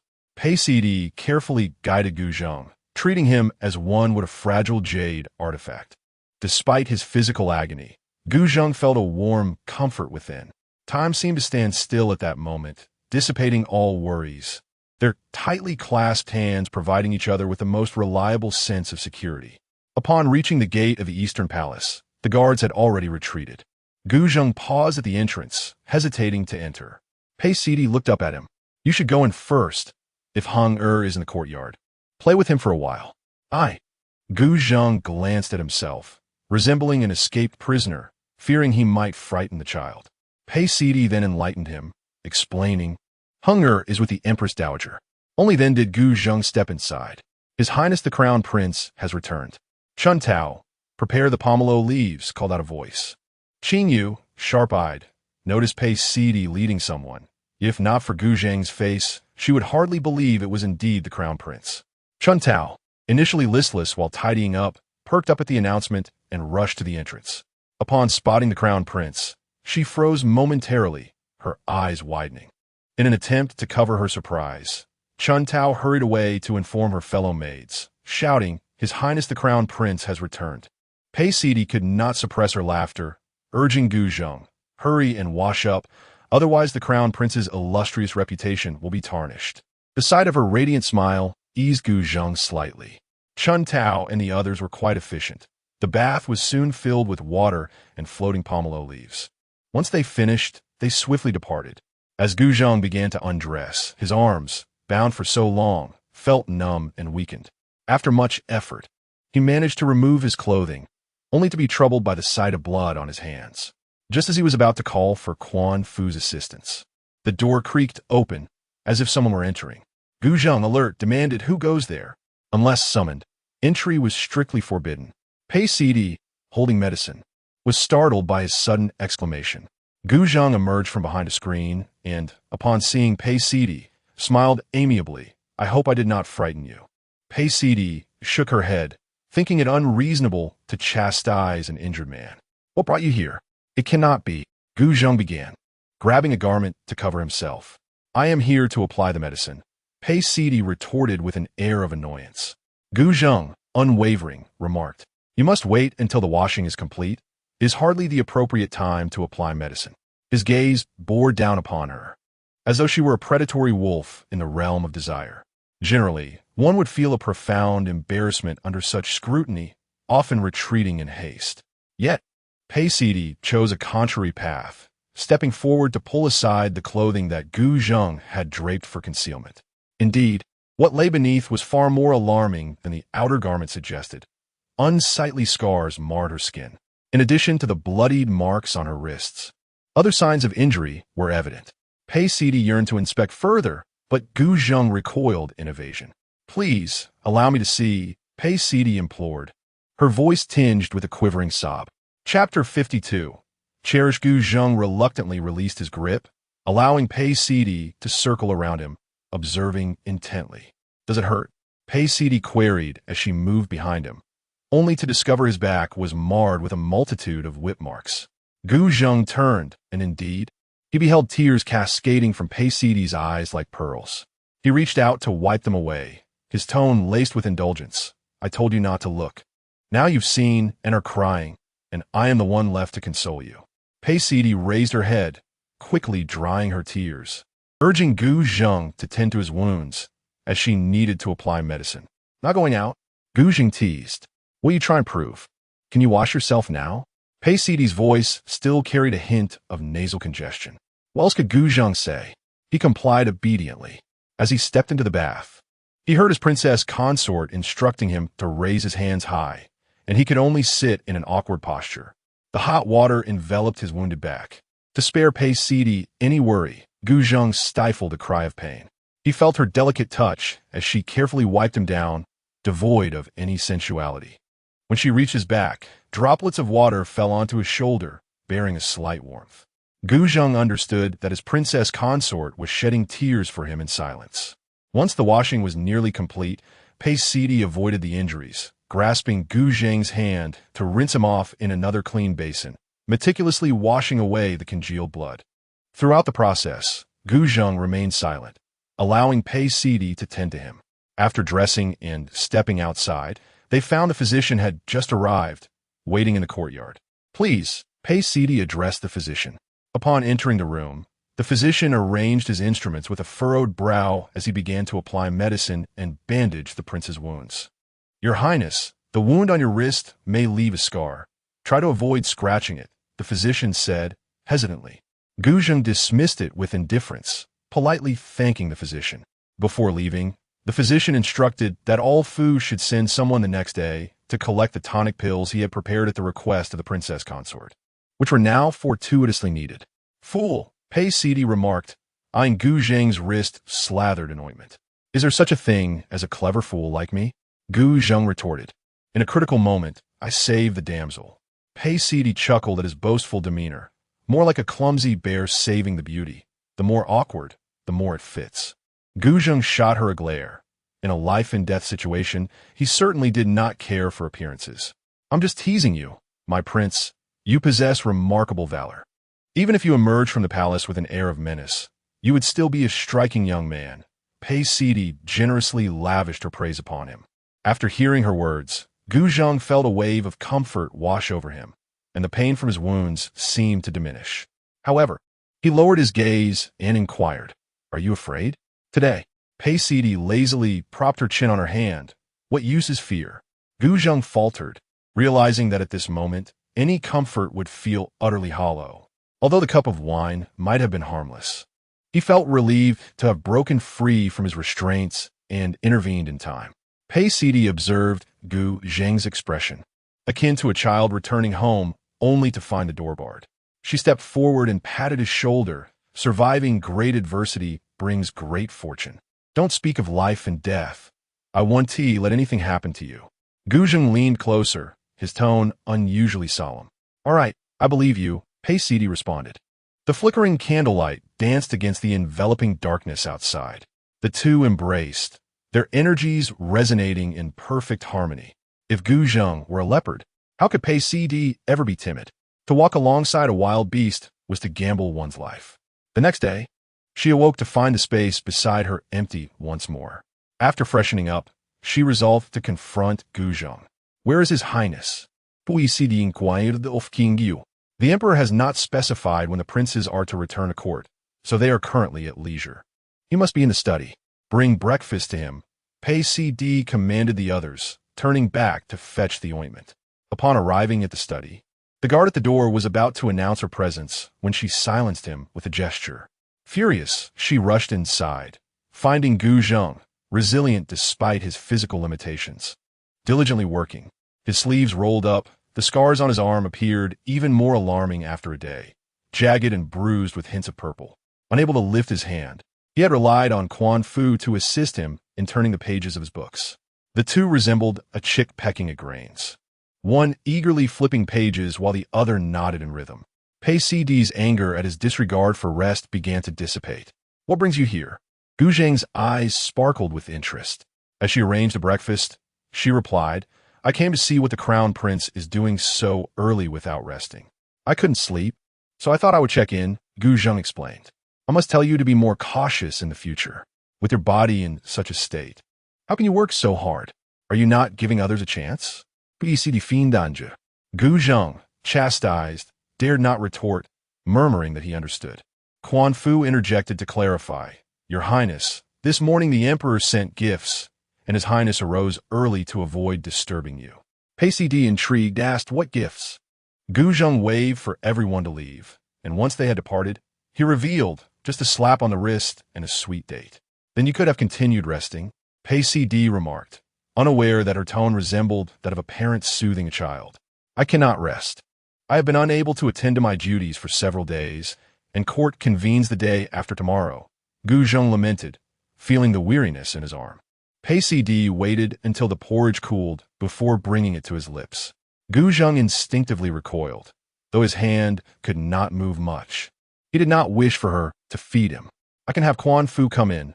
You need not go to such lengths," he said in a fluster. Pei CD feigned a frown, asking, "Are you dissatisfied?" Gu Zheng, at a loss for words, countered, "No, I feel pain seeing you do this for me. It feels like an indignity." He struggled to articulate his feelings, vexed by his sudden clumsiness. Pei CD's face broke into a radiant smile, the curve of her lips reflecting her joyous spirit. In their mutual support, such trivial matters were inconsequential. "You may adorn me with flowers, and I shall reciprocate in kind." Gu Zheng gazed at her, the sunlight streaming through the window, illuminating her figure. Her eyes, a rare hue of glassy azure, captivated him profoundly. Her words soothed his restless heart. For the first time, Gu Zheng experienced a shyness that left him rigid. He completed his breakfast with a deep blush staining his ears. As the palace maids entered to tidy up, Chuanfu also followed, inadvertently catching sight of Gu Zheng, silently admonishing himself to avert his gaze. However, how could the crown prince appear so flushed, akin to a boiled shrimp, merely after a morning meal? Patience was required. Pei CD, noticing Gu Zheng's intention to return to his writing desk, interjected, "Apply the medicine."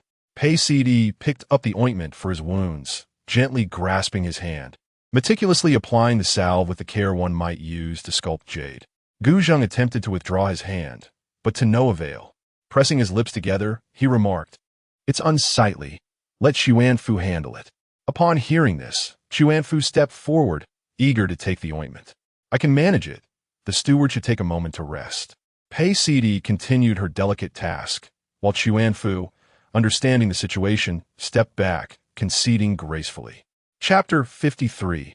Heartache. Until Pei CD departed, Chuanfu wore a broad grin, appearing utterly enamored by their sweet interactions.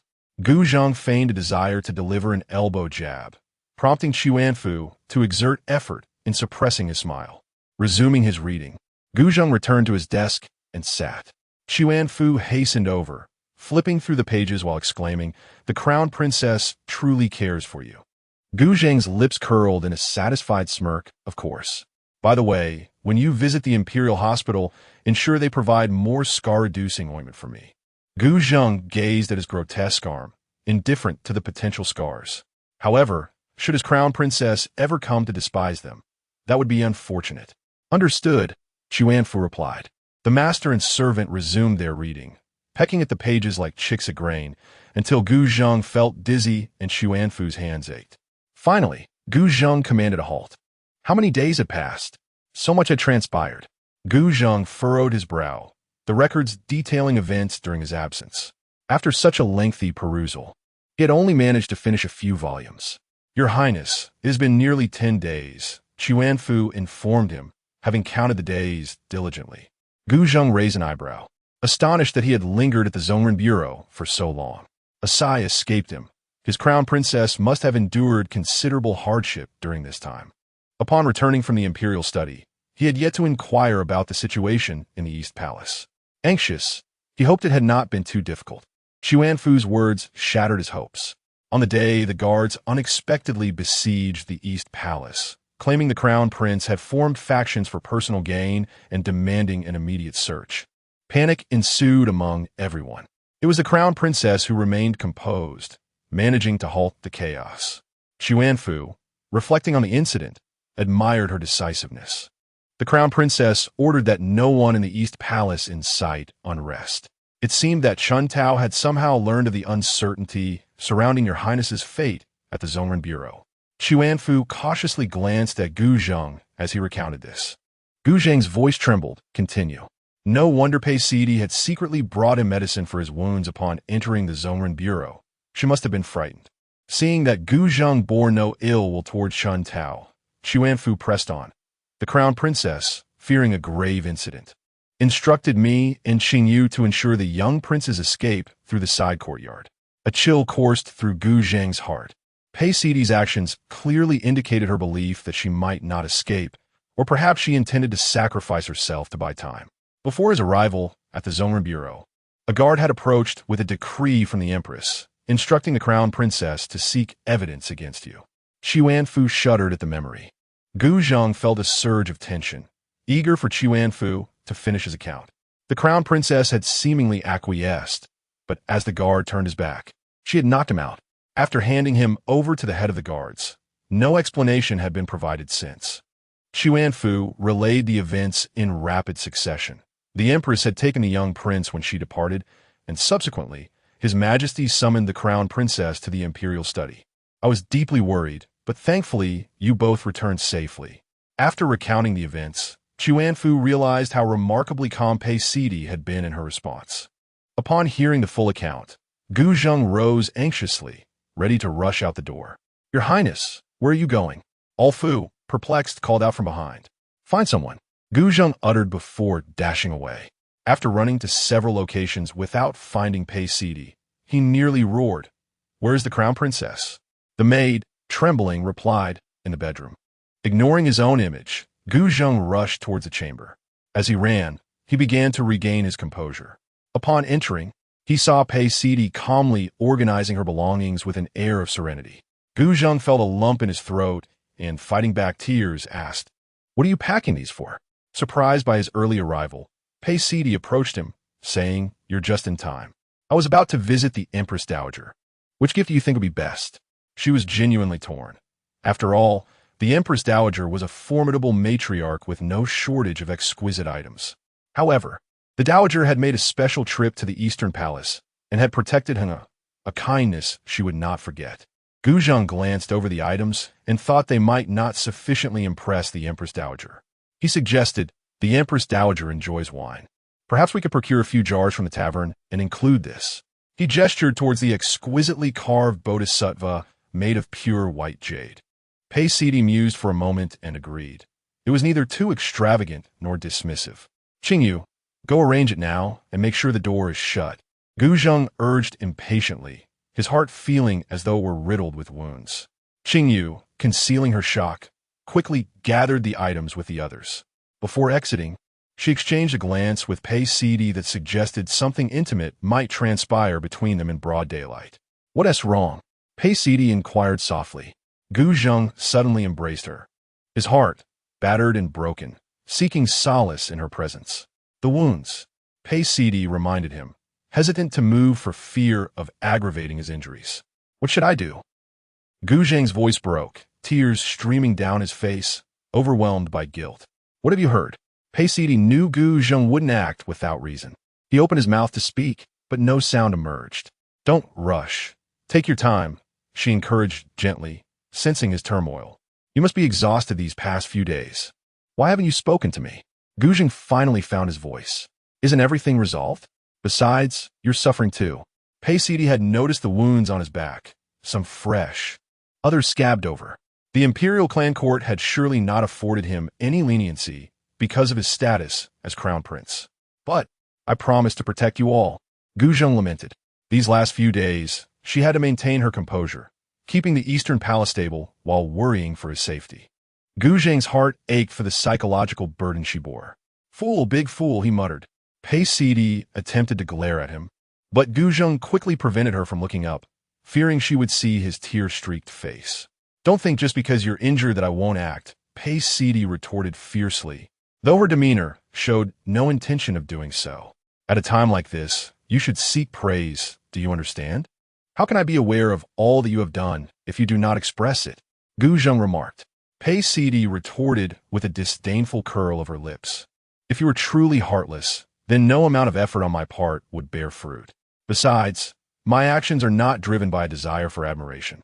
I am compelled to confront these circumstances and must adapt as they arise. Reflecting on the previous day, when she had narrowly escaped death once more, Paisidi felt her heart expand with newfound openness. Gu Zheng lowered his gaze and said, Tomorrow, I shall accompany you to visit grandmother, but first, I must speak with mother. Paisidi refrained from inquiring about his discussion with the empress. She was merely intent on changing her attire, as Gu Zheng's tears had dampened her shoulder, and he seemed oblivious to it. Chapter 54 Confrontation. Gu Zheng insisted that Paisidi turn her back to him before he would take his leave. With a sense of resignation, Paisidi turned away and murmured, Go on, go. Gu Zheng wiped away his tears with a handkerchief, leaned in close to Paisidi's ear, and vowed, For a lifetime and eternity, we shall be one. I swear upon my life. Without waiting for her reaction, he pushed the door open and departed. The moment she heard this promise, a tingling sensation spread from her ear, and despite believing her heart to be ashen, it now pulsed with a fervent warmth. Before she could fully comprehend the situation, Gu Zheng had already exited the room. Paisidi spoke to the air, urging herself, Calm down, calm down. Do not easily trust a man's words. Deep down, she understood Gu Zheng's reverence for promises. If he committed to something, he would undoubtedly fulfill it. However, this vow was rife with conflicting emotions. It was uncertain whether Gu Zheng's declarations stemmed from guilt and remorse, intertwined with love, which led him to utter such sentiments. In her past life, he had ascended to the throne, becoming the supreme monarch, setting aside whether he could withstand the allure of beautiful women. The pressure from court officials was formidable. Recently, the emperor's failure to distribute favor evenly among his concubines had prompted petitions from the court. Moreover, Gu Zheng, being young and with few heirs, faced even greater scrutiny. After contemplating all this, Paisidi's once kindled hopes were extinguished anew. She repeatedly reminded herself to refrain from becoming ensnared in romantic entanglements. Although she had not truly consumed the wine of yesterday, it might have been mere falsehood. Yet, it awakened her to the realization that her abilities remained too feeble. She needed to grow stronger. Paisidi thought of the Empress Dowager, whose formidable spirit rivaled that of any man, and considered the Empress, whose maternal lineage was so powerful that it instilled fear in the Emperor. What more must she possess to serve as a counterbalance? Meanwhile, Gu Zheng hurried towards the Empress's quarters in the Hall of Peonies. Is everything well? Upon hearing from the maid that the crown prince had arrived, the Empress disregarded her decorum and nearly flew out from the inner chambers. Ah! Gu Zheng inhaled sharply as the Empress, unaware of the situation, inadvertently brushed against the scars on his wrist. Stunned, the Empress lifted Gu Zheng's wide sleeve, recoiling in shock. Even the maid beside her felt a pang of compassion. The crown prince's wrist was marred by various scabs, with some areas still raw and unhealed. Did the imperial clan court do this?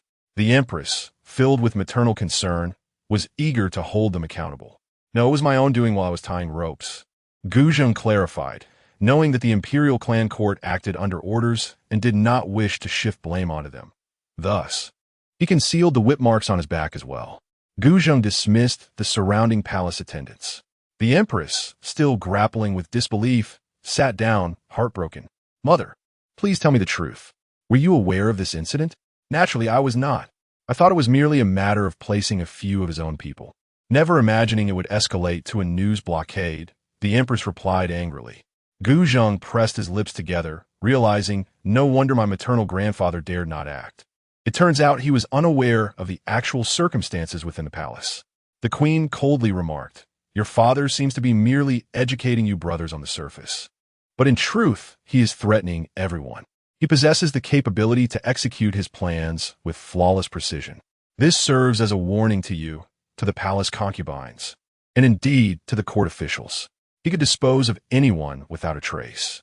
The queen, astute in her understanding of the emperor, saw through his true intentions with a single glance. Gu Zheng had to concede that, in comparison to his father, he was still quite young. Merely orchestrating such a scheme required time and preparation. Moreover, he managed to quell the officials' doubts, exhibiting remarkable psychological prowess. During the time that several princes had gone missing, there were indeed ministers who reported to the emperor, yet he skillfully found excuses to dismiss their concerns. Gu Zheng learned that it was the Empress Dowager who intervened, collaborating with a few trusted officials, compelling the emperor to confess to her. "Mother, Xuanfu informed me that someone had used a jade token from your palace to extract information from the Eastern Palace," Gu Zheng cautioned. The queen nodded, acknowledging that Xuanfu had reported this matter to her as well. "I have already ordered the creation of other tokens. Upon reflection, it seems your father deliberately employed a ruse." The queen speculated. The crown princess performed admirably in this situation. "Initially, I held a neutral view of Pei Sidi. Yet I cannot help but admire her composure in the face of danger." "Mother, I wish to request a pardon for Sidi from father," Gu Zheng stated. The queen could not restrain herself from asking Gu Zheng, "Has someone from the imperial clan office injured your mind?" "What do you mean by that?" Gu Zheng, feeling insulted, inquired. "Aside from the two of us committing a grave offense, what circumstance necessitates the crown princess to require a pardon?" The queen was perplexed. "If we have committed such a heinous crime, it would surely implicate many others, and a pardon could not possibly safeguard Pei Sidi." Gu Zheng raised both hands, allowing his sleeves to fall, revealing a ghastly scar. "Mother, this injury was sustained yesterday when I mistakenly believed that father intended to execute Sidi, and I struggled against my bindings," Gu Zheng articulated with clarity. The queen cast a glance, unable to bear the sight, and turned her head away. Naturally, she had heard of the events in the imperial study from the palace staff. She had not anticipated that Gu Zheng's injury had arisen from such circumstances. "I am merely concerned that such a situation may arise again. Father may think that another person could fulfill the role of crown princess, but I only recognize her." Gu Zheng continued, noticing the queen's ongoing silence, and he withdrew his hand. He added, "Mother, you are unaware that had Sidi consumed the poison yesterday, I likely would have perished alongside her." "You." The queen raised her hand, intending to strike him. "Do not utter such foolish words to provoke me. If you seek a pardon, find a way yourself." The queen could not swallow her indignation. Gu Zheng met her gaze directly and insisted, "Mother, I speak earnestly. I implore you not to place me in a predicament akin to what father would do." The queen, incensed and losing her composure, quickly grasped Gu Zheng's veiled threat. Anyone who wished to harm Pei Sidi would be equivalent to harming him. If she, like the emperor, sought to endanger Pei Sidi, he would undoubtedly become a son unfilial. The royal family is notoriously heartless. How could there be individuals like you and the fourth prince, so infatuated? The queen scornfully mocked. Gu Zheng remained silent, acutely aware that he had undoubtedly wounded the empress's heart. Yet, his intuition hinted that she and the emperor were of a similar ilk. Without adequate preparation, he feared he might fail to rescue his beloved crown princess in the future. The empress's vulnerability lay with him. Thus, he had to be forthright. For to harm Pei Sidi was tantamount to harming himself. The empress, being a person of remarkable rationality, would not hold onto her anger for long. As he had anticipated, she soon regained her composure and remarked, "You possess the ability, so do not simultaneously disregard filial piety while utilizing me to secure your pardon. Depart now, your highness. My presence cannot accommodate such a monumental figure as yourself." With a flick of her sleeve, the empress expressed her disdain, wishing to be rid of this wayward son. Chapter 55. Catharsis. Guzheng lowered his head and clasped his hands, saying, "Yes, I take my leave." At that moment, a chorus of cheers erupted outside. The emperor has arrived. Guzheng could only halt his steps, preparing to exit. As Emperor Qin entered the hall, he immediately sensed the tense atmosphere between the mother and son, as if two taut bows were drawn, neither willing to yield. Emperor Qin hesitated, contemplating the possibility of retreating unnoticed. Although they were a family, each occupying their own position, they had inadvertently created a stalemate reminiscent of three-legged competition. "Your Majesty." It was the empress who reacted first, prompting Guzheng to follow suit and pay his respects. "No need for formalities," Emperor Qin replied awkwardly as he stepped further into the room. "You're just in time." Guzheng raised his head, puzzled. "Father?" Emperor Qin cleared his throat, his tone laden with discomfort. Regarding yesterday's incident, Pei Shi was startled. "I shall send someone shortly with a contract for a commercial shop in the capital to present to you." Guzheng understood that Emperor Qin was attempting to compensate Pei Shi. A shop in the capital would undoubtedly be profitable. Yet, as a form of recompense, the monetary value felt rather insubstantial. "Thank you, Father," Guzheng said, though his expression betrayed a hint of grievance and dissatisfaction. In a deliberate gesture while bowing, he carelessly revealed his injured wrist. Initially, Emperor Qin had intended to reprimand Guzheng for his audacity, but upon noticing his injury, he softened his tone. "Who are you trying to impress with this reluctant display? Do you think my offering is insufficient?" "I do not," Guzheng replied without hesitation, kneeling and bowing his head.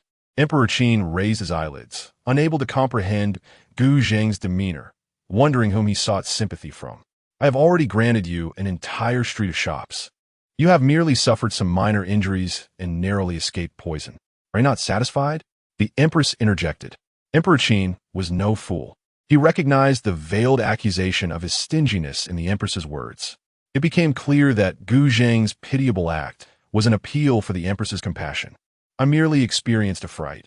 I dare not ask for more," Guzheng said, his exterior handsome, yet his tone laced with feigned sorrow.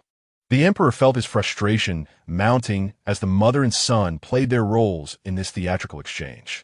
Through gritted teeth, he demanded if that cup did not contain poison. "Then tell me, what else do you desire?"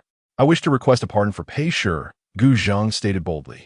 Emperor Qin hesitated, knowing that granting such a request would defy protocol.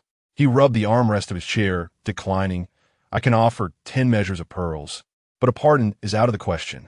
If your Majesty is unwilling to compensate genuinely, why feign a paternal demeanor?" The empress dared to confront Emperor Qin directly. Guzheng, astonished, almost voiced a plea for his mother to cease. "Your Majesty, simply tell my son that you are merely a ruler." I, as his mother, would also advise him not to act foolishly, hoping for a non-existent paternal affection, the empress declared, tears streaming down her face. Emperor Qin felt a wave of embarrassment wash over him, angered by the empress's revelation of his darker side, while simultaneously casting a glance at Guzheng. Guzheng, lips pressed tightly together, his eyes reddened, displayed a stubborn resolve not to weep, yet his gaze was filled with unspoken hope. "It is merely a death exemption token, to be delivered later alongside the contract." The emperor, unable to endure the sight any longer and daunted by his own thoughts, uttered his words and departed immediately. After the emperor's exit, Guzheng considered approaching to comfort his weeping mother. Yet, he observed the queen's expression transform into one of detachment. Her demeanor remarkably calm as she retrieved a handkerchief to dry her tears once she confirmed the emperor was far away. Guzheng silently withdrew his hand, expressing gratitude. "Thank you, mother." The queen's response was neither warm nor cold. "I am fatigued." Guzheng, wary of exacerbating her ire after just having upset her, chose to return to the Eastern Palace. The queen's personal maid entered only after the mother and son had left. Noting the queen's melancholy countenance, the maid gently inquired, "Why must your highness endure this?" "You have been genuinely concerned for his highness, the crown prince, these past few days." Having watched the queen grow from a young girl to her current station, the maid reflected on the time when the queen was still the crown princess, often adorned with smiles. Yet as time passed within the palace, she gradually became emotionally distant, or perhaps numb. My lady, he threatens with death. Has he ever considered my feelings? The queen lamented. What he seeks is not merely the death exemption token granted by his majesty, but also to prevent me from harboring any malicious thoughts. My lady, weep freely. Let your heart release its burdens, the maid urged, breaking palace decorum for the first time, drawing the queen into her embrace. The queen, who had been holding her emotions in check, found her composure shattered by the maid's compassion, and she could no longer restrain herself, weeping openly in the maid's arms. Deep down, the queen understood that the emperor harbored fears of her maternal lineage. Thus, when Guzheng proposed to wed Pei Sidi, resentment brewed within her. She felt aggrieved by the emperor's cunning, which compelled Guzheng, as the crown prince, to refrain from marrying a woman of noble birth. This grievance inevitably extended to Pei Sidi. However, in recent days, upon hearing of Pei Sidi's composed handling of the crisis in the Eastern Palace, her perspective began to shift. Objectively, she recognized that if her niece, Zhang Xiun, were in Pei Sidi's place, she would not possess the decisiveness that Pei Sidi exhibited. Indeed, she might have unwittingly invited danger by allowing the guards masquerading as attendants into the inner chambers. Yet, when Guzheng approached her seeking the death exemption token, an unwelcome jealousy stirred within her. How could Pei Sidi, who emerged from the same position a crown princess, be granted a love that could be deemed complete? Such uncomfortable feelings, her darker side, dissipated in the warmth of the maid's concern, as if she were once again the cherished daughter of her parents, free from the intrigues of the court and the anxiety of her own words and actions. Meanwhile, the emperor returned to the study, his mind elsewhere as he flipped through the memorials, unable to muster his concentration. Tell me, have I erred? He asked his chief steward, who stood by his side. Your Majesty, every action you take is underpinned by your own rationale, the steward replied, keenly aware of the palace's unspoken rules, his words carefully measured. The emperor nodded, finding wisdom in the statement. How could he be in the wrong? Yet, the haunting image of the recent scene lingered in his mind. The queen's tear-streaked face bore an accusation, a stubbornness reminiscent of Guzheng. And Guzheng, he recalled how his son had been as a child, lively and cheerful, nurtured by the queen. From a distance, at the gates of the Eastern Palace, upon seeing him return, the child would rush to him with unrestrained joy. He was preoccupied with competing against his brothers to win the favor of the emperor, compounded by the fact that he had already fathered a son prior to Guzheng. Following Guzheng, he was blessed with several younger sons. Each time, he would merely respond perfunctorily, instructing the wet nurse to take Guzheng away. Gradually, this son ceased to seek his attention, eventually adopting a demeanor of deference, addressing him as Father Emperor. The chief steward noticed the occasional sighs and furrowed brows of Emperor Qin, who perused the same memorial repeatedly. Thus, he proposed, Your Majesty, the Empress Dowager mentioned a few days ago that you should visit the Yongshou Palace when you have a moment to spare. The emperor's expression softened, since he could no longer bear to linger over the documents. A visit to Yongshou Palace seemed agreeable. He set forth for the palace, with the chief steward stepping out ahead to announce their departure. Chapter 56. Heart-to-heart conversation as Emperor Qin approached the entrance. He was greeted by a chorus of laughter and merriment emanating from the Yongshou Palace, prompting his curiosity to lead him inside. Slow down, little prince, called the palace maids. Trailing behind him, before he could fully comprehend the situation, a small figure had wrapped its arms around his thigh. Your Majesty, the maids exclaimed in a flurry, kneeling in a mixture of surprise and hesitation, unsure whether to lift the little prince. The Empress Dowager, initially amused by the children's playful antics, intervened, saying, Nanny, please bring Heng'er over. Emperor Qin contemplated stepping aside to allow the nanny to take the child. However, he was met by the small one peering up at him, a radiant smile illuminating his fair, cherubic face. In that moment, he felt a twinge of emotion, reminiscent of his own son, Guzheng, in similar innocent moments. Crouching down, he swept the child into his arms, leaving the nanny with nothing to do. Fly, fly. The little one could barely articulate a few words, but was filled with joy, reveling in the strong embrace. Can you speak now? Emperor Qin hoisted the child even higher, eliciting a gleeful squint of his eyes, resembling a lively figure from a traditional New Year painting. "Your Majesty, let the wet nurse take Heng'er to play," suggested the Empress Dowager, her expression shifting to one of concern, fearing that Emperor Qin might clumsily drop the child. The wet nurse then took the child away, while the Empress Dowager gestured for the nanny to bring forth some refreshments, prompting the other attendants to withdraw to a respectful distance. "Why does it seem this child has grown thinner?" Emperor Qin pondered, recalling that the last time he had seen him in the Empress's quarters, he had appeared quite plump. The Empress Dowager, seemingly resigned, remarked, "At certain stages of growth, children naturally appear slimmer before they grow taller. They are the most susceptible to change. A month apart can yield surprising growth." Emperor Qin absorbed this insight, having never paid much attention to such nuances. When the nanny finally brought the pastries and tea, the Empress Dowager personally poured a cup for him. "Mother, you mustn't," he protested. "There is no need for such formalities between us. But is there something troubling you?" she inquired, her perceptive gaze piercing through his facade. In an unusual moment of sincerity, Emperor Qin nodded, aware that the Empress Dowager had, in recent years, devoted herself to spiritual pursuits, thus receding from the public eye. Yet, previously, she had often strategized for him, earning her the title of advisor, which was not unfounded. Hence, even when she had pressured him in recent days, he harbored no suspicion toward her intentions. "Mother, do you think I have erred in my treatment of them?" He posed a question, echoing his earlier thoughts. The Empress Dowager contemplated before countering. "By what identity do you ask this, Your Majesty?" He opened his mouth, words caught in his throat, for he had already discerned the answer. As a sovereign, he had acted rightly, even commendably, catching everyone off guard without the shedding of blood. However, as a father, he feared he had fallen woefully short. What kind of father would imprison his sons on unfounded charges? Noting the dark cloud that had settled on Emperor Qin's countenance, the Empress Dowager surmised he was entangled in his own thoughts. She nudged the pastries before him, suggesting, "Do have a taste of the hibiscus pastry." Emperor Qin nodded absent-mindedly, his mind elsewhere as he sampled the treat, unable to discern its flavor, yet finding some solace in the act. Occupying such a position inevitably meant embracing a life of solitude. "Your Majesty, you labor tirelessly for the people," she remarked. "The brothers are likely to empathize with His Majesty." The Empress Dowager's words hit the mark. The Emperor was somewhat taken aback that the Empress Dowager did not come to the defense of the princes. "I was merely struck by a sudden sentiment.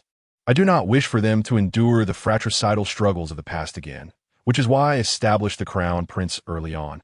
The Emperor began to lower his guard, engaging in a heartfelt conversation with the Empress Dowager.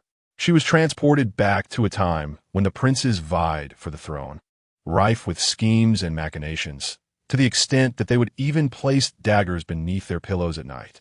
Only with the establishment of the current crown prince has this situation improved. Yet, I sense I may have erred.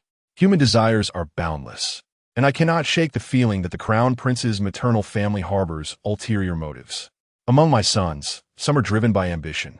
The Emperor could not conceal his inner fury, feeling that his trust had been betrayed. The Empress Dowager fell silent. The Emperor had long been subtly suppressing the crown prince's maternal family, which led the families of the other princes to believe they had an opportunity to exploit. If they harbored treasonous thoughts, there was no need for haste in dealing with them. However, if His Majesty has already deemed them unfaithful and unfilial, then their attempts to prove their loyalty would be futile. In a moment of introspection, does His Majesty truly suspect that his sons would resort to unscrupulous means to seize the throne? Such thoughts were only voiced by the Empress Dowager in the presence of the Emperor. Perhaps I have become overly suspicious. They have now grown into adulthood, and no amount of my actions can amend the past. The Emperor mused with self-deprecation. He had long prepared himself to become a solitary figure, much like his father. Among the princes, the crown prince possesses both literary and martial prowess, excelling in all 6 arts, making him an indisputable candidate for the position of heir. "Your early decision to establish a crown prince was indeed wise," the Empress Dowager reassured him. The Emperor fell silent, unable to completely relinquish his wariness toward the maternal family of the crown prince. "Your Majesty used to adore this sweet treat as a child. I fear you may have forgotten it," the Empress Dowager remarked, pointing to a delicacy made from hibiscus. The emperor gazed at it, struggling to recall. The past cannot be pursued. Preferences change over time, and so do people. It is indeed a commendable endeavor for your majesty to seek to mend the bonds among your children. The Empress Dowager understood the emperor's inner turmoil. Having formed a general assessment, the emperor shifted the topic, saying, "Mother, are you familiar with the Pei family?" The Empress Dowager understood he was referring to Pei Sedai and replied candidly, "She is kind-hearted and possesses both courage and wisdom. Such qualities are truly rare." The emperor chuckled and inquired, "Mother, why do you consistently speak well of them as a couple? This is a matter evident to all. It cannot be dismissed as mere flattery." The Empress Dowager retorted, somewhat displeased. "Indeed, I have ensnared several princes' consorts in traps, yet only the Pei family remains unscathed." The emperor concurred with a nod. The Empress Dowager was left speechless. How can a father expect his children to grow close to him under such circumstances? However, the emperor recalled the matter and furrowed his brow. "Mother, do you still remember that the fourth prince opened a restaurant?" The Empress Dowager nodded, recalling the delightful peach blossom wine and the excellent theater troupe there. It turned out that the true proprietor behind the scenes was, in fact, the Pei family. The emperor recalled how he had initially been outwitted by this theatrical performance. What was intended as a chance to reprimand the fourth prince was misconstrued by the public as an appreciation of his actions. Despite his soaring reputation and being held in high esteem, he could no longer impose penalties. In his frustration, he vented his anger on the crown prince, punishing him by withholding half a year's salary. In hindsight, it seems he did not err in his judgment. Oh, the Pei family possesses such remarkable influence. In contrast to the emperor, the Empress Dowager holds them in high regard. After attending a performance by the troupe, she was left wanting more.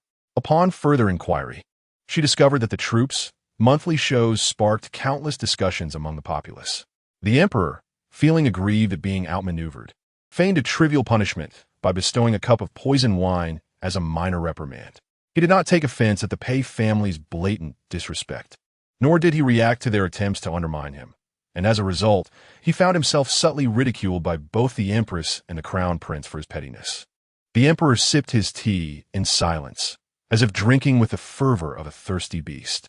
Chapter 57. The dog hole. What is the purpose of that hole? Pei City inquired of Gu Zhang. This afternoon, she had meticulously inspected the East Palace, ensuring there were no signs of tampering by others. She recalled the small opening, just large enough for a person to crawl through, discreetly located in the eastern corner. "It's nothing. It was just from a little yellow dog I used to keep, and no one else knew about it," Gu Zhang replied dismissively. "Little Yellow?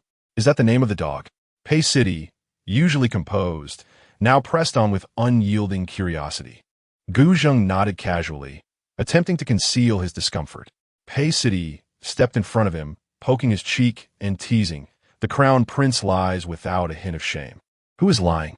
Gu Zhang retorted stubbornly, though his expression betrayed him, his gaze wandering and speech awkward.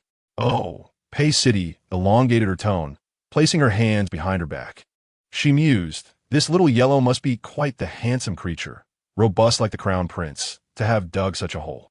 Gu Zhang, incensed, chased after Pei City, his lips curling in a mix of embarrassment and indignation, shouting, "You dare call me a little dog? Whoever admits it is the little dog." Pei City deftly evaded him, using the terrain to her advantage. Having been confined for so long, Gu Zhang's stamina had not yet fully returned, and with his injuries, he soon abandoned the chase. Gu Zhang bellowed, "The crown princess bullies this aging and feeble crown prince." Before he could finish, Pei City swiftly approached and covered his mouth. Pei City glanced around quickly. Several palace attendants immediately lowered their heads, feigning ignorance. Yet, the slight upturn of their lips revealed their amusement. "Have you no shame?" Pei City glared at him. Her cheeks flushed, her indignation diminished as her embarrassment took hold. Gu Zhang, his mouth covered, bore a triumphant smile, his beautiful phoenix eyes narrowing in glee. Pei City huffed, turning to leave. Gu Zhang, unwilling to concede defeat, resorted to playful banter. "Is it too much for you to handle? Are you actually angry?" he countered. Pei City glanced back, scoffing at his antics, before resolutely walking away. unwilling to endure the embarrassment of standing with Gu Zheng any longer. Gu Zheng hurried after her, engaging in light-hearted conversation until Pei City finally slowed her pace. "Go in," she instructed, pointing towards the bedroom.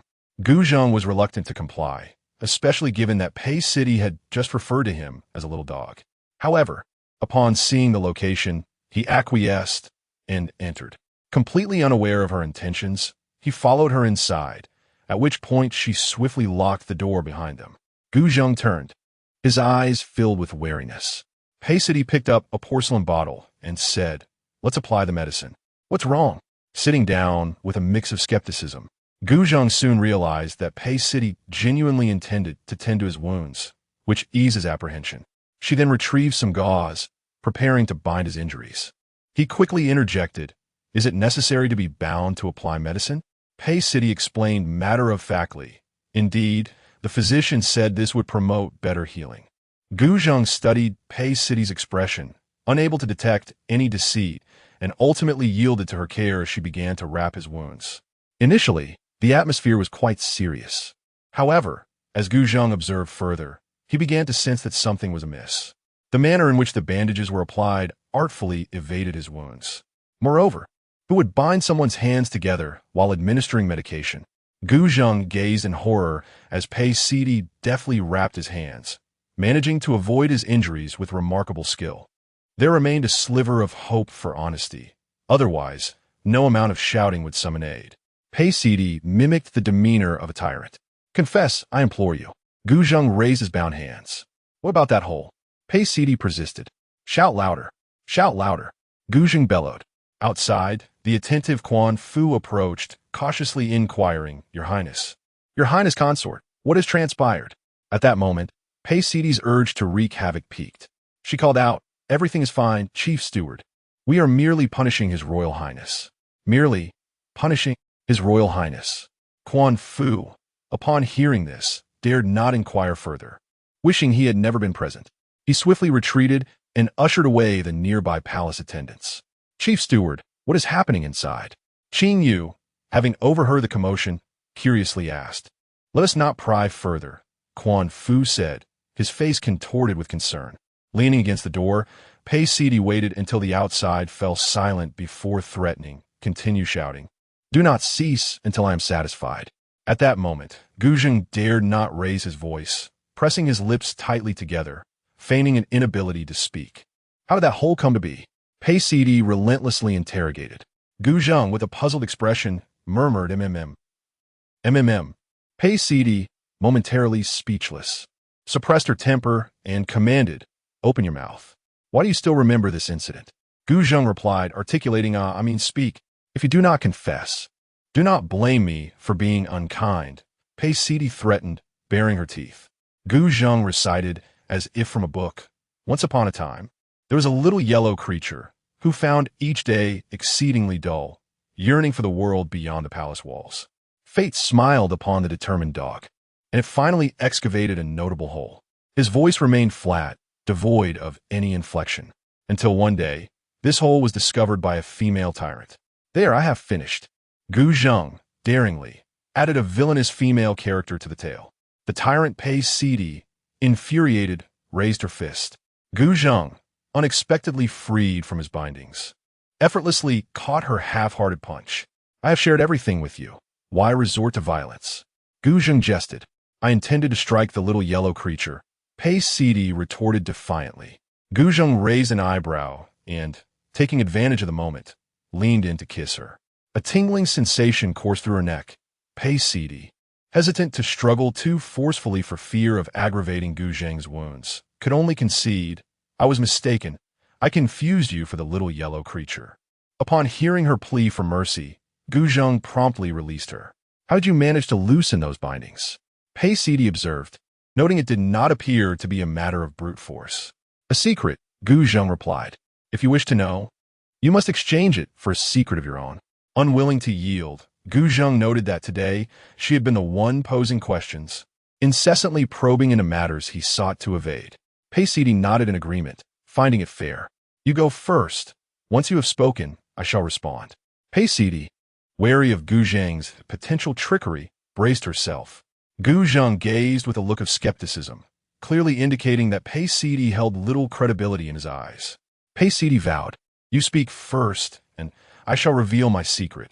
Otherwise, I shall be like a little dog." Gu Zheng's lips twitched at the mention of the little dog, but he honored his promise and began to unveil the method of his unbinding. First, tighten your grip. At this moment, your arms will appear more robust. Once bound, relax a bit, and there will be enough space, making it significantly easier to break free. As Gu Zheng spoke, he demonstrated his technique. Pei Sidi pondered, recalling how Gu Zheng had managed to escape the ropes in the imperial study a few days prior. It likely involved a similar approach. However, judging by the scars on his hands, it was evident that even with this method, the effort to free himself was considerable. "What about your secret?" Gu Zheng urged. Pei Sidi walked to the door, opened it, and declared, "My secret is that Xuanfu said there have never been any animals raised in the Eastern Palace." With that, she dashed out. Gu Zheng stood there, his face paling. No wonder Pei Sidi had always called him Little Huang. It turned out she had known all along and was merely teasing him. Chapter 58, Confession. Early the next morning, Gu Zheng and Pei Sidi prepared themselves and proceeded to Yongshou Palace. They bowed in unison to the Empress Dowager. "Rise," she said with a gentle smile, embodying the warmth of a loving elder before her younger kin. "Heng'er has yet to awaken. Wait until he does, and then you may return together." The Empress Dowager suggested kindly, "Your Majesty, this is a token of gratitude for you." Gu Zheng presented a gift, which the Empress Dowager graciously accepted, taking a moment to admire it before allowing the maid to set it aside. Pei Sidi expressed her apologies, saying, "Heng'er is young. He may have been a bother these past few days." The Empress Dowager chuckled affectionately, replying, "Though Heng'er is young, he is exceedingly lively and intelligent.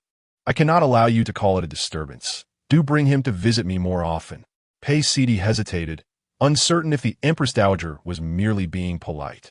"Splendid, splendid," the Empress Dowager said with sparkling eyes, her sincerity evident. The trio engaged in light conversation for a while, until a maid approached to whisper into the Empress Dowager's ear. Sitting closely, Pei Sidi faintly caught snippets about a Buddhist hall and spiritual practices. After listening, the Empress Dowager turned to them, saying, "Just in time, the abbot of Lingming Temple has invited me to visit. You too, along with the other princes and princesses, should accompany me." She instructed the maid to notify the others. Pei Sidi's first instinct was to decline, her body tense with anxiety. As a soul from a former life, she feared that a wise monk in the temple might see through her true nature. Gu Zheng, noticing her distress, surmised she did not wish to go to Lingming Temple. He stepped forward, saying, "Your Majesty, I must return to court tomorrow. I would like to rest." "Then let Sidi accompany me," the Empress Dowager replied without insisting further. Pei Sidi turned slightly to evade the gaze of others, tugging at Gu Zheng's sleeve with a pleading look. His heart softened at the sight of her doe-like eyes. Summoning his courage, he reiterated, "Your Majesty, I wish for Sidi to stay with me." The Empress Dowager assumed the young couple could not bear to be apart, and thus said, "Very well, you may both join. I shall have the abbot prepare a resting place for you." Reluctantly, Pei Sidi and Gu Zheng acquiesced, for the Empress Dowager had kindly looked after Heng'er, and it would be ungracious to repeatedly refuse her goodwill. Just then, Heng'er awakened, wobbling unsteadily as he spotted his parents and rushed toward them. Gu Zheng, quick to react, caught his son just in time, eliciting gasps from those present at the sight of the hard stone floor, fearing a fall could cause harm. The wet nurses and palace attendants looked on with concern, relieved that the little prince was unharmed. Gu Zheng rarely displayed a stern demeanor in front of so many, as he gently patted the wailing child, soothing him with, "Do not be afraid, do not be afraid." The Empress Dowager also rose, her heart aching at the sight of the child's tear-streaked face. "Be more careful in the future," she admonished, her anger tempered by the trembling fear of the attendants and wet nurses. After all, which child has never stumbled? One cannot punish them for such occurrences. Gu Zheng cradled the child, soothing him, while Pei Sidi playfully made faces in front of the little one. The child, still tender in age and quick to forget, soon ceased his tears and began to laugh. Upon witnessing Xiao Guheng's return to joy, the Empress Dowager couldn't help but smile herself, having been quite startled moments before. Let us prepare to depart swiftly, so we may still reach Lingming Temple in time for the midday meal, the Empress Dowager urged, wishing to seek a talisman for Xiao Guheng's safety. Gu Zheng and Pei Sidi took their leave accordingly. On their journey home, Xiao Guheng found everything novel and continued to exclaim with delight. Seemingly oblivious to the recent fright, Pei Sidi observed him, shaking her head in contemplation, pondering how forgetful the child was. However, she also began to reflect whether their outings were too infrequent. Typically, at the Eastern Palace, they only roamed within the courtyard. They had not dared allow the child to venture far. Gu Zheng, however, wore a solemn expression, for he was the one most affected by the earlier incident.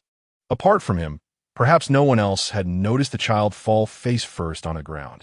Had that tumble truly resulted in injury, it might have ended in a grievous mishap. Thus, a curious phenomenon unfolded.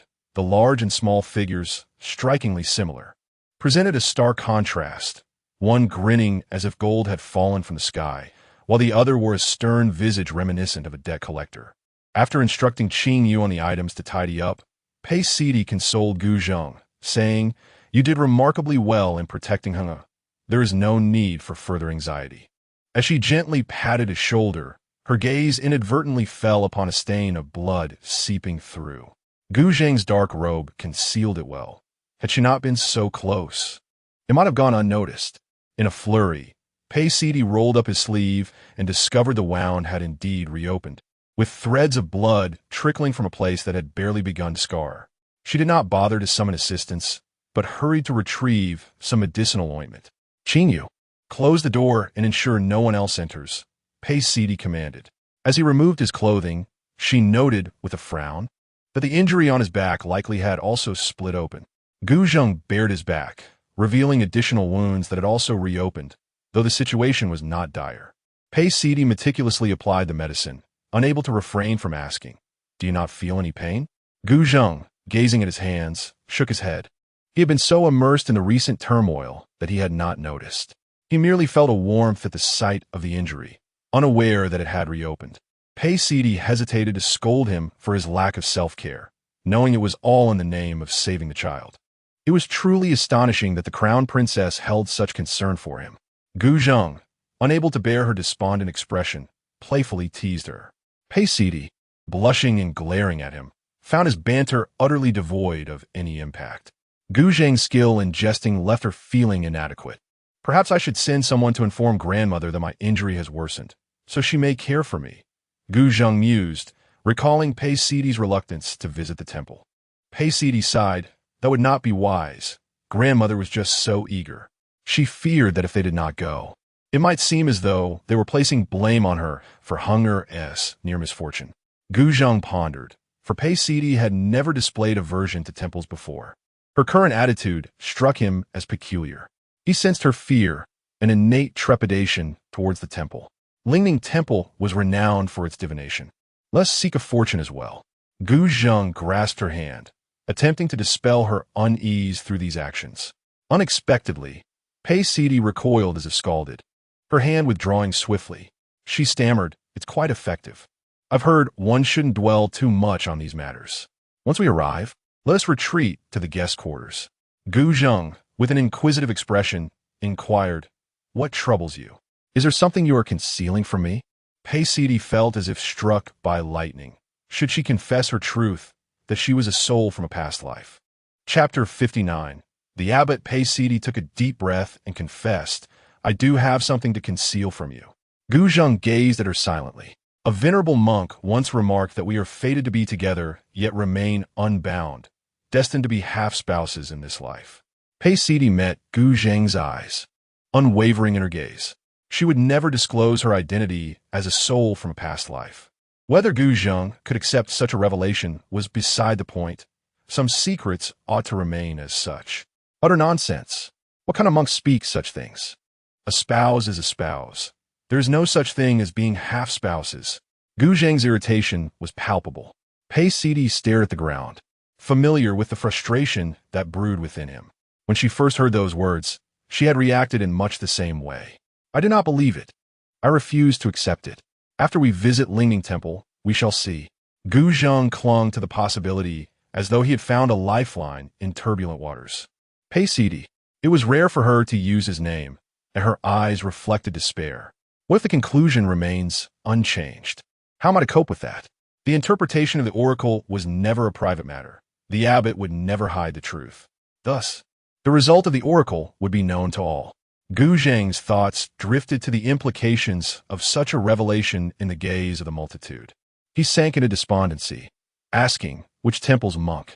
Pei Sidi shut her eyes in anguish. Lingning Temple, the abbot, the utterance seemed to drain her of strength. Gu Zheng pressed his lips together, understanding now why she had been so fearful at the mention of Lingning Temple. I will make arrangements accordingly, he said, filled with self-reproach. But do not put your faith in the oracle's words.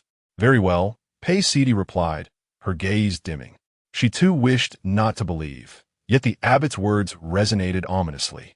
In a previous life, as the empress, she had accompanied Zhang Ziyun to worship, and upon hearing the abbot's interpretation, her entire belief system had shattered. The scrutiny of countless eyes around her was inescapable.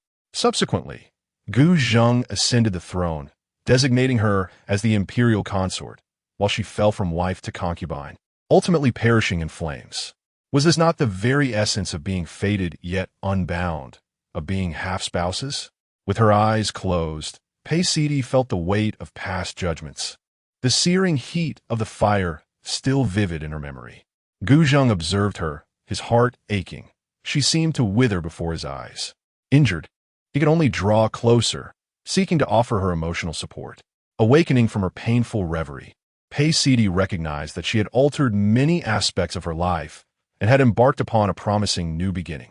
In broad daylight, is it appropriate for you to entice me in such a manner? She exclaimed, her eyes snapping open to find Gu Zheng partially disrobed and alarmingly close. An overwhelming visual impact. With a forced smile that did not reach his eyes, Gu Zheng retorted, "You chastise me for this while your gaze is fixed upon me. Who is truly at fault here?" Seizing the opportunity, Pei Sidi glanced again. Inhaling deeply, "I had no intention of looking. You drew too near." Gu Zheng, both amused and exasperated, thought to himself that if not for his need to apply medicine, he certainly would not have shed half his garments. Furthermore, with ointment on his hands, he could not embrace Pei Sidi for comfort, so he leaned closer, offering her mental support instead. He found himself increasingly dissatisfied, only to be accused of enticing her. As he donned his clothing with deliberate slowness, traces of his former icy demeanor flickered through his movements. He spoke each word deliberately. "Wait and see how I will deal with you once I am healed." In an instant, Pei Sidi remembered that Gu Zheng was like a cunning wolf, and during these days while he was injured, she had taken full advantage of him.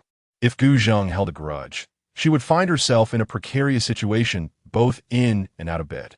"Your Highness, please show mercy and forgive me," Pei Sidi thought to herself, ever adaptable.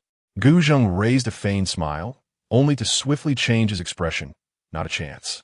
With that, he strode away with an air of nonchalance. The two shared a tacit understanding as they engaged in playful banter, seemingly forgetting the matter of the divination. What good was it to dwell on unresolved difficulties? Heng'er was too young to accompany them, leaving only Gu Zheng and Pei Sidi in the carriage. If you were given an entire street of shops, what would you do with it? Gu Zheng pondered, seeking conversation to alleviate the monotony of the journey.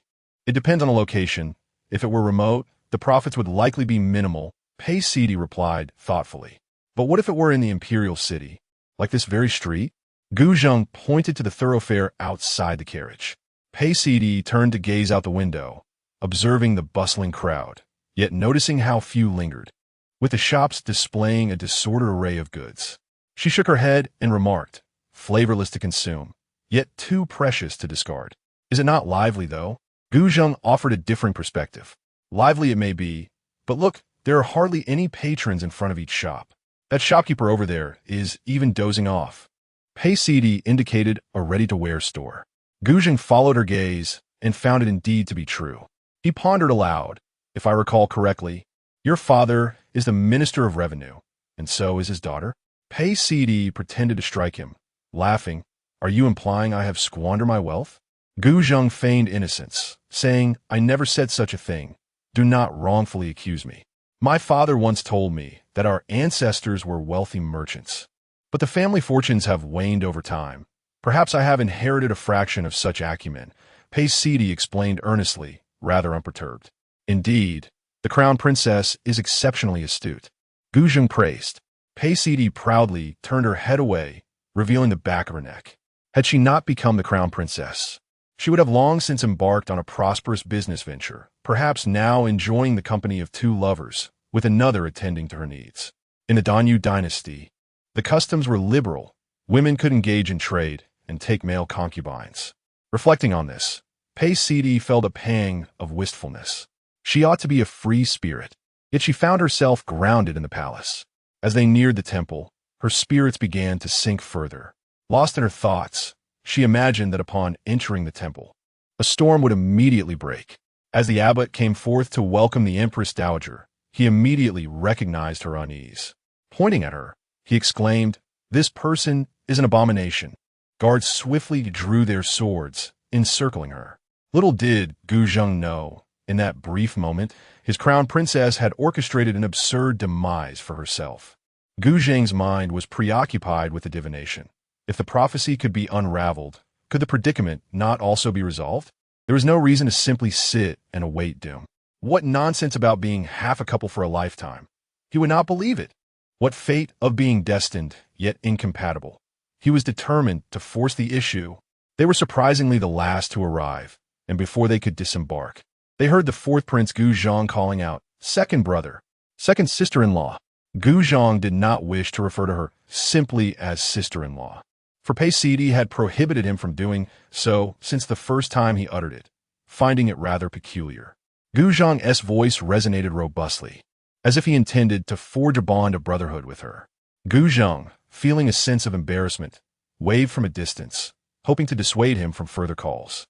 The two had just alighted from their carriage and had not yet approached the temple, when suddenly a thunderous roar erupted, and dark clouds gathered ominously. Everyone craned their necks in astonishment at the sudden change in the heavens. Unbeknownst to all, Pei Sidi's complexion turned pale in an instant. She clenched her hands tightly, fearful that the abbot would emerge and denounce her as a wretched being. As if to confirm her dread, the abbot stepped forward at that very moment. Chapter 60. Reverence for the incense. It seems that rain is imminent. Esteemed guests, please enter. The abbot guided the crowd inside. Pei Sidi let out a sigh of relief, feeling it was sufficient that her odd demeanor had not been noticed. As everyone settled in the temple, a torrential downpour commenced outside. How peculiar it was to have rain at midday. The third prince, Gu Qi, expressed his discontent, feeling uncomfortable in the rain. The abbot gazed at the curtain of rain, aware that this was an extraordinary phenomenon, far from ordinary. Yet, as a mere mortal, he could not fathom the will of heaven. Let us light the incense first. The Empress Dowager instructed. A young acolyte stepped forward, offering incense to each person. As they prepared to pay their respects, a sudden thunderclap resonated outside, as if reprimanding them. Everyone was startled, halting their gestures of reverence. Pei Sidi's heart was in turmoil, convinced that she was the cause of this disturbance. She lifted her gaze toward the Buddha, only to be met with a dizzying array of golden light, the statue radiating majesty. After a mere glance, she promptly lowered her head. The fear that welled up within her, coupled with the external rumble, kept her in a state of anxiety. Abbot? The Empress Dowager inquired. Encountering such an unusual situation for the first time, I implore you to light the incense, the abbot replied, unable to speak of the heavenly signs, for to do so could lead to chaos and confusion. The Empress Dowager calmly lit the incense, and outside, the thunder ceased. Pei Sidi felt somewhat reassured, believing it to be mere coincidence. Esteemed guests, please proceed, the abbot encouraged the younger generation. Just as they were about to light the incense, several thunderclaps echoed once more outside. This time, everyone sensed something amiss. They exchanged glances, instinctively distancing themselves from one another.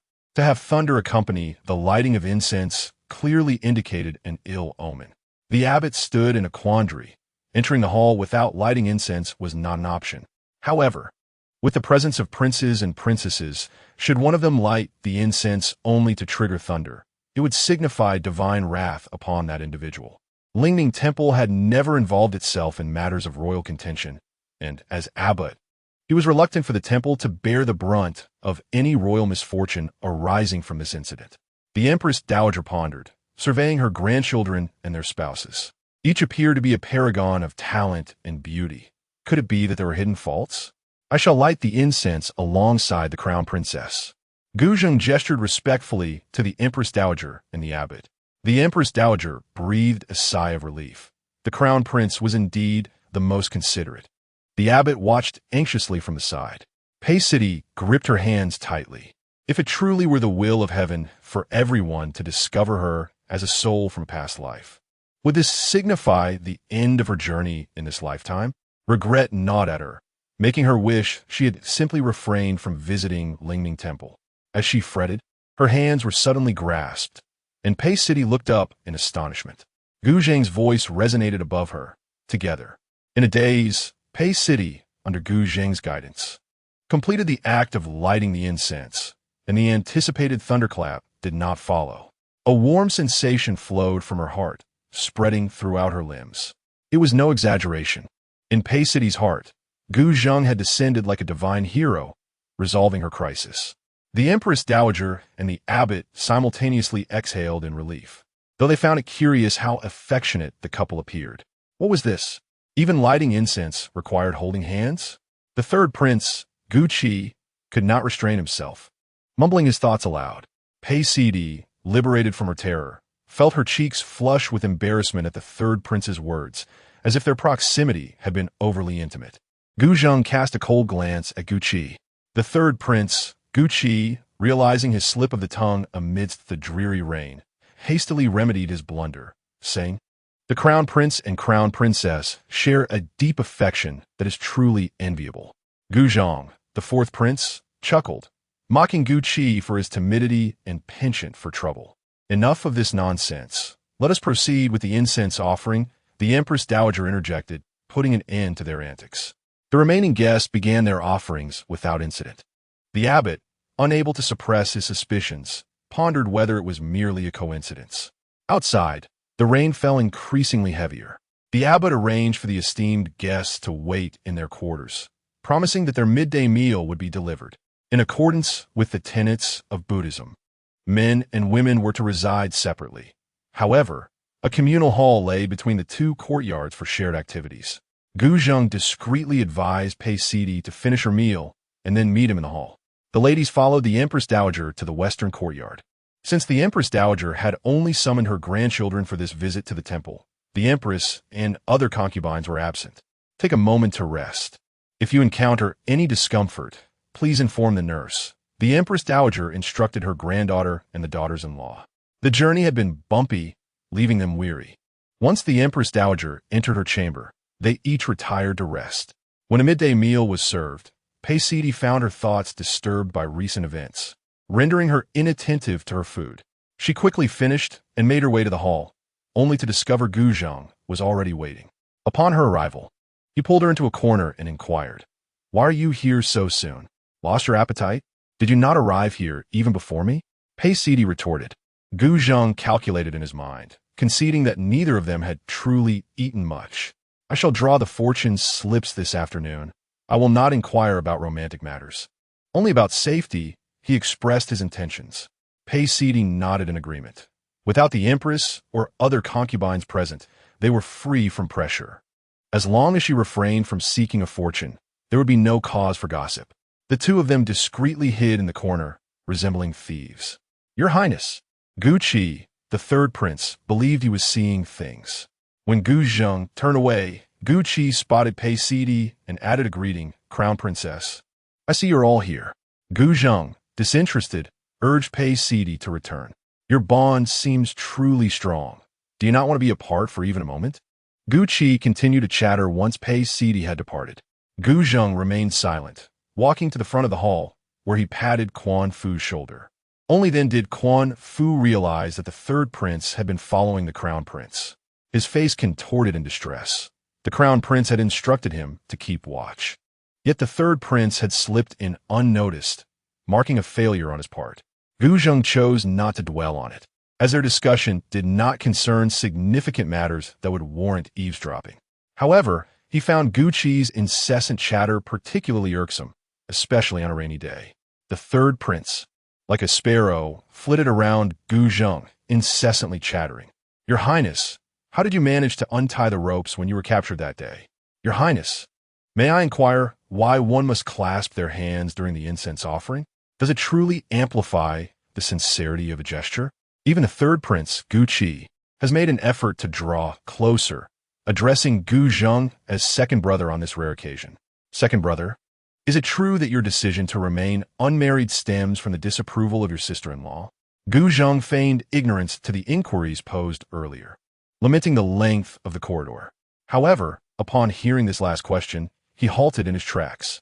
The truth of the matter is that his choice to forego a concubine arises from his own desires. More so, it is because he harbors love solely for you, dear sister-in-law. Gu Zheng silently added in his heart. Observing Gu Qi's relentless pursuit of answers, Gu Zheng swiftly grasped the arm of Quan Fu. "As for other matters, it is my steward who possesses the most knowledge. You may direct your questions to him." With that said, Gu Zheng took off in haste. Quan Fu, thrust into the spotlight, was left flustered and bewildered, utterly unaware of the situation. The steward, Gu Qi, glanced over. Chapter 61. The strange illness. The crown princess and the empress dowager inquired whether to attend the grand hall to listen to the abbot recite scriptures. Outside the door, Qingyu asked. Pei Sadai responded affirmatively, changed her attire, and proceeded to the hall. Although she posed a question, she was in truth devoid of the power to decline. Having been summoned for only half a day, if she were to hide away in her quarters, gossip would surely ensue. As she stepped out, she fortuitously encountered Qiao Ruru and Gu Tang, and thus the three of them journeyed together. Upon entering, a young acolyte would arrange their seating, and they would merely need to listen to the abbot's discourse, patiently awaiting the proceedings. Gu Tang shared her insights with the two. Pei Sadai and Qiao Ruru nodded, for it was their inaugural visit to the Buddhist hall in the company of the Empress Dowager. Moreover, Gu Tang, displaying a hint of discomfort, remarked, should the third prince exhibit any peculiar behavior, pay him no mind. Under their curious gazes, Gu Tang elucidated, the third prince has suffered from an unusual affliction since childhood. On rainy days, he tends to speak incessantly, uttering whatever comes to his mind. Pei Sadai's understanding dawned. No wonder the third prince had behaved so oddly during the incense offering. Would such eccentricity not lead to trouble? Pei Sadai pondered, finding it hard to comprehend how one with such a peculiar malady could escape punishment. Gu Tang momentarily appeared dazed before recounting the exploits of the third prince. In the past, we were unaware, but there was an occasion when Father Emperor inspected the scholars. The teacher posed the question, what should one do when faced with a formidable adversary? The third prince boldly replied, one must be courageous. Gu Tang inhaled deeply before continuing. He stated that one should emulate Father Emperor and dare to indulge in youthful pursuits. Pei Sadai and Qiao Ruru gasped in astonishment. How could the third prince dare to liken the venerable emperor to a bull pursuing tender grass? How had he survived thus far? And then? Qiao Ruru pressed eagerly. Gu Tang glanced around to ensure no one else was present before divulging. Father Emperor turned ashen, refraining from summoning anyone and personally reprimanding the third prince.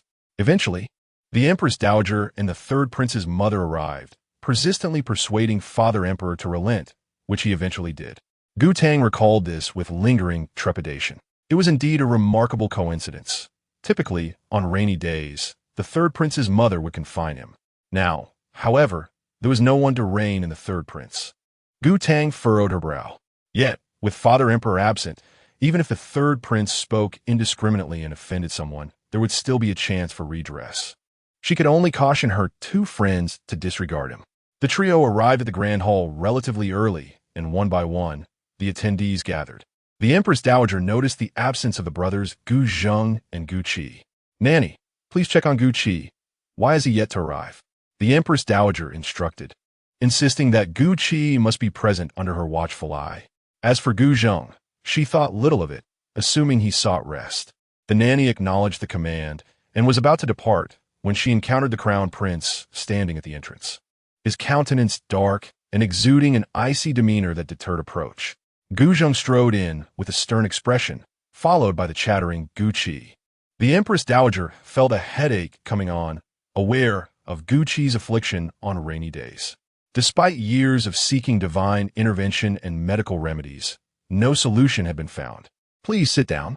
Do not torment your elder brother, the Empress Dowager said with resignation. The third prince, Gu Qi, appeared akin to a sparrow caught by the throat, forcing himself to remain silent and seated. The third prince's consort sighed inwardly as she observed the scene. Once everyone was seated, the abbot and his disciples began to strike the wooden fish, filling the air with the fragrance of incense. The low, resonant chant of the scriptures echoed, imbued with a mystical power capable of cleansing all. The empress, lost in this serene atmosphere, found herself unconsciously reciting the verses along with them. Gu Zheng and the others possessed only a rudimentary understanding of the scriptures, lacking the familiarity required to fully appreciate them. Thus, they listened quietly, experiencing a subtle sense of expansiveness. The third prince's consort remained vigilant, noting her husband's inclination to speak. Swiftly, she raised a hand to cover his mouth. The third prince, Gu Qi, was taken aback, his eyes widening in astonishment at the audacity of this noble lady who disregarded decorum to silence him. With her other hand, she raised her index finger, signaling him to remain silent. To his surprise, Gu Qi complied, his previously tense shoulders relaxing. As the recitation came to a close, the empress emerged from her deep contemplation, sensing that something was amiss. Suddenly, she turned her head sharply to look at Gu Qi, who appeared as if he were being held captive, dutifully seated in his place. The empress chuckled, amused by the unexpected authority of the third prince's wife, who, despite her gentle demeanor, had managed to hush him. The abbot rose to engage the empress in a discussion about the natural principles of Buddhism. The younger generation, however, struggled to grasp the concepts and dared not betray their drowsiness, feeling as though they were sitting on pins and needles. The empress inquired, "What matter does today's oracle address?" The abbot inquired, yet there was no definitive matter at hand. The empress responded truthfully.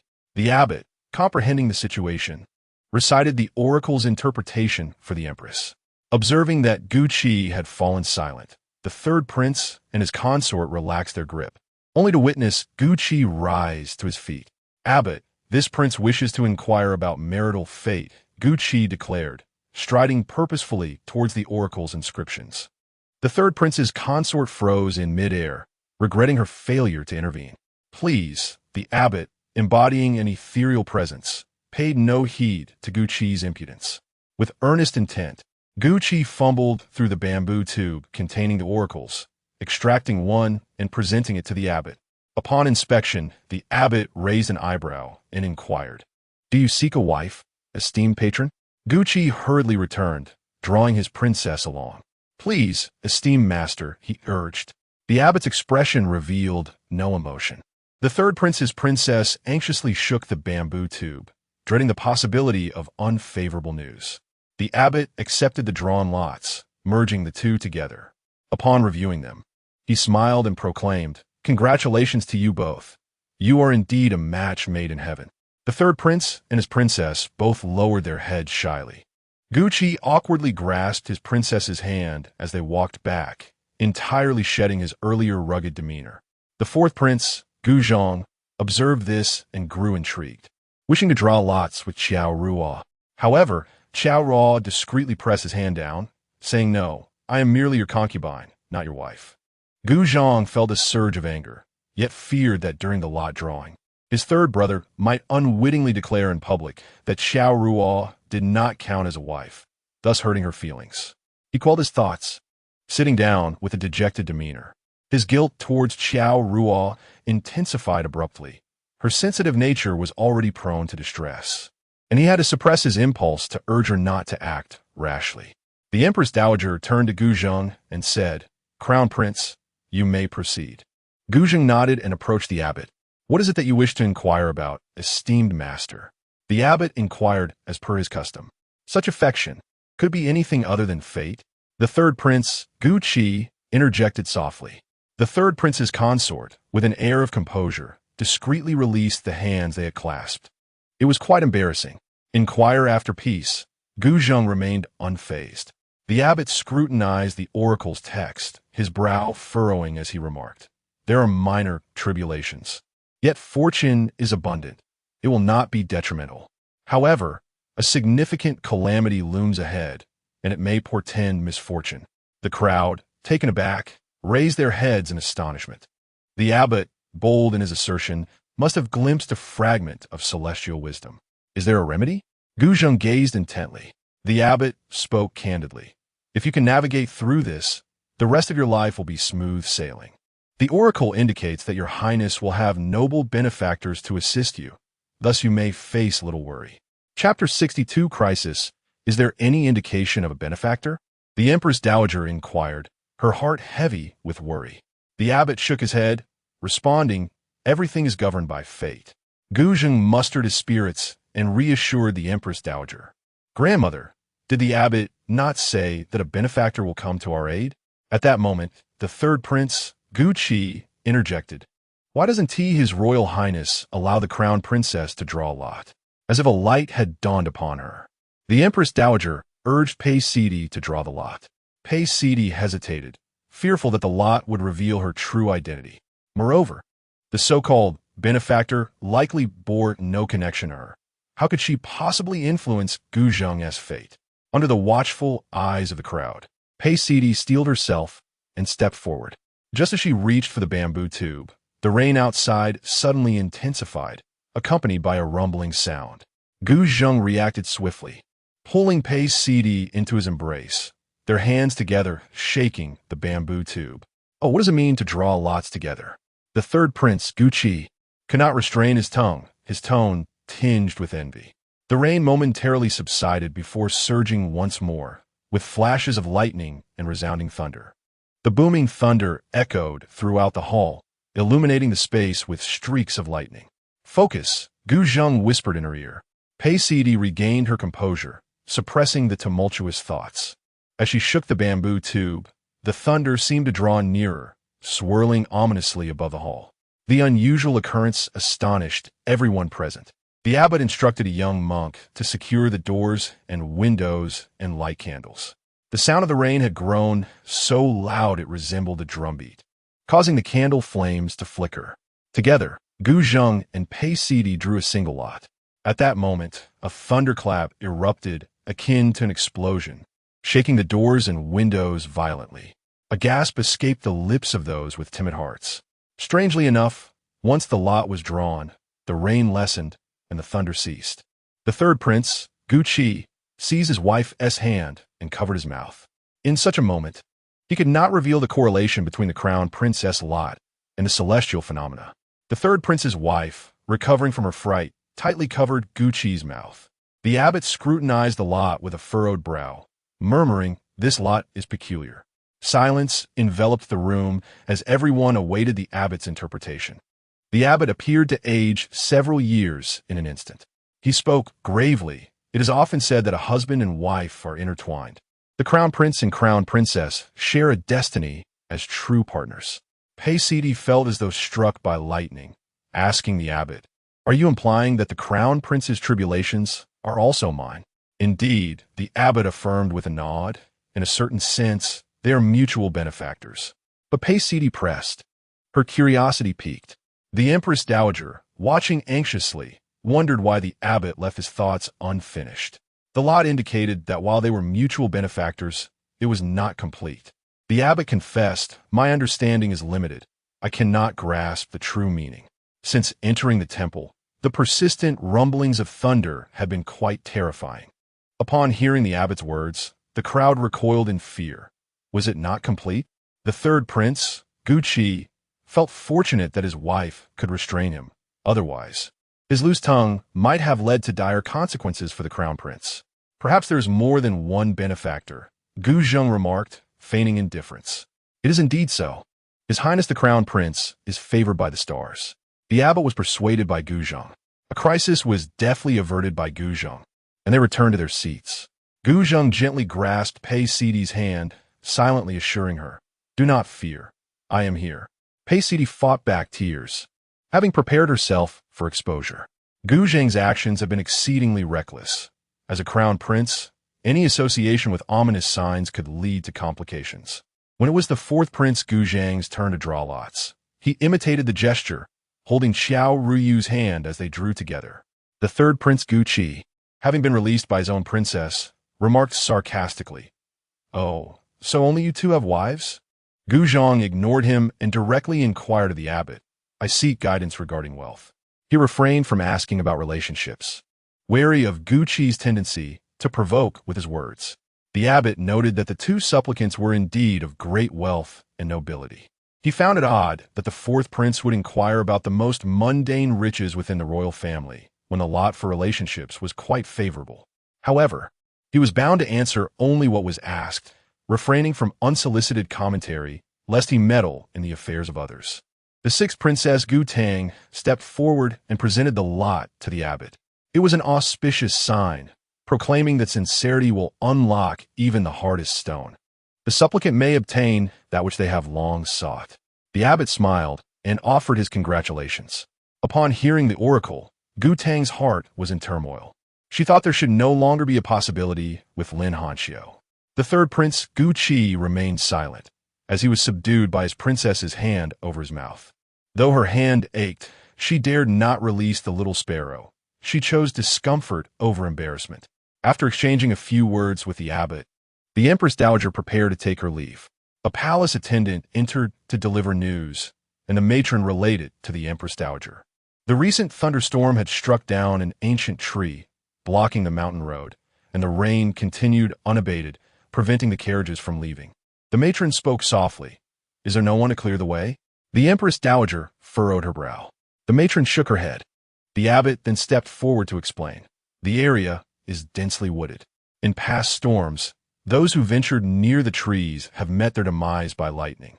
I beseech the Empress Dowager to show compassion and not send anyone forth." The Empress Dowager humbly accepted, saying, "I see. I nearly committed a grave error." Thank goodness for the abbot's reminder. Let us linger a while longer. Due to the torrential rain, no one wished to remain in the grand hall for long, so they retreated to their chambers to sit in quietude. As Gu Zheng settled down, Quan Fu arrived with the medicinal ointment. The courtyard where Gu Zheng resided was designated for men, making it inconvenient for Pei Sidi to enter. She could only hand the ointment to Quan Fu. After a while, once Quan Fu had applied the ointment, Gu Zheng instructed him to leave, expressing a desire for solitude. However, not long after, a knock echoed from outside. "Who is it?" Gu Zheng felt vexed. Had he not requested alone time? The person outside remained silent. Gu Zheng approached the door cautiously, wary that if Quan Fu had not stopped the visitor, they must either be of high status, too esteemed for Quan Fu to impede, or exceptionally skilled. Having already overpowered him, Gu Zheng kept a safe distance from the door and slowly reached out to open it. As the door swung halfway, he found himself face to face with his third brother Gu Qi, who wore a smile as their eyes met. Gu Zheng, swift of hand, promptly closed the door before Gu Qi had the chance to utter a word. "Open the door! Open the door! This prince knows you are inside." Gu Qi banged on the door, calling out. Gu Zheng, turning a deaf ear to the commotion outside, casually opened a scripture. "Second brother, please open the door." Gu Qi's voice had escalated to a near wail. He then lowered his tone, warning, "If you do not open the door soon, I fear I might speak carelessly about the thunder that just struck." Before his words could fully escape his lips, Gu Zheng had already cracked the door ajar, forcibly pulling him inside. In the dim light, Gu Zheng's handsome visage appeared like a ghostly figure, his expression somber as he inquired, "What did you discover during the thunderstorm?" Chapter 63. Rainy night. The third prince, Gu Qi, lay trembling on the ground. Memories of being mercilessly beaten by his father in his childhood flooded his mind, and he cursed himself for his unfortunate habit of speaking recklessly on such a rainy day. Gu Zheng's tone was indifferent. Gu Qi had always been aware of his elder brother's blend of gentleness and ruthlessness, a quality that kept him at a distance. He often referred to him as His Highness the Crown Prince, pointing to his throat and then to his mouth. Gucci opened his lips, but could not produce a sound. Unable to speak? Just as well. Gu Zhang's probing gaze lingered on Gucci's Adam's apple.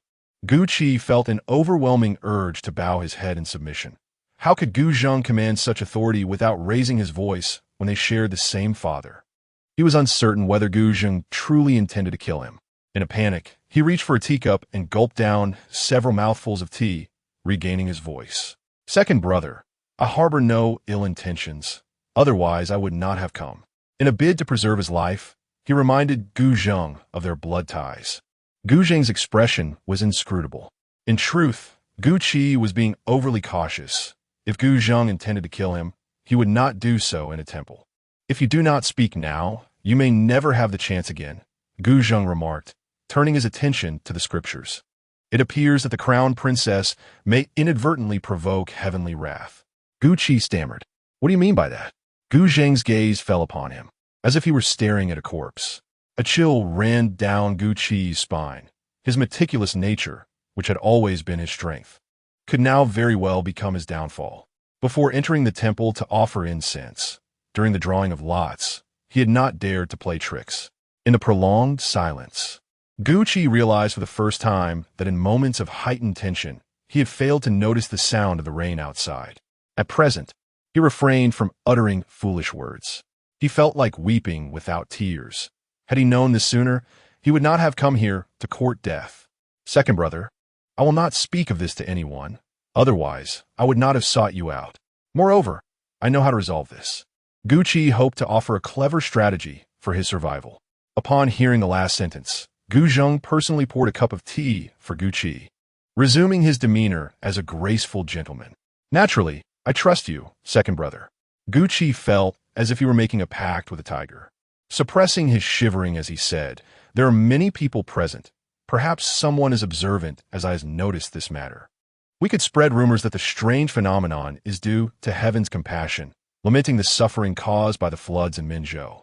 Gu Zhang nodded in agreement. This third brother was not entirely foolish. He posed a timely question. Whom do you think would be so indiscreet as to speak of this matter without inciting suspicion? Gucci sensed that Gu Zhang was on the verge of pointing him out directly. Third brother, I am willing to serve you. Second brother, he declared, patting his chest. Gu Zhang, appreciating Gucci's initiative, clapped him on the shoulder and said, Very well, I leave this to you. Go on. Gucci nearly crawled and rolled out of the room, even draining the tea that Gu Zhang had poured for him before he departed. After the third prince left, Quan Fu peered inside from the doorway. After just a glance, he stood up straight, realizing why the third prince had been so frightened. Your Highness, where are you going? Just as Quan Fu positioned himself, he spotted the formidable figure of the crown prince emerging. Take a look around. There's no need to follow. With that, Gu Zhang strode towards the hall. On the other side, Pei Sidi, alerted by a sound outside the window that did not resemble any animals, withdrew the newly swapped dagger gifted by her master, Zhou Ru, reputed for its razor-sharp edge. She cautiously approached the window, intent on remaining silent. Should the intruder be a deadly assassin, her voice would only provoke them further, placing her at a disadvantage. The figure, clad in luxurious attire, vaulted through the window, drenched and with water dripping from their hair. Pei Sidi raised her weapon, nearly ready to strike, only to discover it was Gu Zhang. Spare me, my lady, Gu Zhang said, looking up to see the dagger poised above him. Have you lost your mind? Pei Sidi snapped, her teeth clenched. Gu Zhang was soaked to the skin, his eyes glistening with moisture. I had no choice but to seek you out. The medicine from Xuanfu was ineffective. If the third prince, Gucci, were present, he would undoubtedly remark on how Gu Zhang, the notorious Yumian Luo, had the audacity to present himself as a drenched puppy before his sister-in-law. The mere mention of the medicine ignited Pei Sidi's fury. You knew you were injured, yet you chose to bathe in the rain and scale the window.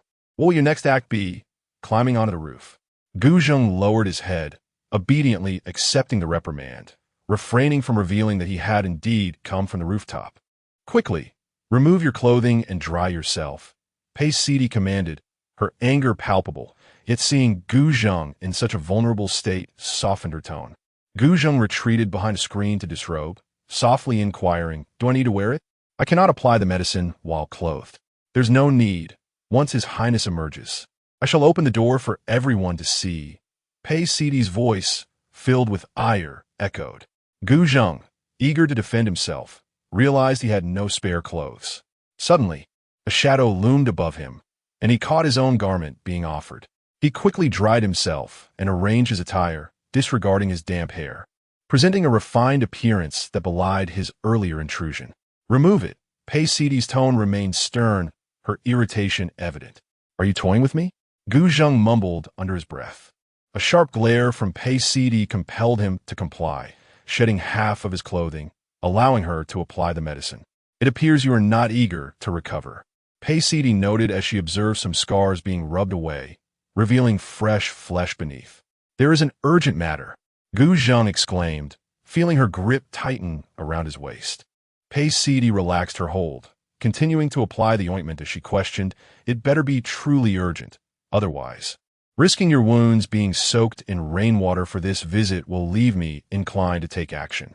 Just now, Gu Qi came to see me. He mentioned that you might be able to incite heavenly thunder," Gu Zheng revealed. Pei Sidi paused, her hand momentarily halting before she steadied herself and resumed applying the medicine. He suggested that this phenomenon might be connected to the flooding in Minzhou. Gu Zheng felt satisfied with this connection. "Do you not care?" Pei Sidi suddenly posed an unexpected question. "What do you care about?" Gu Zheng was perplexed. Did he care about the fact that Gu Qi was still alive? Surely, he wouldn't resort to fratricide. Pei Sidi, unable to maintain her composure, despairingly asked, "What if I am the harbinger of calamity, given the uncanny frequency of these celestial disturbances?" Gu Zheng turned around, unfazed, and replied, "With me here, what does it matter if disturbances occur? You are my benefactor, and together we shall navigate through this life and death tribulation." Tears welled in Pei Sidi's eyes. She understood that Gu Zheng had long since realized the truth. Otherwise, he would not have held her hand so consistently before each disturbance. It was clear that he intended to shoulder the consequences of these events. Apart from the third prince, others would merely attribute the anomalies to the crown prince. Just as the two shared a poignant gaze, a sudden knock resounded from outside the door. Chapter 64. "Rumors, Your Highness. May I enter?" came the voice of Qingyu from outside the door. "Wait." Pei Sidi hastily wiped her tears, instructing Gu Zheng to hide quickly. "Where?" Gu Zheng, feeling a touch of urgency, asked. "In a place as sacred as this, a husband and wife must avoid suspicion and cannot share the same chamber. Otherwise, he would not have risked climbing through the window." The room was quite empty, giving no impression of a suitable hiding place. Pei Sidi pointed to the screen. Though it was somewhat translucent, there was no time to worry about that now. Gu Zheng, with his clothes not yet properly adorned, squeezed himself behind it. "Concubine." Pei Sidi called to Qingyu after ensuring everything was in order. Qingyu entered, carrying a bowl of evening porridge, and, as she placed it on the table, her keen eyes caught sight of the medicine bottle. "Wasn't this handed over to the steward already?" she inquired, puzzled. Pei Sidi feigned nonchalance as she replied, "This is another bottle." Not dwelling on the matter further, Qingyu continued, "The Empress Dowager has just sent word that it seems everyone will be unable to return tonight. The rain has not ceased, and even if everyone forsakes their carriages, returning in the dark would be perilous. But several princes are to attend court tomorrow?" Pei Sidi asked, perplexed. The Empress Dowager anticipated this, and she dispatched someone to relay the message back to the palace quite early, Qingyu explained. Only then did Pei Sidi feel reassured. If it were still raining tomorrow, Gu Zheng would indeed be risking his recovery by riding back in such weather. "You should eat something as well." She urged Qingyu to leave promptly. Once Qingyu had departed, Pei Sidi beckoned Gu Zheng out from behind the screen. He had been stifling laughter and could no longer contain himself. "I feel like a clandestine libertine." Pei Sidi shot him an exasperated glare. Could he still take pride in such a situation? "Hurry back, or the steward will come looking for you." She began to usher him away. As Gu Zheng prepared to employ his previous trick and leap out the window, Pei Sidi grasped his hand. "Do you find it hard to part?" he asked, somewhat conflicted. Pei Sidi forced a smile, if you climb back out and get drenched, what was the purpose of your coming in the first place? An excellent point, he conceded. Paisidi opened the door a crack. The outside was remarkably quiet. Likely everyone had gone to dine, with only a few patrolling guards in the distance. Quickly now. While no one is around, Paisidi urged. At the doorway, Guzheng was poised for a reluctant farewell. With a firm push, Paisidi slammed the door shut. Truly heartless, Guzheng muttered as he hurried away. Upon returning to his temporary residence, Chuanfu greeted him as if he were savior. Your Highness, the Empress Dowager has just sent word. Chuanfu intended to relay her exact message. So, it seems no one can leave tonight. Guzheng seated himself, prepared to feast.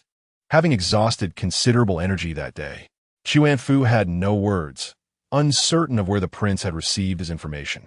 That will do, you may go eat. Guzheng waved his hand dismissively. With a puzzled expression, Chuanfu began to exit, but suddenly remembered something and glanced back at Guzheng. The movement was too conspicuous, prompting Guzheng to raise his eyes. Chuanfu forced himself to turn away, exiting and closing the door behind him, his actions fluid and practiced. After all, he could not divulge that the attire of his highness was not the same as before he departed. It is perplexing how one could return from a mere stroll, only to find themselves clad in an entirely different outfit. The third prince, Guqi, indeed possesses a sharp tongue, for upon rising in the morning, whispers of speculation filled the air. Even the Empress Dowager was stirred. Incensed by the events at the temple, she refrained from meting out punishment. Who has been spreading these rumors among you? She demanded, striking the table with force. Below her, the trembling palace maids and guards knelt in trepidation, all shaking their heads, utterly unaware of how such news had come to light. The Empress Dowager, exasperated, pressed her forehead in distress. The celestial phenomena, linked with the calamity in Minzhou, insinuated that the emperor had incurred divine wrath, thus inviting punishment upon himself. Hearing of the Empress Dowager's fury, several younger courtiers rushed to the main hall to offer their comfort. Yet, the pitter-patter of the relentless rain only deepened her anxieties, for as the downpour persisted, so too did the insidious rumors flourish. The abbot arrived at a leisurely pace, and upon witnessing the multitude of supplicants kneeling, he understood the gravity of the situation. Your Majesty, may I have a word? He inquired. They sought a secluded spot for discourse. What? You mean the news has also spread within the temple? The Empress Dowager gasped, nearly losing her breath. The abbot nodded, uttering a soft ba. Lingning Temple, closely linked to the imperial family, had always steered clear of political strife, thus preserving its neutrality. However, this time, the rumors had emerged from their sanctuary, leaving them unable to remain passive observers. It remained a mystery who had orchestrated such a grand scheme to entangle them. Guqi, having just awakened, was summoned to the main hall, and, upon observing the Empress Dowager's ire, realized the situation was dire. A young monk, returning from gathering provisions, sensed a shift in the temple's atmosphere. After conferring with a senior disciple, he hurriedly insisted on meeting the abbot. What? The common folk at the foot of the mountain are spreading this tale? The Empress Dowager's head throbbed. The matron quickly stepped forward to assist her in sitting, anxiously summoning the imperial physician. It was customary to have the physician accompany them during outings, a precaution against unforeseen circumstances. The younger generation was increasingly anxious, particularly Guqi, who felt a heavy burden of guilt. The Empress Dowager continued to lament her headache, and none dared suggest she move, so they remained in the hall, waiting. Fortunately, the physician arrived promptly, and upon seeing the crowded hall, he called out, "Everyone, please disperse, do not cluster around." The Empress Dowager's discomfort rendered the atmosphere chaotic, with the courtiers exchanging perplexed glances, uncertain of their next steps. Guzheng took the initiative and declared, "You all rise and attend to your own duties." Those implicated in the rumor-mongering swiftly slipped away, relieved to evade consequences. We shall stand at a distance, allowing the physician to tend to the Empress Dowager, Guzheng suggested, leading Paisidi to the door. This way, they could guard the Empress Dowager without encroaching upon the physician's work. The others followed suit. In mere moments, the hall was cleared and order was restored. After conducting his examination, the physician announced, It is merely a case of anger inducing a sudden rise in blood pressure. There is no grave concern. Remember, do not allow yourselves to become agitated again. I shall provide some remedies to dispel the fire. Simply gather the necessary herbs accordingly. The matron instructed the palace attendants to assist the imperial physician, while she herself applied pressure to the acupoints on the Empress Dowager's head. The third prince, Guqi, sighed in relief, thankful that his grandmother was unharmed. His wife gently nudged his arm and whispered, "Is your mouth better?"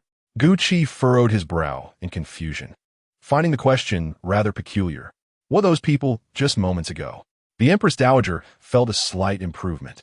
In the heat of the moment, my grandson had sent them all away, Gu Zheng explained. The Empress Dowager frowned. She had intended to interrogate each of them individually, but now that they were scattered, it would be a waste of time to track them down again. Regarding the matter of rumors, I have conceived a plan. Chapter 65.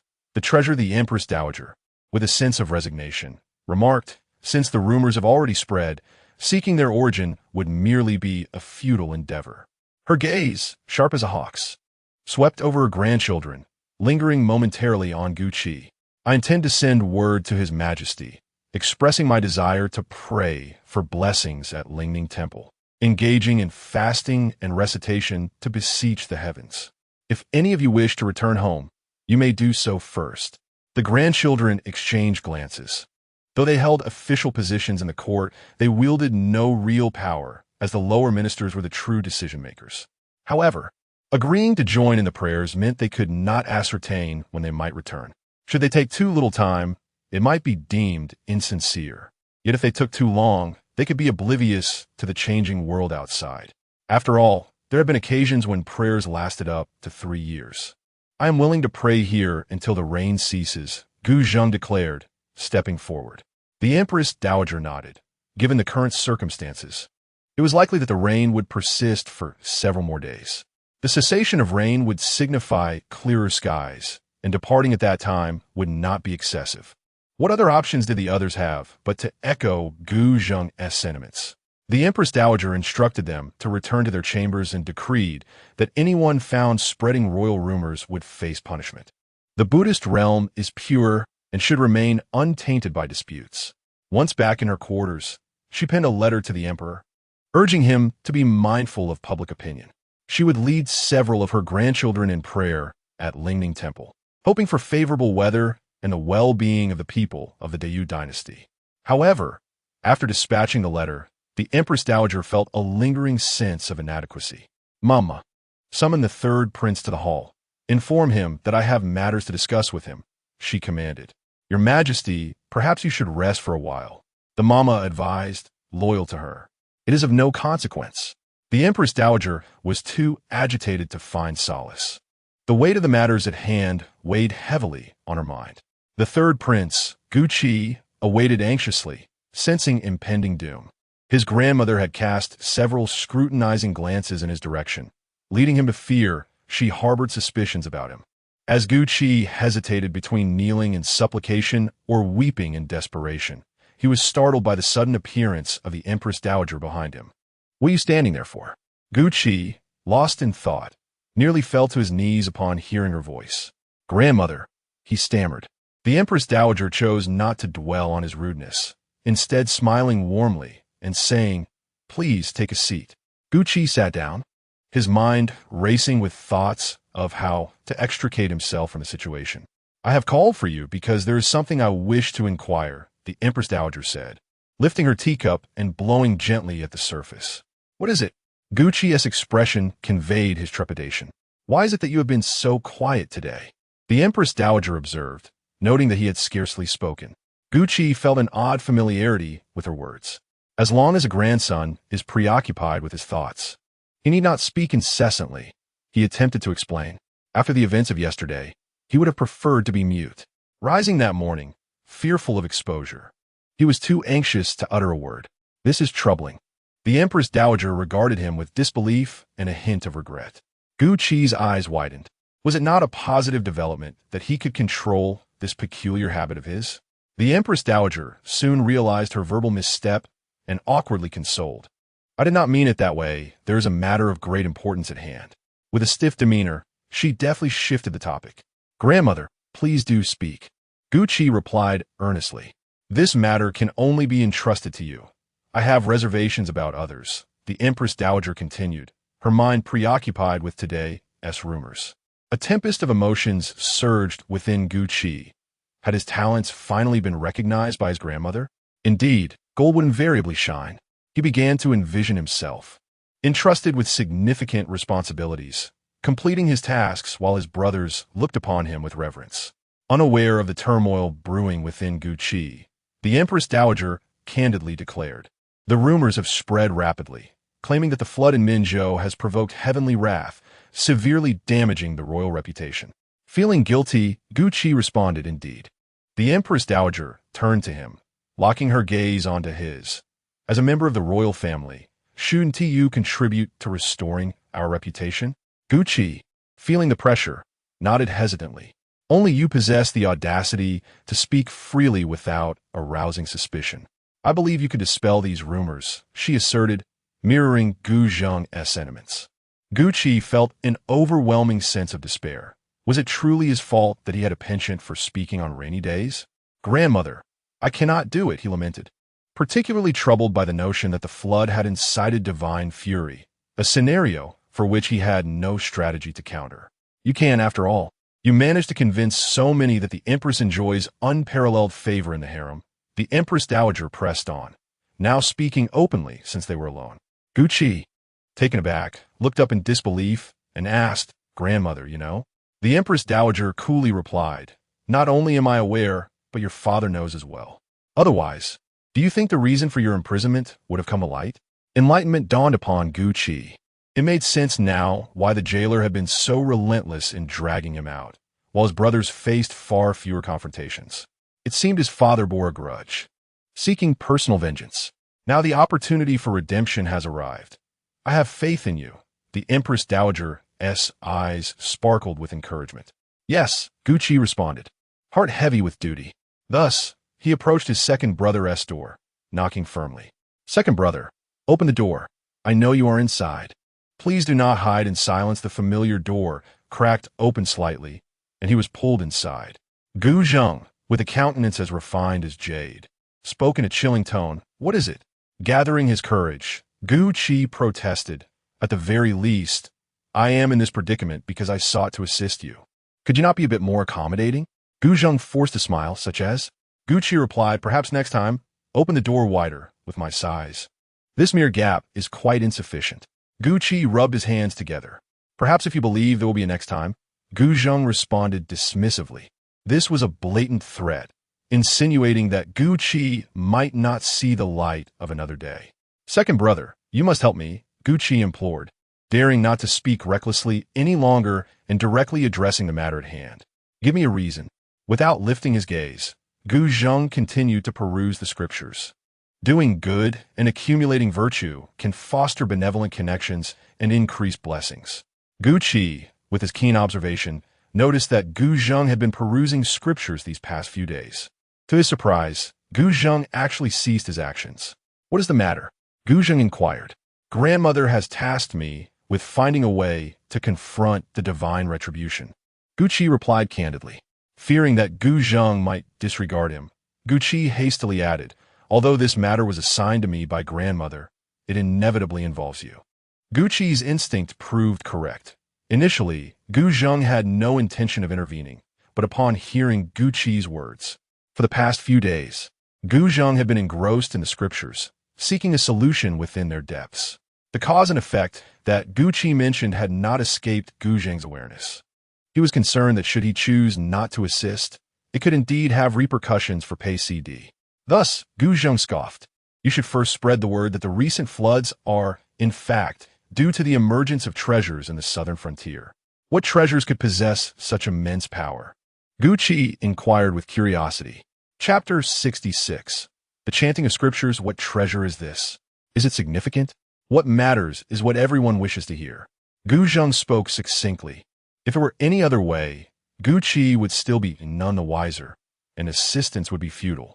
The third prince, Gu Qi, was no fool. He quickly grasped the unspoken words of Gu Zheng. Reflecting on the earlier events, It dawned on him that the Empress Dowager had yet to interrogate those who spread the rumors, and Guzhong had seized the opportunity to release them, leaving the Empress Dowager without recourse for retribution. Silently, he gave a thumbs up to Guzhong. Such cunning and meticulous execution of plans was truly admirable. Having discerned a solution, Gu Qi dared not linger a moment longer and promptly vanished before Guzhong. Once Gu Qi had departed, Guzhong resumed his perusal of the scriptures. The profundities of Buddhism were intricate. Even with his prior superficial acquaintance, numerous phrases eluded his comprehension. He studied patiently, marking the passages that puzzled him. It was not merely a thirst for knowledge. He had an intuition that perhaps insights into calamities could be gleaned from the Buddhist texts. Though night had yet to fall, discussions regarding the secret treasure began to circulate. Who among them did not harbor dreams of sudden wealth? Moreover, it was said that this treasure possessed miraculous attributes. Was it true? Even the younger monks could not suppress their curiosity. Indeed, it is true, a palace made whispered conspiratorially. This treasure once incited fierce competition among various factions, ultimately being concealed in the southern frontier by a martial arts master. You cannot possibly know where you heard that. It is clearly a sacred artifact of the witch tribe from the southern frontier. Every 20 years, they select a maiden to guard the treasure, a guard retorted. Wow, is that maiden exceptionally skilled in martial arts? The young monk inquired, his curiosity piqued. Surely, she must be capable of defeating many others to protect the treasure. Seeing that the young monk believed his tale, the guard puffed up with pride, casting a triumphant glance at the palace maid, who, irked, turned away. The witch tribe is adept in sorcery. Their martial prowess may not be formidable. The guard fabricated further, drawing upon hearsay. As he continued, the fourth prince, Guzhong, had just finished his dinner and ventured out for a stroll, unexpectedly finding himself amidst the unfolding story. My lord, the guard, fearing punishment, knelt on one knee, eager to explain himself. Guzhong frowned and motioned for the guard to rise. It was all rather tedious. He merely wished to hear a story. Were it not for his third brother's propensity for caustic remarks, he would have sought out his company for a chat long ago.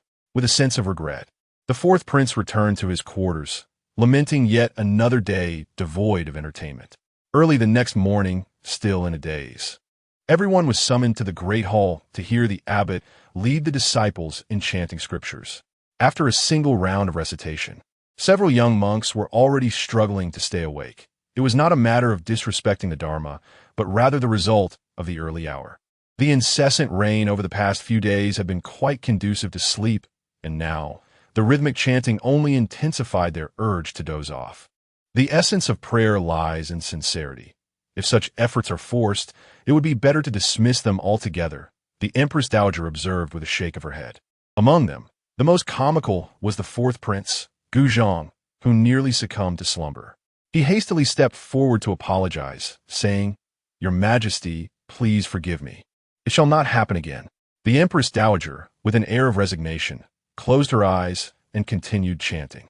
To rouse himself, Guzhong even pinched his own thigh. Last night proved to be exceedingly dull, resulting in a restless night devoid of slumber. Upon witnessing the radiant demeanor of the Empress Dowager, several of her grandchildren could not help but feel a sense of shame.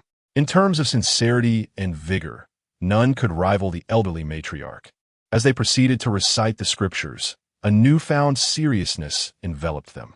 At least on the surface, they appeared earnest. This, however, did not apply to the third prince and his consort. Once the third prince Gu Qi discerned that his life was no longer in peril, his tongue began to wander freely. Just moments ago, he had even contemplated urging the abbot to raise his voice. Fortunately, he swiftly covered his mouth with the hand of his consort. Thankfully, she maintained her composure and refrained from exclaiming, or else they would have been the ones reprimanded. The Empress Dowager, having observed their absurd posture, was reminded of the third prince's peculiarities and could not fully trust his words. Fortunately, there were 4 others present who could genuinely be deemed sincere. Pei Cd and Gu Tang remained engrossed in the scriptures, although they did not voice their recitations. Their demeanor was at least appropriately solemn. The fourth prince's consort, Xiao Eru, was not only reading but also taking notes. What astonished her most was Guzhong, who was reciting alongside them. his voice blending seamlessly with the others. One must understand that without familiarity with the scriptures, one could easily mispronounce words, resulting in a jarring effect. The morning swiftly passed. Naturally, the fourth prince Gu Zhang and the third prince and his consort did not share this sentiment. The abbot, as customary, inquired if there are any points of confusion. The monk, can offer guidance. To everyone's surprise, Gu Zhang genuinely held the scripture and turned to the marked areas of his doubts, seeking counsel from the abbot. The fourth prince's consort, Xiao Eru, was also intrigued by Buddhist teachings and discreetly listened from a distance. The third prince Gu Qi, with his mouth covered, feigned a desire to speak. His consort, believing he wished to discuss the scriptures, loosened her painfully cramped grip. Even in the act of reciting scriptures, the competition for supremacy was palpable. How ridiculous. Before Gu Qi could finish his sentence, his mouth was once again covered. The third prince's consort felt a pang of anxiety, relieved that their position was near the door, distant from the others. "My dear husband, do refrain," she gently cautioned. With tears in his eyes, Gu Qi nodded, grateful that his consort was there to restrain him. He had no desire to provoke Gu Zhang. The fourth prince, Gu Zhang, observed the scene, noting that while everyone had their tasks, he was left with nothing to do. He picked up a brush, dipped it in ink, and began to draw a turtle. From the turtle, he transitioned to birds, then to beasts, and finally to mountains, rivers, and seas. At last, when they were informed that they could return to their chambers, Gu Zhang dashed away, his speed surpassing that of the third prince Gu Qi, who was still by the door. The empress dowager sighed and remarked to the abbot, "Zhang's temperament is rather unstable. I hope you can forgive him." The abbot, chuckling, replied, "In my view, the fourth prince is indeed a person of genuine character, which is commendable." The empress dowager lamented, for among her grandchildren, the only one who brought her peace of mind was the crown prince. She was aware that word had spread below the mountain that an extraordinary phenomenon had occurred due to the rare treasures of the southern frontier coming to light. The abbot engaged in idle conversation with the empress dowager, leading her to conclude that everything began to make sense. She was astonished at how swiftly Gu Qi had acted. Initially, the empress dowager had prepared for the worst, intending to stabilize the people's hearts by praying at Ling Ning Temple for 2 years, practicing asceticism and reciting scriptures to demonstrate her sincerity. Currently, if public discourse revolves around the extraordinary treasures of the southern frontier, there's no need for her to pray for 2 years. Like Gu Zhang and his companions, she can return once the rain has ceased. It remains a mystery who possesses such remarkable influence to stir the city into a tempest overnight. The abbot rarely speaks with personal grievances. The empress consort silently reflects that monks do not utter falsehoods, yet she is not a monk. The southern frontier is shrouded in enigma, with rare treasures emerging, provoking celestial phenomena, which is hardly surprising. The empress consort explains this to the abbot. Unaware of the origins, the abbot contemplates, stating that the emergence of treasures heralds the onset of turmoil and bloodshed. Amitabha. The empress consort muses that this cannot be true. It is entirely fabricated. Chapter 67. The storyteller. For several consecutive days, the rain showed no sign of abating. Reluctantly, many were dispatched to clear the waterways. In this rare and persistent downpour, the populace became increasingly convinced that treasures lay hidden in the southern frontier, prompting numerous individuals to embark on long journeys in search of fortune. As night descended, the rain transformed into a unique symphony. In the banquet hall of the Eight Directions Tavern, the 3 managers, namely Pei Sidi and the fourth prince and his wife, were engaged in serious discussion. "Your Highness, regarding the treasures of the southern frontier, could we perhaps compose a play?" suggested the fourth prince, Gu Zhang. Pei Sidi found the idea feasible, noting that many were intrigued by the prospect, and a treasure hunting performance could undoubtedly attract a sizable audience. However, she hesitated, "But I know so little about the southern frontier." The fourth prince and his wife furrowed their brows in agreement, as they too were unfamiliar with the distant and enigmatic region. The realization of a promising idea, yet lacking a means of execution, caused them great distress. Gu Zhang sighed dramatically. "Wealth has opened a door for me, yet I cannot enter." Suddenly, an idea seemed to strike him. and he exclaimed, "Wait, I have a solution." Leaving Pei Sidi and Xiao Er in a state of confusion, Gu Zhang's sudden proclamation bewildered them. Moments later, a commotion ensued. "Do not touch me. Let go," cried the third prince, Gu Qi, as he was seized by Gu Zhang. The guards and palace attendants exchanged glances, caught in a dilemma. Both were princes and now lords, making it difficult to assist either party. "Can you not see? Quickly protect me," Gu Qi shouted at the guards. As they prepared to intervene, a mere glance from Gu Zhang made them retreat silently. "Gu Zhang, how dare you? What punishment do you deserve?" Gu Qi, realizing the guards were unreliable, attempted to assert himself as the elder brother. "Third brother, I have urgent matters to discuss with you," Gu Zhang explained patiently, knowing he required Gu Qi's assistance. Gu Qi, puzzled, wondered why he had suddenly become so sought after, with everyone claiming to have urgent business with him. Was this what they meant by greater ability leading to greater responsibility? "What matter?" Gu Qi inquired, deliberately adopting an aloof demeanor. "Third brother, with your vast knowledge and experience, surely you must be well acquainted with the affairs of the southern frontier," Gu Zhang praised insincerely. "I do not know," Gu Qi replied curtly, attempting to leave. Though he was chatty in the rain, he was also discerning. Gu Zhang's words were as incomprehensible as playing to a deaf audience. Without further ado, Gu Zhang hoisted Gu Qi up and began to walk away. "Stop, stop. I can walk myself," Gu Qi exclaimed, genuinely alarmed by his brother's antics. Were it not for the lack of company, he would rather endure silence than converse with Gu Zhang. It was not pride that held him back, but rather the notion that such matters were akin to a mountain stream, only to be shared with a kindred spirit. Upon reaching the banquet hall, Gu Qi noticed two ladies present. He paused and suggested, "Shall we find another place?" "No need. We all wish to listen," Gu Zhang insisted while nudging him. "Why not invite your third sister-in-law and Xiao Tang to join? The more, the merrier." Gu Qi finally relinquished his resistance.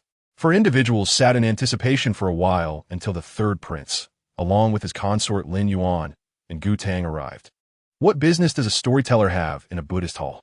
Gu Tang inquired, assuming only Pei Sidi and her companions were present. Upon asking, she noticed her third brother's face darken as he turned away. Surprised, she thought to herself, could it be that her third brother is the storyteller? Had she known, she would have refrained from attending. Gu Qi patted Gu Zhang on the shoulder and jested, "Fourth brother, is this how you represent me to others?" This was the utmost affirmation of fourth brother, for a storyteller could vividly depict tales with nothing but their voice. In a moment of inspiration, Gu Zhang extolled the virtues of the storyteller. Pei Sidi and the others nodded in agreement, for apart from listening to the third prince's narration, there was no other form of amusement available. Unfazed, Gu Qi produced a small wooden clapper he carried with him and, with a resounding clap upon the table, commenced the tale. Once upon a time in our dynasty, there existed a wondrous treasure capable of reviving the deceased. What does this mean? Those who have departed can return to life upon consuming it, and those who are wounded can heal without a trace. Gu Qi's tone ebbed and flowed, piquing the curiosity of his audience. Is it truly as miraculous as that? Gu Zhang's eyes sparkled with intrigue. Gu Qi's expression turned complex, tinged with pity. If such a thing existed, it would have been consumed long ago. How could it possibly remain? Gu Zhang found himself at a loss for words. Maintain some decorum, Gu Qi admonished, pointing at Gu Zhang. As storytellers, we must not allow interruptions. The others turned their gazes toward Gu Zhang, who, frightened, quickly assured them he would remain silent. It is widely known that the southern wilderness witches excel in the art of poison and curses. There once was a martial artist who dismissed these as mere superstition, boasting that he could take on 10 witches single-handedly. Initially disregarded, one day, a mysterious woman, delicate as a willow, arrived and challenged this martial artist. The martial artist, disdainful, declared he would not strike a woman. Yet the woman provoked him, questioning whether he was merely all talk. Upon hearing her words, he could not suppress his indignation and accepted the challenge, with the two agreeing to a sparring match. The martial artist raised his mighty axe, advancing steadily. The woman, however, stood her ground with her hands clasped behind her back, exuding an air of indifference towards the martial artist. No one witnessed when she made her move. Just as the axe was a mere inch away from her, the martial artist halted. Everyone presumed he hesitated to take a life, but in the next moment, the martial artist, as robust as a small mountain, crashed to the ground, his expression contorted in agony as if his very insides were being shredded. The mysterious woman proudly informed him that if he apologized to the witches and acknowledged his arrogance and ignorance, she would provide him with the antidote. Aware of his own folly, the martial artist promptly offered his apology. The woman merely touched him in a few places, and, astonishingly, his pain subsided immediately. With a flick of her sleeve, she gracefully departed. Though youthful, her depths were unfathomable. She was undoubtedly the fabled saintess of the witches. It is known that every 20 years, the witches select a maiden to serve as the saintess, safeguarding their treasure. The relentless rain currently pouring forth is a result of the saintess neglecting her duties, leaving the treasure unguarded. Despite her tender age, she had secretly slipped away from her clan. Now, the witch tribe is scouring the land in search of her. For apart from her, no one knows the precise location of the treasure. However, some say that this treasure is perfectly round and entirely translucent. To discern what transpires next, please await the next installment. Gucci raised his voice, seemingly prepared to say no more. Alas, the crowd expressed their discontent. Unfazed, Gucci shot a glare back at them. He questioned, "Is my life not a consequence? After speaking for so long, I have yet to quench my thirst." Gu Zhang hurriedly stepped forward to pour tea and offer water, unable to suppress his curiosity as he inquired, "Has the holy maiden of the witch clan truly escaped?" Chapter 68. Tenderness. No, she cast an invisibility spell, concealing herself right under the noses of her kin. Gucci's lips twitched. He was eager to inquire about Gu Zhang's thoughts. How could this be possible? Invisibility spells are nothing but nonsense. Gu Zhang finally realized that Gu Qi was deceiving him. It was merely a tale spun by his highness. Gu Qi was perplexed, having thought they were engaging in storytelling. Yet Gu Zhang appeared to take it seriously. The room fell into a collective silence. One could not deny that the third prince's narrative was quite captivating, reminiscent of the opening of a martial arts saga. Gu Zhang, who had been quietly listening from the shadows, also felt a sense of admiration. No wonder Gu Qi could enchant others so thoroughly. He casually picked up a small wooden clapper and struck it against the table, compelling everyone to gather around for an entertaining performance. Truly, a talented individual, the third prince. Gu Zhang expressed his regret, pondering how splendid it would be if Gu Qi could share tales in a tavern. Gu Qi retorted playfully, "I am charming and graceful. Blessed with good looks, I need not rely solely on my eloquence to achieve greatness." As the rain began to fall gently, casting a veil over visibility, they lit candles to provide a warm glow. The atmosphere in the hall was harmonious, enveloped in a cozy ambience. The third prince's consort, Lin Yuan, smiled gently. Yet her words were unrelenting. "Husband," terms like graceful refer to a man's appearance. Gu Qi was no fool. He discerned the underlying meaning in the consort's words. She implied that apart from his charm, he possessed little else in the realm of talent. The others present shared the realization, stifling laughter as they anticipated how the third prince would respond to his wife's gentle rebuke. "Appearance is my least commendable trait," Gu Qi declared haughtily, turning his head away. Lin Yuan merely chuckled softly, refraining from further undermining her husband. Her demeanor stirred envy among the others, especially Pei Cd, who yearned to forge a deeper bond with her. Her beauty, akin to a lotus, and her gentle smile radiated a serene elegance. With lightly brushed eyebrows and a delicate touch of powder, she embodied an exquisite softness without any need for embellishment. Noticing the sudden silence, Gu Qi scanned the room, only to find everyone captivated by his wife. The infatuation in their eyes stung his own. "What are you all staring at?" he interrupted brusquely. The guests snapped back to reality, drawn to Lin Yuan's serene presence. Now, when they looked at Gu Qi, their gazes bore an involuntary scrutiny. TSK, 3 words, unworthy. "Enough. When you needed me earlier, you all praised me without reservation," Gu Qi demanded, his expression darkening. Observing their barely concealed disdain, He felt the need to defend himself. How dare you look down upon me? Even if you beg, I shall not regale you with stories again. Gu Qi resolved to preserve his final shred of dignity. Third brother, you misunderstand. You are truly exceptional, Gu Zhang hurriedly soothed, as he was the one most eager for a bedtime story. Remarquable, Kia chimed in, sensing Gu Zhang's struggle for words and timely interjecting. Brilliant, Pei CD added, feeling a twinge of guilt for having participated in the earlier mockery of the third prince. Learn, they concluded. Gu Tang felt a tinge of anxiety. She had previously only known that her third brother was prone to causing trouble with his words.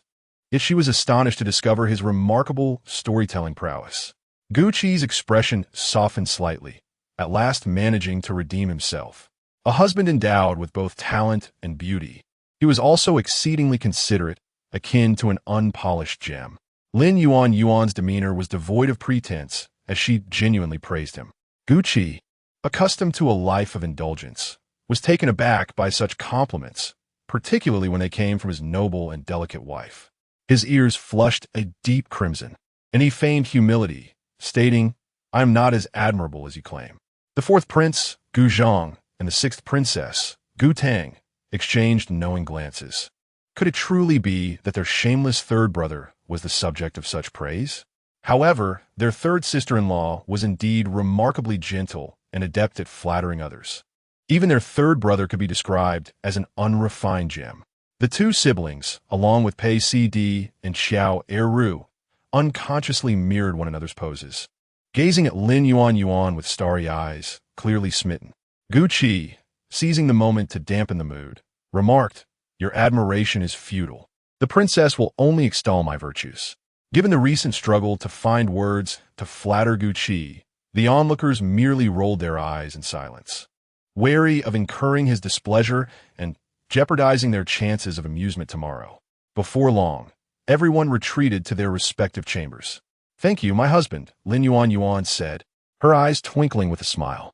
She had felt awkward under the scrutiny of so many, unsure where to direct her gaze, and was relieved when Gu Qi called everyone away. Otherwise, she would have been at a loss for where to look. No need for thanks, Gu Qi responded, unusually courteous and refined. It was curious. He dared to speak recklessly before the emperor, but could hardly utter a careless word in front of his tender-hearted wife. Some individuals possess an innate charm that renders them beyond reproach, their every action and demeanor instilling a profound respect that disrupts the tranquility. Gu Qi scratched his head, uncertain of what to say. He had never found himself in such an awkward situation before, and now it felt refreshingly novel. They had only recently married and were residing in separate quarters within the palace. In truth, they seldom crossed paths, and when they did, it was merely to exchange polite greetings. Upon reflecting on this, Gu Qi's expression shifted. What had he done? He had allowed his new bride to linger on the sidelines while the servants had learned to navigate the winds of favor. This behavior could easily lead to misunderstandings, even if he had no intention of neglecting Lin Yuan. I apologize. It was not my intention to overlook you in the palace. You haven't been wronged, have you? Gu Qi's honesty mirrored the forthrightness of his words. Lin Yuan remained silent, yet the tears that suddenly welled in her eyes seemed to convey a response. Gu Qi, typically a carefree dandy, was unaccustomed to women's tears and was taken aback. Please do not cry. I will return and reprimand them, he stammered, attempting to console her, his usual eloquence faltering into these few clumsy words. Lin Yuan dabbed at her unshed tears with a handkerchief. Speaking on behalf of the royal household, Your Highness, it is unwise to exacerbate enmity. It is better to resolve conflicts than to deepen them. Though her exterior appeared delicate, her inner resolve was unwavering. The prince had a tendency to speak indiscreetly during inclement weather, and it was not beyond reason to suspect he might also harbor a penchant for reckless affection under similar circumstances. Relying on fleeting favor to create enemies was a strategy fraught with peril and devoid of benefit. Gu Qi, too, understood the reasons behind the lack of respect shown to Lin Yuan by those within the palace. It was, after all, the result of his own mismanagement. Very well, I shall heed your counsel. Upon our return to the palace, I will make the necessary arrangements, he replied, feeling an uncommon pang of guilt towards a woman. Chapter 69. The performance as Pei Sidi gently pushed open the door, she was met with a familiar face. In a swift motion, she closed the door behind her. Surely, he hadn't come drenched from the rain this time? Nervously, she approached him, her hands brushing against his clothing, anxious that he might have soaked his wound again. What are you doing? Be a bit more reserved, Gu Zheng remarked lazily. Pei Sidi couldn't help but chuckle in frustration. Who was sneaking around in the middle of the night? Gu Zheng ceased his pretense, confessing, "It's me. I simply missed you too much." "What's this nonsense?" "Be a bit more reserved," Pei Sidi retorted awkwardly, surprised by his sudden boldness. Gu Zheng briefly embraced her, taking a deep breath before reluctantly letting go. "It has been several days since we were alone together. It seems you hardly miss me at all," he feigned a complaint. Though they had been in the hall together these past few days, her days were consumed by reciting scriptures under the Master's guidance, and their nights spent separated in different courtyards.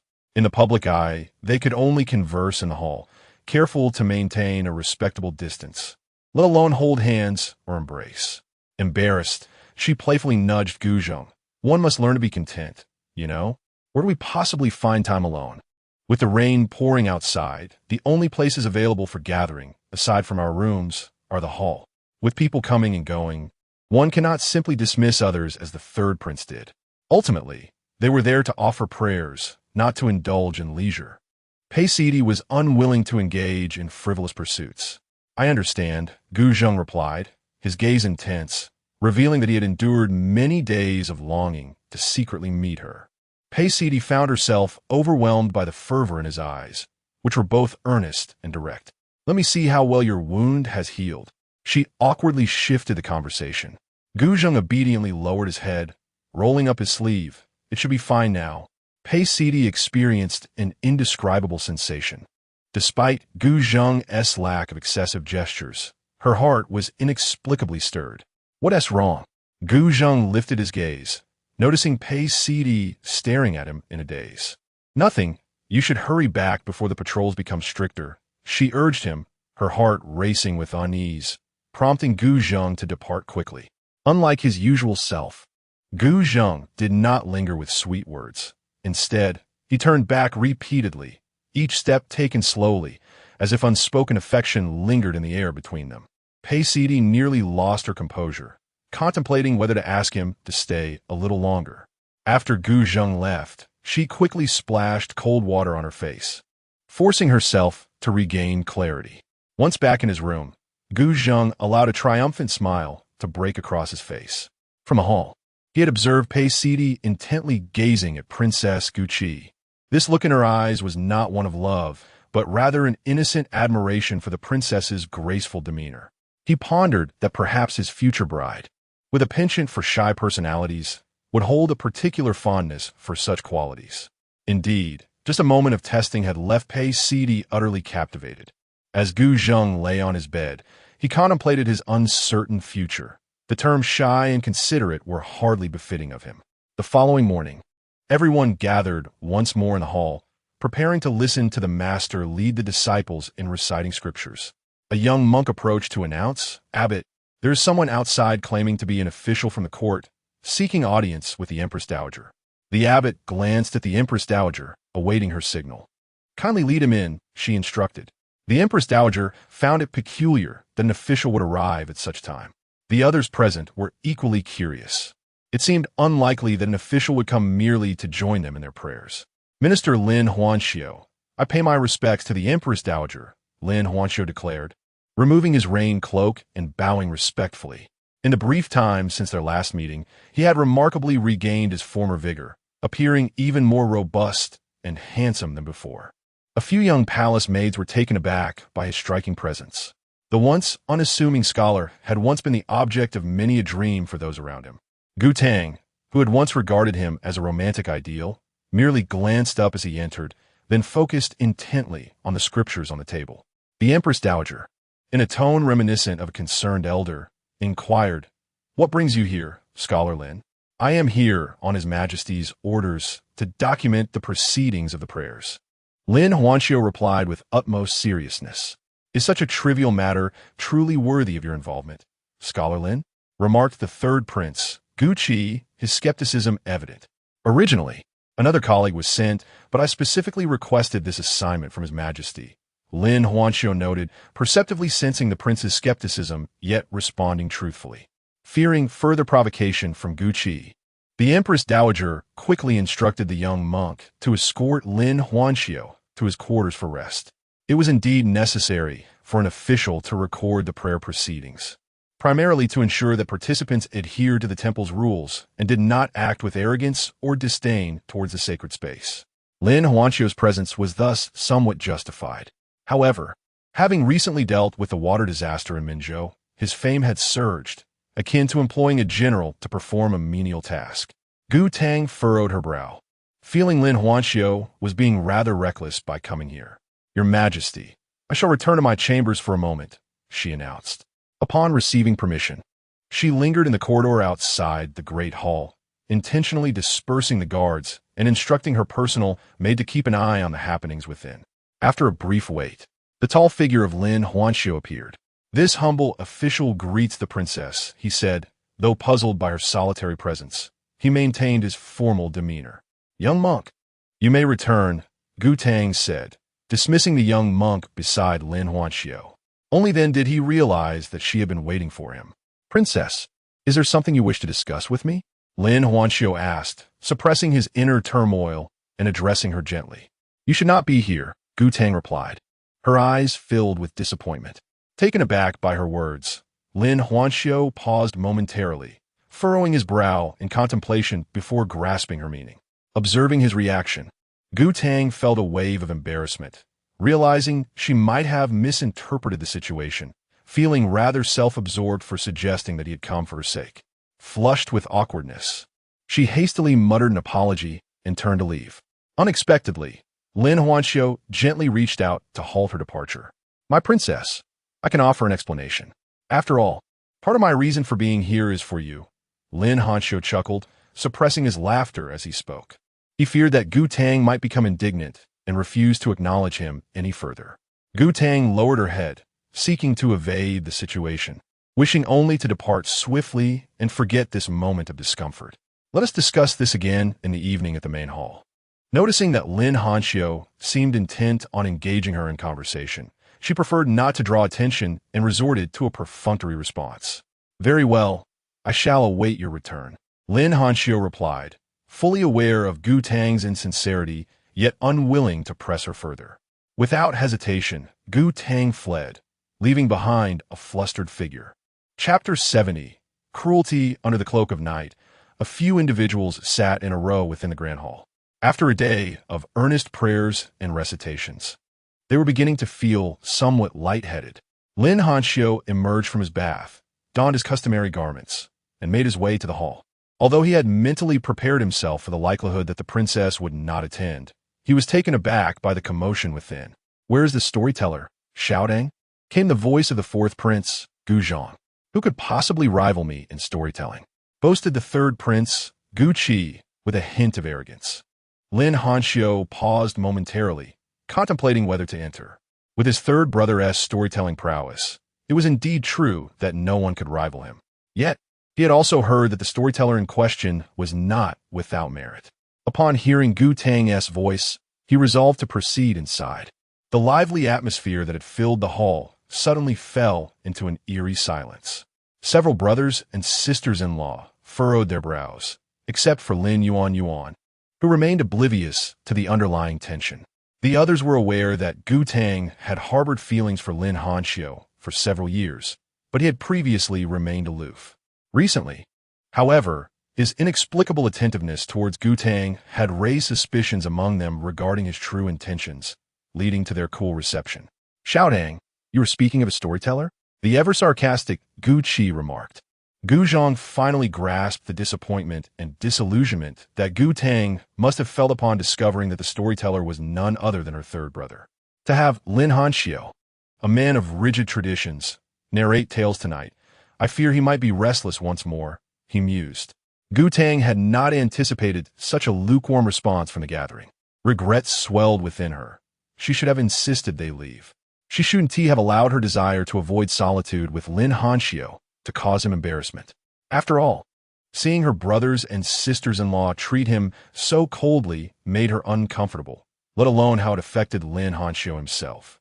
In a fluster, Gu Tang raised her eyes to apologize, only to find herself locking gazes with Lin Hanxiu's warm glance, as if he were unbothered by the indifference surrounding him.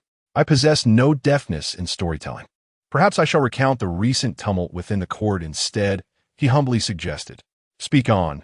But should it fail to meet expectations, Gu Zhang began, attempting to sound imposing, only to realize he held no authority to reprimand Lin Hanxiu, which left him feeling rather dejected.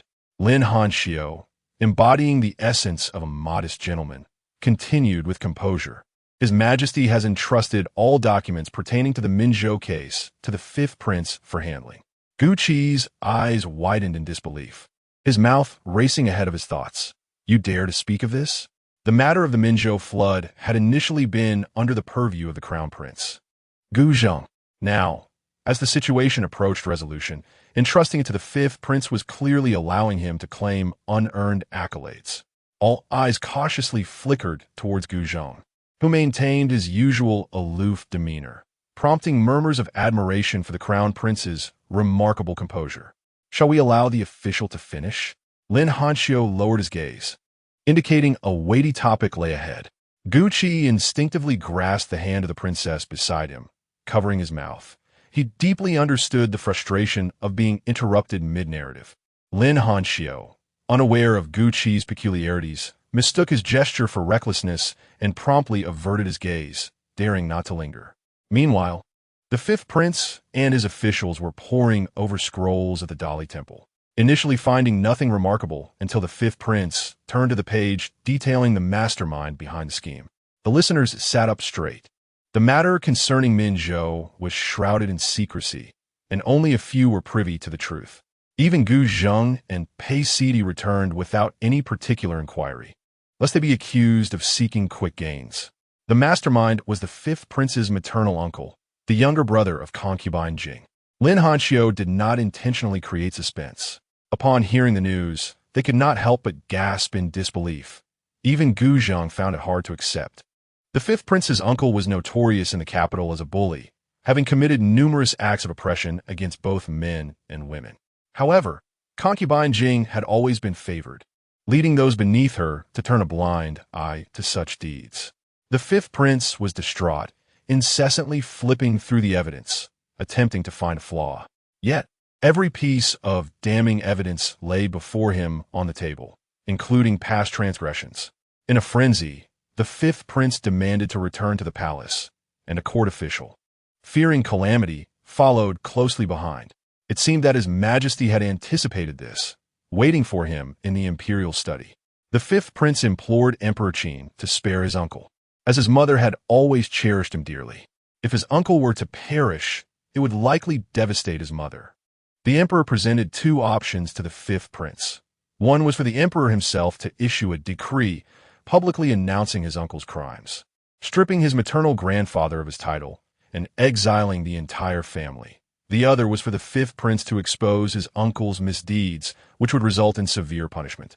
Yet everything prior would be forgiven, preserving his grandfather's reputation. Seated high in the hall, Emperor Qin's demeanor radiated the imperiousness of authority, devoid of empathy. Regardless of the fifth prince's kowtows and pleas, it was futile. Resigned, he chose the second option. With the imperial edict in hand, he proceeded to his mother's palace. Concubine Jing had just learned of the situation and initially urged the fifth prince to plead for mercy, until she caught sight of the edict in his hand. Snatching it from him, she read it and, in a frenzy, began to strike the fifth prince, the palace attendants unable to restrain her. After a great struggle, they finally managed to separate her, leaving the fifth prince's face marked with scratches. Weeping, concubine Jing tore off her own golden ornaments, berating the fifth prince for being ungrateful, for being a disloyal son.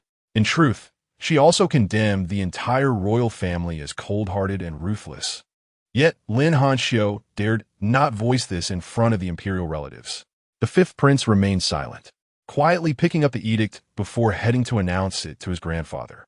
The old marquis, accompanied by his family, listened to the decree and, upon its conclusion, was overcome with rage and fainted. The fifth prince reached out to assist, only to be pushed away by a younger child who told him not to feign sorrow. A woman hurriedly took the child away, admonishing him not to be so ignorant, for without a father, he ought to behave, lest he end up like his father, captured while seeking to gain favor.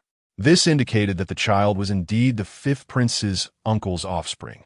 As the old marquis lay unconscious, his eldest son emerged to take charge, addressing the fifth prince, stating that they were well aware of how to respond to such familial betrayal. With that, the doors of the marquisate were shut, as if the fifth prince were the one in the wrong. Lin Hanxiu witnessed the entire episode, feeling a pang of sympathy. The rain poured heavily, and the fifth prince rejected the umbrella offered by a servant, wandering despondently in the rain as he walked back to the royal residence. A chilling sensation arose in the hearts of those present. Emperor Qin's maneuver was indeed masterful. The fifth prince is compelled to expose his own uncle, a man who, despite possessing a reputation for profound righteousness, has been forsaken by his family and even by his own mother. However, the fifth prince finds himself bereft of choices. He is unable to elucidate his predicament to consort Jing or his grandfather, as doing so would merely exacerbate the moral burden borne by others. The first path leads to the exile of the entire family, a fate that appears to spare them from death. Yet in reality, each individual would endure a life worse than death itself. The journey is arduous, and the elderly, the weak, and the children may not survive the trek. Many have already succumbed to illness. Particularly concerning is the elderly marquis, who may not endure for more than a few days. Moreover, upon reaching the borders, they would be subjected to grueling labor, a harsh fate for those accustomed to the comforts of nobility, leaving them vulnerable to severe punishment. Chapter 71. Alliance. Day after day of arduous labor. Even if some grit their teeth and persevere, can they truly remain unscathed? Will they not harbor resentment or lament the loss of wealth and privilege? The fifth prince chose a different path, allowing his maternal family to misconstrue his actions as mere ambition, as he took the initiative to expose his uncle. With the passage of time, once the pain of losing their seventh uncle faded from memory, the family would eventually face life once more. It can be said that the first path would allow the fifth prince to safeguard his own integrity, avoiding the scorn of those close to him, albeit at the cost of having no living relatives. In contrast, the second path binds the fifth prince with all moral shackles, permitting others to live with a clear conscience. In truth, if either of these edicts were presented to any member of the marquis's household, they would likely respond in a manner akin to the fifth prince. However, now it was the fifth prince who had made the revelations, and it was he who had read the imperial decree.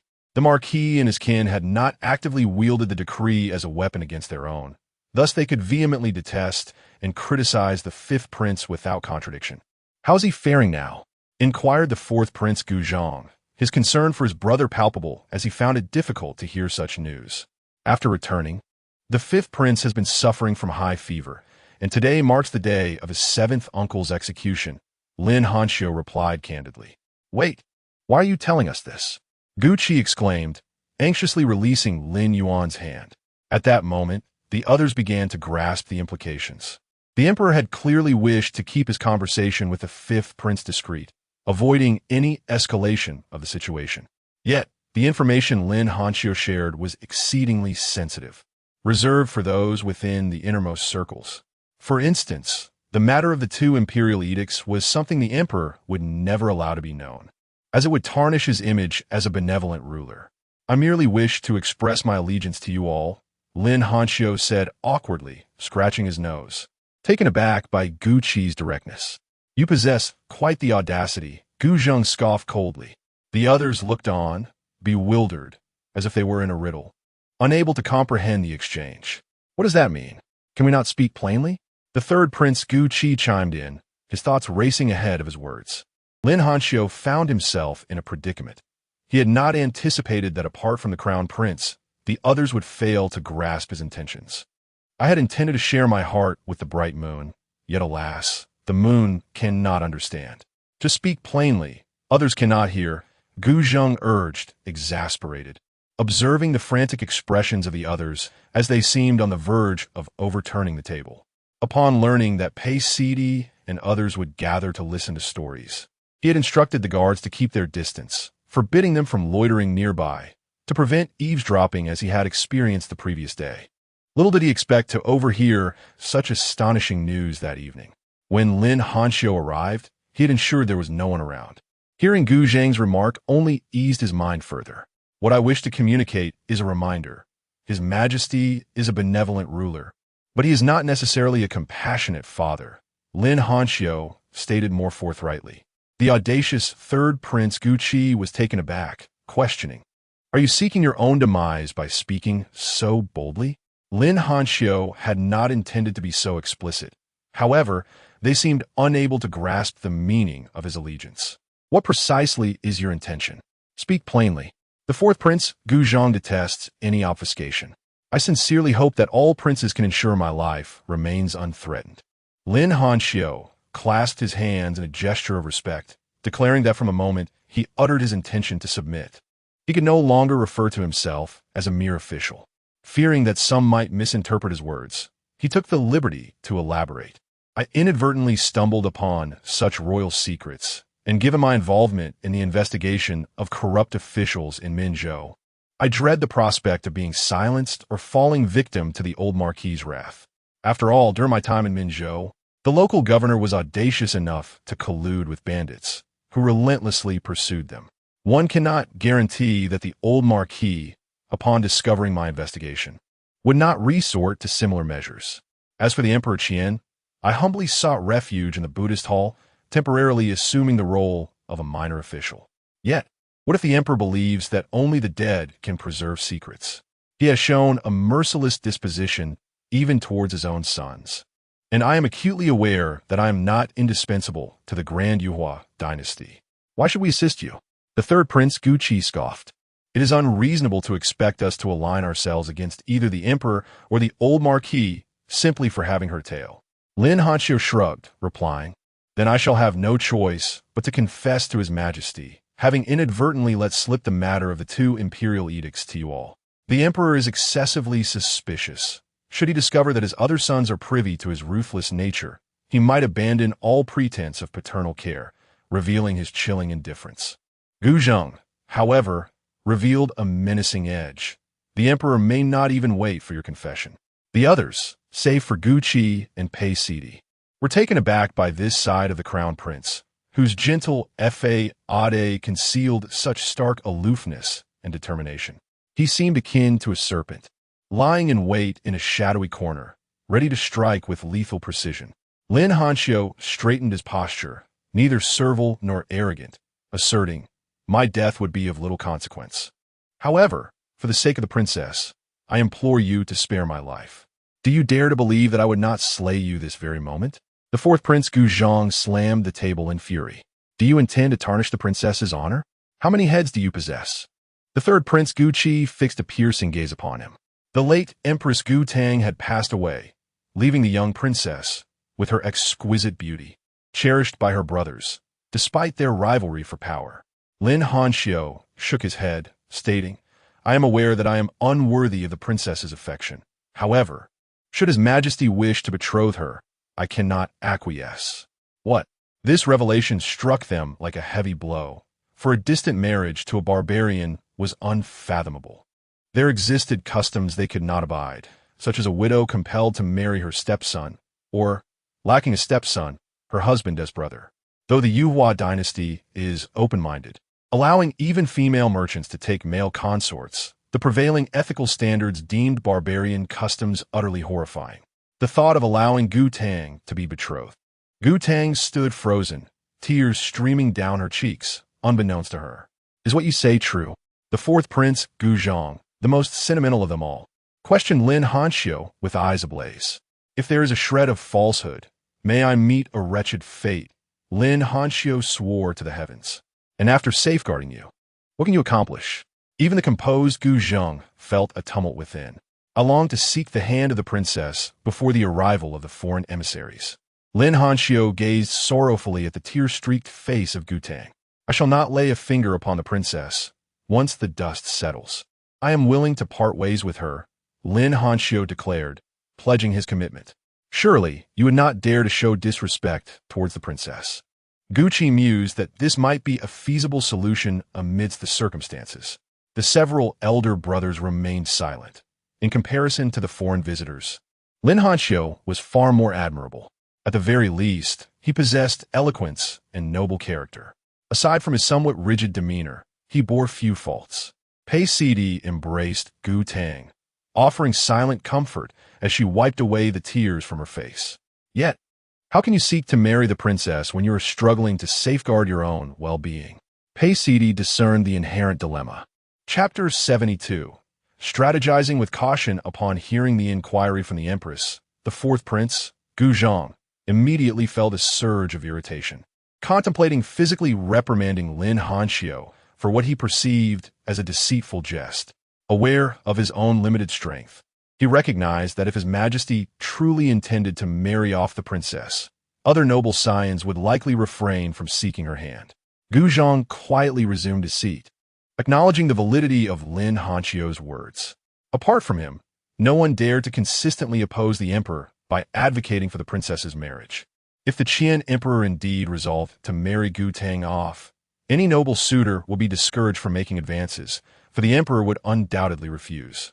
The noble heirs lacked the audacity to propose again. When did you first hear of this marriage alliance? Pei Sidi pressed herself to remain composed, attempting to unravel the intricacies of the situation. This morning, Lin Hanxiu replied candidly. Pei Sidi mentally organized the chaotic details swirling in her mind. Upon hearing the news of the marriage alliance this morning, she had rushed here immediately.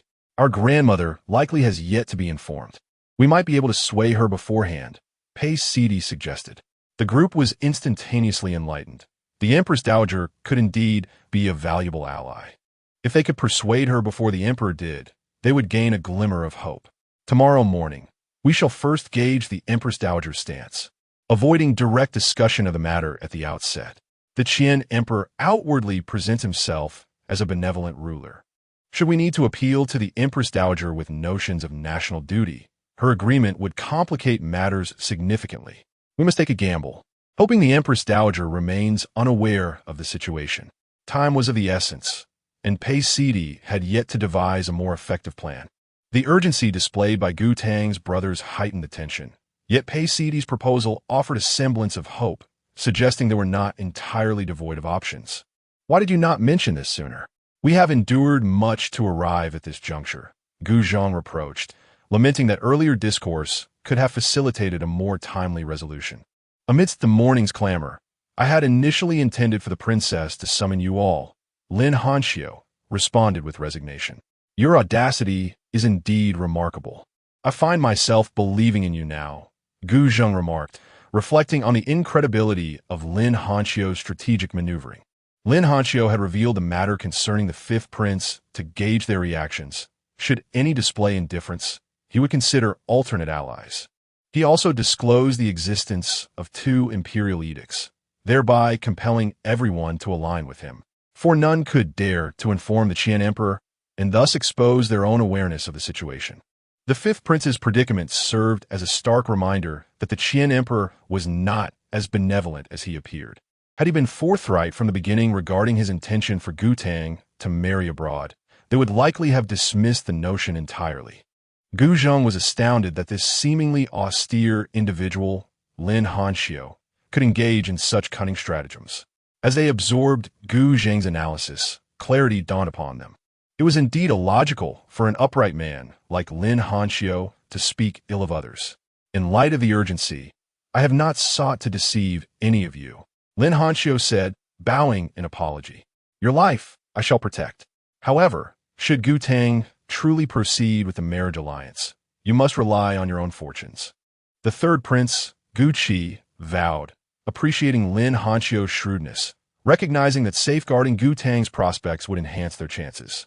Please return to rest. We shall continue tomorrow to avoid raising suspicion. Gu Zhang felt emotionally unstable and could not formulate any plans. They dispersed, each returning to their quarters.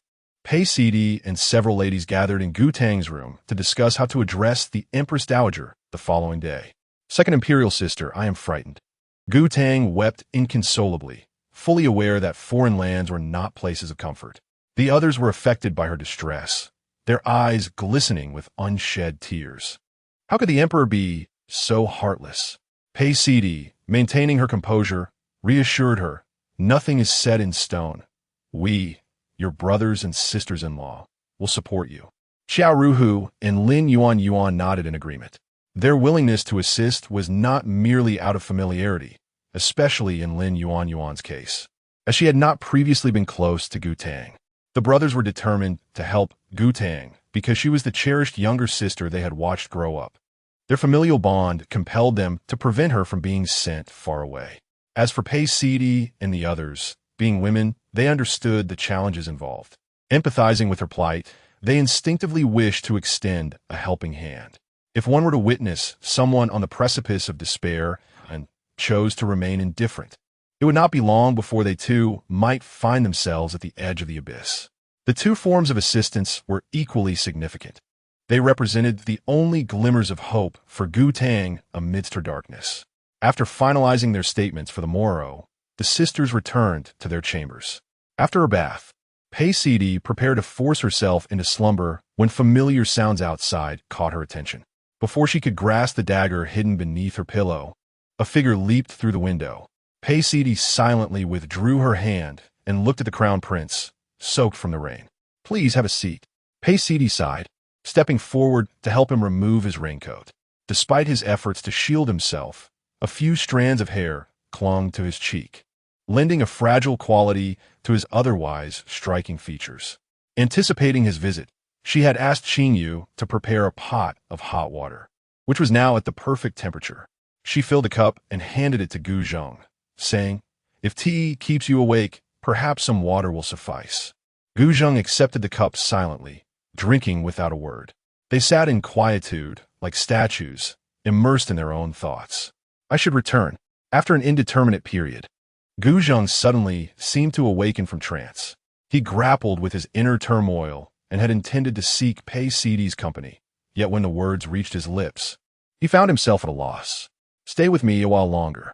Paisidi propped her face on her hand. Fatigue washed over her, but she sensed Gu Zheng's sorrow. "All right," Gu Zheng murmured, the sound barely escaping his throat.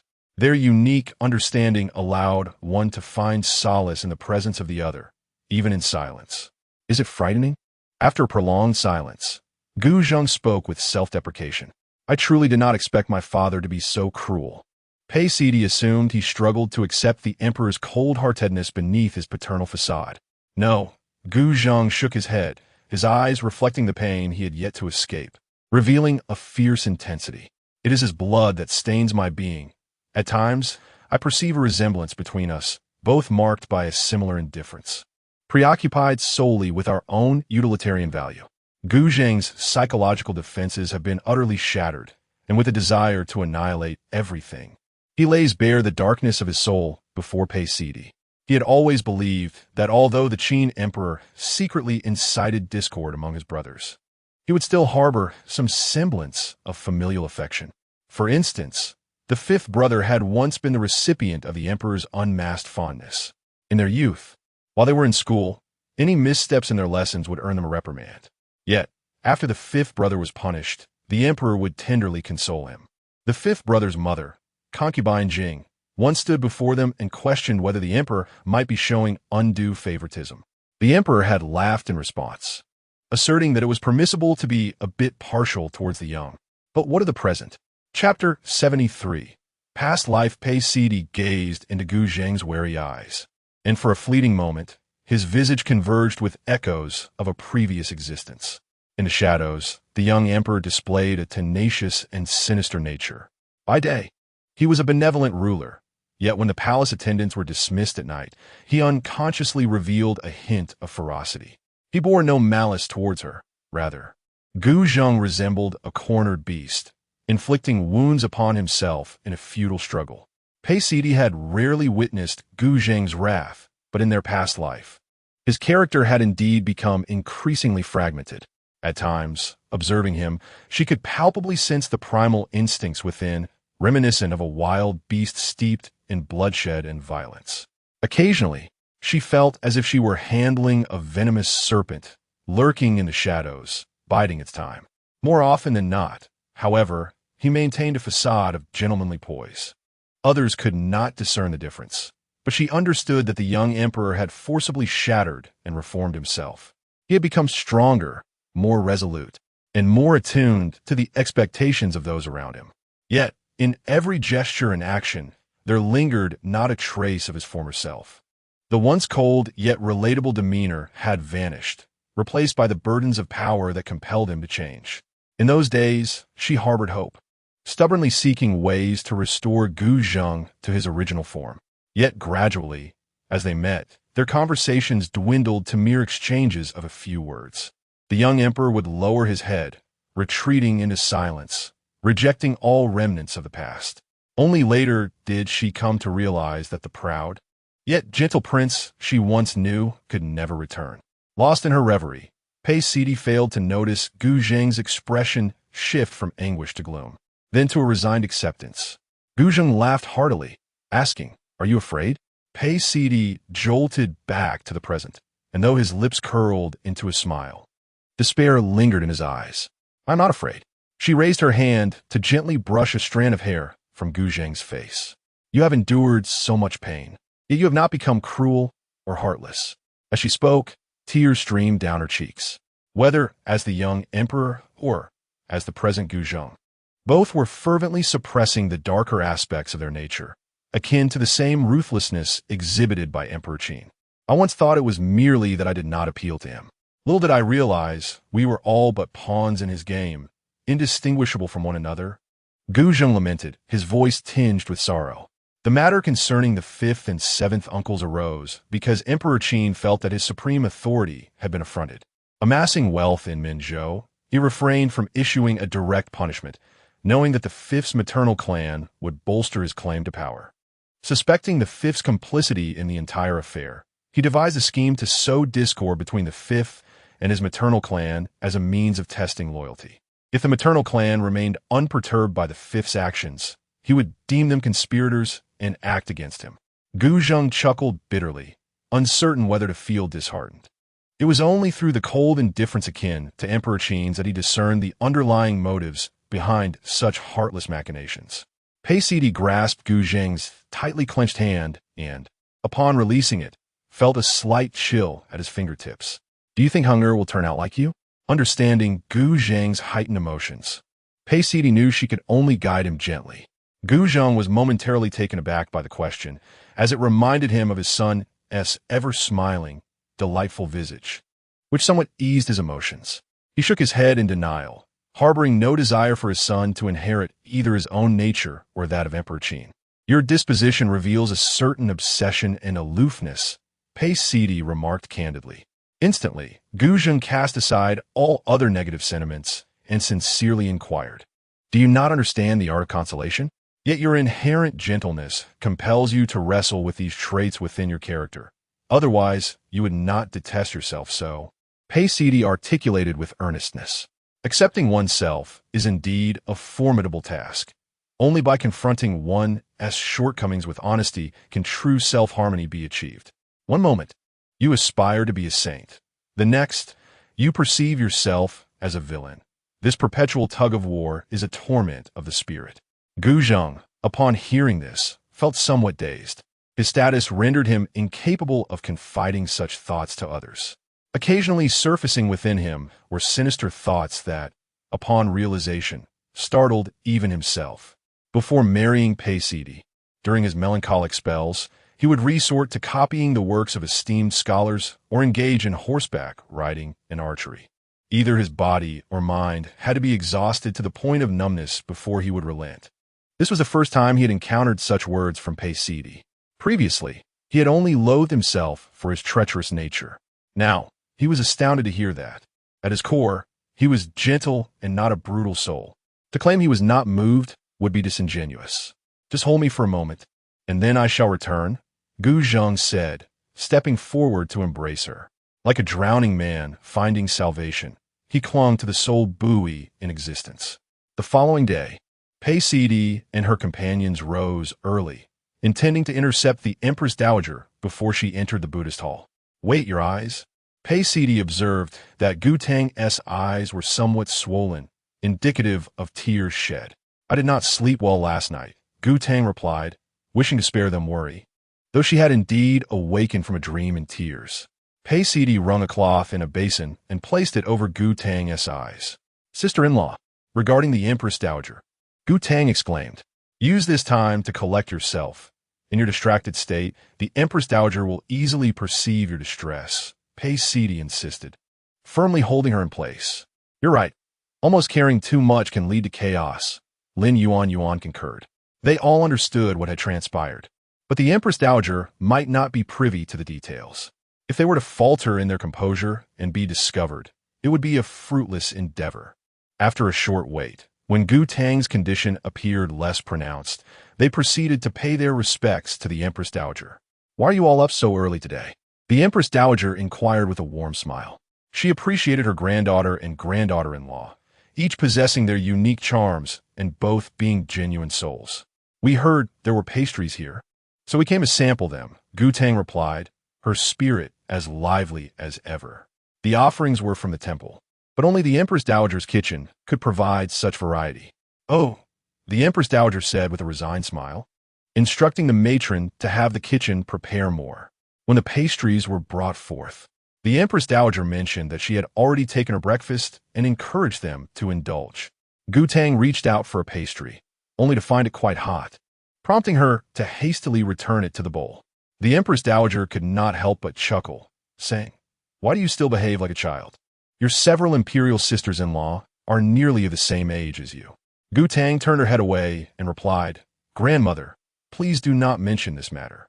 In recent days, they have all paired off, leaving Changle feeling rather solitary. Gu Tang's title is Changle, which is how she refers to herself in the presence of the Empress Dowager. The Empress Dowager, sensing something, inquired, do you perhaps have someone in your heart? Gu Tang, unable to discern whether her grandmother was aware of the situation, feigned shyness and responded, Changle has not said such a thing. Whose son is it? The Empress Dowager thought to herself, realizing that this group of young ladies must have conspired together. Gu Tang gently tugged at Pei Sid's sleeve beneath the table, unsure of how to continue the conversation. Chapter 74. Persuasion, Your Majesty. Such a question leaves Xiaodong quite embarrassed, Gu Tang murmured, but Pei Sidi timely intervened. The Empress Dowager cast a glance at Gu Tang. Her face flushed like a ripe shrimp. After dismissing those around her, she gently inquired, now, may we speak freely? We are among friends. Yet, Gu Tang and the others hesitated, uncertain of where the Empress Dowager's loyalties lay. Your Majesty, it would lose its charm if we spoke plainly. What kind of man do you believe Changle would favor? Lin Yuan suggested. Changle, being of noble lineage, would surely be drawn to anyone. The Empress Dowager pondered seriously, adding, if the man is unworthy, he must be forcibly brought to her. The assembly was taken aback, surprised by the Empress Dowager's fierce demeanor. However, she soon chuckled like a mischievous child. I jest, my dear ones. A fruit that is forced does not taste sweet. There is no need to hang ourselves on a single tree. It appeared the Empress Dowager remained unaware of Emperor Qin's intentions. Your Majesty, what do you think of Lin Yuan? Gu Tang asked, lowering her head shyly. To her astonishment, the Empress Dowager's expression darkened as she asked, does Changle have feelings for him? Panic surged through the group.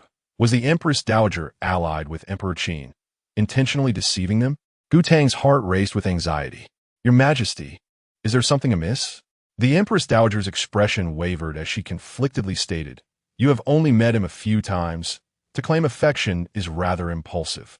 Yet, upon reflection, she recalled how Crown Prince Guzheng had expressed a desire to marry Pei Sidi after a mere encounter. Could it be that both siblings were similarly impulsive? Changle, you have not been deceived by him, have you? The Empress Dowager swiftly shifted the topic. What leads you to such a conclusion, Your Majesty? Gu Tang felt increasingly perplexed. The Empress Dowager sighed.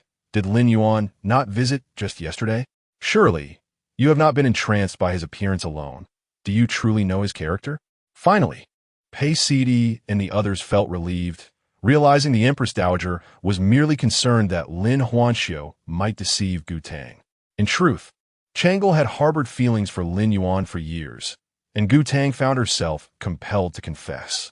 The Empress Dowager, seemingly incredulous, trembled as she asked you.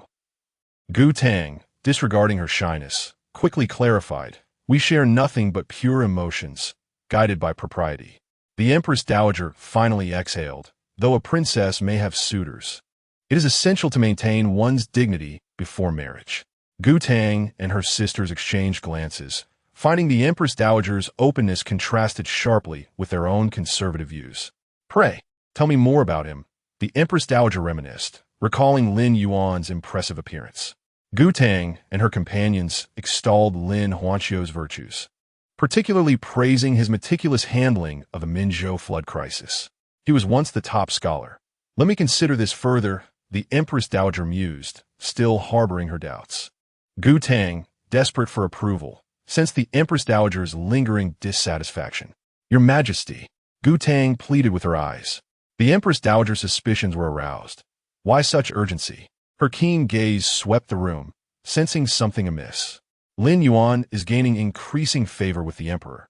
Chang'e fears he may achieve further political success, and the Emperor may not let him go." Gu Tang quickly devised a response. "Have you ever considered that Princess Shang, by marrying the prince, would forfeit her chance to showcase her talents at court? His remarkable achievement as the top scholar indicates his exceptional intellect. He willingly sacrificed his future for the sake of enduring companionship with you." The Empress Dowager, fearing that Gu Tang might not discern the truth, decided to adopt a more severe tone. Gu Tang and her companions appeared troubled, uncertain of how to continue persuading the Empress Dowager. To take a step back, one might choose to ruin their own prospects for the sake of romantic affection. The weight of his love and resentment may be too burdensome for you to bear. The Empress Dowager earnestly implored. Each individual's expression of love is unique. Some love fervently yet restrain themselves, while others love with a wild intensity, where love can easily transform into a burning hatred. Grandmother, Chang'e wishes to avoid such complexities. Should she grow weary of him in the future, a divorce would suffice. Allowing him to return to court, Gu Tang reflected on her grandmother's mindset. The Empress Dowager softly inquired, "Is it merely for fleeting joy?" Gu Tang stiffly nodded, forcing herself to accept. "Very well, I shall ponder this further." The Empress Dowager's stance seemed to soften. The group, wary of pushing too hard, sought an excuse to withdraw. Was this a modest victory? Lin Yuan whispered. Perhaps. Thoughts varied among them. Pei Cd, with deep sentiment, mused that if it were not for the Emperor's insistence on Gu Tang's marriage alliance, it would not be a challenge for her, as a noble lady, to live alongside her beloved. The Empress Dowager's attitude was quite progressive. Initially, she believed Gu Tang was simply infatuated or misled by Lin Huanqiu, adopting a firm position. However, upon realizing that Gu Tang was no naive fool lost in love, her demeanor shifted. With such a protective grandmother, Gu Tang should be able to enjoy lasting happiness. Just like her title, Chang'e. Do not lose heart. We still have time. Pei Cd encouraged everyone. Indeed, they all rallied, restoring their spirits. The daily recitation of scriptures commenced. The incessant rain over several days rendered outdoor activities impossible, inciting restlessness. Yet, the sound of the scriptures provided a soothing balm to many anxieties. Upon careful observation, one might discover a newfound openness within the sacred texts.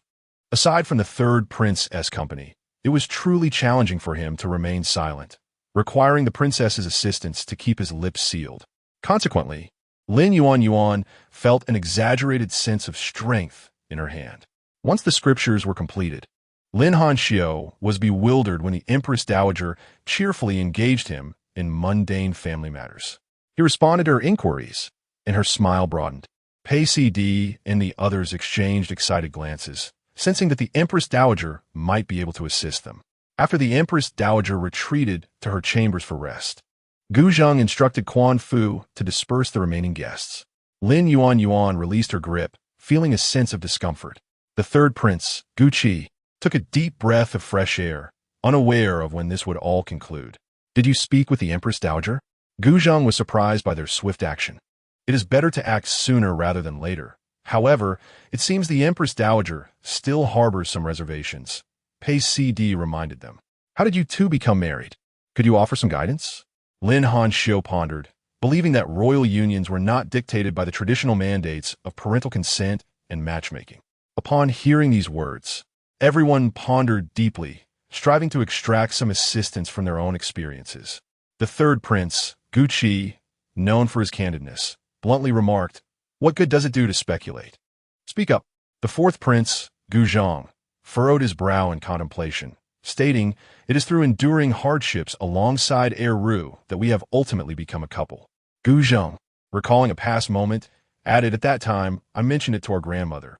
However, Gu Zhang's experience proved to be of no relevance. The group turned their collective gaze toward the third prince. Under the weight of so many eyes upon him, Gu Qi found himself at a loss for words. "Is there something unspeakable?" inquired the third prince. Gu Zhang, perplexed, continued to urge him on. Chapter 75. The rain ceases. Everyone shared their experiences of courtship. But the third prince, Gu Qi, was determined to keep his under wraps. An impossible endeavor. The fourth prince, Gu Zhang, looked on in confusion. "Third brother, why does this peculiar habit of yours fluctuate so erratically?" "It varies according to the intelligence of others," Gu Qi retorted with a roll of his eyes. Gu Zhang, exasperated, felt an impulse to silence him permanently. If there were words he wished to withhold, he ought to keep them forever unspoken. "Stop!" Gu Qi interjected, raising a hand to halt the conversation. He muttered under his breath, "What is there to inquire about a blind marriage and a mute engagement?" His voice was so soft that even the sound of the rain outside eclipsed it. "Speak up. Have you not eaten?" Gu Zhang complained. Gu Qi adjusted his attire, responding impatiently. It was a marriage arranged by grandmother and father. A moment of silence enveloped the room as everyone cautiously glanced at Lin Yuan. "Third brother, your voice is too loud," Gu Zhang cautioned. "With third sister-in-law present, your outburst suggests dissatisfaction with the union." Suddenly realizing, Gu Qi hastily clarified, Yuan, I did not mean it intentionally." After speaking, he winked at Lin Yuan, as if hoping she could discern his sincerity through his expressive eyes. The onlookers shook their heads in disapproval. "How clumsy." "I understand the Lord's intentions." Lin Yuan consoled Gu Qi instead. Embarrassed, Gu Qi scratched his head. He could mock others for 3 days and nights, but offering comfort was a far greater challenge than remaining silent. Under the scornful gazes of his peers, Gu Qi, flustered and irate, exclaimed, "Who knew you lot would play by such unconventional rules? Is it my fault? Even though you are princes and grandsons of the emperor, the decisions regarding marriage are still dictated by our elders, leaving us with no say whatsoever." "Then I suppose I must consult the fourth prince," Lin Hanxiu interjected, attempting to mediate. Gu Zhang, feeling guilty, averted his gaze and meekly remarked, "This task is too daunting. You and Xiao Tang may find it challenging to emulate." Aside from Lin Yuan and Lin Hanxiu, who were oblivious to the underlying truths, the rest erupted in laughter. While they admired the fourth prince's audacity in pursuing marital freedom, they found his approach somewhat amusing. Do not inquire further. His method involves crying, throwing tantrums, and even threatening to hang himself, something you cannot replicate. Gu Qi felt a sense of triumph, delightedly mocking their efforts. Lin Hanxiu remained silent, acknowledging the truth in those words. What was to be done? Gu Tang felt a pang of worry. With several princes of marriageable age, the matter of finding wives was naturally forthcoming. Indeed, what was to be done? Gu Tang had already articulated her concerns so plainly today, yet the Empress Dowager insisted on further deliberation. Even after her recent conversation with Lin Hanxiu, she had not given a definitive stance. A collective sigh resonated among them. They had yet to face the emperor, and convincing the Empress Dowager was already proving to be a formidable challenge. As night deepened, the rain gradually subsided, leaving behind a refreshing aroma unique to the aftermath of the storm. It was invigorating, surpassing countless earthly delights. The next day, after bidding farewell to the abbot, everyone boarded their carriages to return home. Lin Hanxiu found himself accompanied by 2 guards, personal soldiers from the royal residence, assigned by the third prince, Gu Qi. At the time, Gucci had confidently proclaimed that these two royal guards could easily fend off 10 adversaries. Even if they could not win, they could effortlessly ensure his escape. Lin Hangzhou was filled with skepticism. The third prince's behavior had always been rather eccentric, making his words hardly credible. However, Gu Tang felt a deep sense of gratitude towards her third brother. She subtly reminded him that only someone of exceptional martial prowess could protect him, given his propensity for trouble. With this revelation, Lin Hangzhou felt reassured, realizing there was indeed a rationale behind it. If Gucci were to learn that the strength of his personal guards was in question, he would surely be infuriated, for they were unparalleled experts retained at great expense. Pei Sidi and Gu Zheng returned to the Eastern Palace, inexplicably overwhelmed by a sense of nostalgia. "Let us hasten to find Mother," Pei Sidi suggested. She had not rested long and was eager to bring Heng'er back. Initially, they thought their visit to the Buddhist hall would last only half a day, but a fallen tree obstructed their descent. Consequently, they were compelled to remain and pray for blessings, thus requesting the Empress Dowager to send word for the Empress to look after Heng'er. Gu Zheng nodded in agreement, as he too longed to see the child.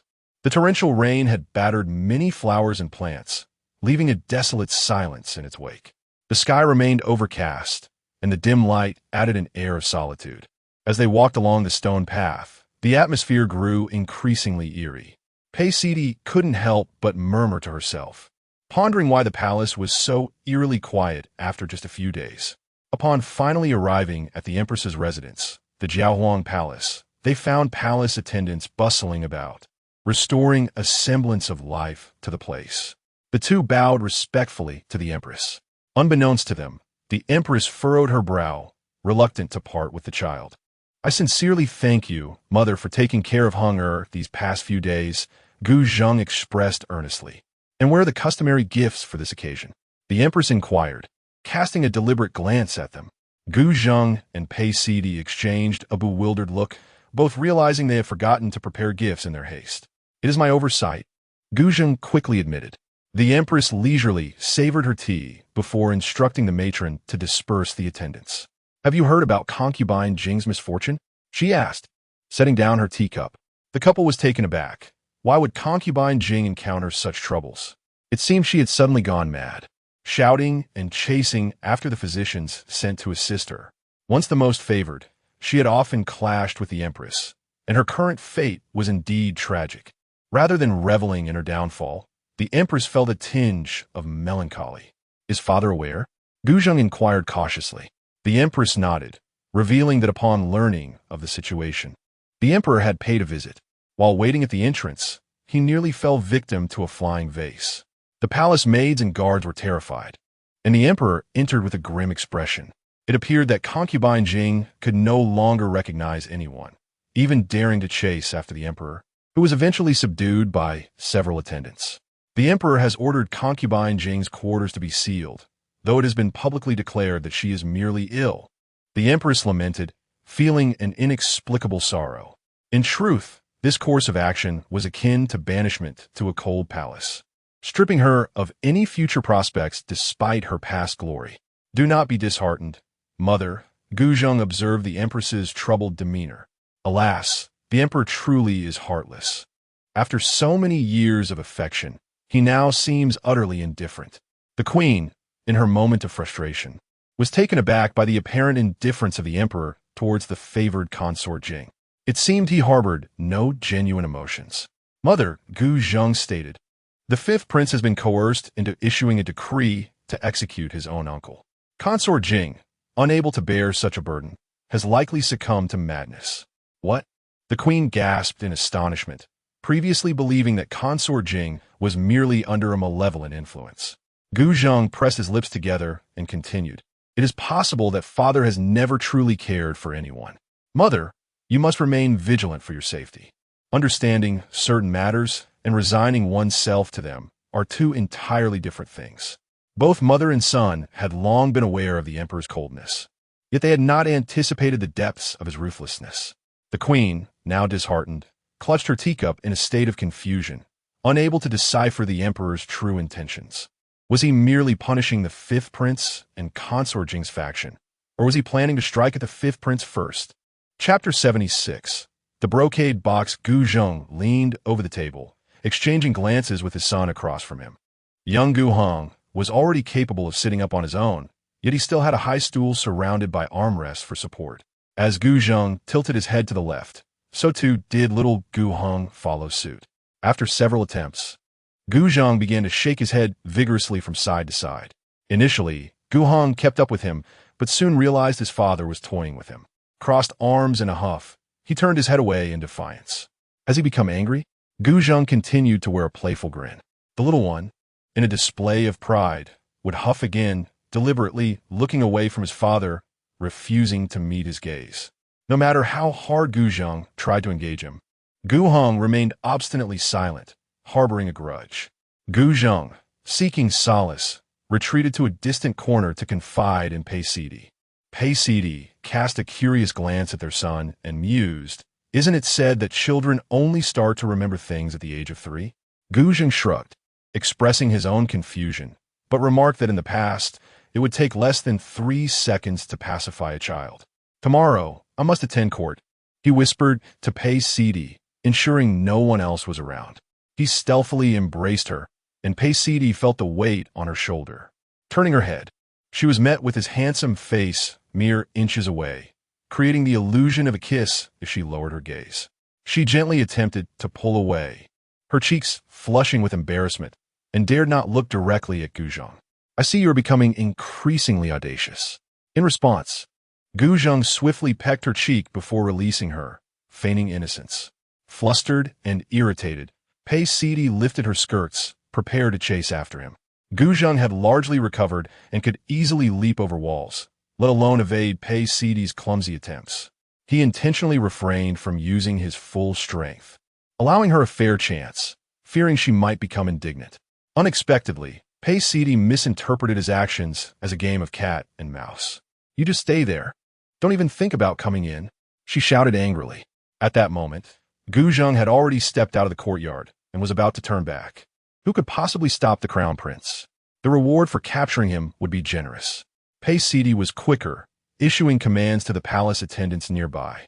Gu Zheng could only watch in disbelief as the attendants swiftly gathered, forming a wall with linked arms. Is this what they mean by the world bustling with people? All for their own gain? The attendants understood well. Even the crown prince must heed the crown princess. It was clear whose authority prevailed.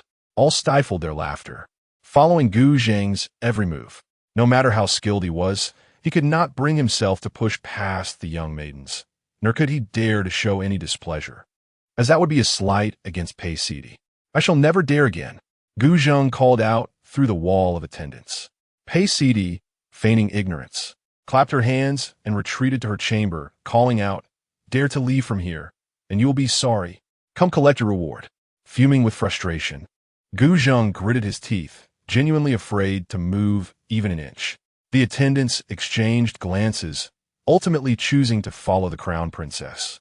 In an instant, the courtyard entrance was left with a solitary, irate Gu Zheng, feeling as though he might claw at the walls. Yet, he was not entirely alone. Little Gu Hong had just witnessed the scene and approached, clutching his wooden horse. A warm feeling blossomed in Gu Zheng's heart for the child. Still too young to fully comprehend, instinctively knew to come and keep him company.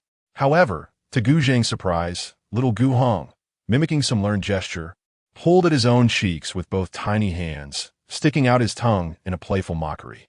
After his antics, he swaggered away with his wooden horse, providing his own sound effects of "giddy up." "Giddy up."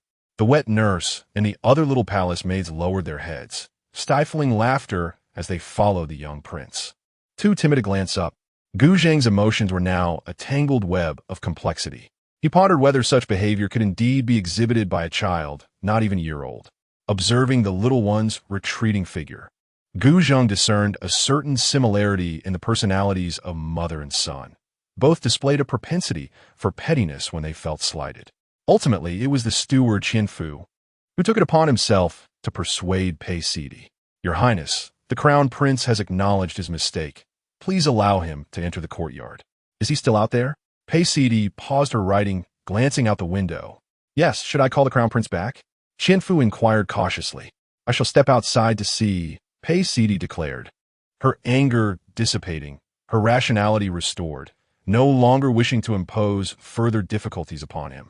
As she entered the courtyard, she beheld Gu Zheng standing tall, his posture as upright as a pine tree, his garments fluttering elegantly, exuding an air of carefree sophistication. He appeared less contemplative and more as if he were enjoying a leisurely outing. You say he has acknowledged his fault? Pei Sidi turned to Qianfu for confirmation. That seems to be the case, Qianfu replied, though uncertainty lingered in his tone. Internally, he lamented the crown prince's lack of resolve, recognizing that he could only assist to a limited extent. Your Highness seems to be in high spirits. Why not compose a poem? Pei Sidi strolled over, positioning herself behind Gu Zheng. Gu Zheng slowly turned, his expression a blend of melancholy and grievance. Before he could articulate a word, Pei Sidi's heart softened. Feigning impatience, she said, Come inside, or shall I write of this visit in my journal? To her surprise, Gu Zheng remained obstinately rooted in place, declaring, You are too stern with me. This scene felt hauntingly familiar, reminiscent of the third prince and Lin Yuan from that night in the temple. Inevitably, the third prince's charming tactics crossed her mind, but she swiftly shook her head, dismissing that clumsy strategy. Seeing Pei Sidi's silence, Gu Zheng assumed he had misstepped and was about to offer a concession. Please do not exhibit excessive familiarity in public. I apologize to you as well. Shall we? Her honesty shone through. Upon hearing this, Gu Zheng resolved not to persist in his stubbornness, nodding in acceptance. Qianfu, having observed from a distance, shook his head in resignation as he witnessed how effortlessly Pei Sidi had appeased the crown prince with just a few words. As they made their way back to her study, Gu Zheng recalled his earlier promise and refrained from being overly clingy. While he contemplated his actions, he engaged in profound self-reflection, questioning why he had been so unprofessional in allowing their distance to wane. As for Pei Sidi's advice against excessive familiarity, he could only lament how interminably long the day felt. Suddenly, Qianfu recalled something and hastily reported, Your Highness, earlier His Majesty sent 2 brocade boxes, and I took the liberty of setting them aside. No matter, let us see it. Gu Zheng could roughly surmise what it was. After a brief period of anticipation, Quanfu presented 2 silk boxes.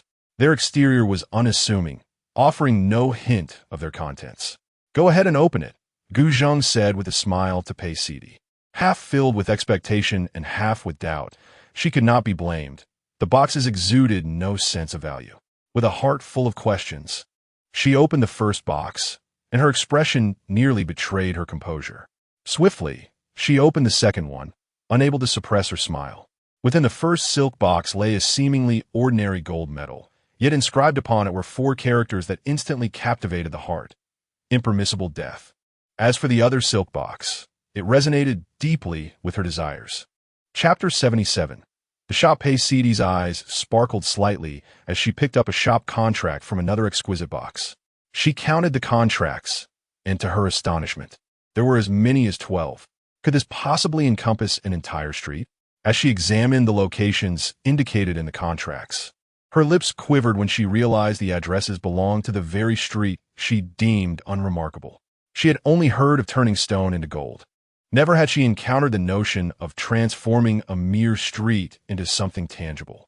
This thought left her somewhat disheartened. The Dayu dynasty maintained stringent regulations over land, making arbitrary transactions nearly impossible. Most of the land within the capital was already owned. Even the tavern established with the 4th prince had required considerable manpower and resources to acquire. The shops in the ornate box appeared bustling on the surface, yet few lingered. Gu Zheng, noticing her change in demeanor, curiously picked up a shop contract. Upon scanning the address, enlightenment dawned upon him, prompting him to signal Quan Fu and Qing Yu to wait outside. Is this disheartening? Gu Zheng inquired. Certainly not. I am merely contemplating my options, Pei Sidi retorted defiantly. Gu Zheng regarded the stack of shop contracts and the life-saving token with a serious tone. I have selected over 100 personal guards and issued them orders to protect you. Should a situation arise akin to the last encounter with Father Emperor, use the token to buy time. The guard will devise a means to escort you out of the palace. Gu Zheng had drawn inspiration from the third prince Gu Qi's deployment of personal guards to safeguard Lin Hanxiu. These 100 individuals were connected to his maternal lineage, making them trustworthy choices. Upon hearing this, Pei Sidi recalled the empress's ambiguous attitude. She sensed that turbulent times were approaching for the Yu dynasty. Consider these shops a means to pass the time. I anticipate being quite busy in the coming days. Gu Zheng had numerous matters to attend to and feared he would not be able to accompany her consistently. Do you underestimate me? Attend to your affairs. I'm not a flower that withers in your absence, Pei Sidi reassured as she smoothed the contracts. Indeed, you are the most formidable. Gu Zheng's tone was playful, meant to flatter. Pei Sidi recognized his lingering skepticism but did not press the matter further, instead taking up her brush to write to her business partners. What are you doing?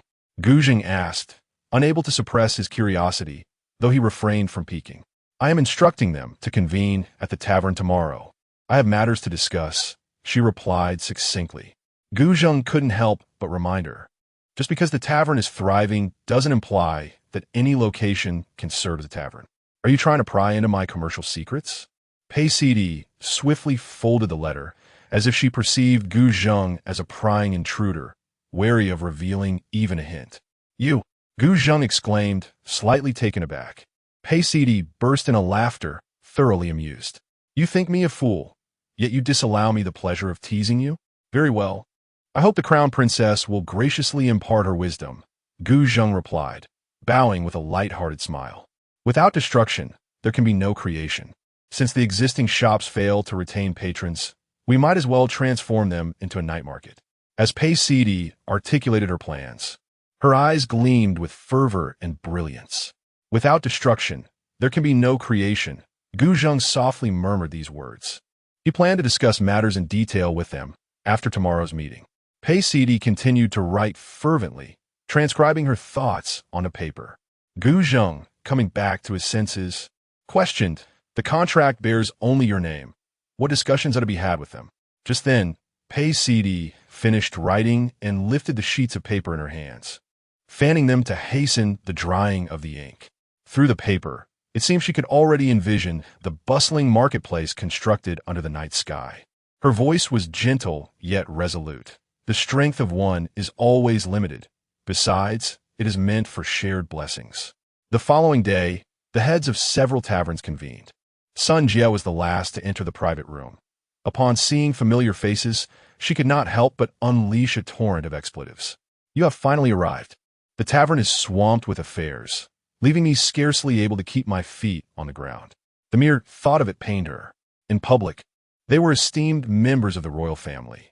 Yet at this moment, they could only bear her scolding in silence. It was truly embarrassing. They were unable to fully devote themselves to the tavern's management like Sun Jie could. Moreover, given their recent tribulations, they had little time to spare for the tavern. Each of you has been absent without a word. Do you not realize the worry you have caused me? Sun Jie was still fuming. Nearly a month's silence had passed, and while Pei Sidi might be excused as she remained in the palace, even inquiries at the fourth prince's residence yielded only vague responses from the steward.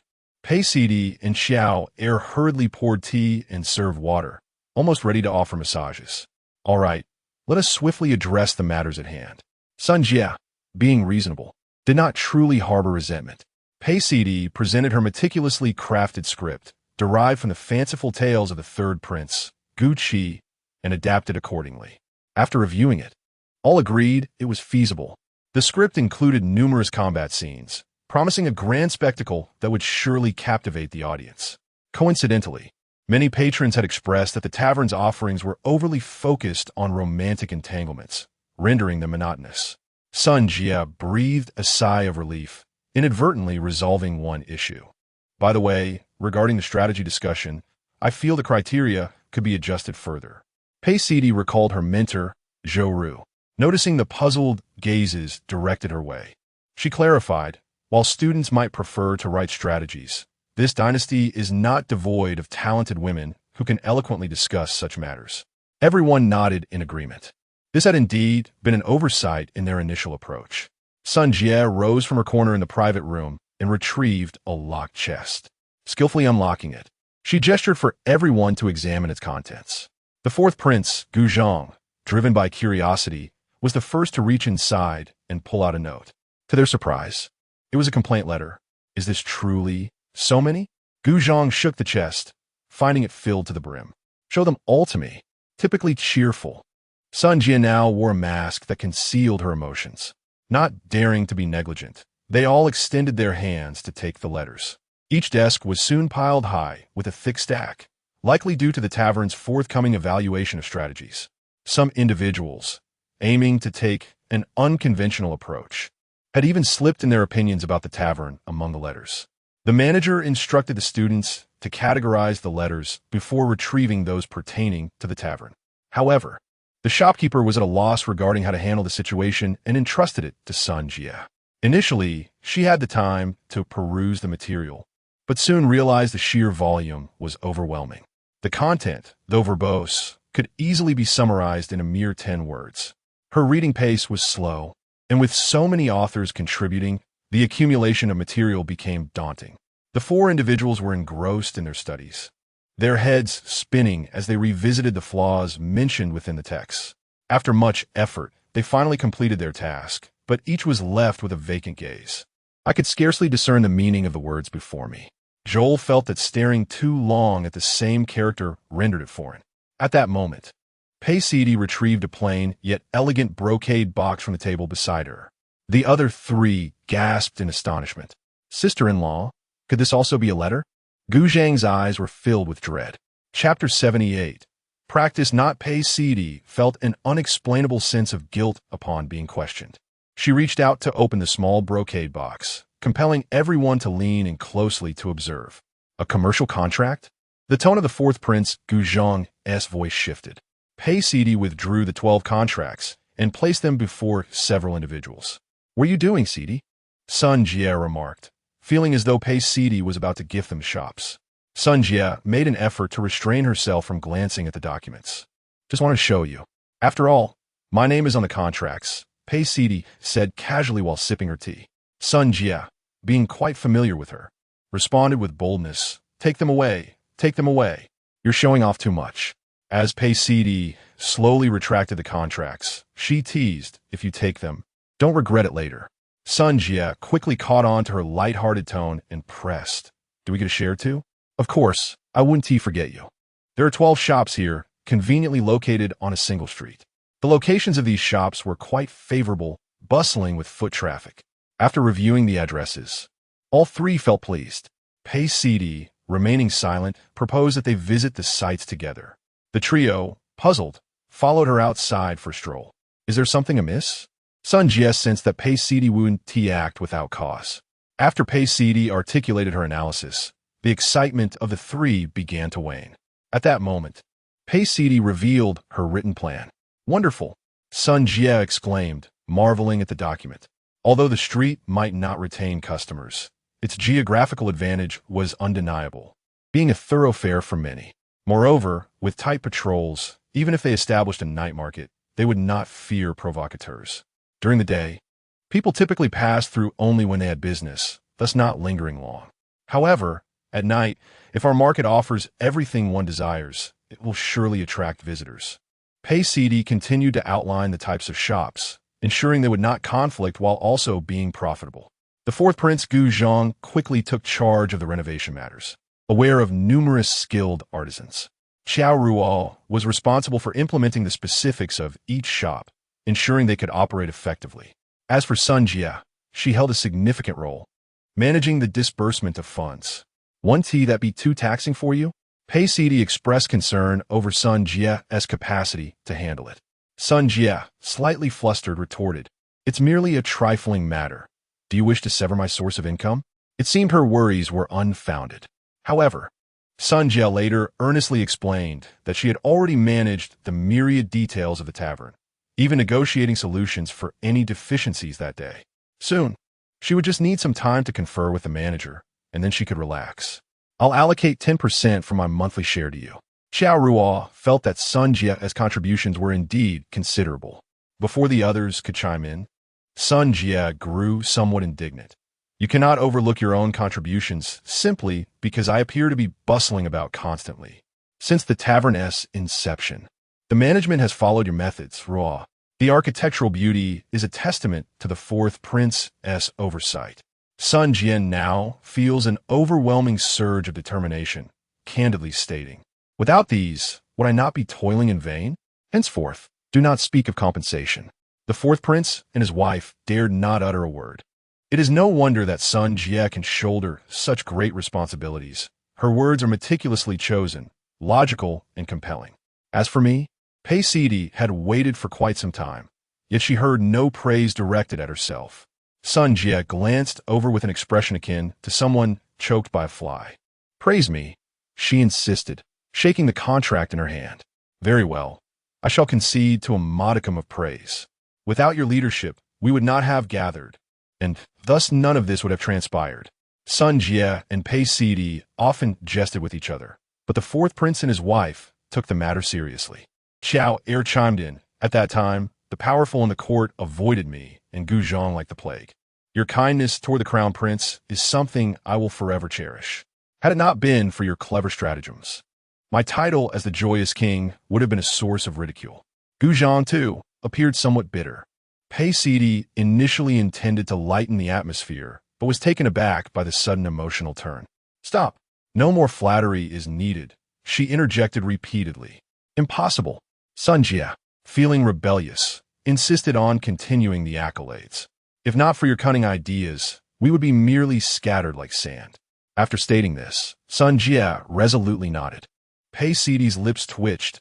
"If this is your version of praise, so be it."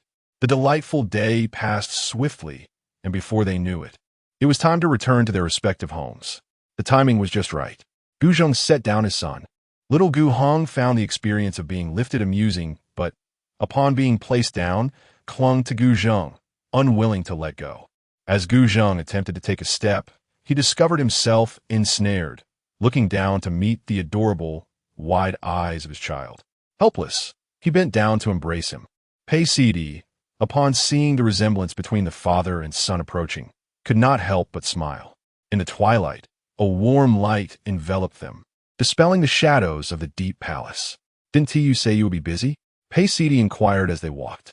"Father Emperor mentioned that Heng'er's first birthday banquet must be grand, and he has granted me leave from attending to other matters after court," Gu Zheng replied, his face adorned with a smile. Upon hearing this, Pei Sidi felt a pang of regret. "I nearly forgot about that," she lamented. She had numerous ideas for the banquet, yet due to various interruptions, she had scarcely had time to consider her celebration. "There is still time. Father Emperor has permitted me to utilize his private treasury, so you may proceed as you wish." Gu Zheng seemed quite pleased with this. Pei Sidi detected an unusual tone in his words. Gu Zheng had mentioned the emperor twice in quick succession. She continued the conversation, striving to engage, while also noticing a considerable number of unfamiliar faces within the Eastern Palace. Having been confined recently, she recognized most individuals, yet discerned new additions as well. Nevertheless, the ensuing discussion remained quite ordinary, as Gu Zheng deliberated with her over the guest list for their child's birthday celebration. Upon reviewing it, she was surprised to find many notable individuals, some even holding official titles, included among the invitees. "Is this perhaps too many?" Pei Sidi hesitantly inquired. "No, far from the borders, my elder brother has already been invited," Gu Zheng remarked nonchalantly. Pei Sidi fell into a contemplative silence, the sense of peculiarity intensifying. She swiftly recalled her past life, during the celebration of Heng'er's first birthday. It had not been so extravagant. While numerous dignitaries had indeed been invited then, the current spectacle was wholly unprecedented. She cast a glance at the little one before her. Young Gu Hong, with his tiny hands, was being guided by his nurse to practice grasping the items he would be expected to seize during the upcoming celebration. Was it truly necessary to gather such a multitude merely to witness this child grasp an object of auspicious significance? The nurse, sensing that Pei Sidi might have something to express, inquired, "Your Highness, do you hope for the young prince to grasp something specific?" Pei Sidi shook her head, replying, "Let be as fate dictates. All outcomes are favorable."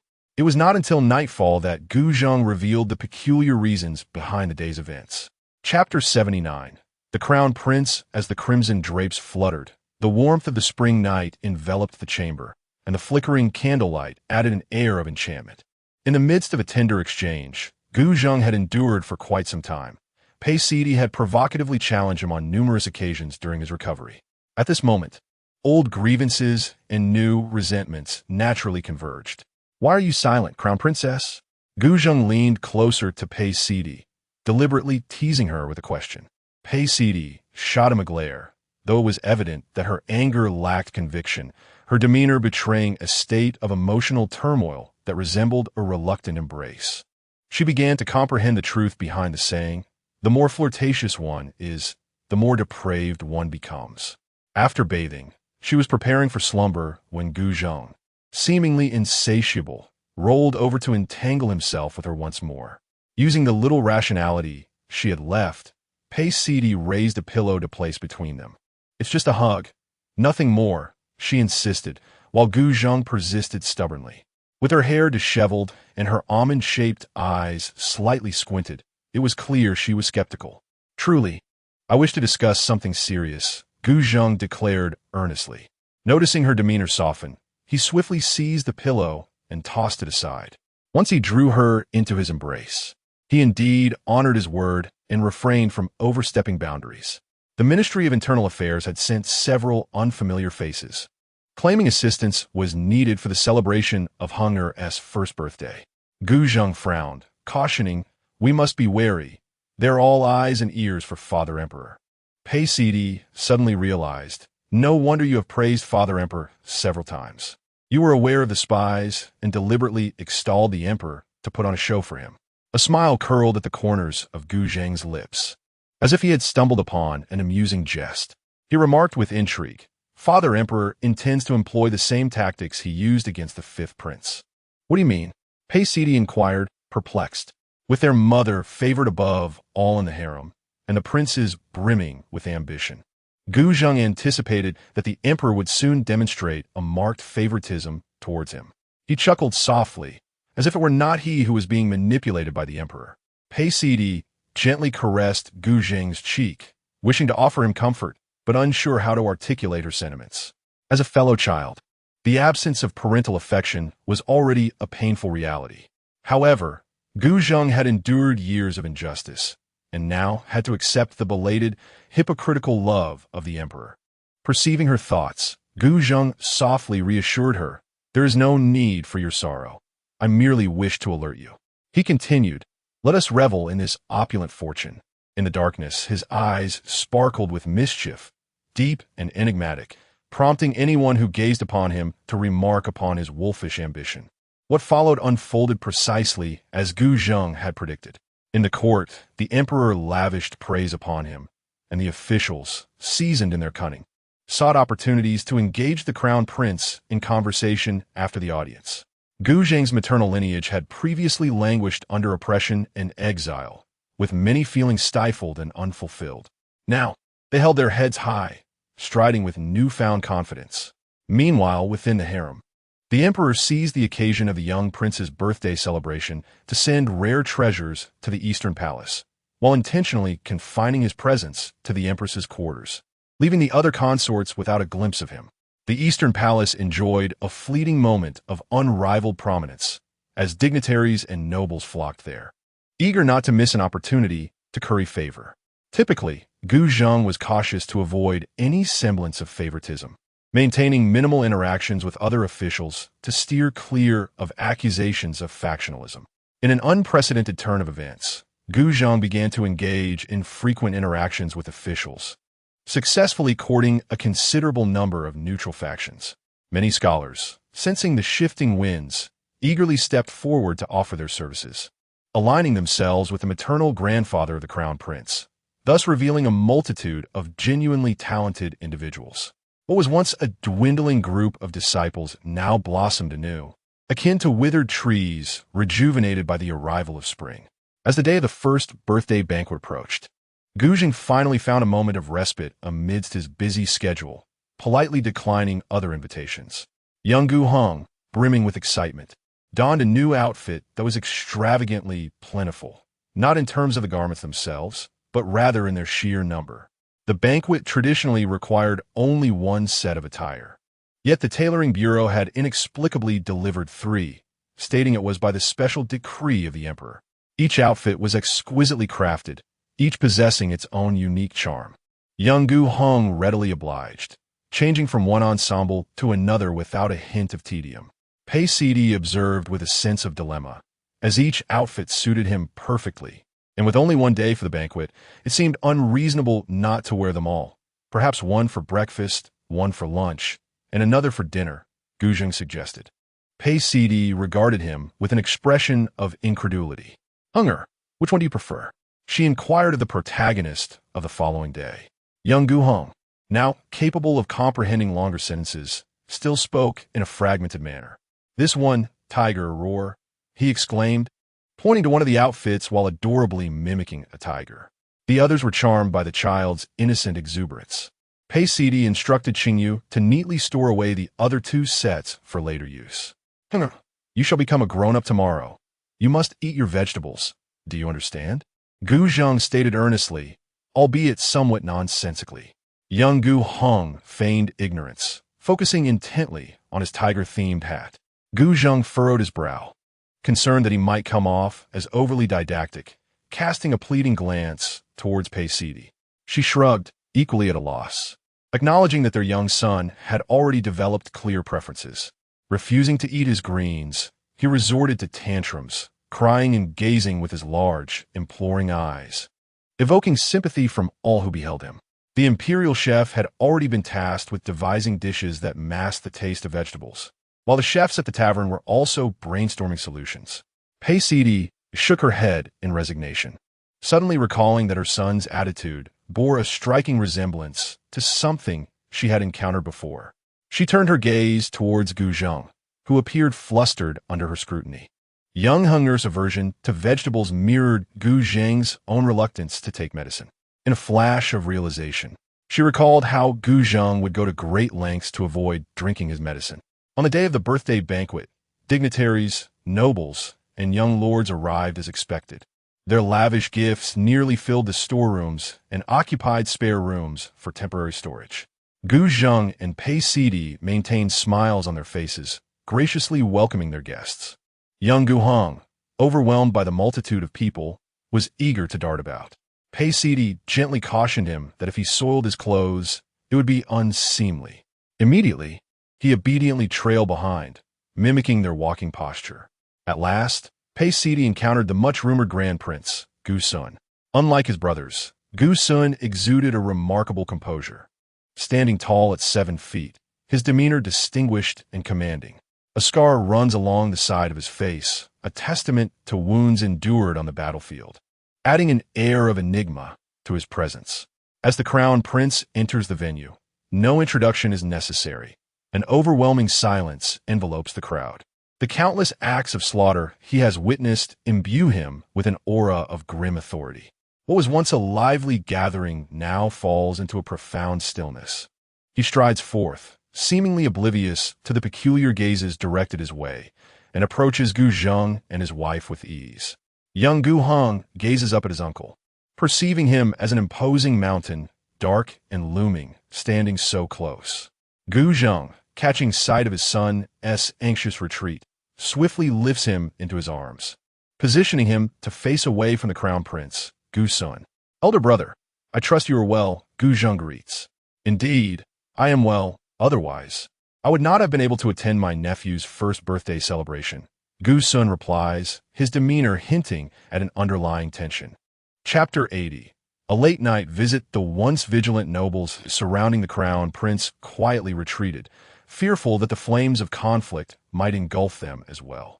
The marshal and the scholarly stood side by side, their disparate temperaments surprisingly equal in presence. Sensitive officials began to speculate wildly. Peace is a blessing, dear elder brother.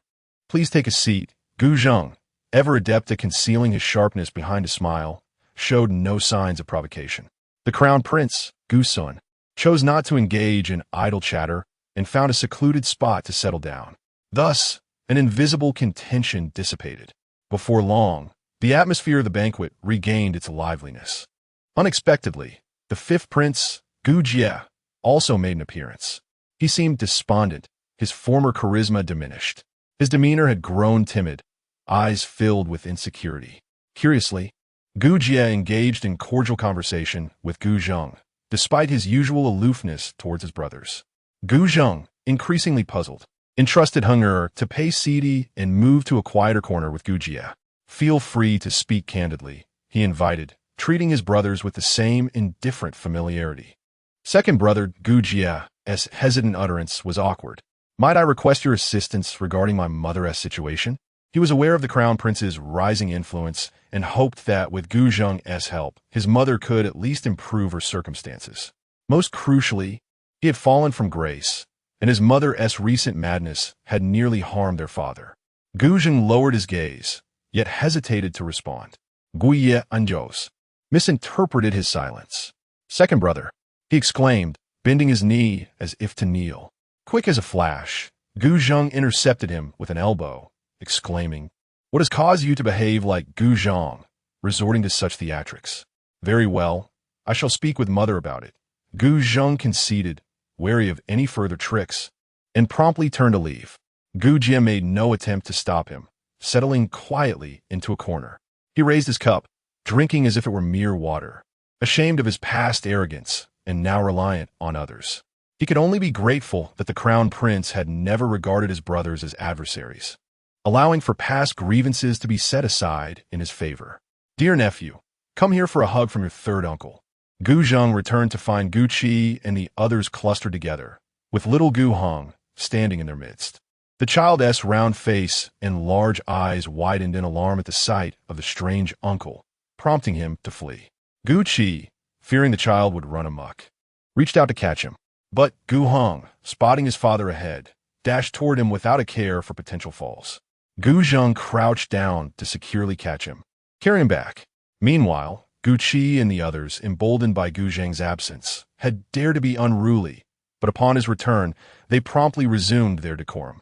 Pei Sidi, stifling a laugh, remarked on how they had been lively just moments ago, now resembling quails in his presence. "You hold Heng'er for a moment. I shall go converse with them," she suggested to Gu Zheng. He nodded, cradling his son as he navigated among the guests. Pei Sidi first sought out Gu Tang, learning that she had been negotiating with the Empress Dowager over the past few days. The Dowager had neither refused nor agreed to their discussions. "Do not lose heart. At least the Dowager is unaware of the marriage alliance," Pei Sidi comforted her. Gu Tang understood the importance of patience and, together with Pei Sidi, wandered to other places to avoid eavesdroppers. As little Gu Hong nearly succumbed to slumber, the emperor, along with the Empress Dowager and the Empress, finally arrived. The sound of formal greetings startled him awake, causing his half-closed eyes to widen in surprise. During the ceremony, all eyes were fixed upon little Gu Hong. Both Gu Zheng and Pei Sidi felt a surge of anxiety, fearing that their son might be overwhelmed by the gazes of so many people and burst into tears. Among the items prepared for the ceremony by the Ministry of Internal Affairs were pens, ink, books, seals, abacuses, rulers, and coins, a splendid array. Little Gu Hong wandered among these objects, mimicking the posture of an adult, with his hands clasped behind him as if on patrol. The Empress Dowager's eyes crinkled with delight, radiating affection. Under the scrutiny of the crowd, little Gu Hong unexpectedly picked up a seal, prompting a collective intake of breath as attendees were unsure whether to congratulate him. The seal symbolized an official position. However, the only role that little Gu Hong might legitimately aspire to would be that of the supreme ruler, should fate allow. Gu Zheng and Pei Sidi were on edge. During the earlier practice, Heng had shown no interest in the seal, opting instead for books or small wooden knives. The Empress Dowager's expression shifted subtly. She could not allow little Gu Hong to incite suspicion. Stumbling slightly, Gu Hong approached the emperor and offered him the seal, even rising on tiptoe due to his short stature. "Seal," he said, imitating the gesture of stamping. The empress, seeing the potential awkwardness, quickly interjected, "Perhaps he has frequently observed your majesty handling official documents, which is why he brought the seal to you." When Gu Zheng and Pei Sidi were detained in the temple, little Gu Hong had been taken to the empress's palace, where he often curiously watched the emperor attend to state affairs. Heng has a remarkable memory. Now let him choose another item he desires, the Empress Dowager suggested, signaling to a palace attendant to guide the young prince back for another selection. The audience breathed a sigh of relief. As long as they were not put in a difficult position, they would comply with anything. The emperor, seemingly unaware of the underlying tensions, laughed heartily as he lifted little Gu Hong, exclaiming, "This is splendid. How could one not understand?" The crowd erupted in congratulations. After what felt like an arduous banquet, Gu Zheng and Pei Sidi were utterly exhausted.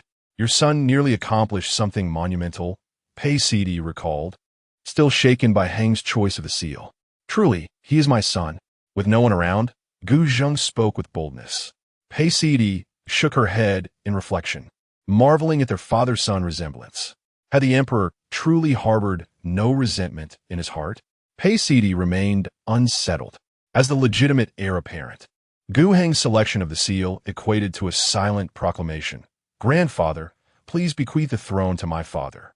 Should Emperor Qin harbor any suspicions, believing it to be a deliberate act on their part, it would matter little. After all, His Majesty will continue to play his role. Gu Zheng shrugged. Pei Sidi, brimming with curiosity, urged Gu Zheng to reveal what Emperor Qin's next move would be. Just then, a knock echoed through the room. "Your Highness, the Crown Prince and the First Prince have come to pay their respects," called Qin Yu from outside. Pei Sidi, puzzled, questioned the late-night visit of the First Prince. Gu Zheng, on the other hand, felt a surge of excitement, as if anticipating a reunion with an old friend, entirely dismissing the tension that had prevailed during the banquet with the First Prince. "Let us go together. However, if you find yourself too fatigued, it is perfectly acceptable to rest," he suggested, mindful of the day's exhausting events. "Go. Why do I sense that you are concealing numerous matters from me?" Pei Sidi threatened. "Upon your return, you must confess everything." Chapter 81. Heritage in the Dead of Night. The Crown Prince arrived, bearing matters of significance. Strangely, upon the sight of the Crown Prince Gu Sun, Gu Zheng reverted to a demeanor that masked his true intentions beneath layers of feigned politeness. Gu Sun, with an expression of cold indifference, spoke plainly. "I have heard that His Royal Highness the Crown Prince has been enjoying great favor of late, hence my visit." Gu Zheng's countenance shifted abruptly, and he cast aside his teacup in a fit of indignation, demanding, "What do you mean by that, brother?" The palace attendants and guards, startled by the sudden tension, averted their gazes, wishing to remain uninvolved. "Qing Fu, see them out." Gu Zheng recalled his need to maintain decorum. Once they were alone, he feigned concern, inquiring, "Brother, when do you return to the frontier?" "I shall depart the day after tomorrow." To avoid unwelcome gossip, Gu Sun replied, aware of his awkward position and his desire to remain in the imperial city for only a brief period. "Mother misses you dearly," Gu Zheng stated, pouring tea with unexpected tenderness. Gu Sun nodded, indicating his intention to visit their mother the following day. "This is for my nephew," Gu Sun said, producing a finely crafted sachet. Within lay rare herbs from the frontier, capable of repelling venomous creatures, truly a treasure. As he had only a limited supply after such a long time, his imposing figure contrasted sharply with the delicate sachet he held. Gu Zheng accepted it, noticing Pei Sidi's keen interest, and handed it to her. Upon touching it, she was enveloped by a familiar scent. Reflecting back, she recalled possessing a similar item in her past life, given to her by Gu Zheng, who had remained silent, leading her to believe it was merely an ordinary sachet. "Brother, there is a tavern in the imperial city called Eats from All Directions. You should visit when you have the chance," Gu Zheng suggested, promoting the establishment run by Pei Sidi and her companions. "I have heard of it. It is quite renowned," Gu Sun replied, genuinely intrigued. Pei Sidi felt a swell of pride upon learning that the tavern had gained fame even in the frontier regions. However, the situation in the frontier had recently grown precarious, with rumors spreading of treasures emerging and a saintess missing. Many foolish individuals had ventured to the frontier, causing considerable trouble. "If I discover who is spreading these rumors..." Gu Sun slammed his hand on the table, causing the teacups to rattle. The true instigator of the chaos was Gu Zheng, rendered speechless. Shortly thereafter, Gu Sun produced a stack of letters. "These pertain to recent events in the frontier. Read them at your leisure. We can discuss no further." The two rose in unison. understanding their unspoken agreement. As Gu Sun opened the door, a few palace attendants discreetly raised their heads to observe. Gu Zheng, with a cold voice, remarked, "Since you are unable to converse civilly, kindly take your leave." Gu Sun was abruptly pushed, nearly losing his balance. Had it not been for the presence of so many witnesses, he would have turned to confront Gu Zheng in a physical altercation. Gu Zheng, quick to react, slammed the door shut with a resounding thud, leaving the onlooking attendants to interpret the scene as one of Gu Zheng's barely restrained frustration. From Pei Sidi's vantage point, she could discern Gu Zheng's subtle gestures, raising an eyebrow at the complexity of the relationship between him and the crown prince. Once they returned to their quarters, Pei Sidi maintained a quiet smile. Gu Zheng cautiously inquired, "Which matter would you like to discuss first?" "The crown prince," Pei Sidi replied without hesitation, clearly indicating their close connection. Gu Zheng's expression turned grave as he began to recount the intricate tale. It appeared that the situation was far more convoluted than he had anticipated. The crown prince's mother had once been a favored maidservant to the empress. Their bond forged in childhood and deepened over the years. At that time, Emperor Qin had yet to ascend the throne. Even when he took a concubine, the empress bore no jealousy. Rather, she felt herself to be the matriarch, capable of offering protection. Moreover, with Emperor Qin's remarkable stature and noble lineage, should she bear him a son or daughter, her position would remain secure. After the favored maid conceived the eldest son, the empress diligently assigned caretakers to ensure her well-being. Harvarding no resentment whatsoever. Tragically, the favored maid passed away during childbirth, succumbing to severe hemorrhage. The empress was engulfed in sorrow, unable to swallow food for several days. Subsequently, she raised the child born from the favored maid as her own, nurturing him with the affection reserved for a biological son. However, whispers about the young prince's ambiguous status as a non-legitimate heir circulated among the court. Aware of his precarious position from a tender age, the young prince voluntarily requested deployment to the frontier at the age of 15, rarely returning thereafter. It is no wonder that he seldom appeared. Pei Sidi reflected. In her past life, her impressions of the young prince were scant. He was regarded as a warrior in the hearts of the common folk, yet remained an outsider within the royal family. His elder brother stationed at the border was likely acquainted with Lu Mingyu. Gu Zheng observed the correspondence and commented. Pei Sidi felt an alarm bell ringing in her mind. She wondered why he mentioned her childhood friend, Lu Mingyu. She had gathered that Lu Mingyu was a rare talent, and the emperor intended to elevate him. It was rumored that he would soon be appointed as a commander of the imperial guards. Gu Zheng multitasked, reading the letter while engaging in conversation. What a fortuitous event! Pei Sidi felt a sense of pride. Her once mischievous friend had now become an imposing figure. Was there a way to invite him to a banquet the day after tomorrow? Rarely did Gu Zheng take the initiative to propose a gathering. What are you planning? Pei Sidi asked, feeling wary, remembering Gu Zheng's previous jealousy. Naturally, he sought to cultivate a relationship with the future commander of the imperial guards. He replied vaguely. He is not so easily swayed by your schemes. Pei Sidi realized then that Gu Zheng aimed to gain control over both the frontier and the imperial guards. Just wait and see. If he cannot be won over, I shall relinquish my claim to the crown prince position, Gu Zheng asserted confidently. She appeared troubled, unsure of the source of his confidence, yet unwilling to hurt his pride. Feel free to arrange the meeting. Gu Zheng remained cryptic about his approach. Very well. I shall simply enlist Sun Jie's assistance to extend the invitation. Sun Jie frequently hosted dignitaries at the banquet hall, thus it would not raise suspicion. During this time, pursue any audacious endeavors you wish, Gu Zheng suddenly declared. Pei Sidi was perplexed, finding his words strange. Hadn't she just expressed curiosity about the emperor's next moves? Gu Zheng posed another question. Pei Sidi found herself unable to sleep, inching closer to Gu Zheng, eager to hear a tale. My father will emphasize to everyone that I am the heir apparent. Naturally, we can forge our own path. Proceed with the circumstances, leveraging them to our advantage.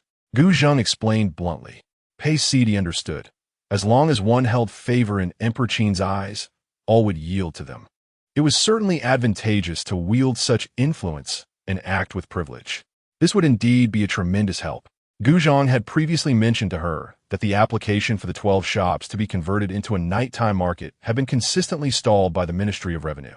They insisted that the market stalls must be categorized distinctly, forbidding a haphazard assortment. Despite operating solely during the night, this was deemed irregular. Consequently, all the renovation materials were prepared, yet construction remained at a standstill, with the craftsmen incessantly clamoring to leave. Gu Zhang was hesitant to press the officials at the ministry. As a minister of revenue was none other than Pei Sid's father. Pei Sid found herself at a loss on how to persuade him, as her father was notoriously prudent. However, now there was an opportunity to assertively demand that the ministry expedite the approval process. It was feasible and not particularly outrageous. After listening, Gu Zhang also perceived no significant issues. Speaking of which, Princess Consort, you must be aware of my intentions, right? It was rare for Gu Zhang to refer to himself as this solitary one in Pei Sid's presence. Chapter 82. Conspiracy to know is to conspire, is it not? Pei Sid cast a fleeting glance at the letter, densely packed with matters concerning the frontier. Gu Zhang's enchanting phoenix eyes narrowed, revealing a rare smile of relief. Though they were engaged in discussions of treasonous nature, a sense of unburdening hung in the air. You certainly possess a daring spirit. Their mutual understanding was palpable. At dawn the next day, Gu Zhang attended court while Pei Sid exited the palace. Since privileges were now available without cost, why not take advantage of them? Sun Jie was taken aback, puzzled by the early visit. Hand this over to the fourth prince or heir Ru. The Ministry of Revenue will naturally handle it. Pei Sid produced the crown prince's jade token. Why not deliver it directly to your father? Sun Jie questioned, bewildered by the roundabout manner. We are conducting legitimate business. How can we be clandestine? Pei Sid feignait de surprise. It cannot be covert, yet one can certainly walk through the back door with ostentation. Am I right? Sun Jie rolled her eyes, too weary to expose the charade. Do you recall Lu Mingyu? Pei Sid inquired. Yes, the young general with the red cape, Sun Jie replied. Recalling the comical incident from that time. Please arrange for him to join us at the tavern tomorrow afternoon. Pei Sid perused her notebook, which detailed the minutiae of shop renovations. What are you planning? Does the crown prince know? Sun Jie gasped, eager to dissuade her friend from any romantic inclinations. Do I possess multiple heads? Are you still half asleep?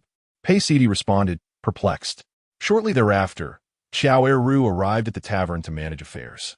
She was aware that Sun Jie had been shouldering responsibilities alone for some time, and now that she had some free time, she would come to the tavern. What brings you out of the palace today? Xiao Eru wondered if her eyes deceived her. You arrived just in time. Sun Jie presented the jade token she had just received to Xiao Eru. Upon learning that it was to be given to Gu Zhang before being presented to the Ministry of Revenue, she echoed Sun Jie's earlier question. Only through contention can there be value in discussion. After a visit to the Ministry of Revenue, it became apparent that plans to renovate the night market were underway. Pei Sid diligently explained her reasoning to Xiao Eru. If the market were to be constructed quietly, without anyone being aware, it would require even more effort to publicize it afterward. Sun Jie silently shook her fist at Pei Sid, bemused by her whimsical explanations to her. Yet her seriousness with Eru. As for the rouge shop, we have engaged skilled artisans from Jiangnan, master craftsmen. However, this will significantly increase costs, leading to much higher prices. Xiao Eru felt that the rouge shop might be somewhat superfluous, yet it could not be omitted. Sun Jie nodded. She had visited a market dedicated to selling rouge. In terms of pricing, they were indeed on the expensive side. It was an intractable dilemma. If quality was to be assured, fine materials and skilled labor were essential. Yet how could a box of rouge stand out in a market where it lacked a pricing advantage? No matter, produce a batch for me first. I shall handle this matter. Pei Sid was unwilling to relinquish the rouge shop. The three of them discussed the preliminary outline of the shop once more and deemed it generally sound. Now, they simply awaited approval from the Ministry of Revenue. Until tomorrow, I will also summon Xiao Tang. Pei Sid bid them farewell as she prepared to leave. Remaining, Sun Jie and Joel exchanged glances, both sensing an unusual air, pondering whether her frequency of exiting the palace had become excessive. During dinner, Pei Sid coaxed Gu Zhang. Speaking of the young Gu Hong, who would soon transition into adulthood after the birthday banquet. Just take a bite. It's not a vegetable, she said, gesturing towards the green bean cake on the plate. Young Gu Hong, fixated on the toy in his hand, appeared almost cross-eyed, remaining still as if pretending not to understand. Pei Sidi, recognizing his ruse, shook her head in resignation and affectionately pinched his cheek, saying, "You truly test my patience." She then stood and walked outside. Upon noticing his mother's absence, Gu Hong promptly set down the toy and began to struggle to get outside. "Little prince, wait." The wet nurse hurriedly tried to soothe him. "Where are you going?" After only a brief moment away, Pei Sidi returned to find Heng'er curiously extending a foot beyond the edge of his stool. Young Gu Hong quietly retracted his foot. The wet nurse sighed in relief, bemused at how the little prince managed to do so, given that the stool was surrounded by wooden slats.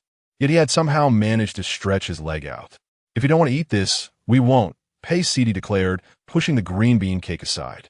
Initially intent on continuing to focus on his toy, Gu Hong discreetly released it, allowing it to fall to the ground. Pei Sidi marveled at the child's poor acting skills, particularly since he seemed to believe no one could see through his pretense. She then produced a string of bright red candied hawthorn. The syrup glistened, and its vibrant hue made the candied hawthorn all the more enticing. "Wow!" Gu Hong involuntarily opened his mouth, drooling in anticipation. "Would you like some?" Pei Sidi waved the candied hawthorn in front of him. Gu Hong's eyes were transfixed. "Just a little bit," Pei Sidi indicated the portion.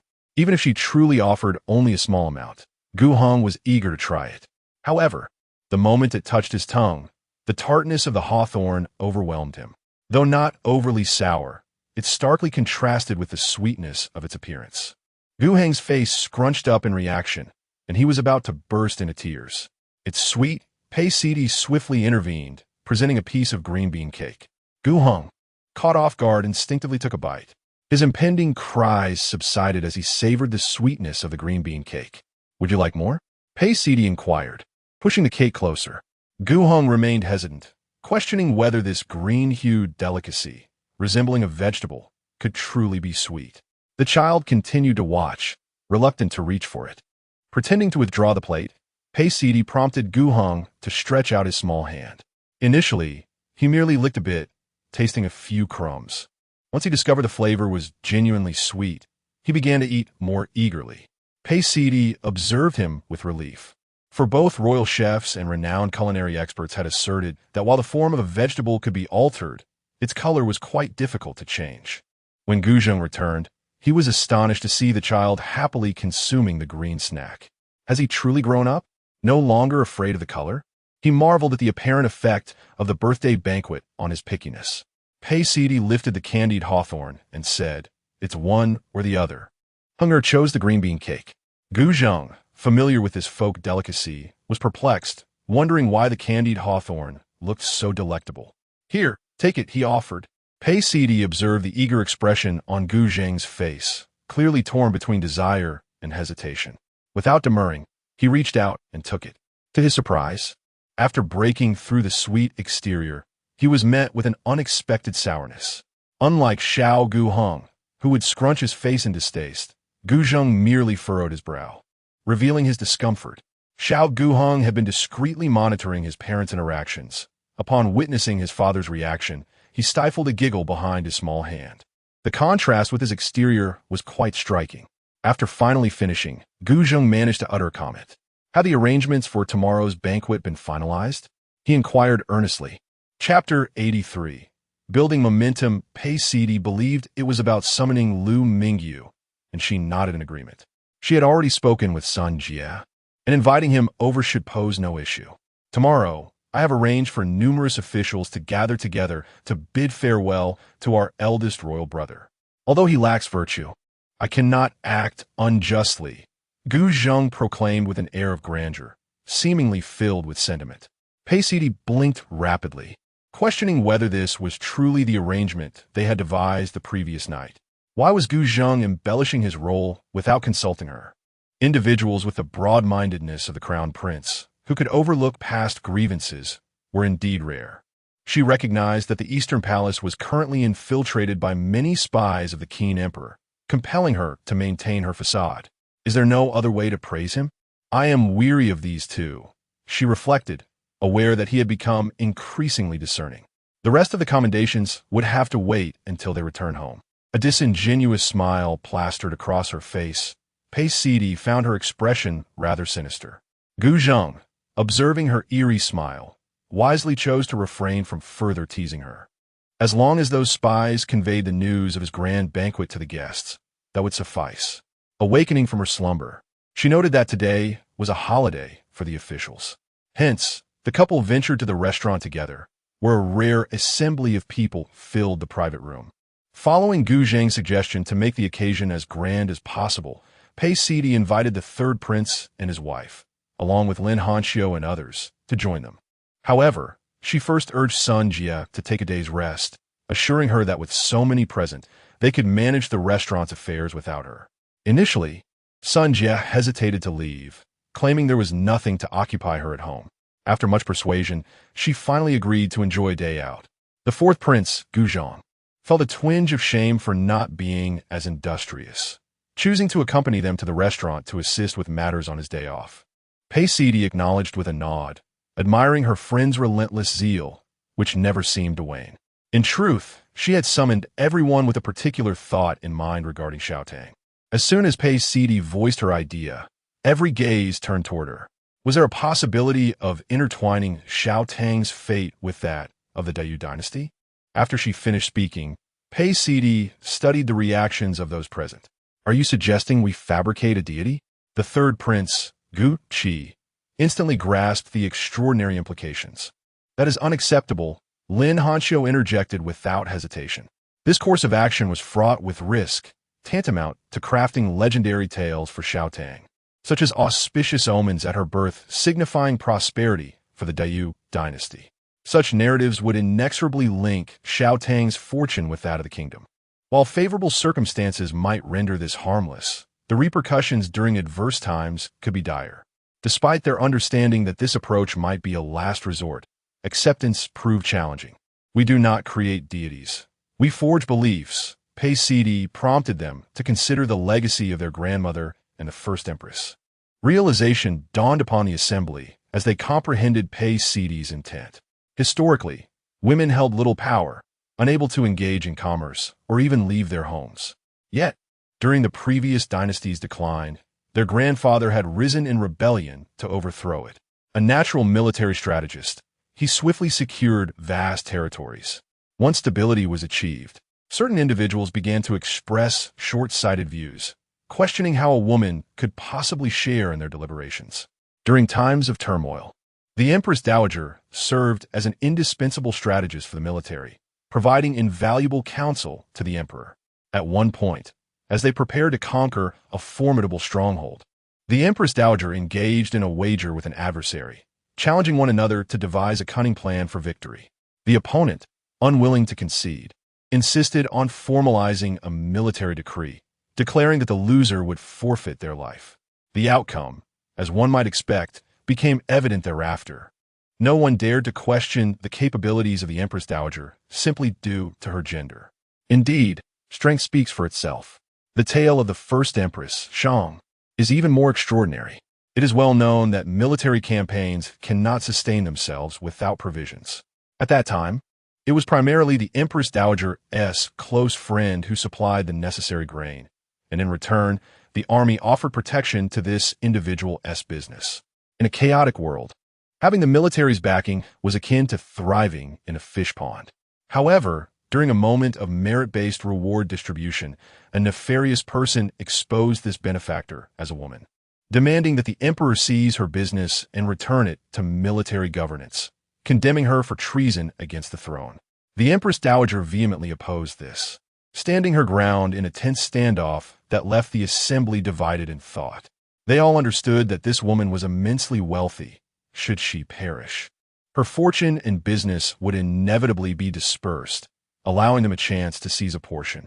The emperor, with a nonchalant demeanor, stated simply that those who contribute to the army are deserving of recognition.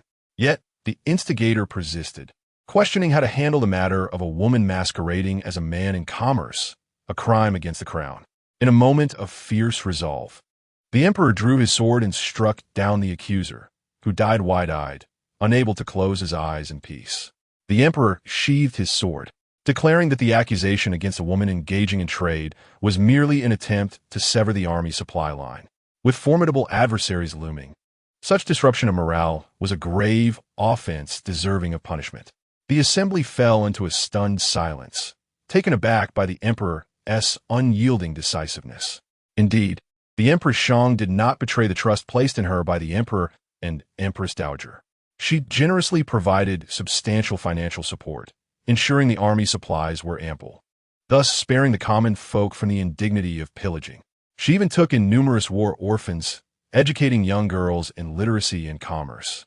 Yet, perhaps due to the jealousy of fate or her own overthinking, she passed away at the tender age of 36.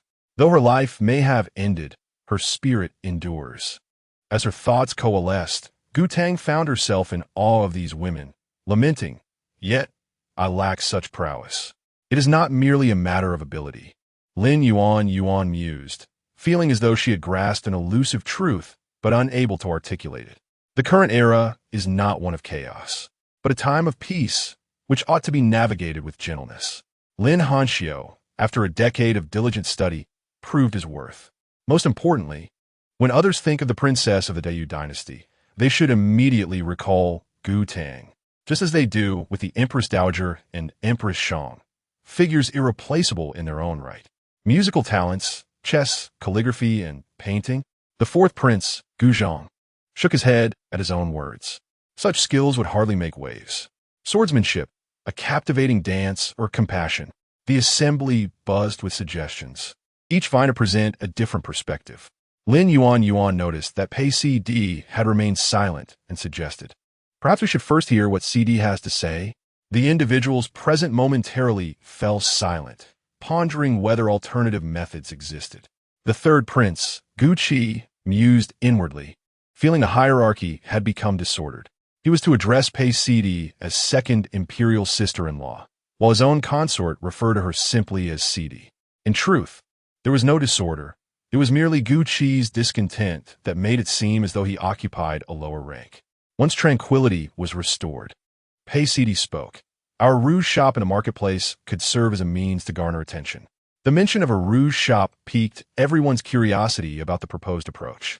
Although the princess holds a prestigious title, would it be possible for her to recommend suitable rouge as a friend? Pei Sidi suggested cautiously. "What?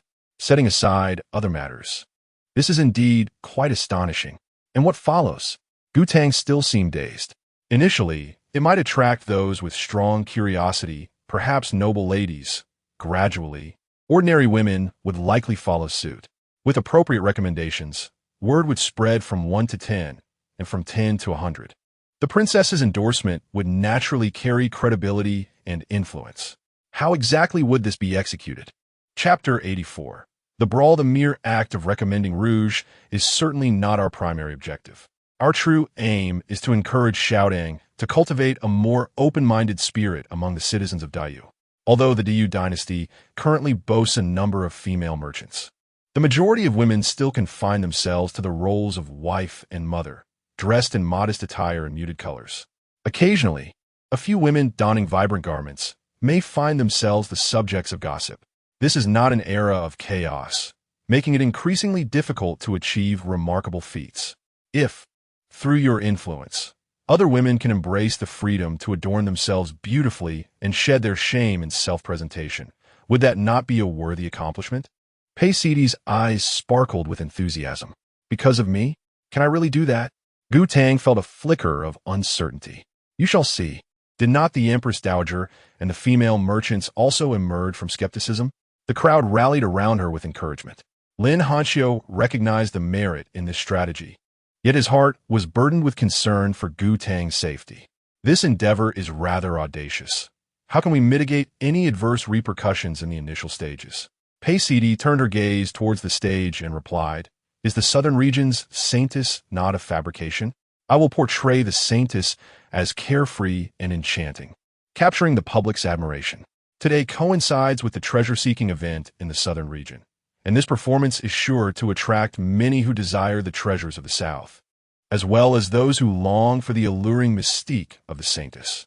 By introducing a fictitious saintess to gauge public sentiment, coupled with the discussions in the tavern, we can deliberately extol her virtues and garner followers.